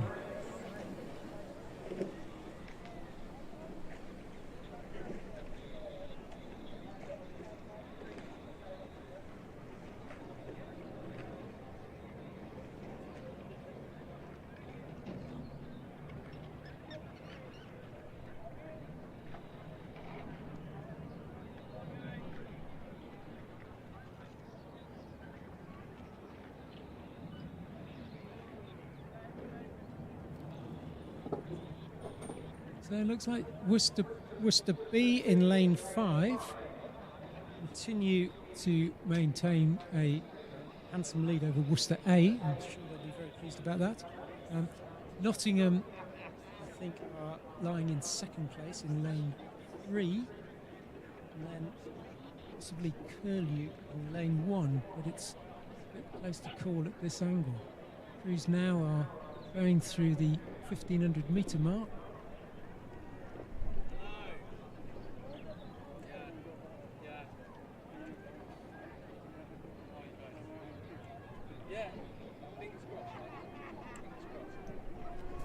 Looks like Nottingham, rating 35, have pressed on and have snuck ahead of Worcester B possibly, but very close to call. Worcester B rating 34. Really neck and neck this. Worcester B looked like they've squeezed on now and might have taken that lead back again. Nottingham at 36.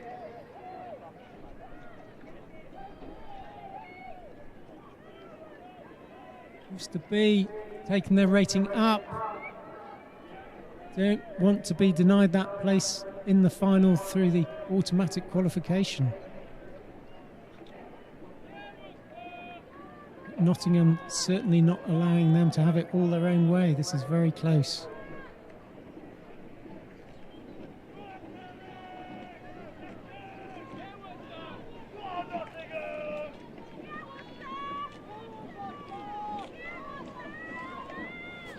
Crews increasing their rate of striking.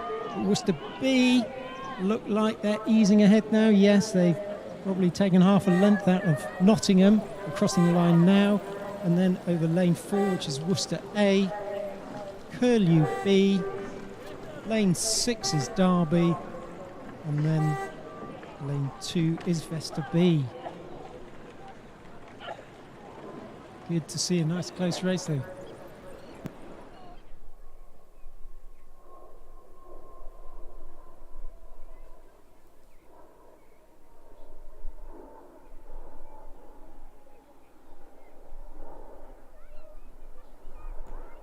So the first 2 crews from that repechage will go through to the final.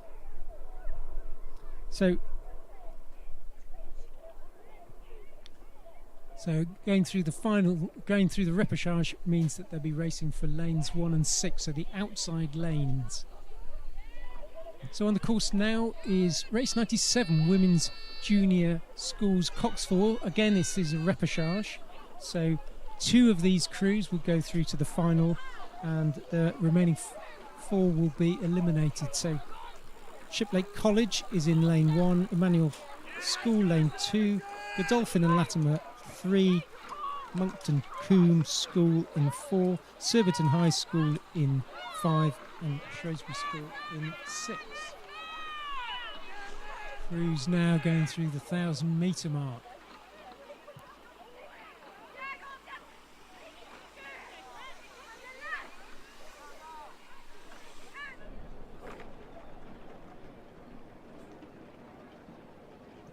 So out in front, lane 3, Godolphin and Latimer School. Like they've got clear water over the following pack.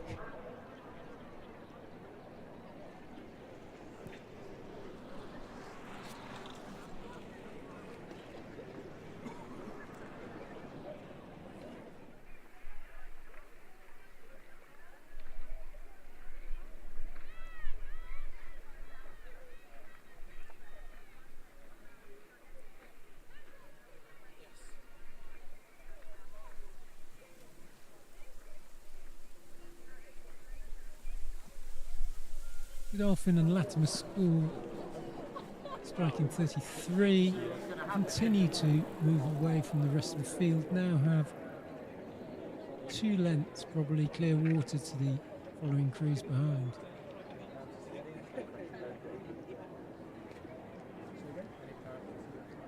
They're rating 34, just a reminder that the first 2 crews in this repechage will make it through to the final. The other crews will be eliminated.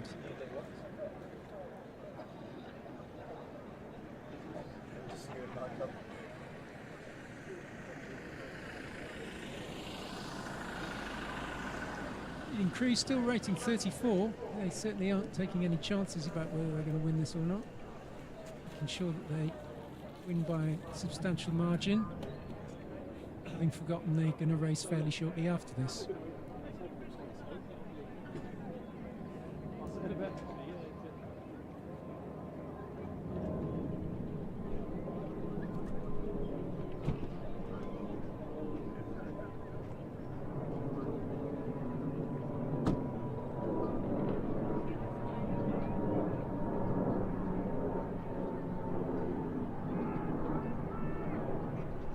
Looks like a manual school in lane 2 will be the next crew after Godolphin and Latimer.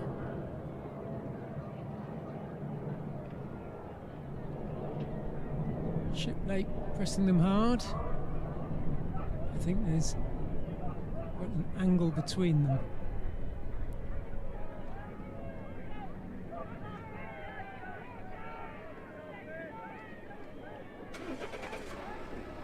Dolphin and Latimer now taking the rate down, but still rating 33. What about 200 metres to go?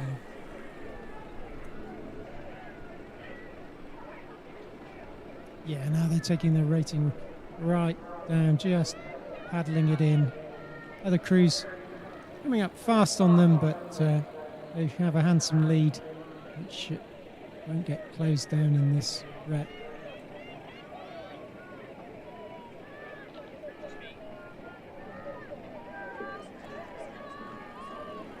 Manual School in second position, and then it looks like in lane 5 Surbiton High School pressing them, but we're about 3/4 of a length in it.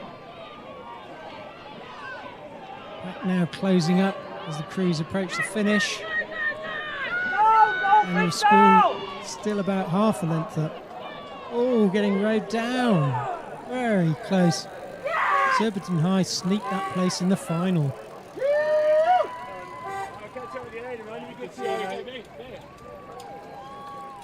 A reminder that the first 2 crews in that go to the final and the other 2 are eliminated. So well done, Surbiton High. So we're now on to the Junior Schools 8, so Open 8, race 98. This is a repechage, so it's just the winner of this who gets to race in the final. So Shiplake College in lane 1, Dulwich College in 2, Shrewsbury School in 3, Hampton 4, Leander 5, Hinksey Sculling School 6, Reading Bluecoats in 7.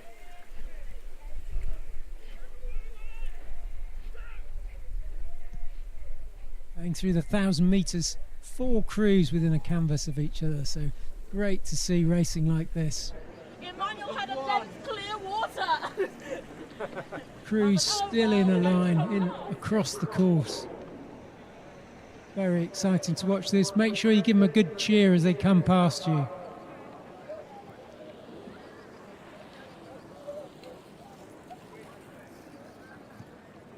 Hampton School in lane 4 might have got the edge in this. Or Shrewsbury potentially in lane 3.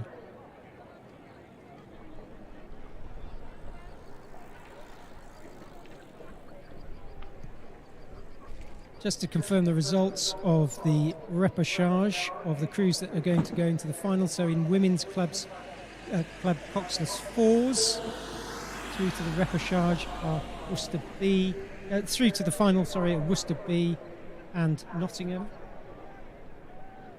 And in race 97, through to the final are Godolphin and Latimer and Surbiton High B. This is a really, really excellent race. It's absolutely fantastic to see the 7/8s with such little distance between them, especially the first 4 crews as they progress down the course, battling it out stroke for stroke, really pushing each other on. But unfortunately, there's only one of these crews that is going to progress to the final. Hampton School really pressing on now, pressing Shrewsbury School in the last 250 metres. Shrewsbury School have increased their rate of striking as a response to Hampton's push, moving slightly away from Hampton. Crew in lanes 1 and 2, stroke for stroke with each other, within 2 men of the crew, both at 34. Shrewsbury School just teasing out to maybe 3/4 of a length as they come up to the finish, but Hampton School really pushing them hard all the way through to the finish.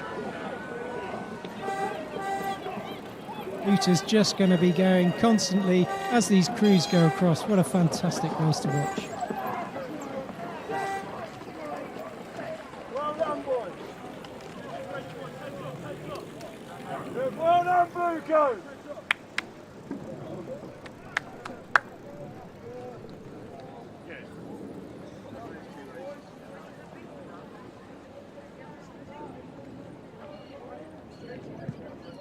So the next repechage, the next race is not a repechage, it's a final. And it's a final of the coxless pairs, the Challenge Coxless pair for the Winterbrook Challenge Cup.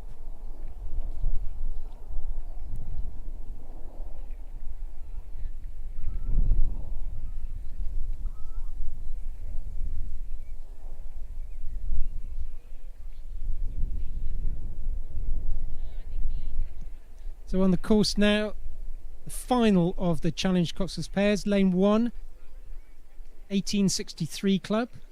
Lane 2, Eton Imperial.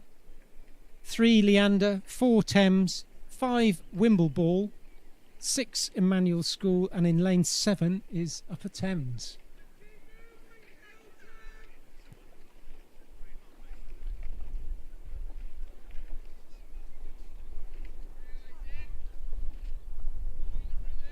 Leander rating 32, eased out into the front of this race over Eton Imperial, but in second place actually is Manuel School in lane 6 as they go through the 1,000 metres.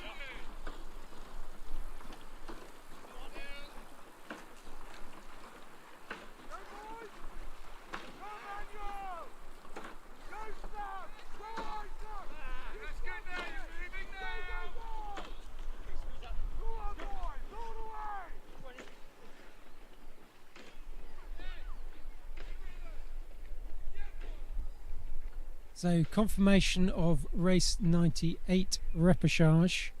Just the winner through to the final was Shrewsbury School. So Shrewsbury School are through to the final.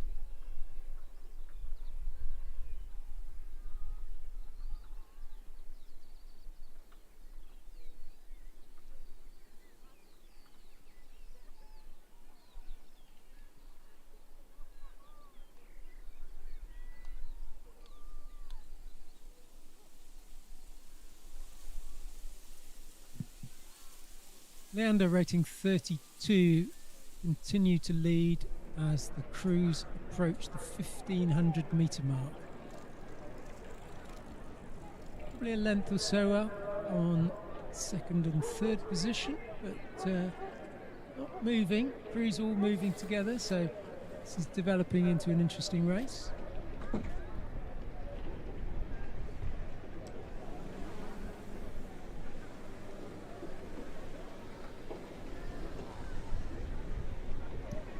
In the lane next to them, Eton Imperial, lane 2, rating 33. Just see the drone moving off from here to go and have a look at, see what's happening in the race.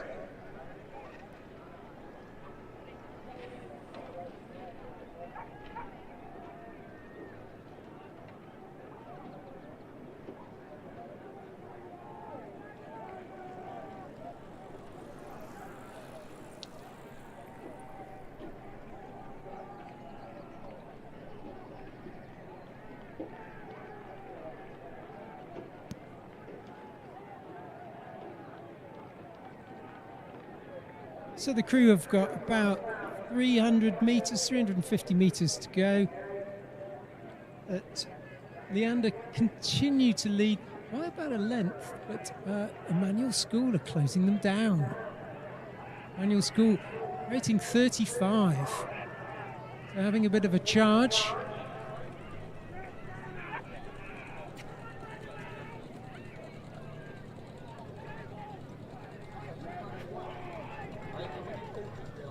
Now it's Eton Imperial's turn to have a bit of a charge. But Leander are responding to this. Just pulling away. They've increased their rating to 34 to make sure that they hold the crews where they were, and now are just easing away. There's clear water, probably about half a length now ahead of Eton Imperial. But Emmanuel School having another go. Come on, Emmanuel School.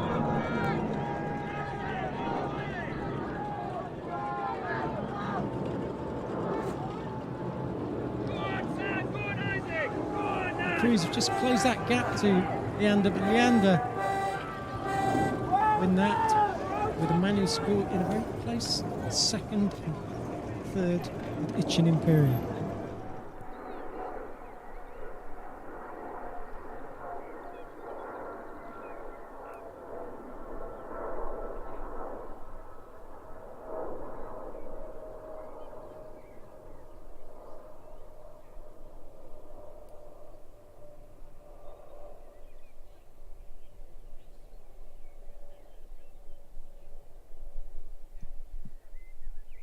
So the next race is Challenge Double Sculls. So double sculls with 4 sticks, pairs with 2 sticks. And this is for the Evening Post Challenge Cup.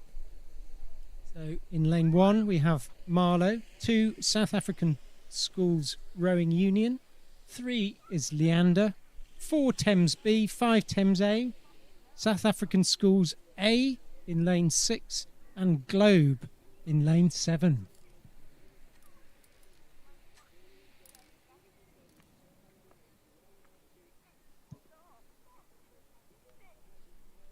The crews are just lined up or aligning on the start now. Oh, latest information is that Leander in lane 3 have scratched.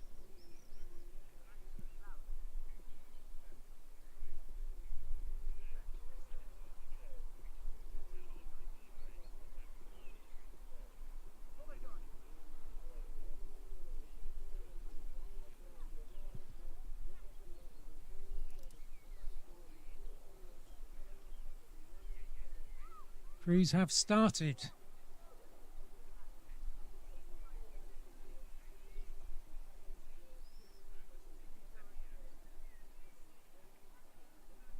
Looks like a really strong start from the crew in lane 7, Globe.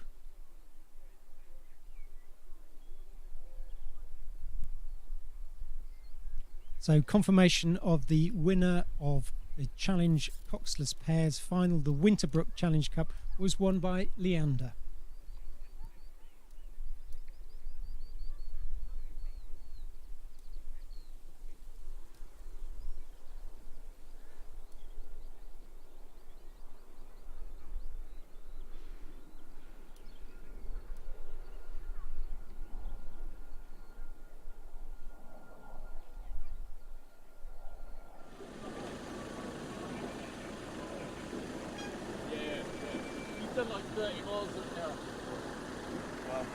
Let me know when you go down to your lowest price.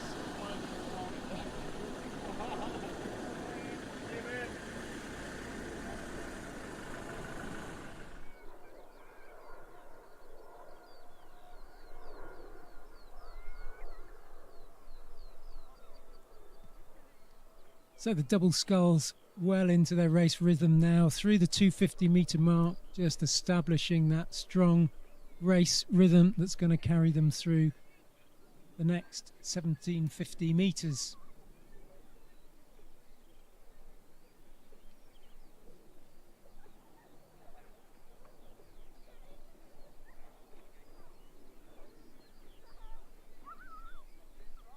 So Thames B rating 33.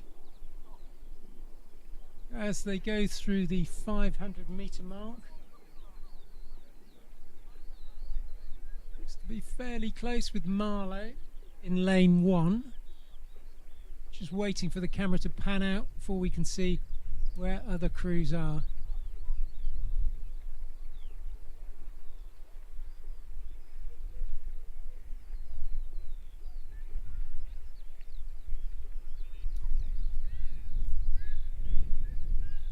Marlow rating 34. Looks like Thames B look like they've pulled out on Thames A.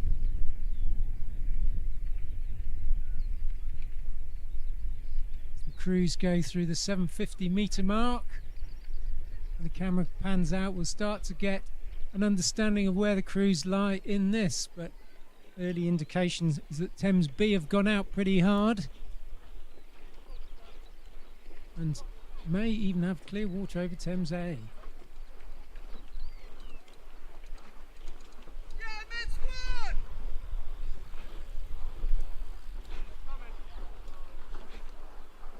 So the cruise now through 1,000-metre mark.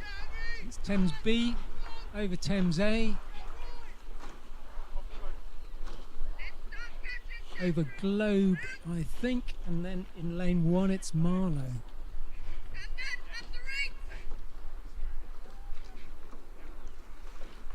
And the South African schools are going through the 1,000-metre mark now.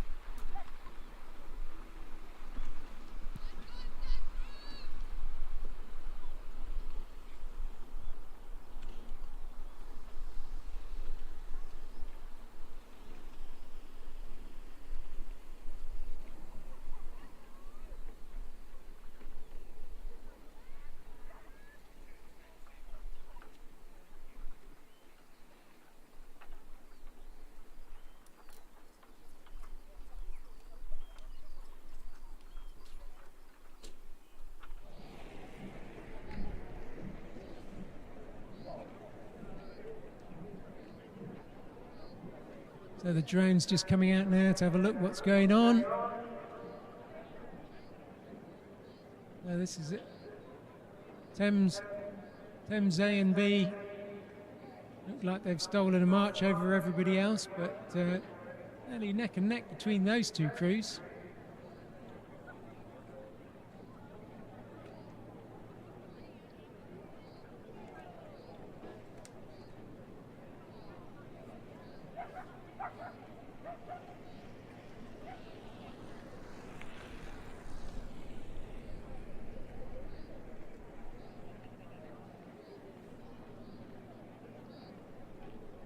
Looks like Thames B is leading, rating 33, just as Thames A look to reassert the correct order of things and are just beginning to move through. Stroke by stroke, they're taking a few centimetres per stroke. Oh, now they're moving out. They look like they've been putting a bit of a push now.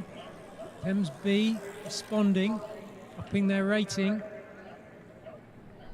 Both crews now up at 33 and Thames B move ahead.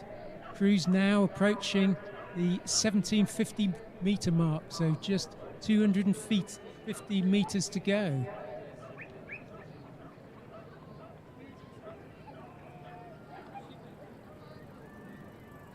So this is a fantastic race to watch, especially if you're a member of Thames Rowing Club,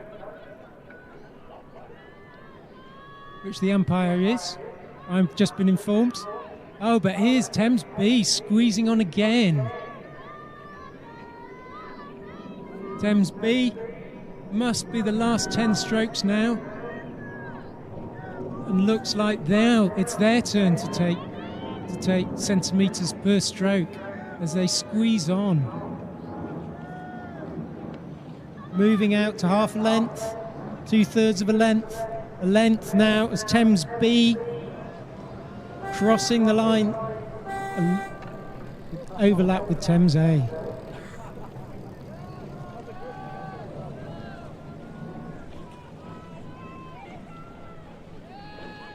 Coming up now is Globe in lane 7. Followed by Marlow in lane 1.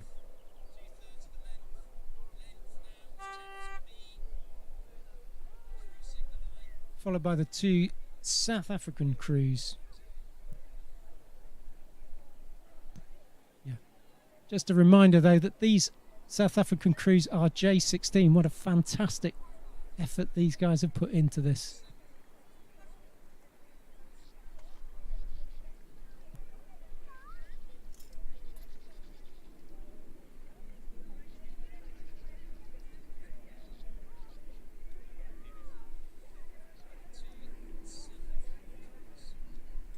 On the track now is race 101. Race 101, the final challenge coxed fours. Lane 1 is Nonsuch. Lane 2 is Marlow. 3 is London. 4 Vesta. 5 Shiplake College. And 6 Kingston.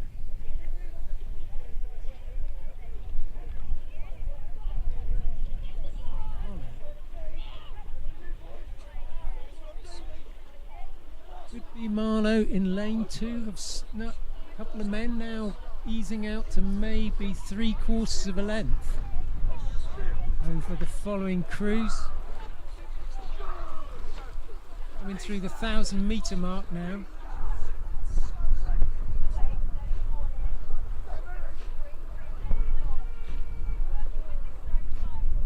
Confirmation of the Challenge Double Sculls final for the Evening Post Challenge Cup was a win for Thames B.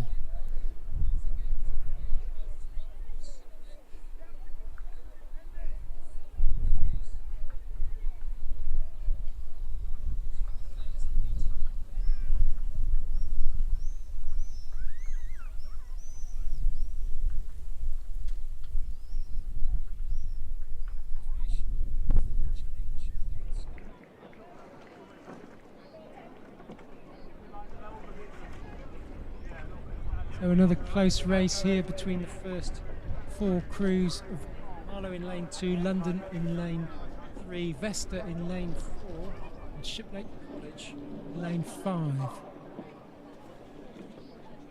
Shiplake rating 34 may well have their nose in front.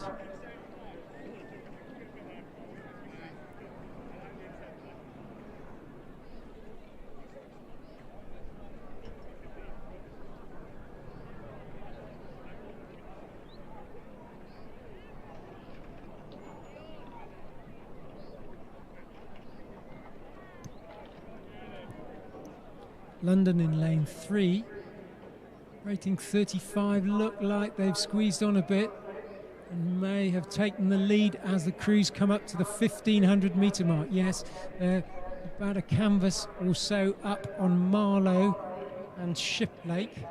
Shiplake putting in a big push, try and establish some dominance in this race. London responding.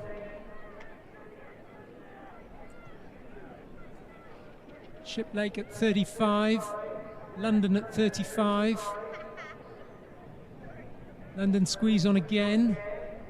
They've just got their nose in front, maybe a canvas. Rate is going up again from London as the crews approach the 250 metre mark. 250 metre mark to go now. Here comes Shiplake. Shiplake 35, London 35, matching each other stroke for stroke. There is absolutely nothing between these two crews. I'll be counting down the strokes now. 20 strokes to go. London put their nose in front. London increase their rate of striking to 37 and start to move away from Shiplake. Shiplake need to move now if they're going to take this race. And yes, they do. Shiplake moving on. Shiplake rating 39. Colossal rating in the Cox 4. Are they going to take London on the line? Looks like, oh! I am not going to call that. That's going to be a tough decision for our umpires. We might need to get out their Polaroid camera.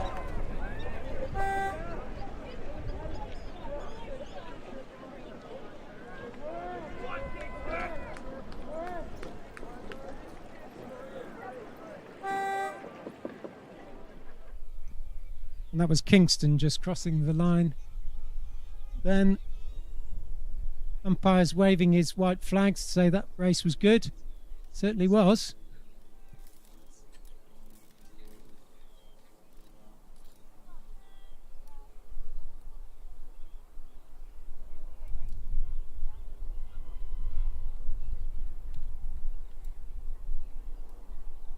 So just while they're developing the video,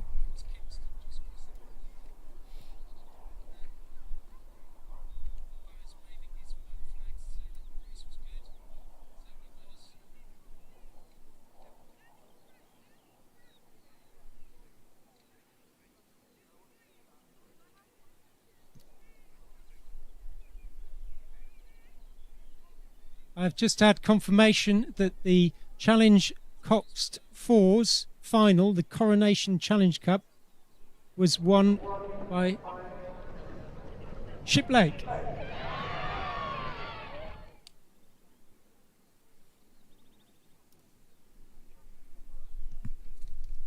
So, after all that excitement, now on the start is the Women's Junior 16/8 final for the Holder Cup, sponsored by Row Gear.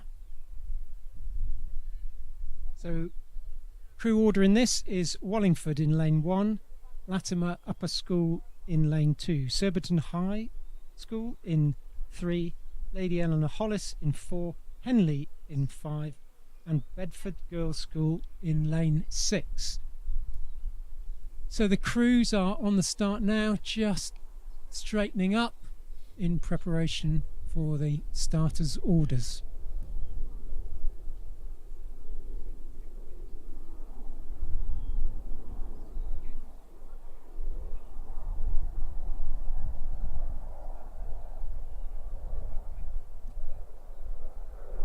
So the crews are off.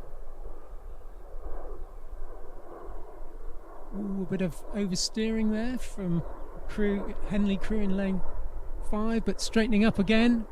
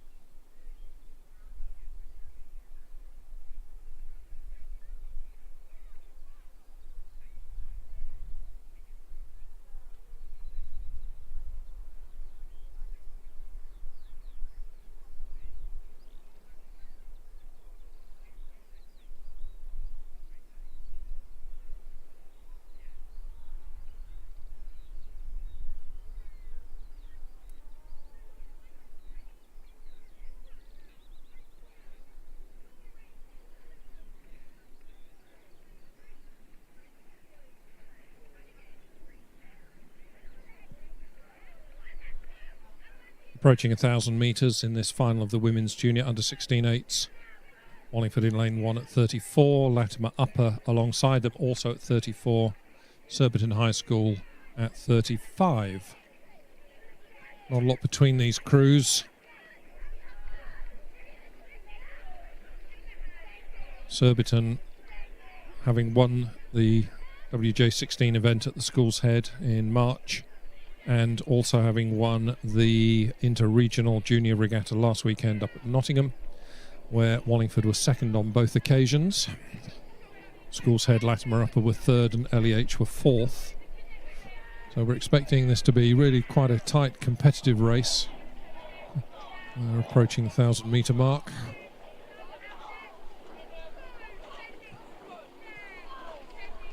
As they come to the 1,000 metres, Wallingford still at 34.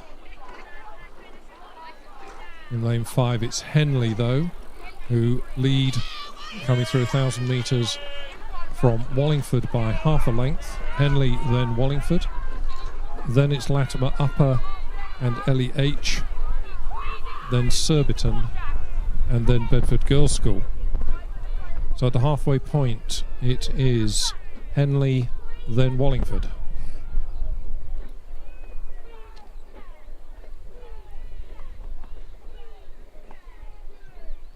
Approximately 3 lengths covering these 6 boats as they row away from the 1,000 metre mark.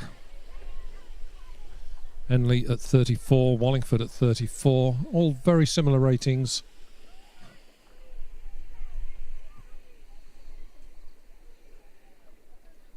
Lovely conditions here for this final hour and a half of racing at this year's Wallingford Regatta.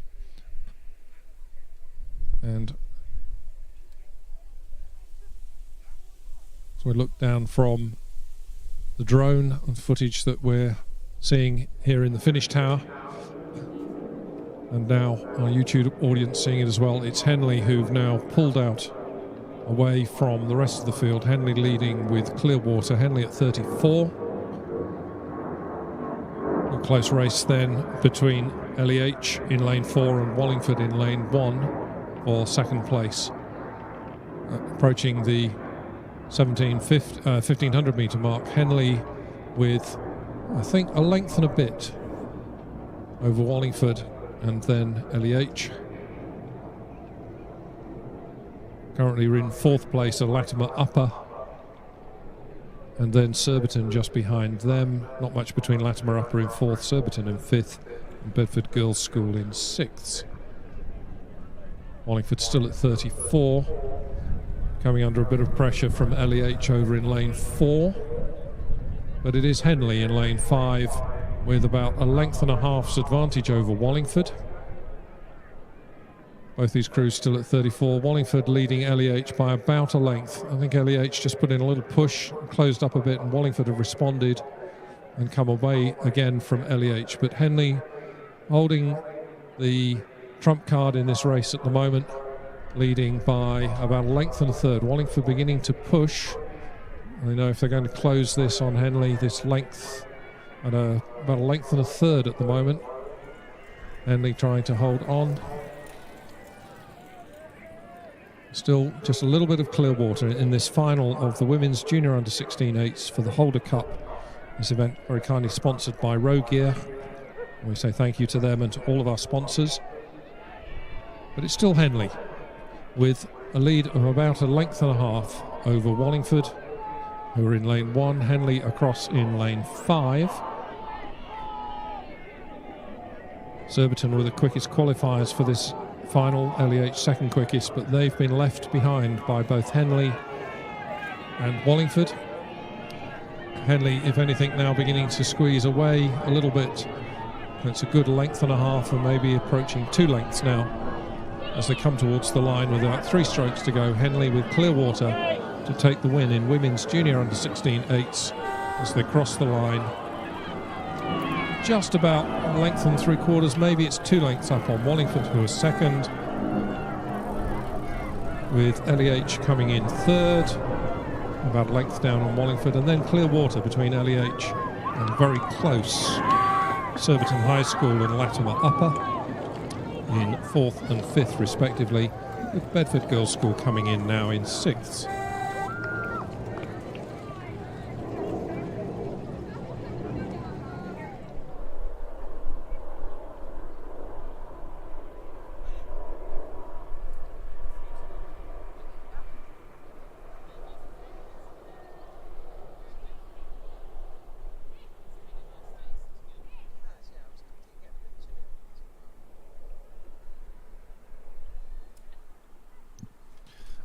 So we'll just go back one race and confirm the official verdict of race 101, that really, really close finish that we saw in the Challenge Coxed Fours for the Coronation Challenge Cup.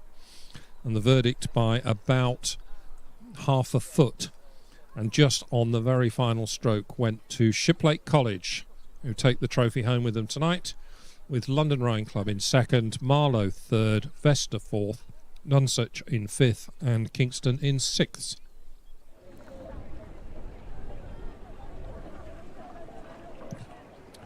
On then to race 103, the final of the Women's Junior School Double Sculls for the Chairman's Challenge Cup.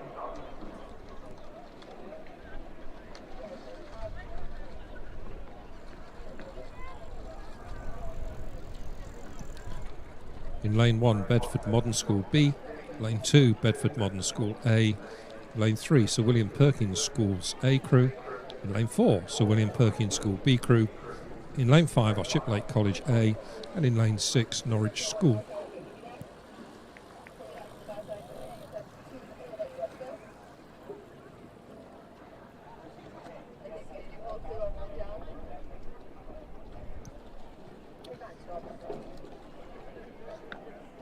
Approaching 17:50 in this race, and coming through thick and fast, it is Sir William Perkins School's A crew in lane 3, with a significant advantage. They're at 31 and leading by some 3 lengths or so from Shiplake.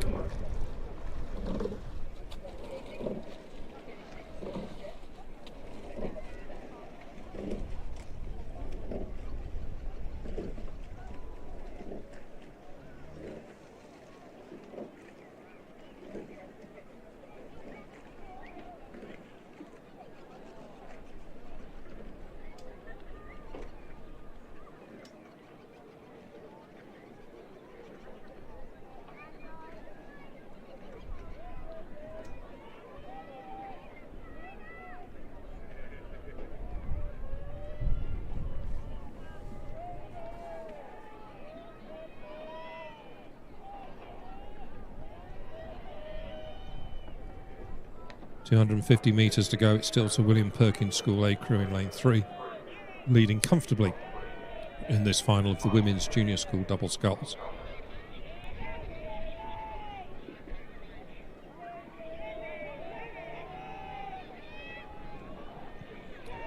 Sir William Perkins A crew dropped the rate of striking to 30. But of course, in a very comfortable position, some 4 or 5 lengths up, with only about 10 strokes to go to the line to take the trophy home in this Women's Junior School Double Sculls.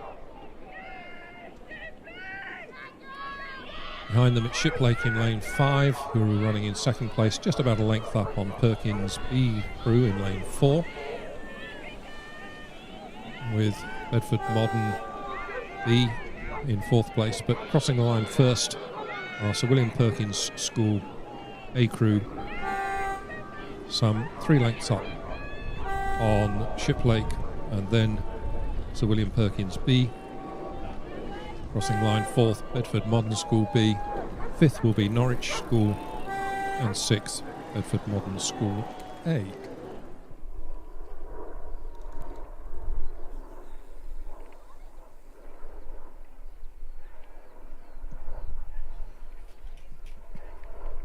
So to confirm the result of race 102, the Women's Junior Under 16 8s, last but one race, win for Henley Rowing Club, with Wallingford 2nd, Lady Eleanor Hollis School 3rd, Surbiton High School 4th, Latimer Upper School 5th, and Bedford Girls School 6th.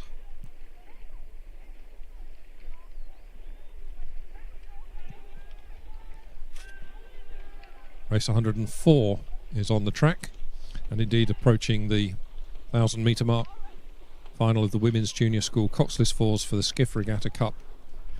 This event very kindly sponsored by Keith Settle Tutoring. As they come to the 1,000-metre mark, it's the crew in lane 4, which is St Paul's School, with about half a length lead, passing through the 1,000-metre mark. Shrewsbury School in second place, and then I think it's Surbiton, then very close Henley and Lady Eleanor Hollies in 4th and 5th, with Sir William Perkins in 6th.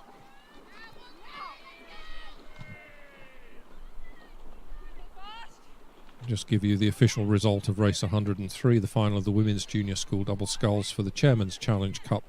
This event very kindly sponsored for us by Robin Starcrafts. A win for Sir William Perkins School's A crew, with Shiplake College A in 2nd, Sir William Perkins School B in 3rd, Bedford Modern School B were 4th, Norwich School 5th, and Bedford Modern School's A crew 6th.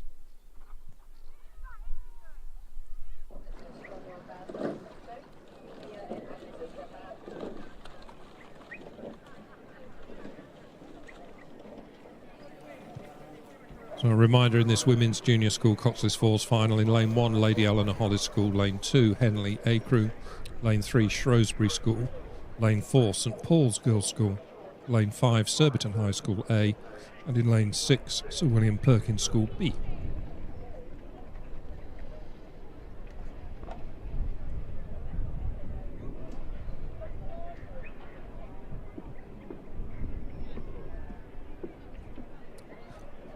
Good race between St Paul's Girls' School in 4, Shrewsbury in 3. I think Surbiton High School is still very much in this race as well. Those three crews cover about one length. I don't think there's really much in the way of clear water between them. So those three crews beginning to pull away from 4th, 5th and 6th. St Paul's at 33. Holding on to a length, no, half a length lead over Shrewsbury, who are at 34.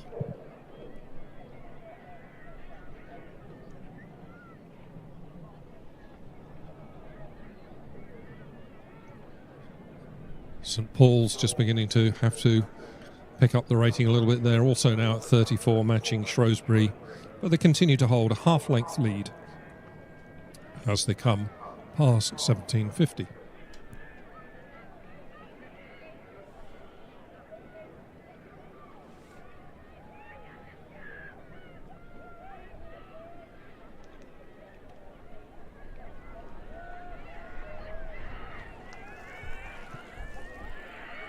Looks to me as if Shrewsbury are putting in a push now and are beginning to close.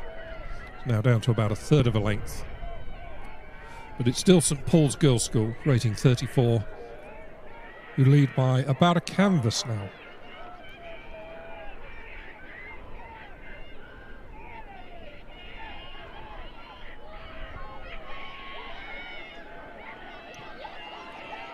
Shrewsbury at 37.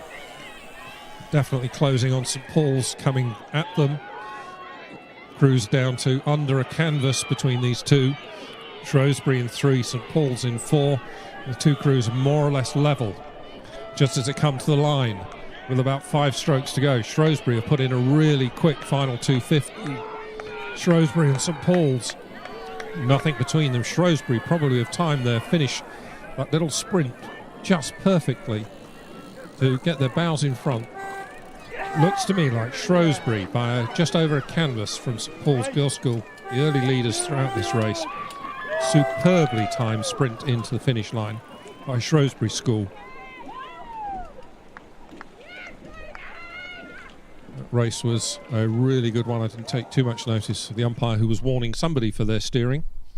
We wait to see whether that's had any effect on the race.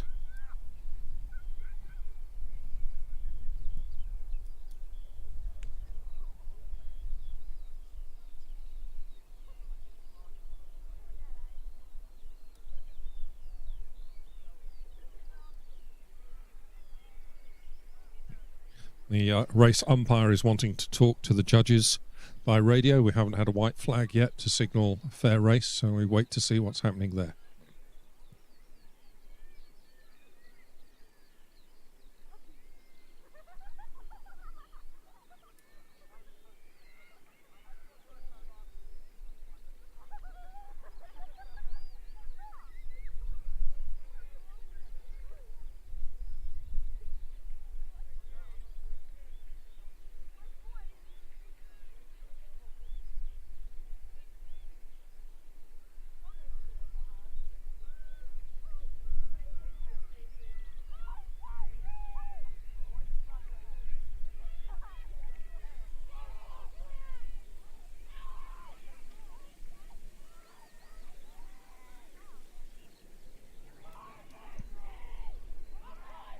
So while we wait for the judges and the umpire, excuse me.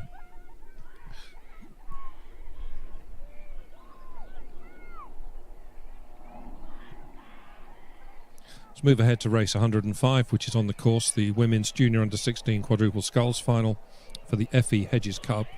This also is sponsored by Keith Settle Tutoring. Lane 1 is Headington School B. Lane 2 is Lee Rowing Club. Lane 3, Putney High School A. Lane 4, Headington School A. Lane 5, the South African Schools Rowing Union. And in Lane 6, Kingston Grammar School. These quads just coming to the 1,000-metre point.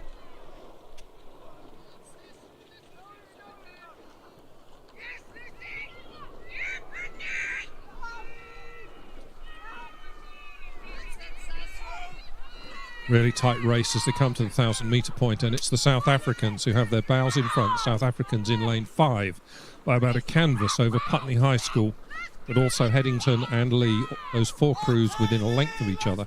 But it was the South African Schools Rowing Union with their bows in front at the 1,000-metre mark.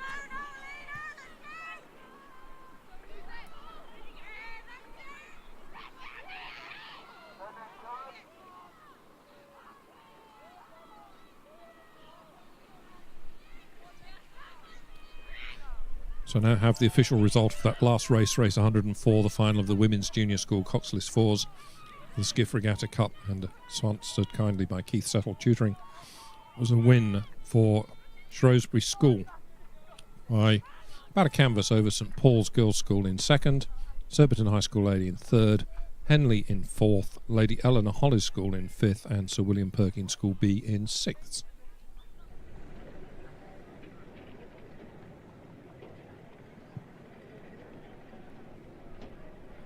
Back to race 105, the South African Schools Rowing Union. This is their under-16 development squad. These are athletes who performed particularly well in singles and coxless pairs at the South African Schools Championships a few weeks ago. They've been selected for this tour of Britain for the next 2 or 3 weeks, racing here and I think at Bedford to get a taste of international competition, both the athletes and for some of their coaches, I think. But, really great to see them here. This is about the 7th or 8th year that they've been with us, and always a great pleasure to see them here. South Africans at 30, Putney High School over in lane 3 at 32 in about the middle of the course. It's still the South Africans who lead, now by just over a length in this final of the Women's Junior Under-16 quads. And then very little to choose between Lee in between Putney High School in lane 3, Headington School in 4, and Kingston Grammar School in 6. South Africans do have clear water as they scull into the final quarter of this race. A little over 250 metres to go. South Africans maintaining their form, sculling quite comfortably. They're only at 30. Other crews behind them rating quite a bit higher, but not really making any impression. I think it's Putney High School who are in second place. If anybody's going to push up and challenge, it's probably Putney, but just about a length down, maybe a little over a length behind the South Africans.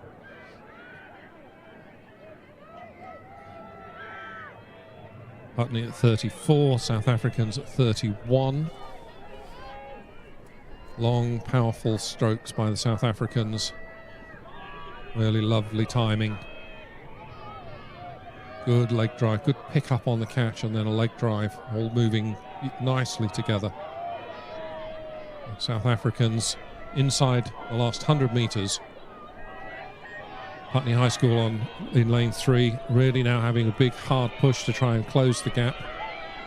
They are now perhaps under a length behind. It's maybe half a length. Putney really pushing very hard, winding the rating up and up and up. South Africans still at 31, Putney at 35. South Africans just holding them off about a half a length.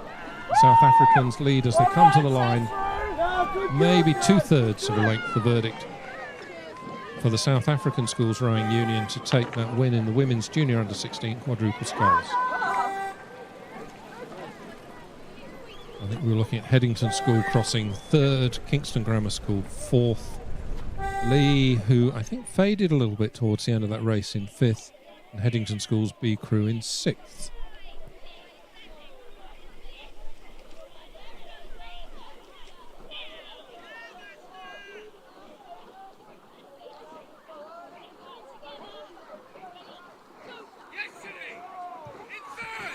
And now we come to the final of the Club 8s for the Borough Challenge Vase. This event very kindly sponsored by Wallingford Town Council. In Lane 1, London Rowing Club. Lane 2 is Vesta B Crew. Lane 3 is Lee Rowing Club's A Crew. In Lane 4, Vesta Boat Club's A Crew. Lane 5, Marlow. Lane 6, the City of Cambridge.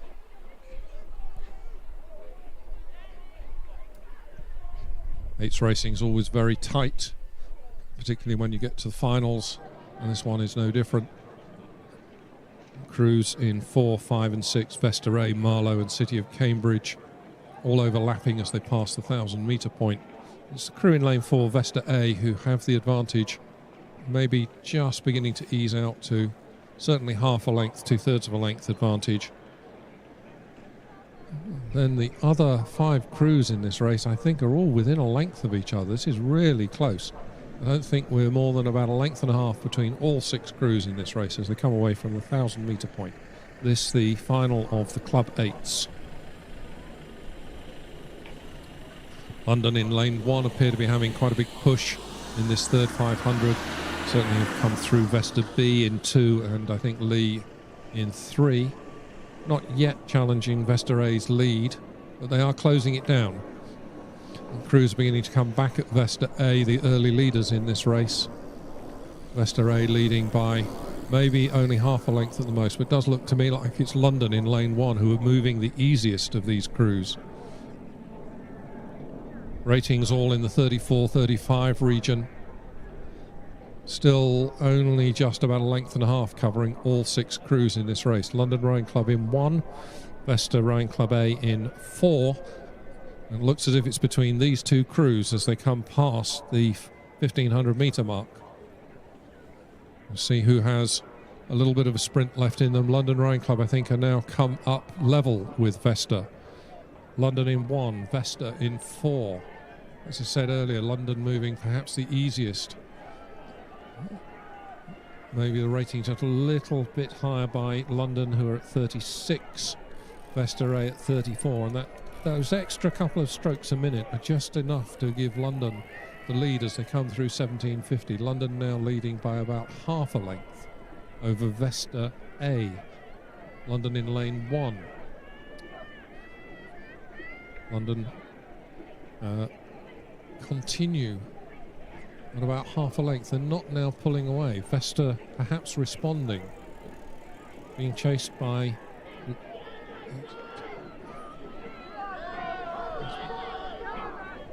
London, and then as they come towards the line, very, very little between these 2 crews once again. It's London who've come through. London, I think, leading. Vesta just in these last 3 or 4 strokes having another push to bring it down to about a canvas. London, then Vesta, then Lee. Hardly anything there between Marlow, Vesta's B Crew, and then City of Cambridge. Really good race, that one. About a length and a half, certainly no more than 2 lengths between the 6 crews on the finish line.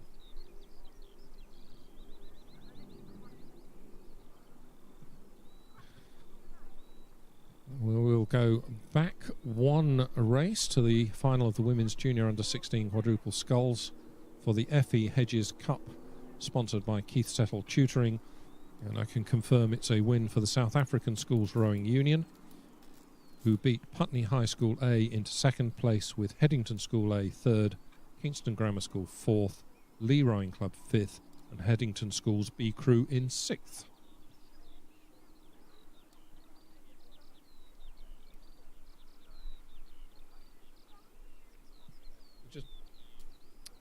Final of Club 8s that we've just witnessed. Race 106 for the Borough Challenge Vase, sponsored by Wallingford Town Council. Confirmation that it's a win from lane 1 for London Rowing Club, with Vesta A in 2nd place, Lee A were 3rd, Marlow 4th, Vesta's B Crew 5th, and City of Cambridge 6th. Next race is on the course, race 107 final of the Junior Under-16 Coxed Fours. This is for the Stakhanovite Cup and very kindly sponsored by Busby House Dental Centre. In lane 1 we have King's College School's A crew. In lane 2, Hampton School A. Lane 3 is Great Marlow School. In lane 4, the South African Schools Rowing Union. In lane 5, Westminster School A. And in lane 6, Mossbourne Rowing Academy A.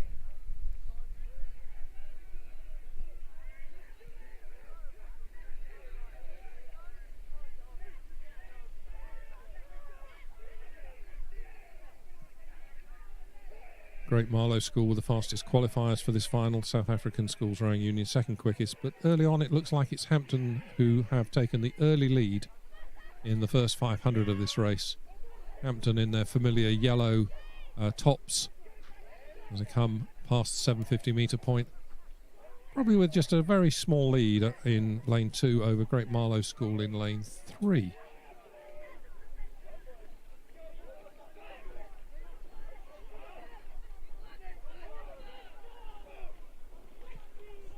Not a lot between these two crews as they approach the 1,000 metre point.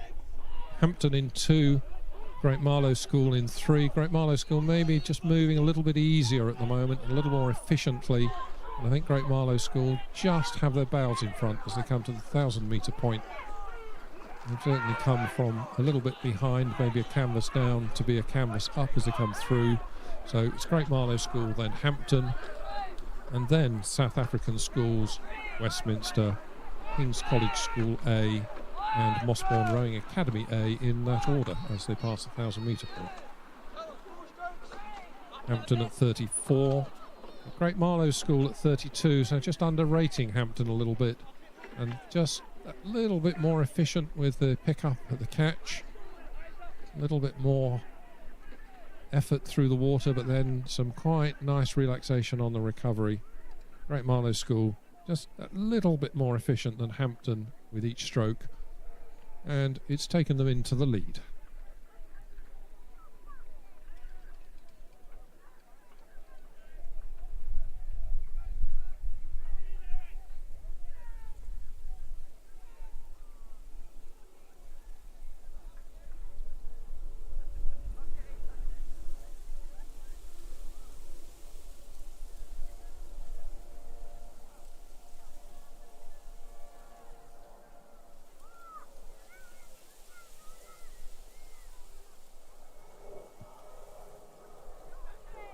Great Marlow School continue at 32, Hampton School A are at 33. It's still Great Marlow School with small advantage over Hampton in this final of the Junior Under-16 Coxed Fours.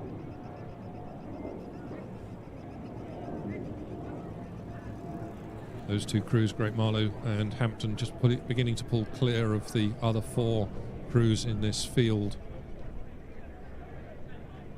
Those two crews with some clear water over the third place crew. Great Marlow School maintain 32 strokes per minute as they sit about half a length up on Hampton School A. Hampton still at 34.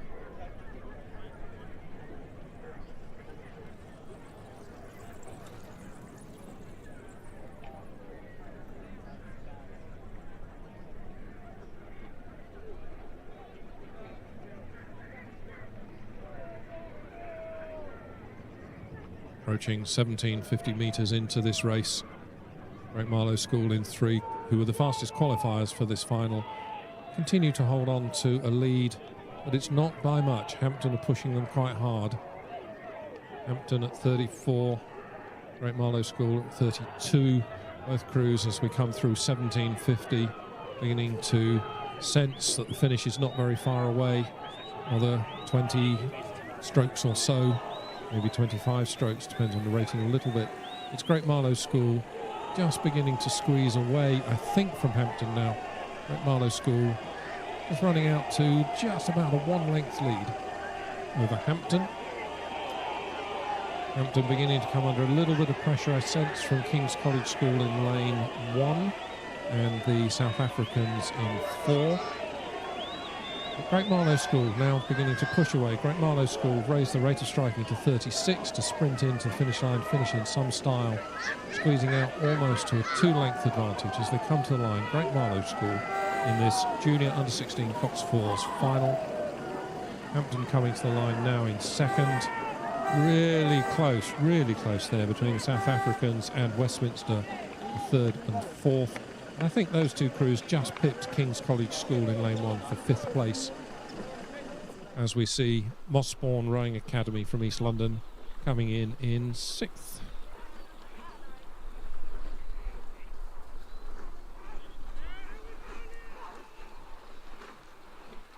Race 108 is underway. We have 10 races left in this year's regatta programme. This is race 108, the final of the Women's Challenge Quadruple Sculls for the Yeatman Challenge Cup. This is kindly sponsored by Strictly Wine. These crews are already through the 1,000-metre point, at which point the two Leander crews in the middle of the course were leading.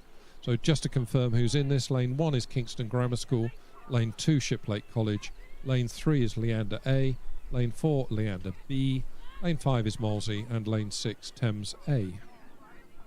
As I say, passing through the 1,000-metre point, it was Leander A who led their club mates, Leander B. By a small margin, those two crews clear of the rest of the field.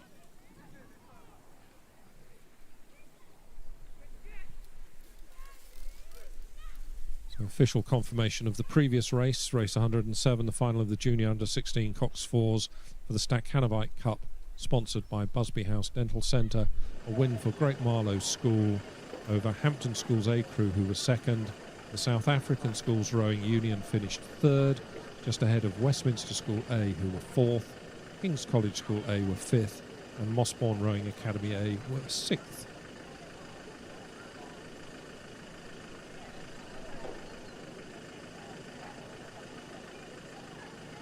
Back to this Women's Challenge Quadruple Sculls final.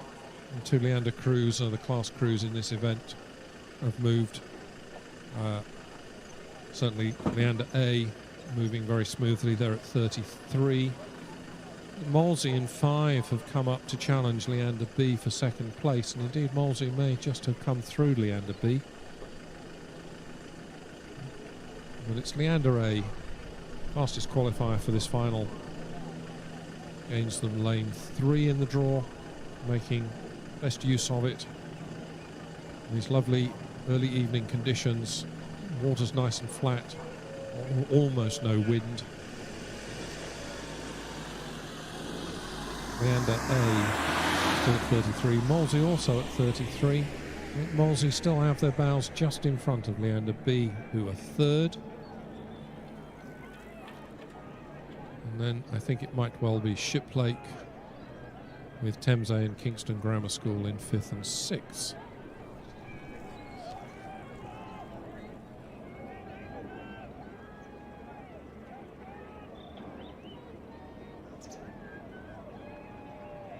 We look at these crews into the final 250 metres. Leander A maintain a lead of about 3 lengths. They're not slacking off, they're not taking this easy. They're certainly pushing along quite efficiently, but working quite hard. But it is Molesey who've come through into second place, now leading by a length from Leander B, who are third. Leander A raised their rate of striking to 36 as they come home in the last 5 strokes to take the victory in this Women's Challenge Quadruple Sculls. So Leander A come to the line, followed home by Molesey, who've opened up about a 2.5 length lead over third place, which is Leander B. Good competitive race for fourth, with Thames Rowing Club crossing in 4th place, then Shiplake, and then Kingston Grammar.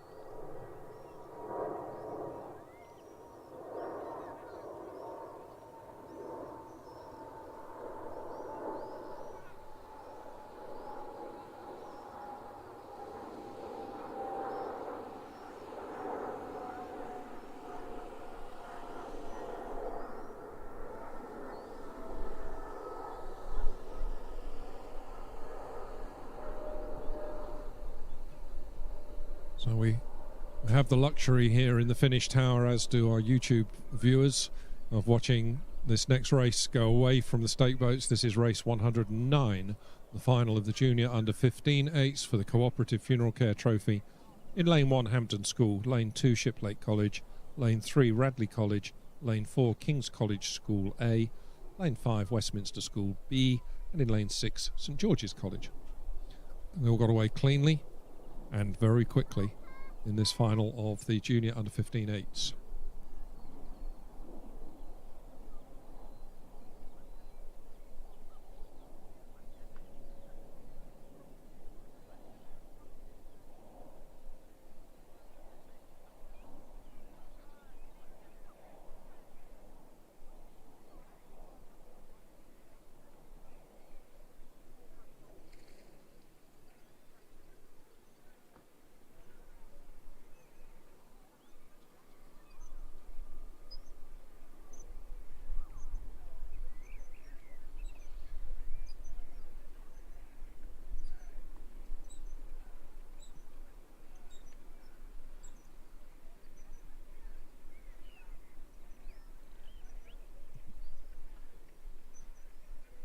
Once again, if we go back to the School's Head a few weeks ago as a guide to form for this event, perhaps, was won that day by St Paul's, who are not in this, but second, third and fourth that day in the School's Head were Radley, King's College School and Westminster. And those are the three crews in lanes 3, 4 and 5 here in this race.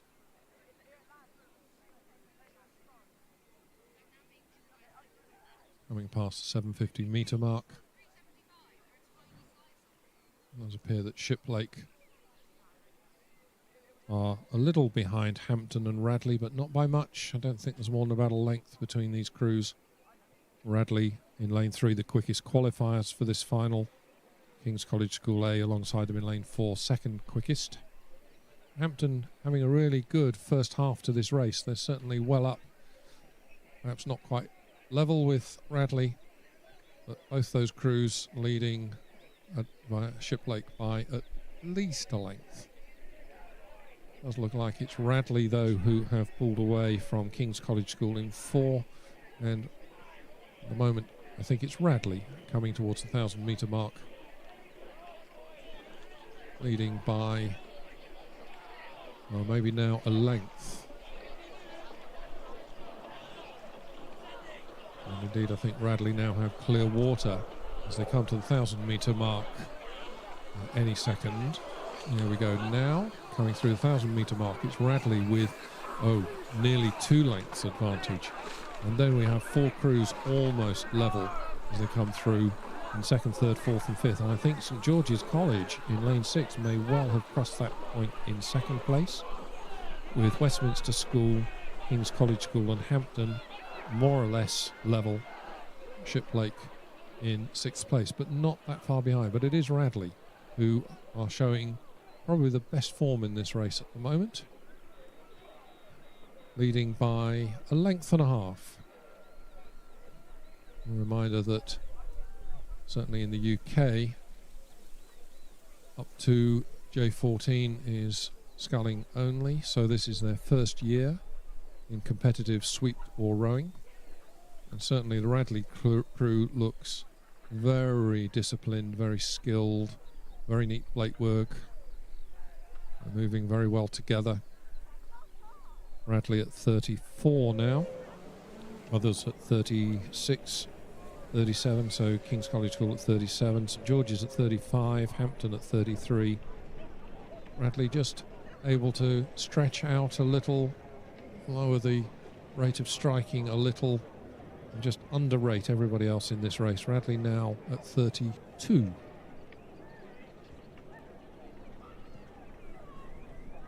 And as we pick up our drone footage, Radley continue to row away from this field. Radley now leading by certainly 2 lengths, might even be nudging 3 lengths in this final of the Junior Under-15 8s.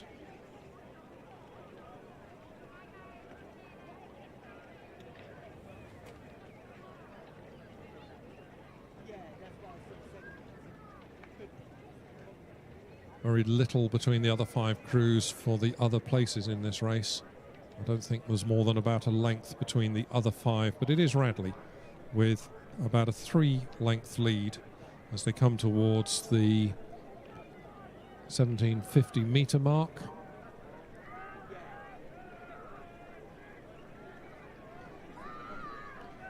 Radley still at 32.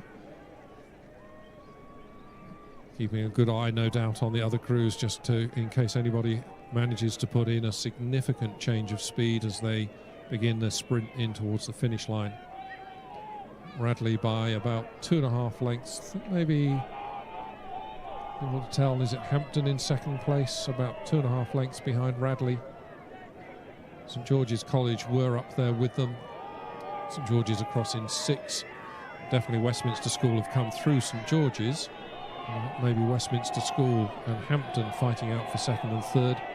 Radley continuing to hold a lead of 2.5 lengths with about 10 strokes to go. Superb form from this Radley crew. Really neat rowing. For a J15 crew, that's impressive. Radley, about 5 strokes to go to the line. Almost nothing then between Hampton and Westminster School for second and third. But it's Radley who come to the line, probably now 3 lengths clear of the field in this final of the Junior Under-15 8s. Hampton and Westminster absolutely neck and neck. Probably just Hampton over Westminster on the line. Then St George's. And then absolutely nothing really between Shiplake and King's College School A for 5th and 6th.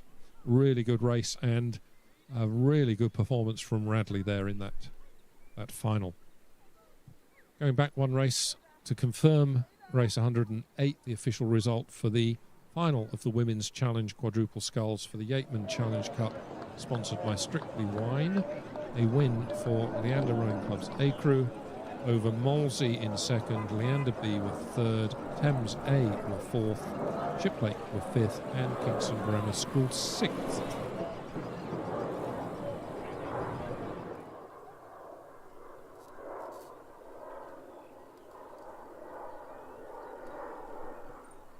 Race 110 is now on the course, the final of the Women's Challenge Single Sculls for the Regatta Sailing Club Cup, and sponsored by RP3.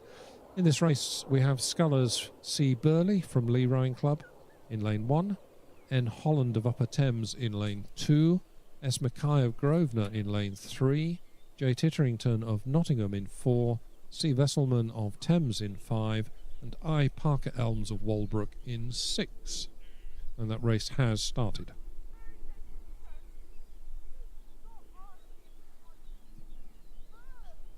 So the official result of the Junior Under-15 8s final that we just saw, magnificent win for Radley College, with Hampton School second, Westminster School's B crew third, St George's fourth, Shiplake fifth, just getting their bows in front of King's College School A in sixth.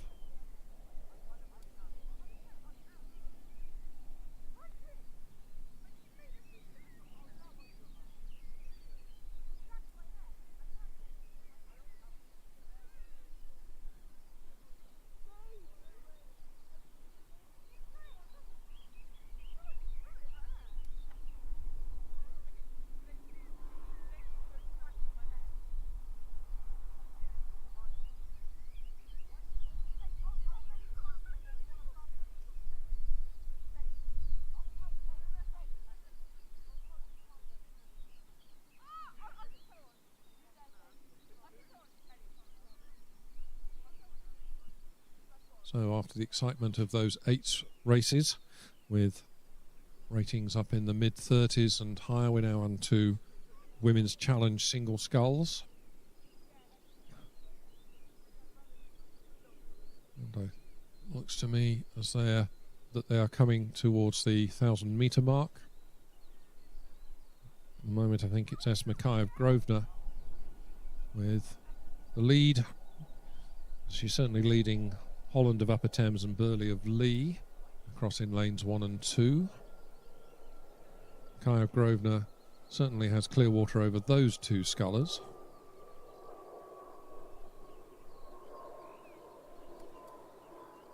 Mackay of Grosvenor at 30 strokes per minute. Really lovely entry into the water on the catch. She looks quite a powerful sculler, and as she approaches the 1,000-metre mark, that's showing in the lead that she's got in this race, where she's already about 3 lengths, maybe it's even more than that, up on the rest of the field. Is coming to the 1,000-metre mark now. That's S. Mackay of Grosvenor with quite a comfortable lead over Titterington of Nottingham. I'm going to call that as 3 lengths. Third across the line at 1,000, Vesselman of Thames, followed by Holland of Upper Thames, and then Burley of Lee and Parker Elms of Walbrook.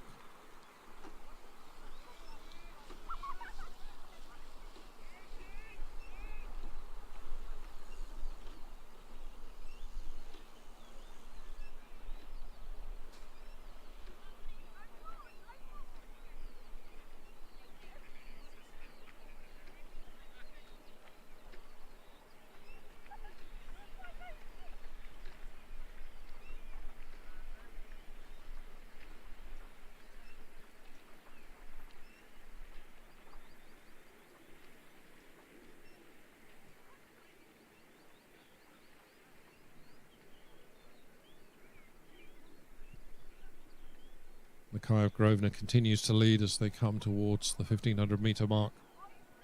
Rate of striking now just 29.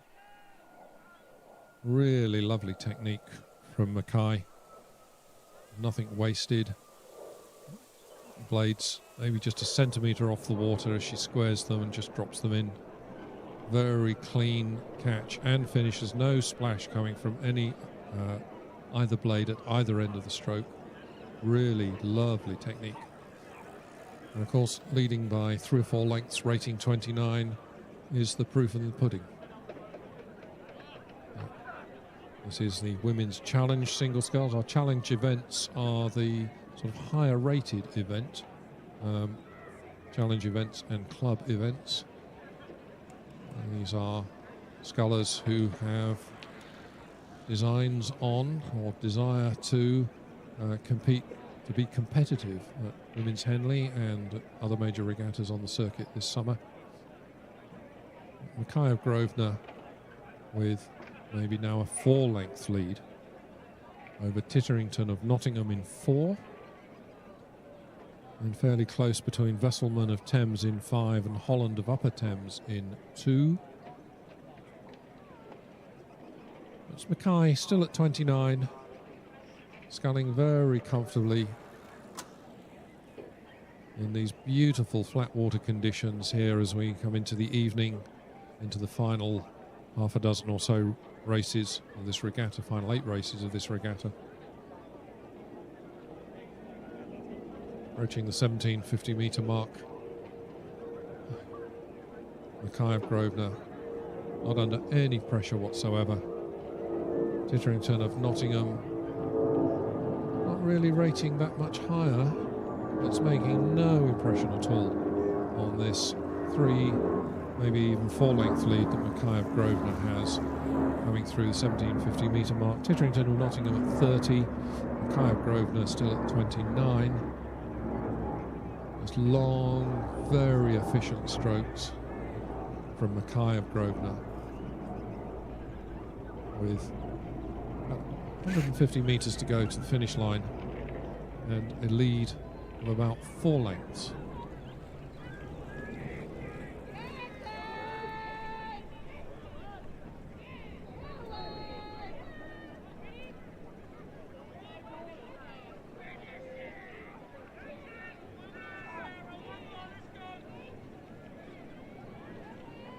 Inside the final 10 strokes, Mackay of Grosvenor leading in this final of the Women's Challenge single sculls. Now about 5 strokes to go. Leading Titterington of Nottingham, who will, by the look of it, finish second. Titterington just having a little push to the finish line, but it's Mackay of Grosvenor who takes the pot home, followed in second place by Titterington of Nottingham. And then we see Vesselman of Thames. He was third pretty much all the way through this race. She's finished in third. Holland of Upper Thames in lane 2 crosses the line in 4th. just ahead of Parker Elms of Walbrook, who finished 5th. And just coming into the line now is Burley of Lee Rowing Club.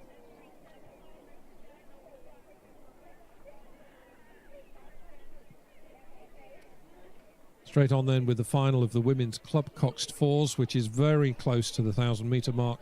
This is for the Doug Norris Memorial Salver, sponsored by Kangua Boats, and it's Thames Rowing Club in lane 3 with the early advantage. As they come to the 1,000-metre mark, a clear advantage, I would say. So we have, across the 1,000-metre point, Thames Rowing Club. And they have probably 3 lengths now over Cantabrigian, who just have their bows in front of Vesta, then Marlow, and then neck and neck for 5th and 6th, Vesta A and Reading. Thames Rowing Club in lane 3 with now almost a 3-length lead in this final of the women's club coxed fours.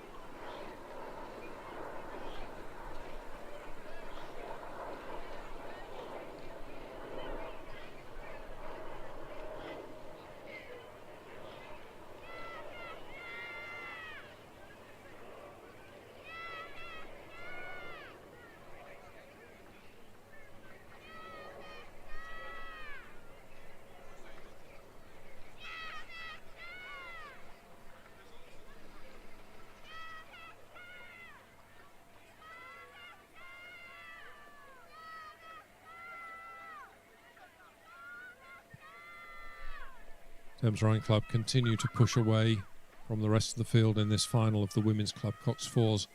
Thames Rowing Club now leading by 3 lengths.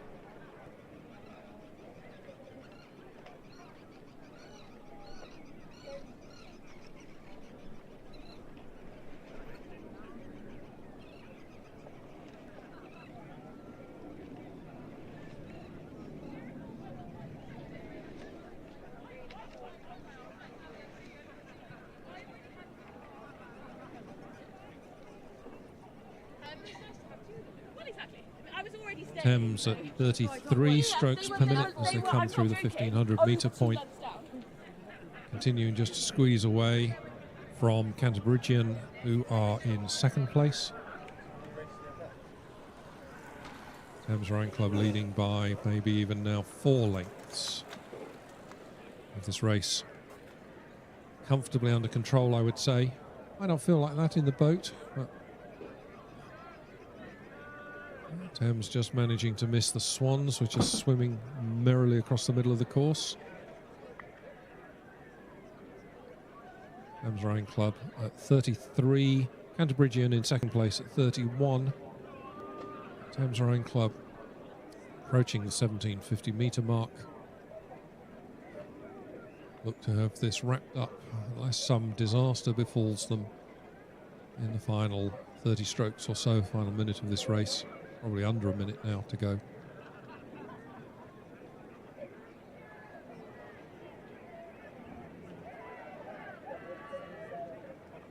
Cantabrigian in 2nd. I think Vesta B are in 3rd place. And then not too much between Vesta A, Reading and Marlow for 4th, 5th and 6th. Thames Rowing Club continuing to hold comfortable lead. Well, maybe as many as 20 strokes still to go to the finish line. Leading 3 or 4 lengths, maybe it's now 4 lengths. Thames just raising the rate of striking just a little bit to finish with a flourish at 34. Cantabrigian in 2nd place with Clearwater over 3rd placed Vesta B. But with 3 strokes to go to the finish line, it's Thames Rowing Club in lane 3, coming home first in this women's club coxed fours final, the Doug Norris Memorial Salver. Cantabrigian holding on to 2nd place as they also have just a couple of strokes to the finish line. Cantabrigian with Clearwater over the 3rd placed crew, which is Vesta B. And then we have Reading just with their bows in front of Marlow, and Vesta A finishing 6th.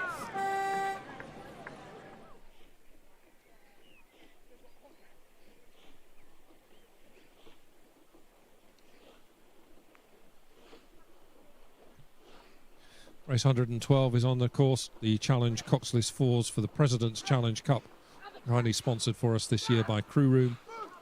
In lane 1, Lee have scratched.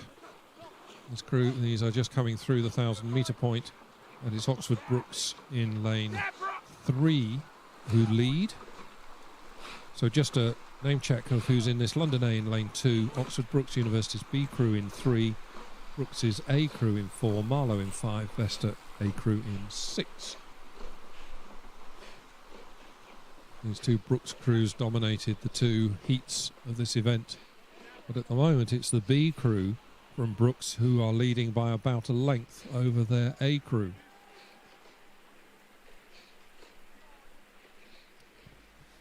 Oxford Brooks B at 37, and I think they're overrating the A crew. The A crew looked to me to be a couple of pips lower than the B crew. Those two crews just easing away a little bit from Marlow and Vesta, but not by much.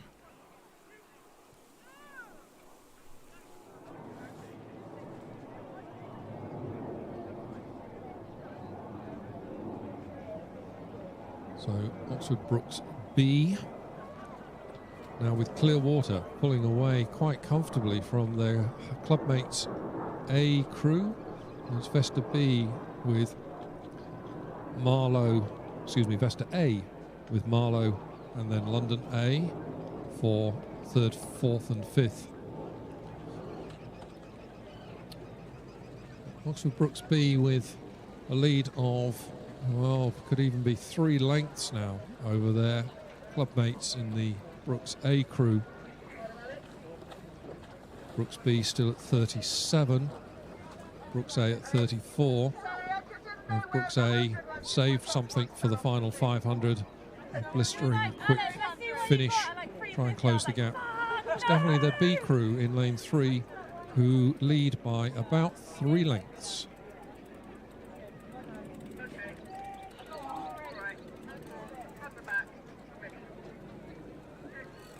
As we've come to expect for these Oxford Brooks crews, really good technique, very powerful in the water. Superb timing. Brooks B continue to lead as they come through the 1750. Lead by about 3, might even be pushing out to 4 lengths advantage for Oxford Brooks A. Brooks B at 38. And certainly picking it up to sprint in to the finish.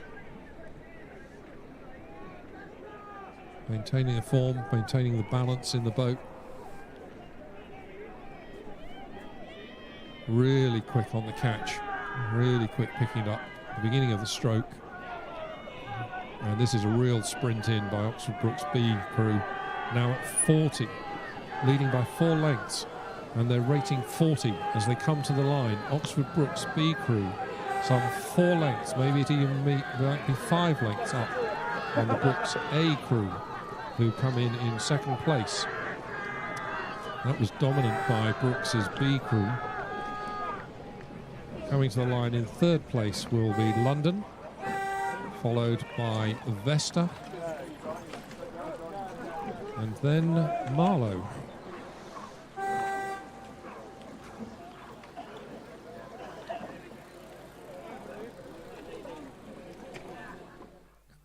So just go back a couple of races and confirm the official results. So race 110, the final of the Women's Challenge Single Sculls for the Regatta Sailing Cup, and sponsored by RP3, was a win for S. Mackay of Grosvenor, with J. Titterington of Nottingham 2nd, C. Vesselman of Thames 3rd, N. Holland of Upper Thames 4th, I. Parker Elms of Walbrook 5th, and C. Burley of Lee in 6th. And then race 111, the final of the Women's Club Coxed Fours for the Doug Norris Memorial Salver, and this event very kindly sponsored by Kangua Boats. A win for Thames Rowing Club, who beat Canterburygian into 2nd place, with Vesta B crew 3rd, Reading 4th, Marlow 5th, and Vesta A 6th. And while we're in results mode, just waiting for the next race to approach us, race 112, the one we've just seen, the Challenge Coxless Fours for the President's Challenge Cup, sponsored by Crew Room. And once again, our thanks to all our sponsors, Crew Room included. A win for the Oxford Brookes University Boat Club's B Crew, who beat into second place Oxford Brookes University's A Crew, with London Rowing Club A third, Leicester A in fourth, and Marlow in fifth.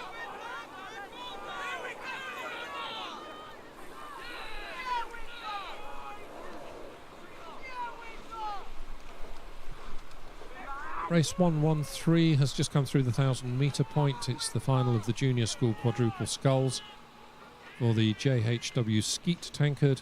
This event sponsored by Square Blades. In lane 1, Kingston. Lane 2, the Windsor Boys School's B Crew. Lane 3, Leander. Lane 4, Clare's Court School A.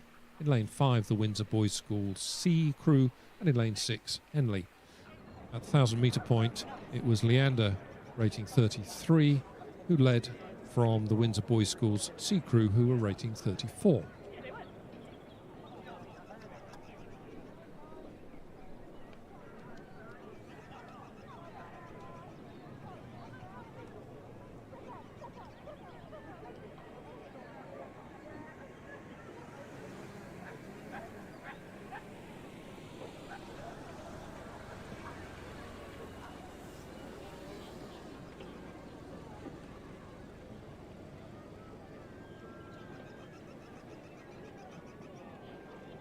I always enjoy watching good quads racing. It somehow seems to me to be the most elegant and graceful of all of the various forms of rowing and sculling boats. And this Leander quad certainly sculling very, very neatly together, very nicely. Windsor Boys School C Crew, of course, not out of this by any means. They have had a remarkable, probably last 20 years performance, particularly in sculling, Windsor Boys School. There's very little between Leander and Windsor Boys as they come towards the, come through the 17, come past the 1,500 metre point. Not much between these two boats at all. These are all juniors. It's Junior School Quadruple Sculls event, so they're all very similar age. And Leander and Windsor Boys School having a really, really close race. I don't think there's much between those two boats at all. Use the line of boys across the course as a guide. I think they're pretty much level. Leander in 3, the Windsor Boys School C Crew in 5, and I do think they are level. Those two crews about a length and a half up on Clare's Court School in 4. I think we can say that Kingston, Windsor B and Henley are out of this race. There is absolutely nothing between Leander in 3 and the Windsor Boys School C in 5. Leander have had to take the rating up to 38 to try and hold on. Windsor Boys School C at 36 are just slightly lower, and there's still nothing between these two crews. I think this is going to go to a photo. We're going to go to video replay. Leander in 3, the Windsor Boys School C Crew in 5. Nothing between these two boats as they come to the line. Possibly Leander. No, I don't know. I wouldn't like to call that one. My word, that was close. I think we can be clear that Clare's Court School A in lane 4 are the third crew across the line. I don't know who's won that race. I honestly can't tell you. Coming home in 4th place, Kingston, and just in front of the Windsor Boys School's B Crew, with Henley A coming in 6th place. About 3 strokes to go to the finish line. But that was absolutely, well, I'm not going to say absolutely level, because the judges will tell me what the result was once they've probably studied the photograph off the video many, many times. Bring that to you as soon as we can. Race 114 has just started, so we're down to 4 races left in the regatta.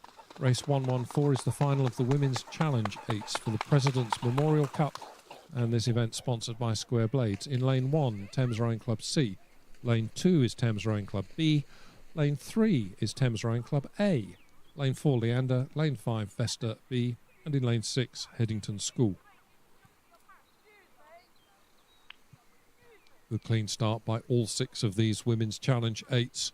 They got away to a very quick start, very clean start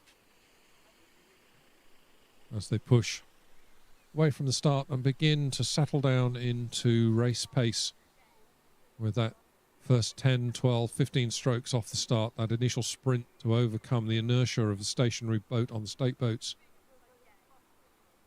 That sprint away from them, build up the speed, and then lengthen out, settle the rating down a little bit. Just try and find a little bit of relaxation on the recovery and settle into your cruising speed to cover most of this course. So, let's go back to that final that we just saw, race 113, the final of the Junior School Quadruple Sculls for the JHW Skeet Tankard, sponsored by Square Blades. The official verdict was a win by just 1 foot for Leander, with the Windsor Boys School C Crew in second place, Clare's Court School A third, Kingston fourth, the Windsor Boys School's B Crew fifth, and Henley A in sixth.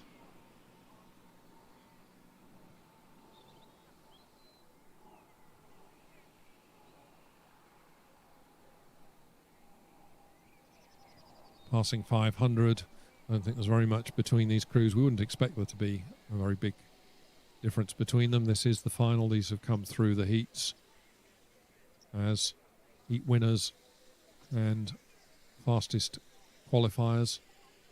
Very little between the crews as they pass 750, race up towards the 1,000 metre point.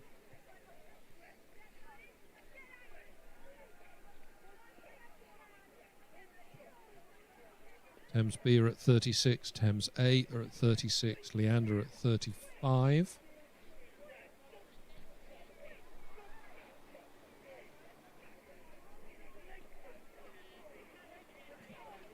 And certainly Thames A in lane 3 are beginning to just squeeze out away from their club mates who are in lanes 2 and lane 1.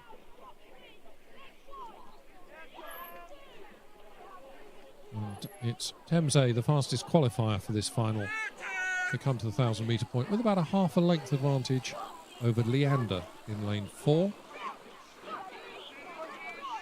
Just coming to the 1,000 metre point now. So Thames A by half a length over Leander. Those two boats just about clear of Thames B, with then Headington School, Vesterby and Thames C in 6th. Headington School just in 4th, their bows just in front of Vesterby in 5th as they pass the 1,000 metre point.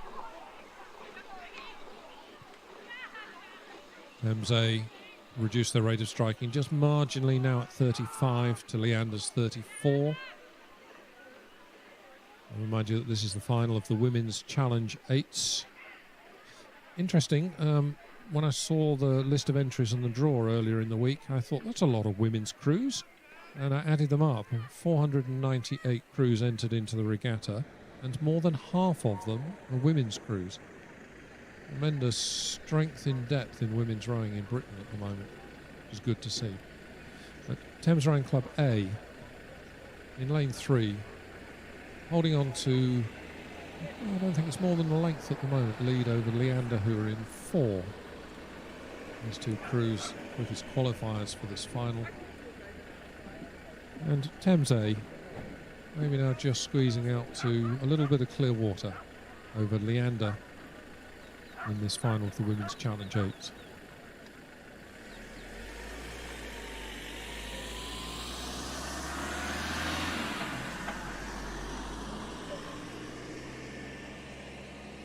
Not much between 3rd, 4th and 5th place. I think we can see that crew in lane 1, Thames C, just being dropped by the rest of the field a little bit. I think it's Headington School in 6 who are currently running in 3rd place, with Vesta B in 5 and Thames B in 2, absolutely neck and neck for 4th. But Leander is trying what they can to close the gap, but they're not making any impression on Thames A, who are at 35, Leander also at 35, Thames A at 35, leading by about a length and a half over Leander, who are in lane 4. Thames Rowing Club at 35, matching Leander at 35. coming through the 1750 metre mark now. Still a length and a half advantage to Thames Rowing Club's A crew over Leander.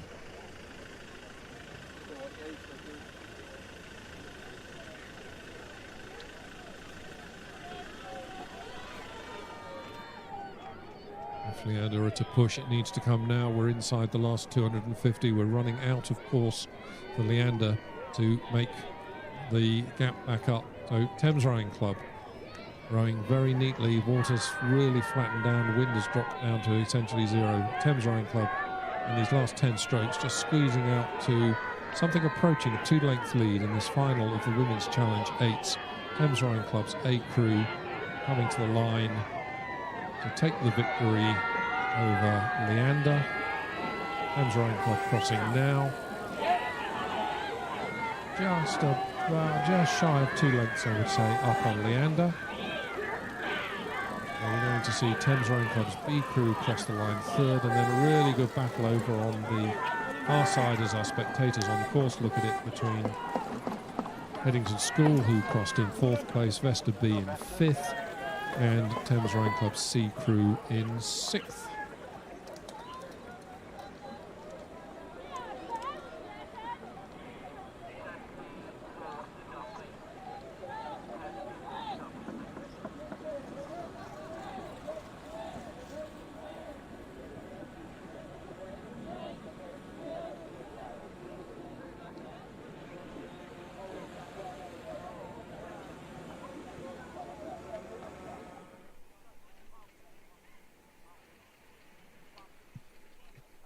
So 3 races to go. Race 115 is on the course. This is the Women's Club Coxless Fours final for the Chalmore Challenge Cup, sponsored by Robin Star Crafts.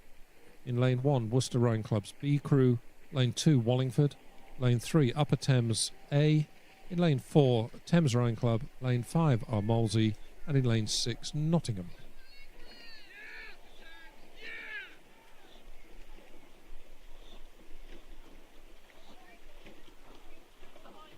Upper Thames were the quickest qualifier for this final, and as they come to the 1,000-metre mark, it is Upper Thames who have the advantage of just about a 1-length lead. Not quite at the 1,000-metre point yet, and Upper Thames just stretching out to a little bit of clear water, and then very close, just about dead level between Wallingford and Molesey for 2nd place. And then in 4th place it's Thames and Worcester and Nottingham. Upper Thames at 33 with the advantage of about a length and a quarter lead at the halfway point.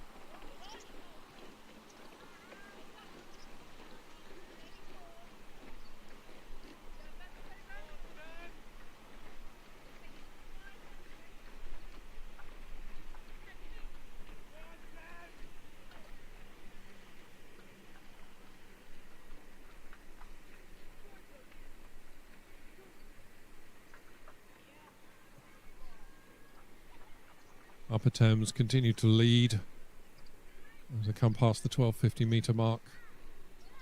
Don't think there's too much between Wallingford and Molesey for 2nd and 3rd. And it's Upper Thames with advantage of just a little bit of clear water, so let's call it a length and a half advantage over Wallingford and Molesey.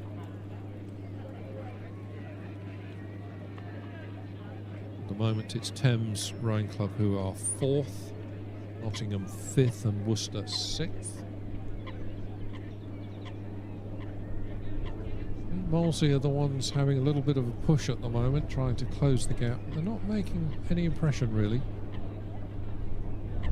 Crews in lanes 2 and 5, Wallingford and Molesey racing each other. Not easy when there's such a big gap across the lake between the two of them. Obviously the crew shouldn't be looking around to see what's going on. They should be focused on what's going on in their boat. These are coxless, however, so there isn't a cox in the boat to advise them what's happening.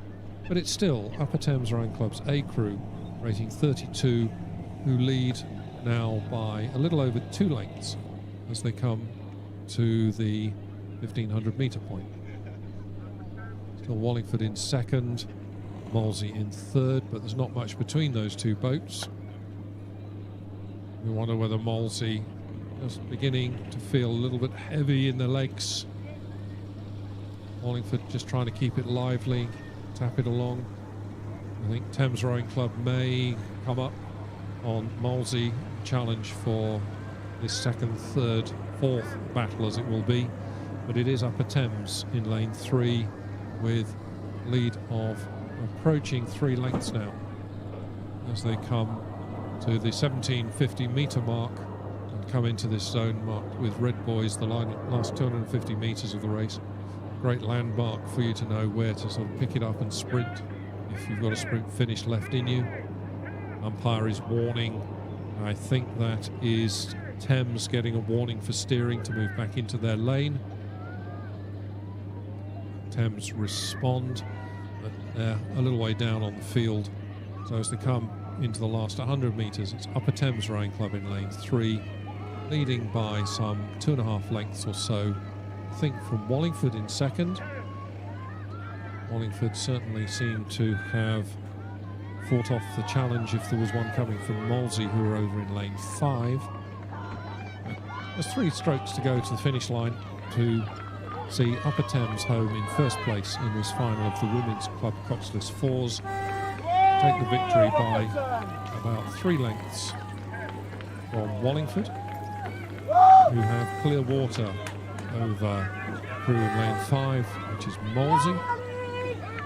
Fourth crew home will be in lane 4, Thames Rowing Club, followed home by Nottingham and then Worcester.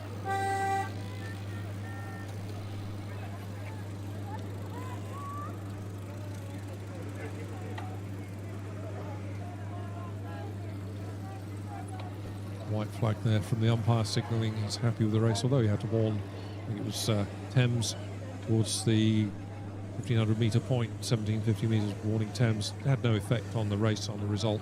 He's happy, hand it over to the judges and move on.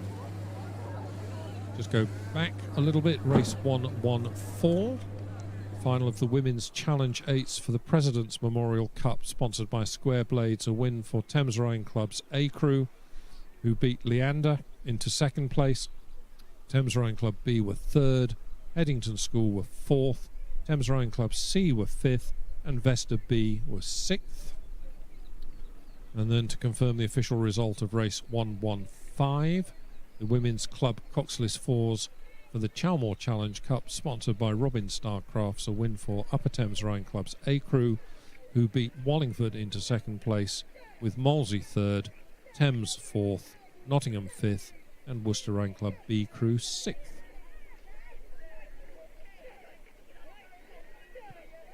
Two races to go, and everybody here has their fingers crossed that we don't get a dead heat in either of these last 2 races. Race 116, the penultimate race, is the final of the Women's Junior School Coxed Fours for the Chamber of Trade Cup. This event very kindly sponsored by Janosek Stamfli. In lane 1, Godolphin and Latimer School. Lane 2 is Surbiton High School A. Lane 3, Henley. Lane 4, Tideway Scholars School. Lane 5, Pangbourne College. And lane 6, Surbiton High School B.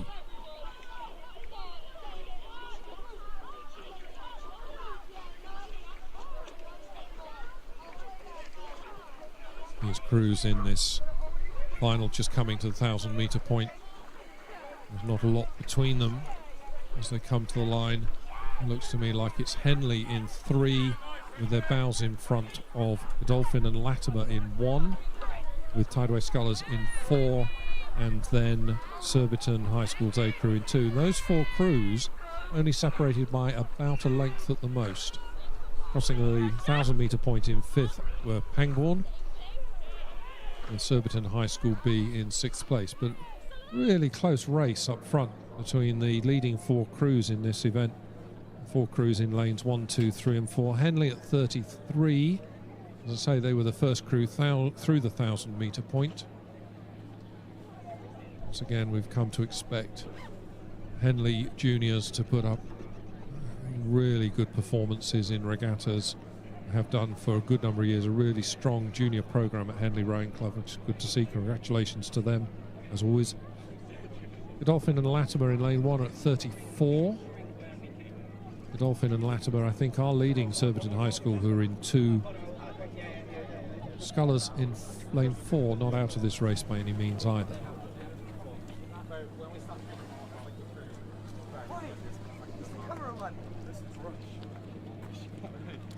I'll put you on my shoulders, get you on the finish line. Finally. Can you go? Can you? We'll have a positive.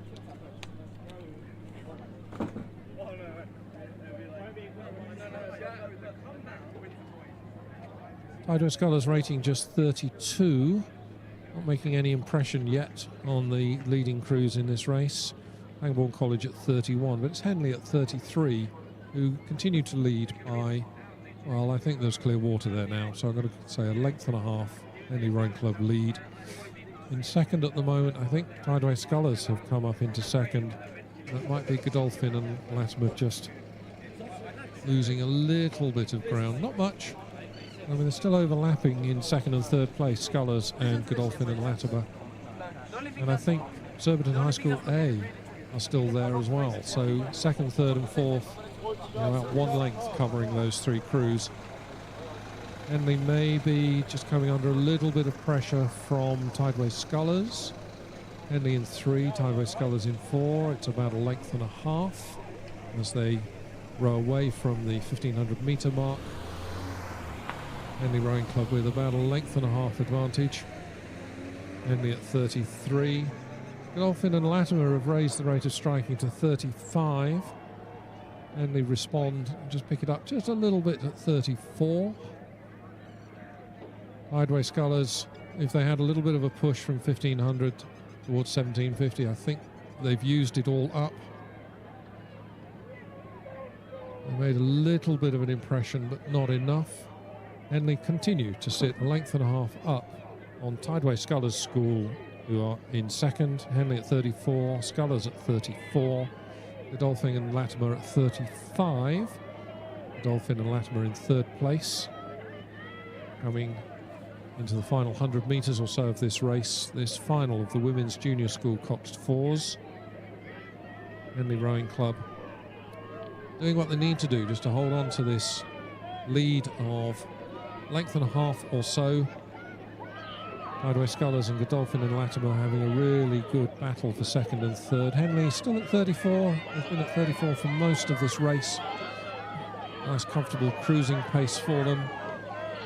And coming home about a length and a half ahead of Tideway Scholars. So it's Henley who come to the finish line across now, followed home by Tideway Scholars School. Good race for third and fourth, then between Godolphin and Latimer and Surbiton High School respectively. Fifth crew home is going to be Pangbourne, and they'll be followed in by Surbiton High School's B crew.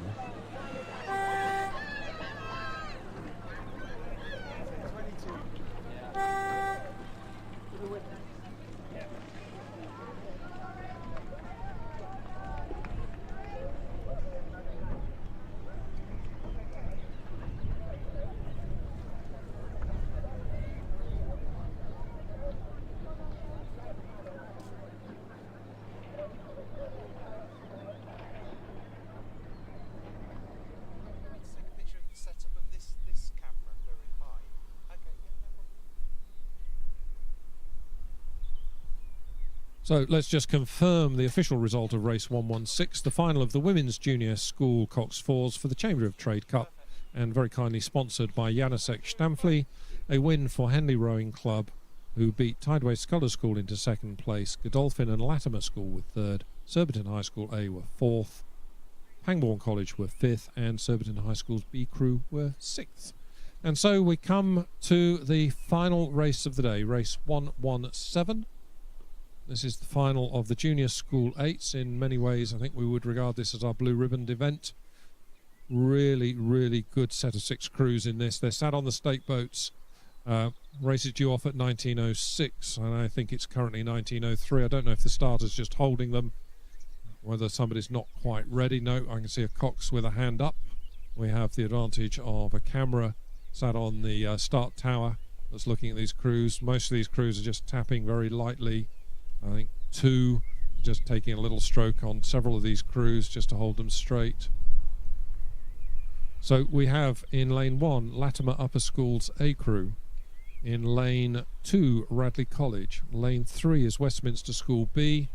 Lane 4, King's College School A. Lane 5, Eton College A. And in lane 6, Shrewsbury School.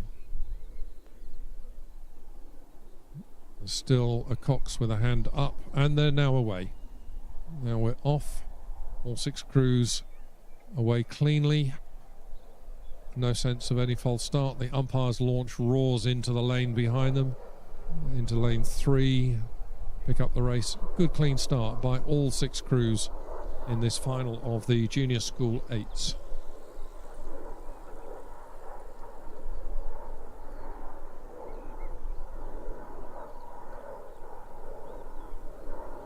Just a reminder that Westminster School in 3 were the fastest qualifier from the heats here. King's College School A crew second quickest. Radley College away to a very good start, rating 37 as they begin to settle. They're about 12, 13 strokes into this race, maybe 15 strokes. All these crews just beginning now to stretch out, lengthen out, try and find a little bit of rhythm as they settle down into, let's call it race pace. It's hardly cruising. I wouldn't call it cruising in these boats. They're working very hard. There's a sprint away from the start pontoon, hopefully a sprint into the finish line, and then race pace in between. These crews will have pre-programmed pushes. They'll have a good idea where they want to put in a 10 or a 15 stroke push, usually with the legs, just to try and gain a little bit more energy and a little bit more speed in the boat. But I don't think anybody would do that early in the race. Westminster at 38, King's College School A settling at 36, Radley at 37.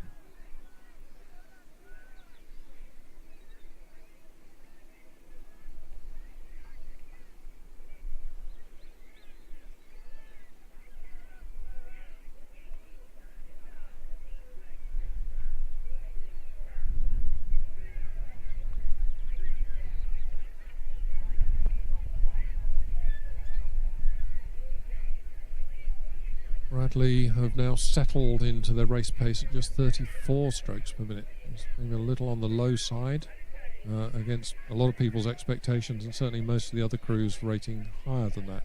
But Radley, I remember about 3 years ago, well, no, it can't have been because that would have been a COVID year, 4 years ago here, were about half a length down at 1,500 metres, and I then sensed that they were really just cruising comfortably and had a sprint finish in them, and they did.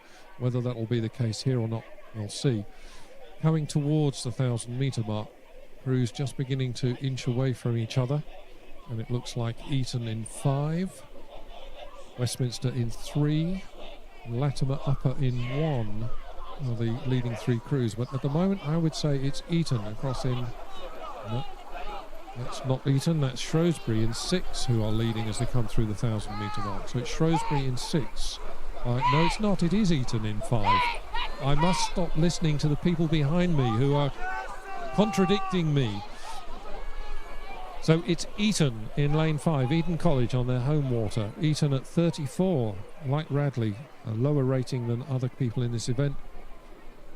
Their cruising pace obviously is dominated by power from the legs, clean catch, picking the power up quite quickly off the catch.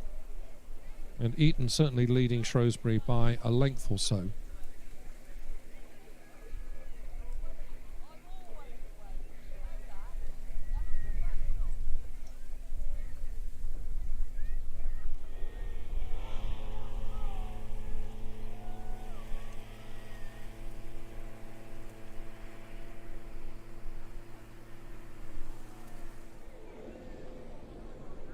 We look down the course from our commentary position in the finish tower. I can still think it's Eton College in 5 who are leading. Eton just at 33 now. Radley still at 34. Westminster in lane 3 are at 36, as our King's College School alongside them in 4. It's definitely Eton in lane 5 with the advantage, maybe just about a length, maybe even a smidge of clear water. Eton in 5. And then really nothing between Shrewsbury in 6, King's College School in 4 and Westminster School in 3. It's Eton in lane 5 on their home water as I think I said a moment or two ago, leading by Clearwater length and a little bit. Eton still at 33. Westminster at 36. King's College School at 36. I think possibly Westminster just nudging ahead into second place. Whether they've got anything left in their legs in this final 250 metres to challenge Eton, I don't know. I doubt it. I think this is going to go to Eton. Last race of the day on their home stretch of water. Eton College leading this Junior School 8's final for the Mike Dizerens Memorial Trophy. Sponsored by Keith Settle Tutoring once again. Keith, a great friend of Wallingford Rowing Club and a very generous sponsor of a number of our events today. But it's Eton College with a length advantage as they come into the final 10 or so strokes. Westminster School really pushing hard, trying to close the gap. Westminster School at 39. Eton still underrating them. Eton still just holding on. Westminster School finishing the quickest, but I think they may have left it a little too late. It's Eton coming to the line, about 2/3 of a length up on Westminster. Eton crossed first with Westminster second. Third across the line are King's College School, chased home by Latimer upper, then Shrewsbury, and then Radley. So, final race of the day, a win for Eton College by about 2/3 of a length. I obviously need to wait for the judges to tell me that that's correct, which hopefully I think I heard somebody whisper dead heat, but I don't think that's right. Umpire just having a word through the loud hailer with the crews, probably to congratulate them on a fantastic race. So, to end the regatta, race 117, the final of the Junior School 8s for the Mike Dizerens Memorial Trophy. It's a magnificent trophy. It's a pewter model of an 8, mounted in a case and set of oars and so on. It really is a tremendous trophy, and sponsored by Keith Settle Tutoring. So, a win in the last race of the day for Eton College Boat Club's A crew on their home water. They beat Westminster School B into second place, with King's College School A third, Latimer Upper School A fourth, Shrewsbury School fifth, and Radley College in sixth. So that's us done for the day. Thank you for being with us, whether you were online. I did look mid-afternoon, and we'd had over 5,000 views on a YouTube channel, and just shy of 300 people online at the point I looked at. We had a good crowd here on the riverbank. Thank you all for being with us. Hope you've enjoyed the regatta this year. Just about 11 hours of racing. We started at 7:30 this morning, although some officials were here earlier than that.